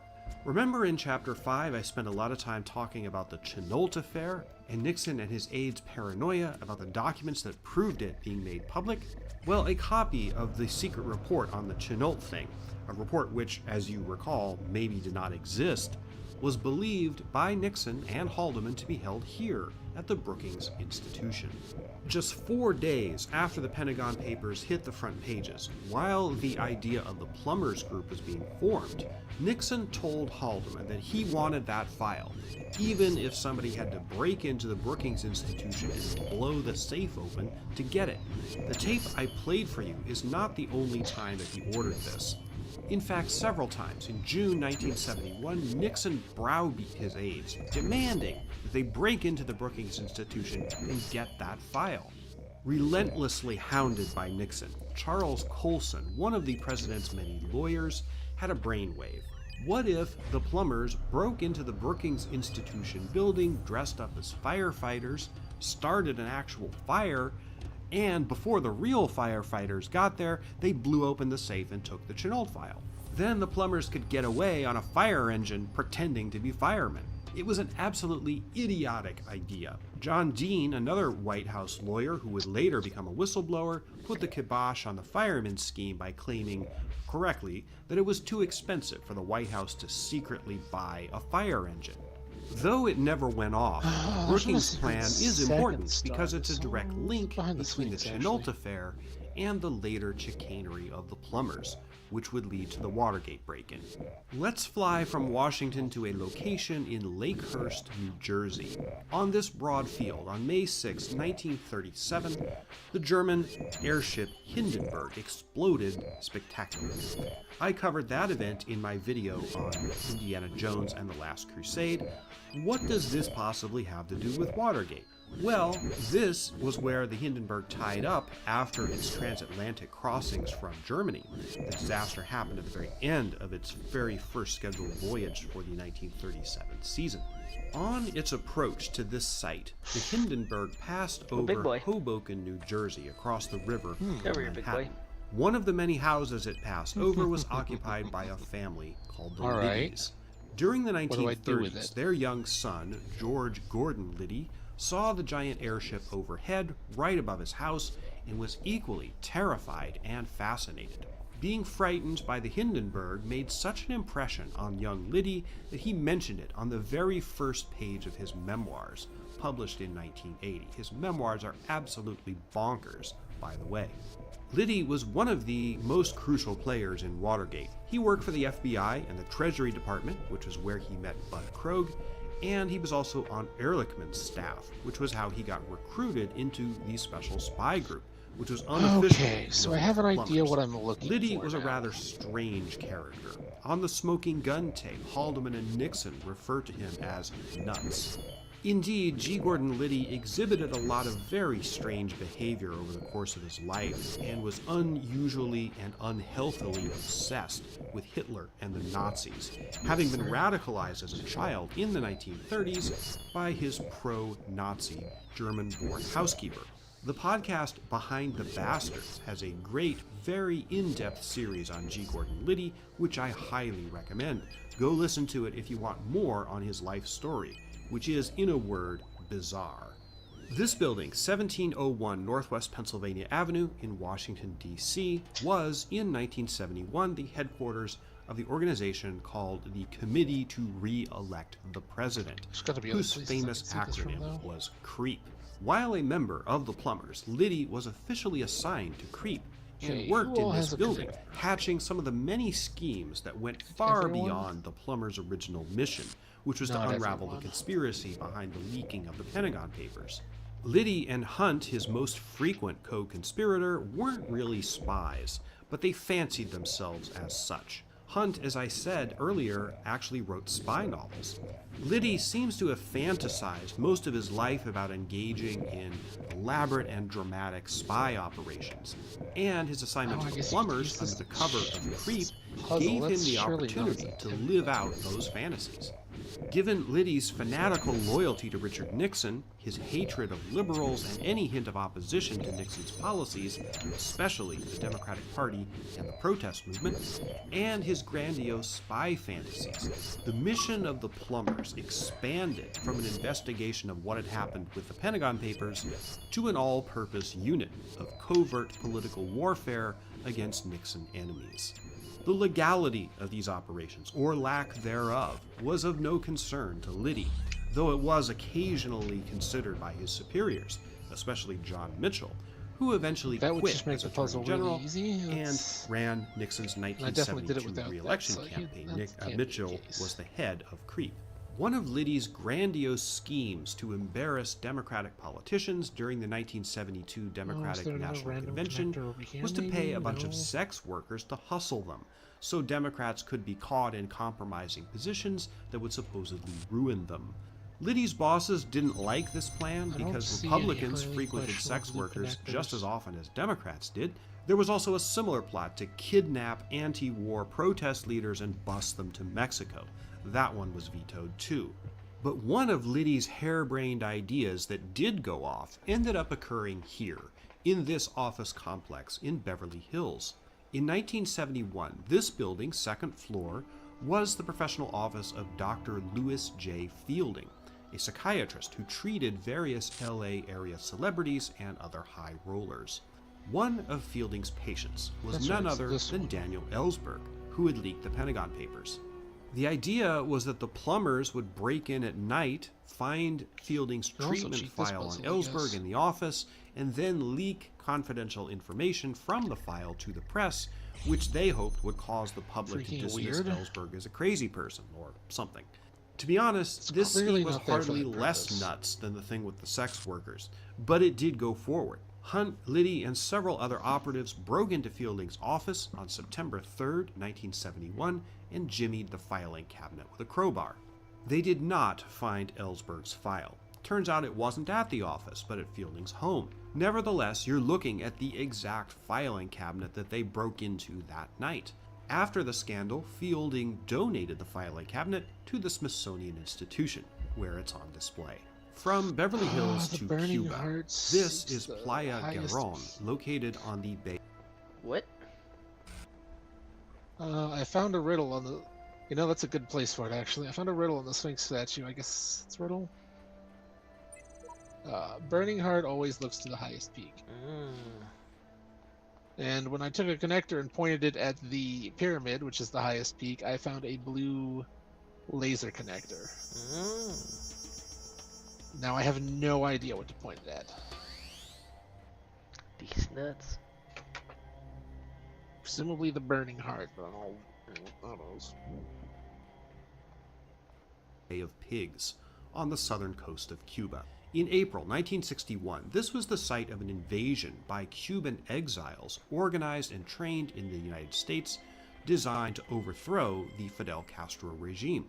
The invasion was directed and controlled by the CIA, having been planned in the final year of the Eisenhower administration, with the involvement of Richard Nixon, then vice president. The invasion failed and deeply embarrassed the Kennedy administration, less than 3 months on the job. Any sort of substantive discussion of the Bay of Pigs invasion is beyond the scope of this video, but there is a historical connection between this place and the Watergate scandal. Howard Hunt, co-leader of the Plumbers, was one of the CIA personnel deeply involved in directing the Bay of Pigs invasion. Additionally, Bernard Barker, then a CIA agent, Eugenio Martinez, who had been born in Cuba, and Frank Sturgis, also a CIA agent, all participated in the Bay of Pigs invasion, and they would also participate in the Watergate burglary in 1972.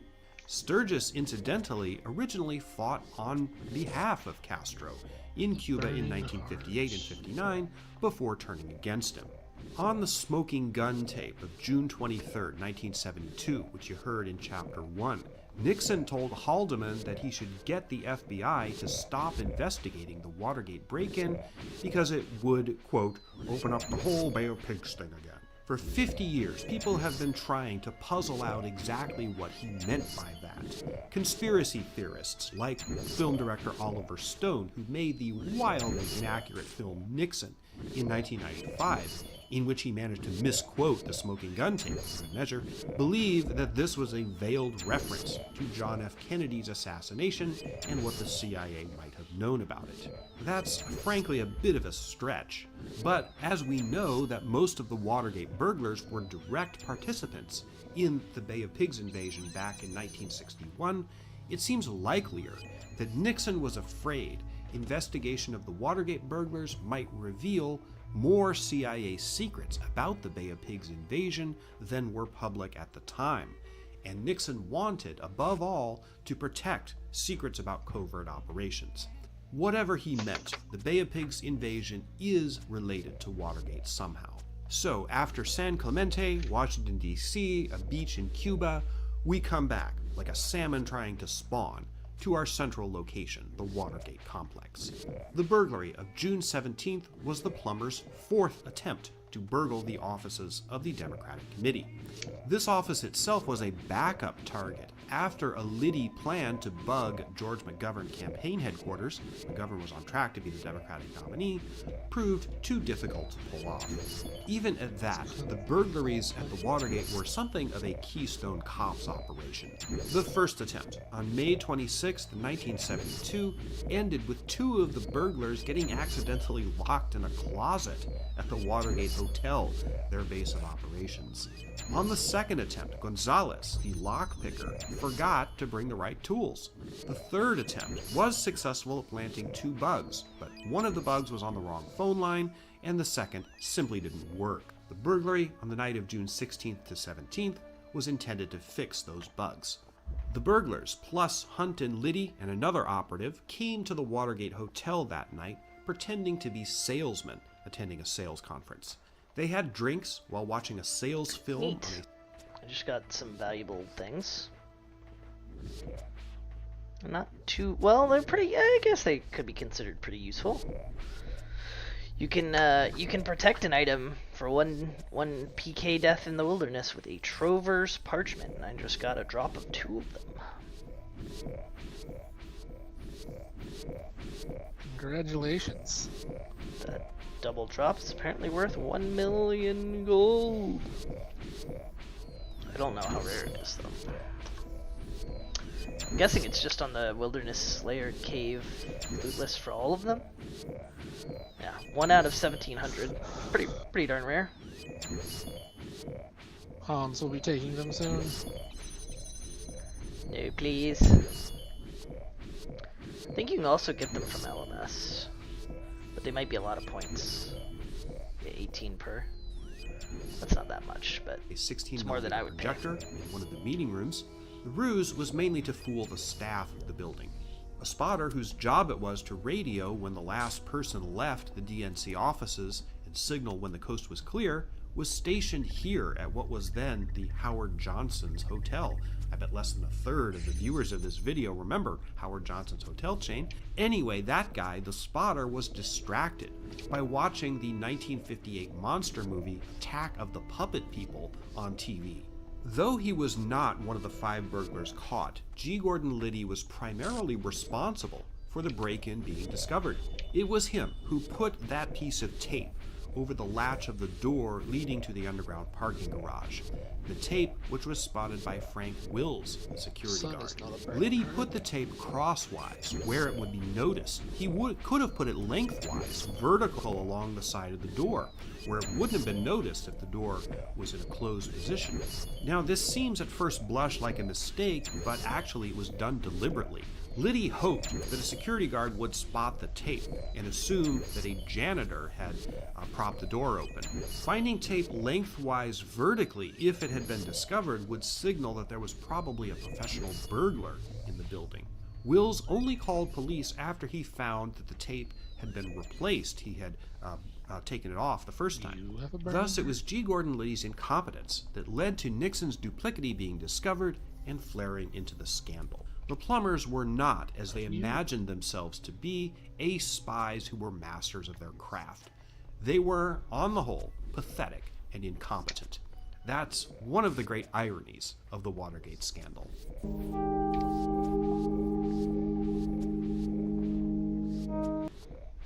It has sometimes been suggested of Watergate that if Nixon had, at the earliest opportunity, acknowledged the break-in, admitted that it was a White House operation, and apologized, the country would have forgiven him, and the scandal would not have toppled him from power. I'm not sure I agree with that assessment. There are two main reasons why. The first reason is that it assumes that the Watergate burglary was a one-off event. As we have amply seen over the course of this video, you mean a red herring? Far, it was mere. I'm not sure I'd call it a red herring. A rose trout?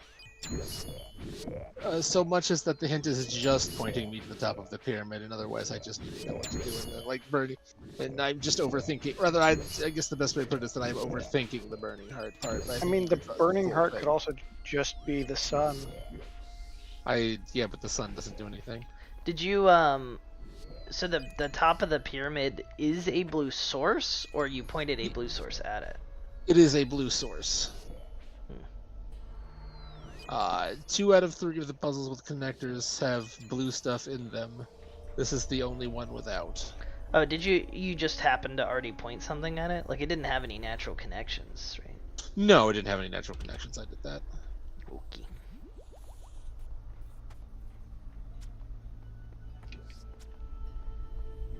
You a burning heart? The heart rises. I mean, I would think it has something to do with the Sphinx itself. That's what I would think, but I can't. I would need to get a thing outside the puzzle. Or outside one of the puzzles somehow. Can you see the Sphinx at all from any of the puzzles? No?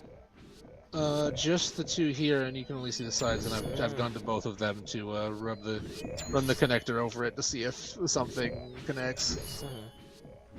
I would assume that if it wants me to connect to the burning heart, it would have to be like dead center. When in doubt, smuggle something out. That's my philosophy. I don't know if it's correct, but I go back. Yeah, if I go back far enough, I should be able to point something at it. So like that's. I'd have to figure out how to smuggle something out of somewhere though. You know, you should try telling that to the TSA sometime, Ivan. I won't.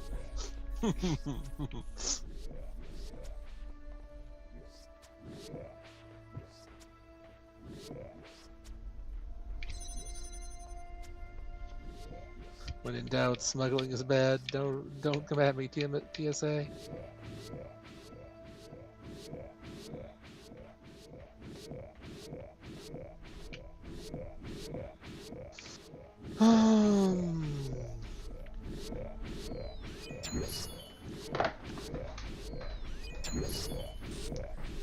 No big boys.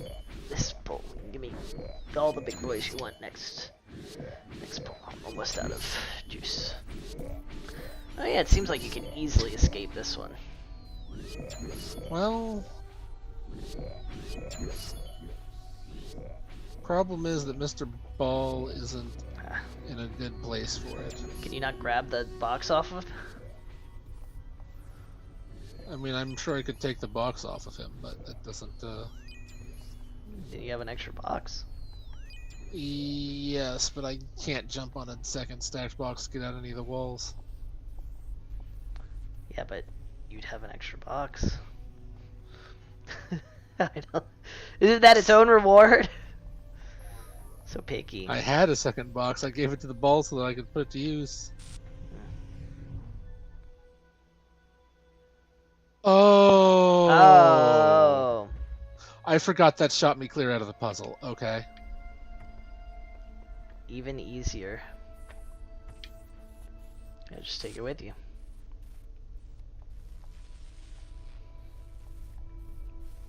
Now it all makes perfect sense. Smuggling for free. Yeah, no. That's... It's free smug estate. Boom, selected. Yep. Okay. You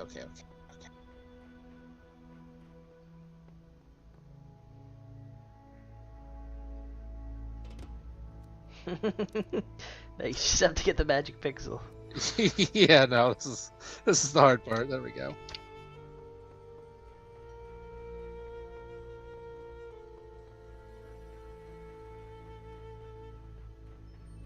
Alright. That was good. I remember really the third a world small definitely having part, some good not ones. even the most important part, of an extremely broad range of illegal and ethically questionable practices that the Nixon administration engaged in from the moment they got into power, even before they got into power, given the example of the Chenault affair. Need I remind you of Nixon's demand, caught on tape in June 1971, that members of his administration break into the Brookings Institution, blow open the safe, and steal the file documenting the Chenault affair? You know, I want it implemented on a thievery basis. Goddamn, get in and get those files. Blow the safe and get it. The second reason is that it ignores the basic fundamental nature of how Richard Nixon saw those who opposed him. The tactics that he called dirty tricks, covert operations by the CIA and others, the enemies lists, exposing dirt on opponents, disrupting organizations that he saw hostile to him, the kind of cloak and dagger spycraft that Howard Hunt and Gordon Liddy were passionate about. Nixon highly approved of these things and in fact insisted on them. This is a brief excerpt of a conversation in the Oval Office on October 8th, 1971. Nixon is talking to Richard Helms, director of the CIA. So I am not going to embarrass the CIA because it's very important. Second, I don't believe in dirty tricks. I think we've got to do it. This bucolic countryside in Cambodia is near an area that was known by U.S. military planners as the Parrot's Beak. This area was a base and rest area for the North Vietnamese Army and the Viet Cong, and a lot of supplies moved through it to strengthen them during heavy fighting in the Vietnam War. On April 30th, 1970, Nixon decided on a major bombing campaign and ground invasion of parts of Cambodia, including this one, to try to cut off the tap of supplies to the North Vietnamese.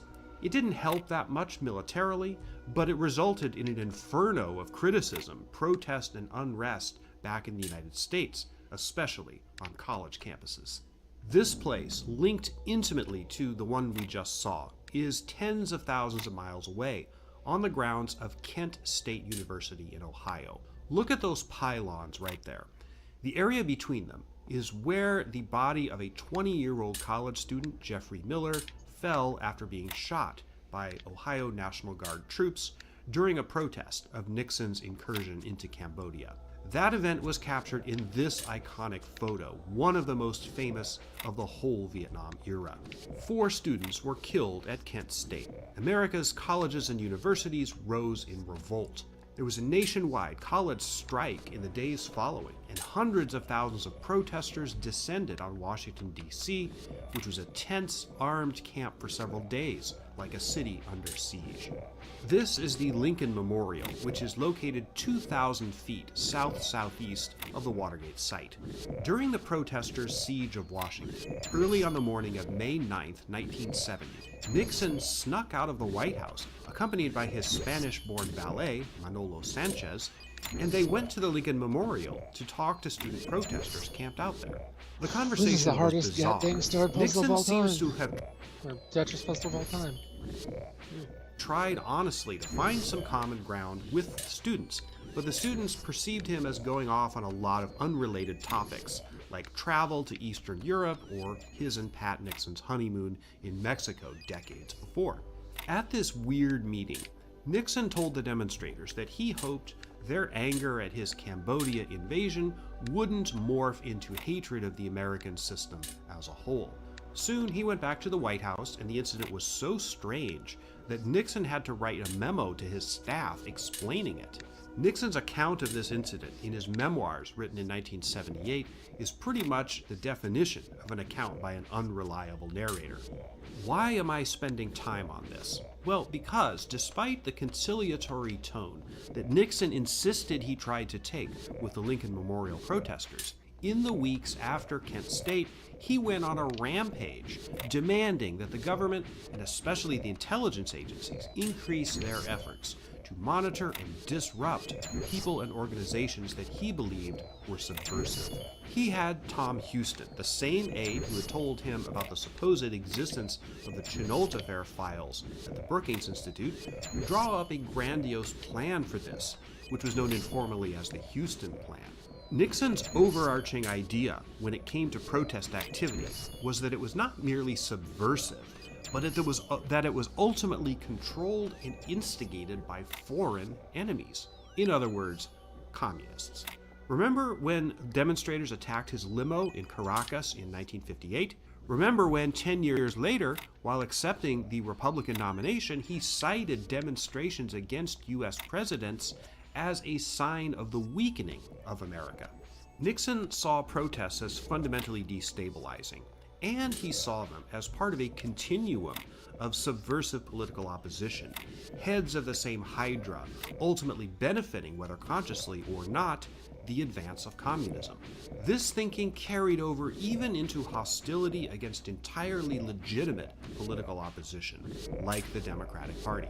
The Houston Plan, presented to the heads of the intelligence agencies on June 25, 1970, was sort of a wish list of suggestions to beef up domestic security and surveillance capabilities. The plan never went into effect over the objection of FBI Director J. Edgar Hoover, but many of the ideas contained within it came around again a year later in the form of the Plumbers. The Houston Plan led directly to Watergate.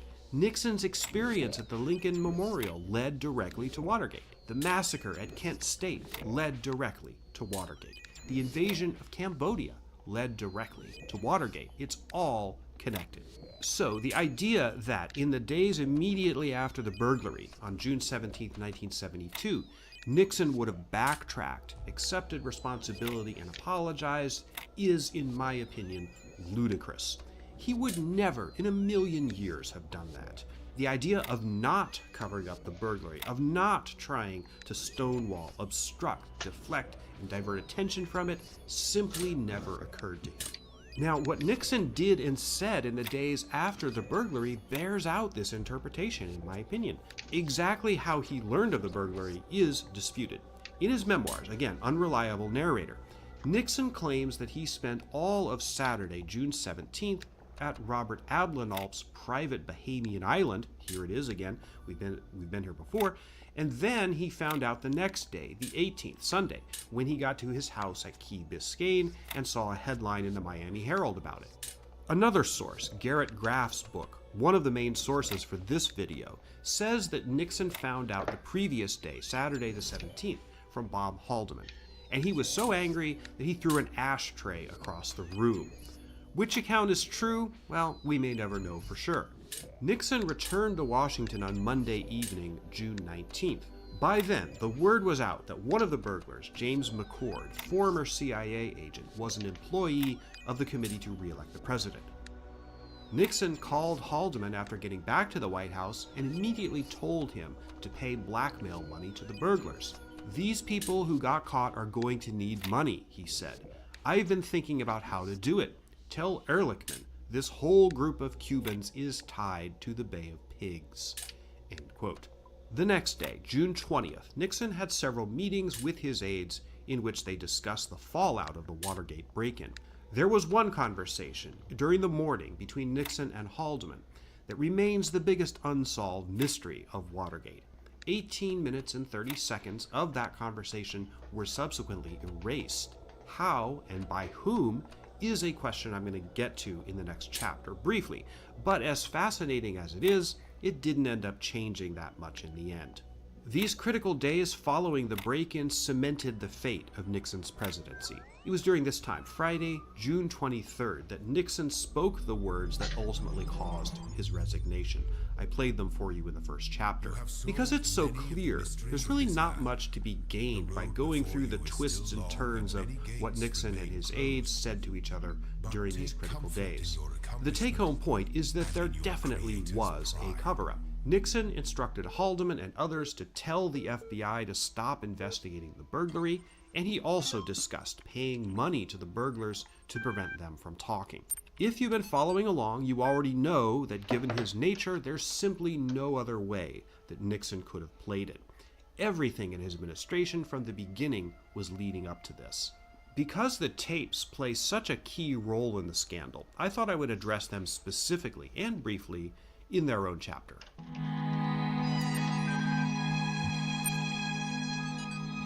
This chapter doesn't really have a lot of geographical content. A little, not a lot. This is, of course, the White House. It's where most, though not all, of the key conversations in the Watergate scandal were recorded. You should note that while many of the most famous tapes were made in the Oval Office, Nixon also had another office in the Executive Office Building. This building here, which I mentioned earlier. There was also a taping system installed there and on Nixon's phones, and even at Camp David, the presidential retreat in the mountains of Maryland, which is here. Whenever I teach Watergate to my U.S. history students and the question of the tapes comes up, they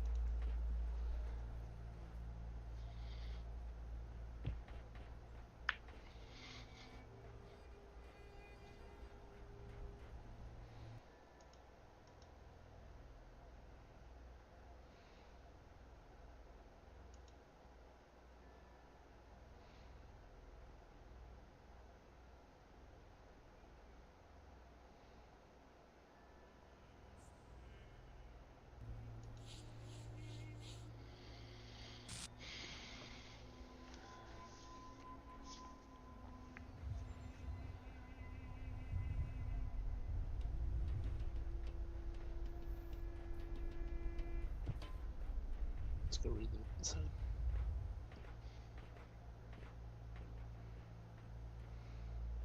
So it's just these grapes.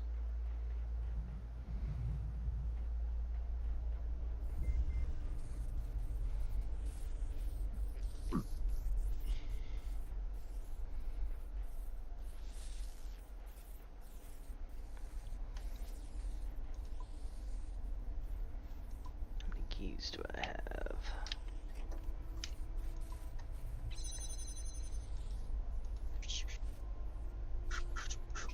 I have 11 keys. Wow, that's actually a lot more than I was expecting. Let's go.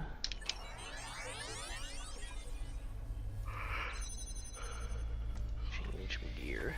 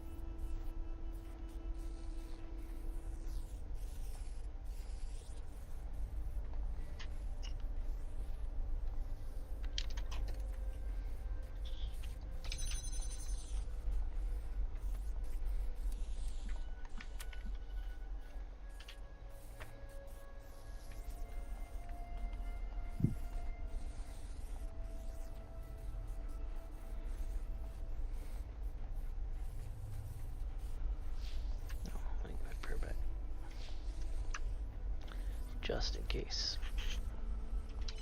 Invariably ask, why did Nixon tape himself? How could he have been so stupid as to capture his own wrongdoings, his own crimes, on tape, making proof of those crimes absolutely incontrovertible?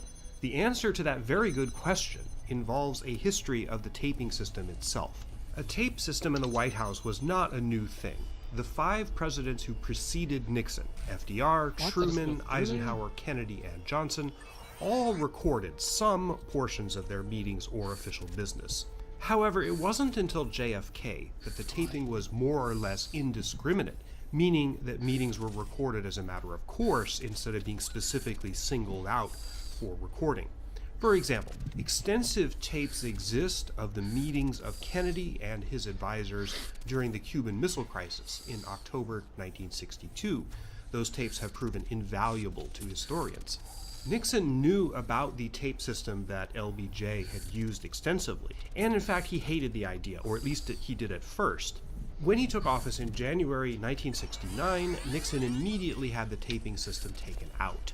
Over the next 2 years, though, he started to change his mind. Part of it was ego. Nixon was always looking ahead to writing his memoirs and spinning the history of his administration in the most positive light. Tapes of key conversations would be valuable after he left office to piece together what had gone on. Another motivation, a more primal one I think, was that deep down Nixon distrusted many of his advisors, even his closest ones. He seems to have been afraid that they would, in future years, try to take credit for ideas or initiatives that came out of his White House, or that in the nearer term they would tell the press things that weren't true and undercut the official narrative that he wanted out there.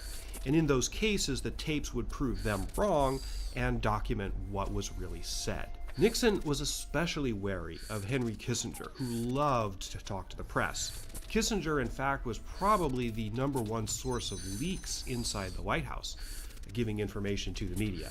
The other key factor here, now this is very important, is that Nixon never in a million years dreamed that the tapes would ever be made public. Under the law, as he understood it, the tapes were not state or public property, but rather the personal property of Richard Nixon. The reason he fought so hard during the Watergate scandal investigations at turning over the tapes was not just to prevent evidence of his own actions from getting out, but because he thought it would set a terrible precedent, not president, for the future. So the taping system was reinstalled in February 1971. Nixon was terrible with technology, and he couldn't be relied to turn the recorders on and off, and you couldn't very well expect a staffer to do it, so the recorders were voice activated. Sometimes they didn't work right, and there are examples of tapes held now by the Nixon Presidential Library where they're just recordings of empty rooms, where the recorders were triggered by doors opening or the sound of a TV from another room or something like that. The first of the White House tapes was made on February 16, 1971. From that time, there is a more or less complete record of conversations on the phone, in the Oval Office, the Cabinet Room, and Camp David up until July 1973. In addition to the infamous Gap tape of June 20th, 1972, and the Smoking Gun tape of June 23rd, there's also the famous Cancer on the Presidency tape of March 1973, which captured a meeting between John Dean and Nixon, and that one is also very famous. Inadvertently, the tapes show what a deeply unpleasant human being Richard Nixon was. He grunted and yelled at his aides. He swore a lot, the term expletive deleted, which appears in the transcripts of the tapes that Nixon tried to placate congressional investigators with, became infamous in 1973 and 74. Nixon was anti-Semitic.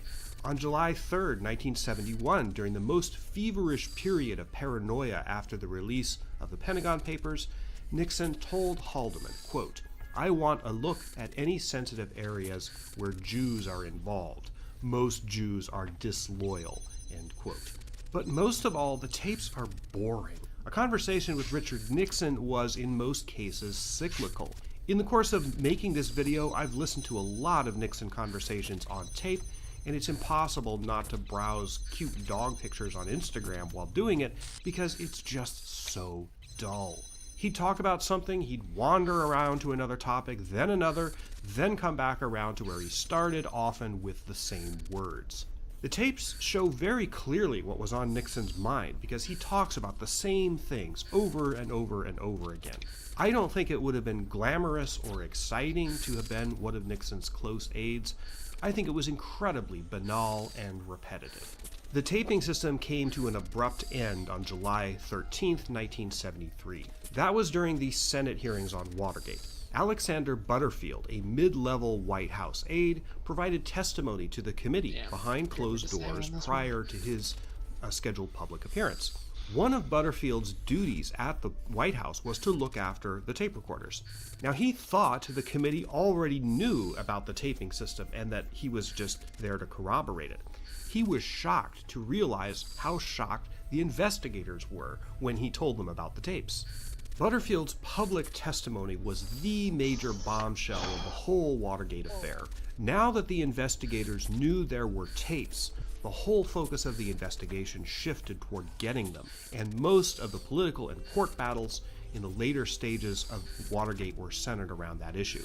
When I teach this subject, my students often ask me, why didn't Nixon just destroy the tapes? In fact, David Frost asked that question point blank to Nixon in his famous 1977 interviews. There are a couple of reasons why he didn't do that. First, once knowledge of the tapes came out, burning or otherwise destroying them intentionally would have been a felony, a crime that could, in many cases, be easily proven and would be tantamount to a public admission by Nixon that he had done something wrong. Throughout the scandal, Nixon insisted that he had done nothing wrong. Burning the tapes would have undermined that argument.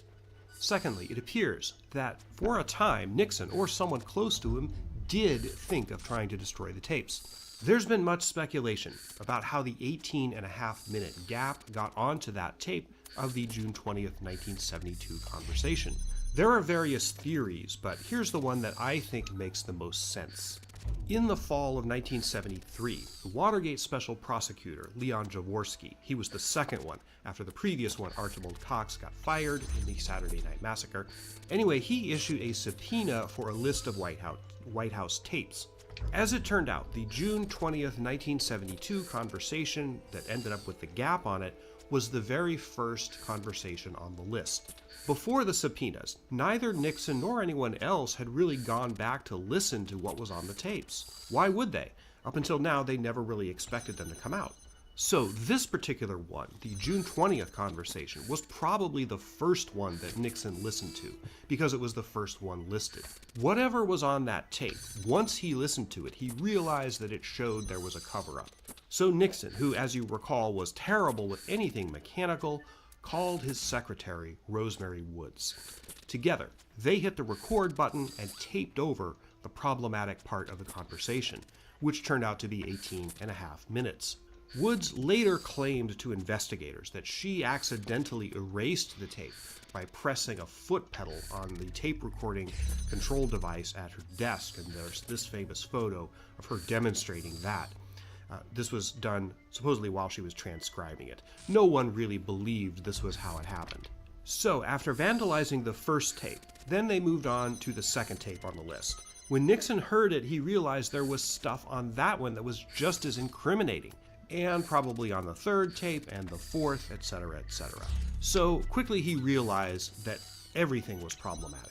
The only solution was to prevent the tapes from coming out at all, and so they quickly abandoned the scheme to erase the problematic parts of it, which is why there's only one. This interpretation is supported by an account given by Rosemary Woods years later. So, because I think this is how it happened, I also think that whatever was concealed on that 18.5-minute gap, it really wasn't worse than anything else, like the June 23rd smoking gun tape. Nixon made lots of incriminating statements on the tapes, but that was just the first one that they happened to listen to, before they realized that erasure wasn't a good strategy. In the fall of 1973, with the special prosecutor and congressional committees breathing down his neck, Nixon couldn't make things worse for himself by destroying the evidence. He had to keep the tapes from being made public to the extent he could. When that strategy finally failed, at the end of July 1974, there was nowhere else to go.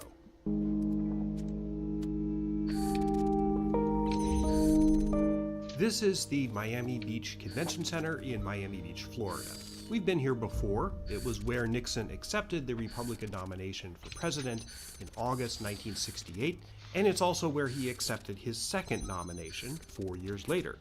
Interestingly, the Democratic Convention was also held in this same building in the summer of 1972. If G. Gordon Liddy's weird schemes had been approved, this is where the honeypot sex worker entrapment caper would have gone down.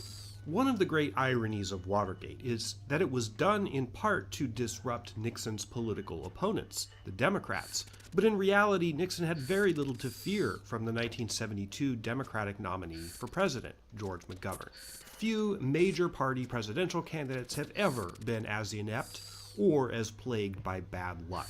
McGovern was a weak campaigner, a poor communicator, and a largely incompetent political strategist.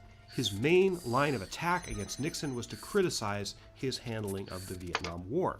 But McGovern could not broaden his appeal beyond the most staunch anti-war voters. A significant number of people who did oppose the war voted for Nixon. By fall 1972, the Paris peace talks, yes, they were still going on, seemed to be making significant progress. So it wasn't like the war was going to go on forever. Add to that the flap involving McGovern's vice presidential running mate, Senator Thomas Eagleton, who was revealed in the press as having significant ongoing mental health issues, and who also reportedly tried to threaten McGovern to prevent him from dropping off the ticket. Eagleton did eventually withdraw, and McGovern picked Sergeant Shriver, later Arnold Schwarzenegger's father-in-law, as his second running mate. Not only did Watergate not catch fire as a campaign issue, it was barely mentioned, which seems incredible in hindsight. The scope of Nixon's re-election victory in 1972 was unprecedented. He won 49 out of 50 states. McGovern carried only Massachusetts and the District of Columbia. It's inconceivable what information the Watergate burglars could have gotten from the Democratic headquarters that would have been worth the risk, especially given this electoral result. This parking garage is located at 1401 Wilson Boulevard in Arlington, Virginia. This is said to be the site where the most famous of the Watergate whistleblowers, known for decades only as Deep Throat, met secretly with Washington Post reporter Bob Woodward to give him information. These meetings are famously portrayed in the classic 1976 film about Watergate, All the President's Men, where Hal Holbrook stands around looking shady in a trench coat and tells Woodward in a croaky voice to follow the money. Woodward kept the identity of Deep Throat secret for decades. In 2005, it was revealed that it was FBI Deputy Director Mark Felt, to pretty much no one's surprise. Felt had long been suspected of being the source. Supposedly, Woodward tipped off Felt when he wanted a meeting by putting a small red flag in a flower pot on the balcony of his apartment building, which was here at 1718. Kill 123 revenants. Won't be tonight, though. But 123 Revenals? Kill Revenal. What? Frogs are people too. Fact, Prinny. I disagree, Prinny. The building has been remodeled since that time, so I don't think it looks like it did then. There is some question about whether this cloak and dagger stuff really went down the way that Woodward and Bernstein wrote about it in their book, All the President's Men, which is neither a complete nor even a particularly illuminating story of Watergate. Most of the traditional stories of the scandal, when they get to the burglary, then essentially turn into detective stories about how reporters, the special prosecutors, and the congressional investigators put together the myriad clues and figured out the totality, or at least something of the larger picture of what the Nixon White House had been doing. All the President's Men, both the book and the movie version, are exemplars of this detective story approach. I understand why the story, when it's told this way, is compelling. There were fascinating clues, especially in the trail of financial information that linked the Watergate burglars to CREEP, the Committee to Re-elect the President. That story was the principal one that Washington Post reporters Woodward and Bernstein covered in 1972 and 73. Incidentally, this is where they worked. This building was the headquarters of the Washington Post at that time. The building no longer exists. It was torn down just a few years ago, and the street view you're seeing on screen is from 2011. The famous newsroom that we see in the President's Men film was a set constructed on a soundstage, but it was based on the real newsroom in this building. Woodward and Bernstein, especially Woodward, cemented the popular idea of Watergate as a big detective story, with heroic reporters hitting the bricks and burning. Alright, let's open these 11 Laren's keys and get some goodies. 522 steel bars, that's a great goodie. Dorsal seeds, that's fine. Redwood tree seed, fine. Dragon arrow tips, that's good. Rune plate legs, fine. Money. Runite ore, fine. Redwood tree seed, okay, no more of those. Rubies, rubies, Rune plate bodies, That was okay. 522 steel bars is good though.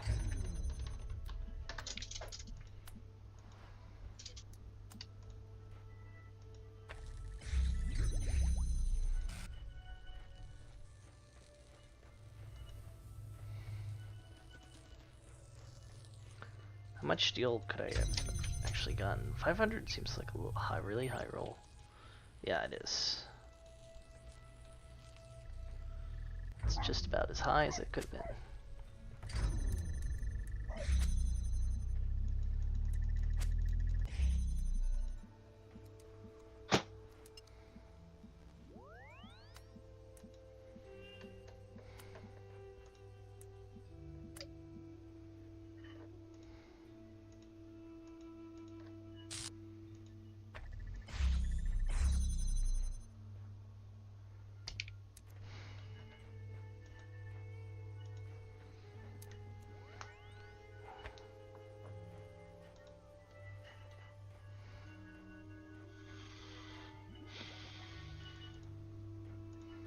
Burning the midnight oil to connect all the pieces of the massive conspiracy, spearheaded by the evil, unseen, but omnipresent. Alright, bye stream.